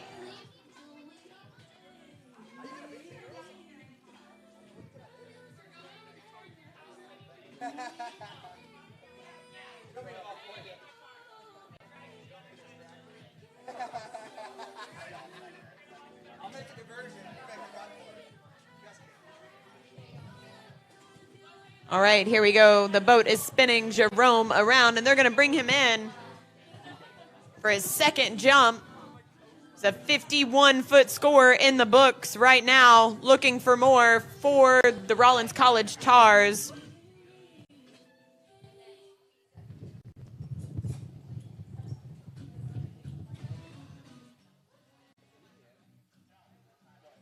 And another solid jump. So you say he's new to the jump event, huh? Yeah, you know, he just decided to pick it up this year and work to make the A team here for nationals. And there you go, a strong landing. So a bit of strategy here from Rollins College, trying to put a little bit of pressure on those last seeds. You guys, and it's okay. I mean, hey, listen, there's nothing wrong with that. I don't know why it's frowned upon. She's pleading the fifth, ladies and gentlemen.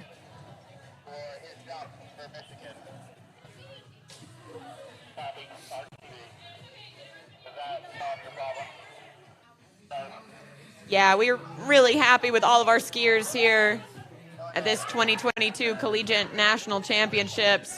All of them going out and putting out scores for their team. So here we go, Jerome coming in, jump number 3, taking more of a cut at it. That might be further, but he won't hold on. Oh, I bet you're going to see this young man increase his distance quite a bit over the next few years. Yeah, Jerome only a sophomore this year, so. Well, he's got some great coaches, and I know, Charles, you're going to stick around and help this Rollins College team out for many years to come. It's just a bit of a, again, it builds a camaraderie and friendship group. You just can't beat that, and keeps us coming back for years to come. So, Alabama still trailing the Vols 17-28. Yeah, buddy. How much time's left there? We're about halfway through the second quarter, so. Oh, good gracious. Charles, you don't count your chickens before they're hatched. I know, yeah. I got to be honest. I think you're going to lose by 20. Hey, come on, Cole. Oh, just kidding.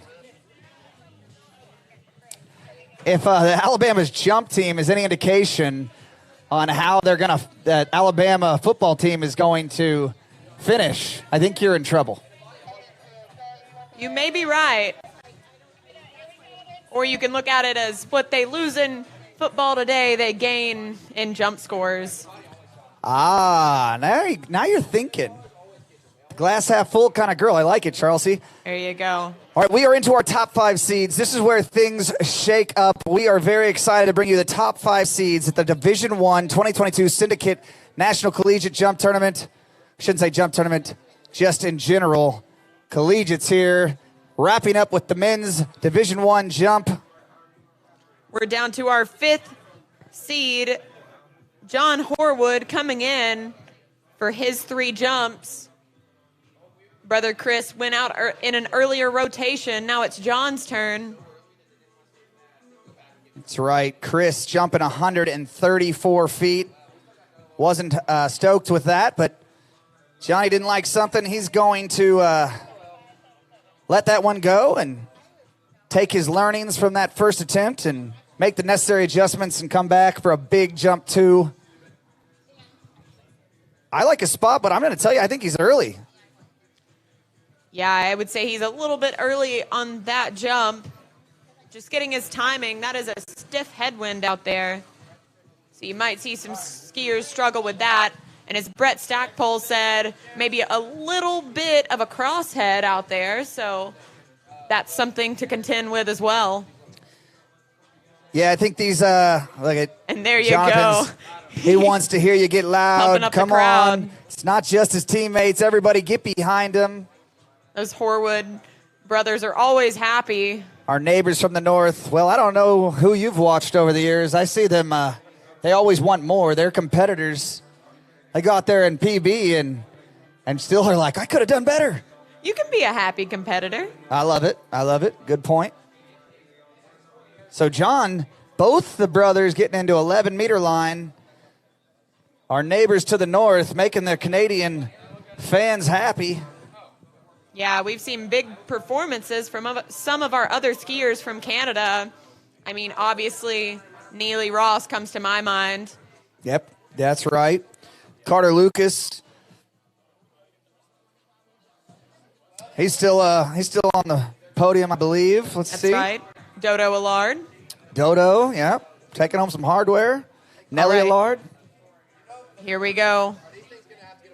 John Horwood coming in.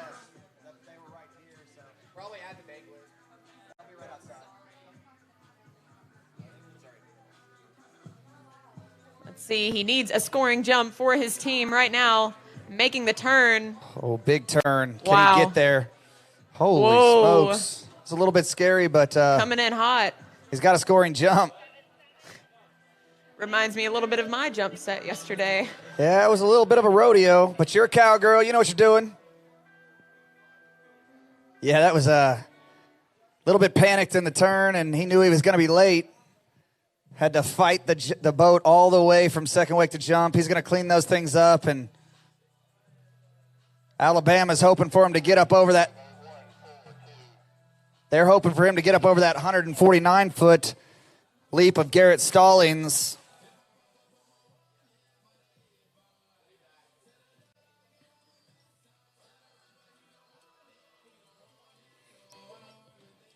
Or at least that 145 of James Bryan's. That's the only way things are going to shake up. Well, obviously, Will Roberts, their top seed, has to go out there and do his job. But if I know that young man, he's going to get the job done. A tactician on the water, especially in the jump event. There you go. You see teammates John and Edward heading down to give Will some final words of encouragement. Well, I'll tell you what, if there's anybody I want coming to pump me up, it's those two I'm telling you. youngsters, wise beyond their years, just absolute wealth of knowledge in the jump event.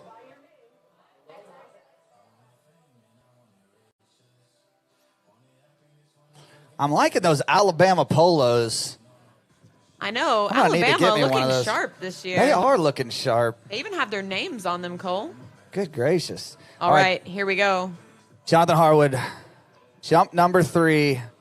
Looking to clean it up. That's a much better turn, better spot. He's going to drive through, gets his lift. Oh, nice looking jump. Now just needs to ride it away. Heartbreak for the man. Mocs. Wow. That's tough luck for Jonathan Harwood. It's also tough luck for Alabama because that was 10 team points because that was definitely over 145 and probably over 149. So unfortunately, he's going to live with 142. So much like his brother, just leaving a little bit out there. Look at that. That's a great, man. Oh, man. Just pressing a little bit long and unfortunately having a very, very hard landing. And that head breeze, this is kind of what we're talking about. The head breeze that's more quartered to a crosshead. It's going to make it tough for some of these landings.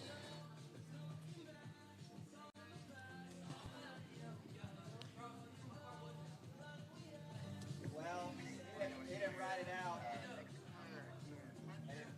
They didn't call it.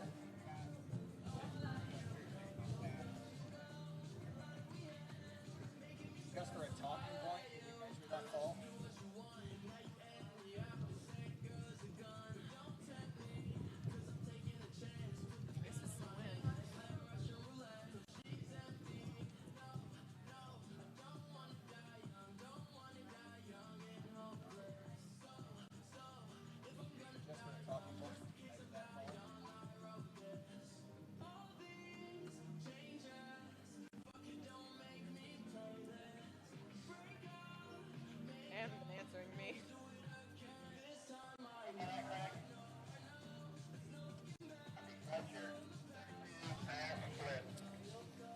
All right, your next skier on the water is Fletcher Holm from Arizona State University. The Sun Devils have made a charge. They are in the top 5, sitting currently in 4th place. That's crazy. Previously, their furthest. Well, they have won before, but last year, their team placement was 6th. So each and every year getting better, and there you it's go. pretty cool to see, the brother-sister combinations on the team. A lot of family camaraderie and pride to be a Sun Devil. My wife, I know, alumni, and Jimmy Seamers, world champion, world record holder. Saw Nina Daly here. She's a national champion in her own respect, so great slalom skier. Actually, a little fun trivia fact for the O'Connor and Kansas contingent. You guys, Emily O'Connor is riding Nina Daly's old skis. They've got some national championships from the past in them. Wow. 160 feet. Fletcher comes out swinging. Charles, see, that was easy. That was the easiest 160-foot jump we have clearly seen today. I think we kind of undervalued it up here on the announcer's tower because it just looks so effortless. That's on right. His end. He got underneath. He got his skis underneath that wind, and he just soared. That just shows you what can happen with skiers who take advantage of these conditions out here this afternoon. Absolutely, and what a no bigger stage to do it on. This is the 2022 Syndicate National Championships, and we are ready to see a slugfest from our powerhouses in the water ski world. We've got none other than Arizona State on the water right now. Then it goes ULM, then Alabama. They were ranked in the top, or came in seated number 1, and ULL is currently sitting in first place. So what does Fletcher have in store for us? This is jump number 2. I'm telling you, from his first jump, it looks like he has more left in the tank, Cole.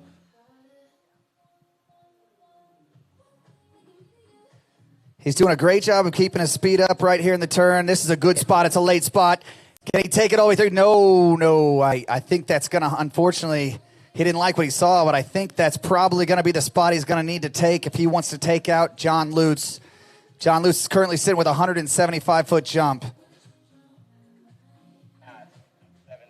Maybe he just didn't land right there on that right ski and wants to take the learnings from that second jump attempt and put it all together for jump number 3. Yeah, he has a 160-foot score in the books. So just getting geared up to come back in for jump number 3, where he's going to make his bid for a podium position here. Currently takes 164 feet. There you go. So to be on the podium right now without the other remaining skiers going, he would have to jump at least 1/10 of a meter over 164. That's right. That coveted 50-meter mark. But that is not taking into account Levi, Will, or Luke, who are all capable of moving into those spots as well. Yeah, no doubt you're going to see our leaderboard shake up. I mean, there's just no way that the caliber of the next 3 skiers on the water to not shake up and go over 164 feet. So, I mean, heck, Fletcher, with what we saw on jump number 1 and attempt number 2, I mean, he surely expects and is capable of producing jumps excess of 164 feet or 50 meters. That's right. And here we go. All eyes on the jump lake as Fletcher Holm comes in for his 3rd and final jump. Big cut. Wow. I don't know what to say, Cole. Charles. See, I think a little speechless right now. It's going to be very close. It was definitely a good jump. Look at that, how deep he was out of his turn, carrying lots and lots of speed. Not quite going up as far. He liked it. He fist pumped it. He's going to come in. There you go. To his fans. Look at his fans giving him the love. Oh, wow. He's happy. A lot of effort goes into their student-ran organization there. Holy smokes. There you go, 167 feet. 167. That's an absolute massive leap. I mean, he makes it look so effortless. So, yeah, he started hard, but really didn't do much. And, man, well, that just shows you how much technique can do for you. And 167 feet is good enough for fourth place at the moment. That moves Edward. The bubble spot now is 50.4 meters or 165 feet. So does that mean that Brett and John are guaranteed podium spots right now with 3 skiers remaining? That's right. So there you go. Brett Stackpole can do no worse than 5th, and John no worse than 4th. That's right. And so all we're looking for now is how many Alabama jumpers are going to be on the podium. Is it going to be 3 or 4, right?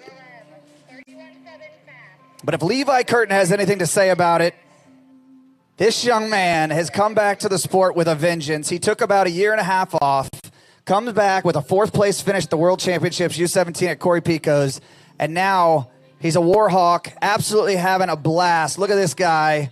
He's got the visor. Ryan Dodd would be proud. Wow. He is decked out coming in for his 3 jumps. Ryan Dodd's a former ULM alum.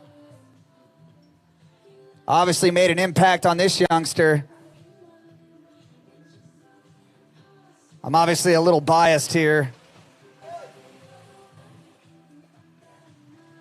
Here we go. Big turn from Levi. Ended up a little bit early. Maybe just needs to relax that turn a little bit. He says, bring it on down. So Levi, experienced competitor, knowing exactly what he has to do in order to challenge our current leaders, and that cut was not going to do it, so he decided to scrap it and ski around. Yeah, obviously, Levi is, like you said, he's experienced beyond his years, traveled the world water skiing, and very good soccer player. We had to decide between, is he going to go on to continue his soccer career, or is he going to come to ULM and continue to water ski? So I think he's very happy that he has. He's absolutely loving being a Warhawk, and I know Coach Zane recruited him very well, and very happy to have had him and got him anyways. And the team has really come on strong. I mean, if there was, like you said, if there was a question mark of what this ULM team was or what it was going to be in the future, they've definitely squashed any of that conversation. Absolutely. Had a little bit of a slow start and then just absolutely pouring it on after the first day. Great performances. You saw Sonia, team captain in the trick event. She's a hell of a jumper herself. Yes, she is. Been battling some injuries in previous years.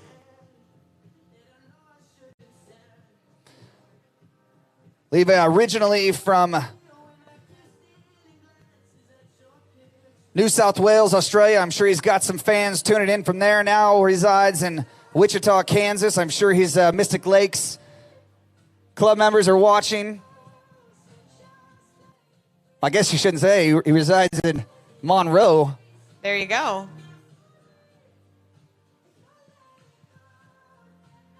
All right. All eyes on the jump lake. Levi Curtin.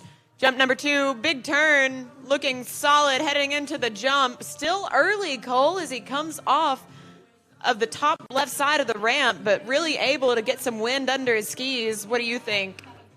Yeah, no, you're right. I think he panicked a little bit. He poured it on before the first wake and didn't have much left. Ends up early, but he's known to be early. It's like Ben Lutz as well. They'll be early, and then they'll produce big jump scores. So we'll see. Is it enough to knock off his good buddy Edward Roberts? It is not. 159 feet. So, again, this young man has really been training hard. You saw his 4th place rotation, Tim, go 168. 2 weeks ago at the South Central region, he edged him out by 1/10 of a meter, going 169 feet. So capable of mixing up this leaderboard. And he's known to build on his jumps.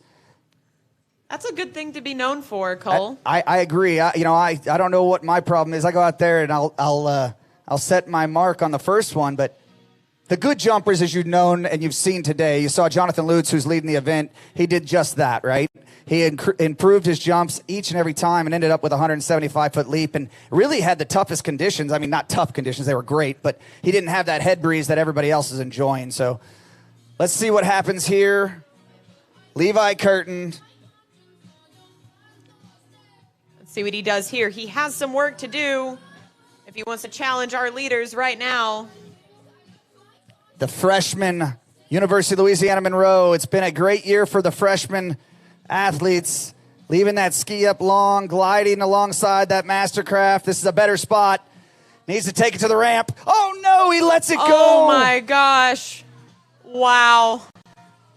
Devastated he is. A big shakeup on the Dolphin Wetsuits Jump Lake as Levi Curtin opts to pass. Let's watch the replay and see what happened.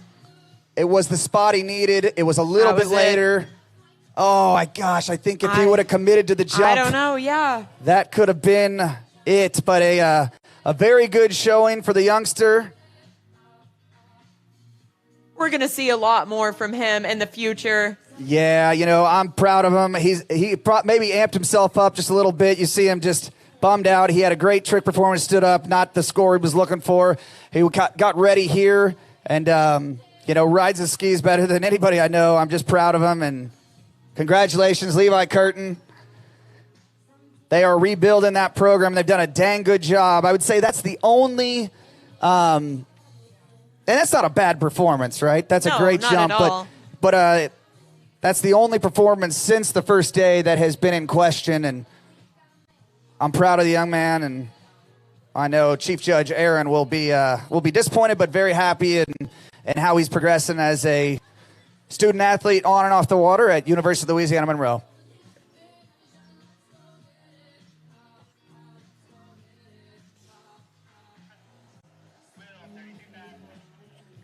All right. Now this man is going to put on a show. Will Roberts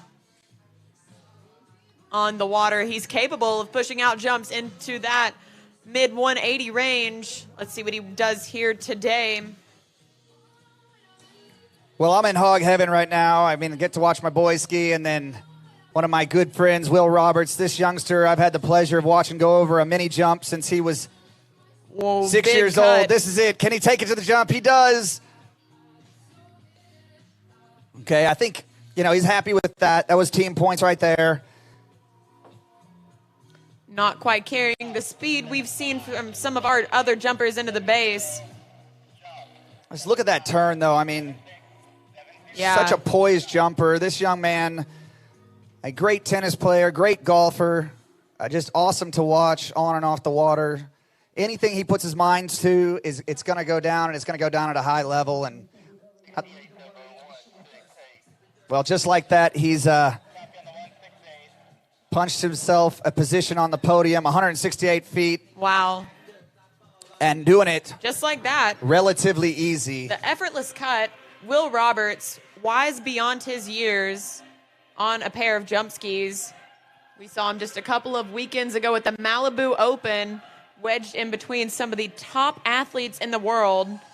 And the ability to move between a 6-foot ramp going 35 miles per hour and a 5-foot ramp going 31.7 miles per hour is absolutely insane, Cole. Yeah, absolutely. And I know I had a conversation with his father about that. It's just, what do you do? You know, you've got to trust your athlete. Again, he's one of the best jumpers in the world, so he knows what he needs to do, and he's such a student of the sport. But what's great about what Will is able to do is he has such control on jump skis. He can carry his speed. He can keep his speed up. So I would say that it's easier for someone of his skill set to be able to go back and forth. But it's no small task, and I'm just very proud of him. I'm sure he lapped up that opportunity, and right now he wants to help his Alabama team right now, looking for a big jump. This is a great turn. Get that up and over. Yeah, that's going to challenge our leader right there. Yeah, carrying in more speed.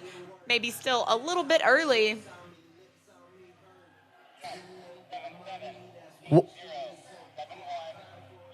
Yeah, I mean, the jump score, the times coming in say it's a better jump, and we're going to wait and see. But I I'm guaranteeing you that's going to be a little bit further. And look at him pick up his ski before, Wow. a little bit back, but just absolutely exploding off the top. Well, there you go, 177 There you go. feet. So And that puts him in second position right now. first, 177 feet. He actually just eclipses his teammates, Brett and Johnny. So this Alabama jump team is a force to be reckoned with at the moment, have 4 out of the 5 positions on the podium. There you go. Now, all he has left to do is go out and put some pressure on the last jumper left on the dock. So he's guaranteed no worse than second place right now with 1 jump to go. Will Roberts. Can he make it over 180 today, Cole? I think, that was not a textbook jump, and we're so used to Will just going out there and effortlessly. I mean, his uncanny ability, his ability to create angle from the second wave to the jump, and you see that as he picks up his left ski. There's just the command that he has over those jump skis is just incredible. All right, here we go. Jump number 3. Big look at Big Red.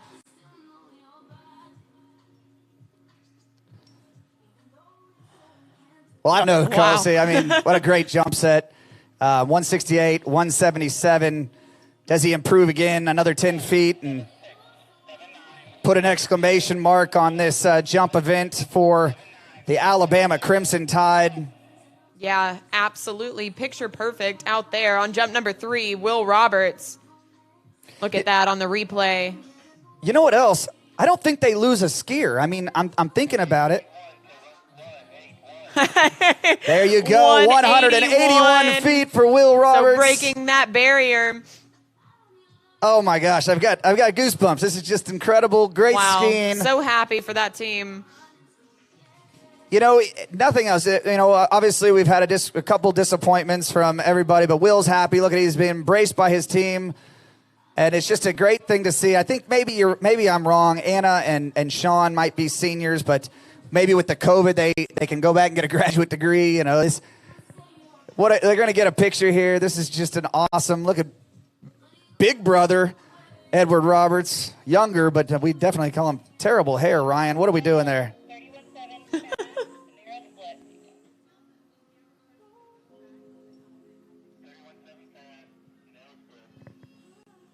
All right, look at that. We can see the fan cam down there. Well, the crowd's building. They know what they need to see. You're looking at a very disappointed Levi Curtin, but he is, like I said, he's a tactician. He's a student of the sport. But right now we've got Luke Outram, ULL, last chance to make sure that they claim their team position and retain the national championships for the Louisiana Lafayette Raging Cajuns. Here we go. Pulling out jump number 1. This is what it all comes down to. We've all been hanging in there. Big turn. Luke Outram. There you go. It's a good jump. It's not a great jump. Maybe just a little bit early there on jump number 1. Well, you see him run out of speed, drop in hard, and then can't hold it all the way through the base, but still a good jump. I mean, I think, it was going to be hard for anyone to surpass ULL from the performances that they've had, but Luke Outram, he's capable of going 181, so he doesn't want to just... Okay, 149 feet. Lots of work left to do if he wants to claim his spot on the podium.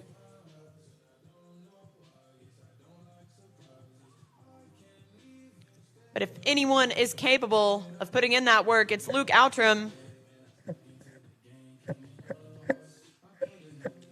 Trained some at Bennett Ski School. Yeah, he's traveled quite a bit, went to the Southern Hemisphere, did some time up there at Oz Ski over in Australia, did a little bit of time at Stony Park. So I had the opportunity of watching this Brit grow up and come into his jumping. I mean, a heck of a slalom skier. I mean, really a great overall skier. So Luke Outram, Fifth rotation, University of Louisiana Lafayette, Ragin' Cajun. All right, here we go. Luke coming in. The Ragin' Cajun for jump number 2. Currently has a 149-foot score in the books. He needs to improve upon that. You know, he doesn't want to leave anything to chance. I mean, with Alabama having 4 of the 5 podium spots, it's just unprecedented. I don't know if that's ever been done, but this is a better spot. What can Luke produce here? Jump number 2. Wow, really digging in. Yeah, but we're got a little bit of glare from that camera angle, and it's hard to tell if he got off the ramp.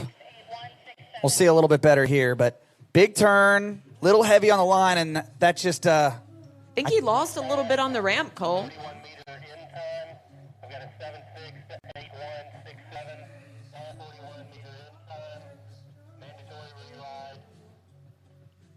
Okay, so that is a better jump, but he's got a fast 41-meter segment, so what that means is it's a mandatory reride. We've been here before. We understand what that means, but, you know, Luke he's not concerned about that. What he's concerned about right now is his third and final attempt to make sure that he puts an exclamation point on ULL's performances all weekend long. They've been so consistent, and I'm just, you know, this is what it's all about. All weekend long, we've been talking about the team totals, and that's what is coveted right here. You've seen a lot of championship rings walking around the site. And so there you go. And that was only jump number 2 for Luke.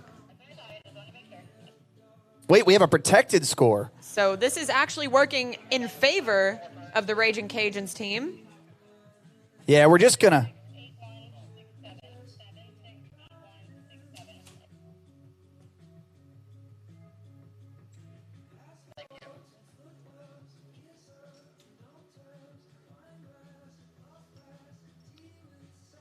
So we're here a little bit of a break, figuring out your final jumper, Luke Outrams. Looks like we're down to the final 2 jumps of the tournament. It's been an incredible weekend of skiing, and it's not over yet. We are going to celebrate all of these incredible performances. Look, we want to thank our sponsors. A big thanks to all of the organizers, officials, and boat drivers. San Marcos River Ranch, this is one of the premier sites in the country, and we just can't thank you guys enough for opening your doors to all of these collegiate skiers.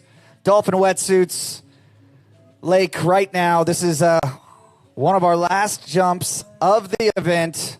Luke Outram, University of Louisiana Lafayette. Out wide, behind the Mastercraft Pro Star, Luke Outram. Up and over. Yeah, that's a better jump. Yeah, definitely understanding what he needed to do there. I could see that from here. Wasn't even looking at the screen, and Luke doing what he needs to do to make sure that Louisiana Lafayette has every opportunity to retain that national championship in Lafayette. Ooh.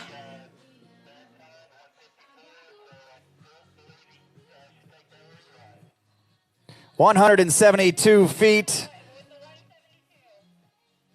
He is mobbed by his team, and this is what collegiate water skiing is all about. They feel they've done enough, and we're going to continue to watch right here because this is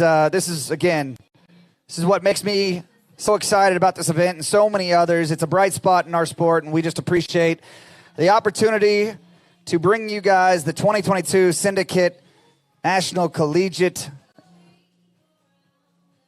Tournament here. Wow. So, okay, Luke Outram, 172, good enough for 4th place, 1/10 of a meter behind Brett Stackpole. So the Alabama contingent really doing everything they could, taking out the top 3 spots. It looks like this. In 5th place, Tim Tornquist. In 4th place, Luke Outram. Only 1/10 of a meter separating 4th and 3rd. Brett Stackpole, your 2nd place skier, Jonathan Lutz, and Will Roberts, no surprise here, 181 feet, 55.1 meters. Congratulations to all of our competitors, but especially that Alabama Crimson Tide That was a heck of a display. You guys dug yourself out of a hole, but we'll find out later at the banquet if it was enough. Yes, we will, Cole. So thank you guys all for joining us on the webcast here at the 2022 Syndicate Collegiate National Water Ski Championships. And to everyone on site, thank you as well. Congratulations to all of our skiers who made it here. We love you. See you next year. Yeah, thanks, Charles. I appreciate all your help. Cole here. Another awesome event. We will see you next year.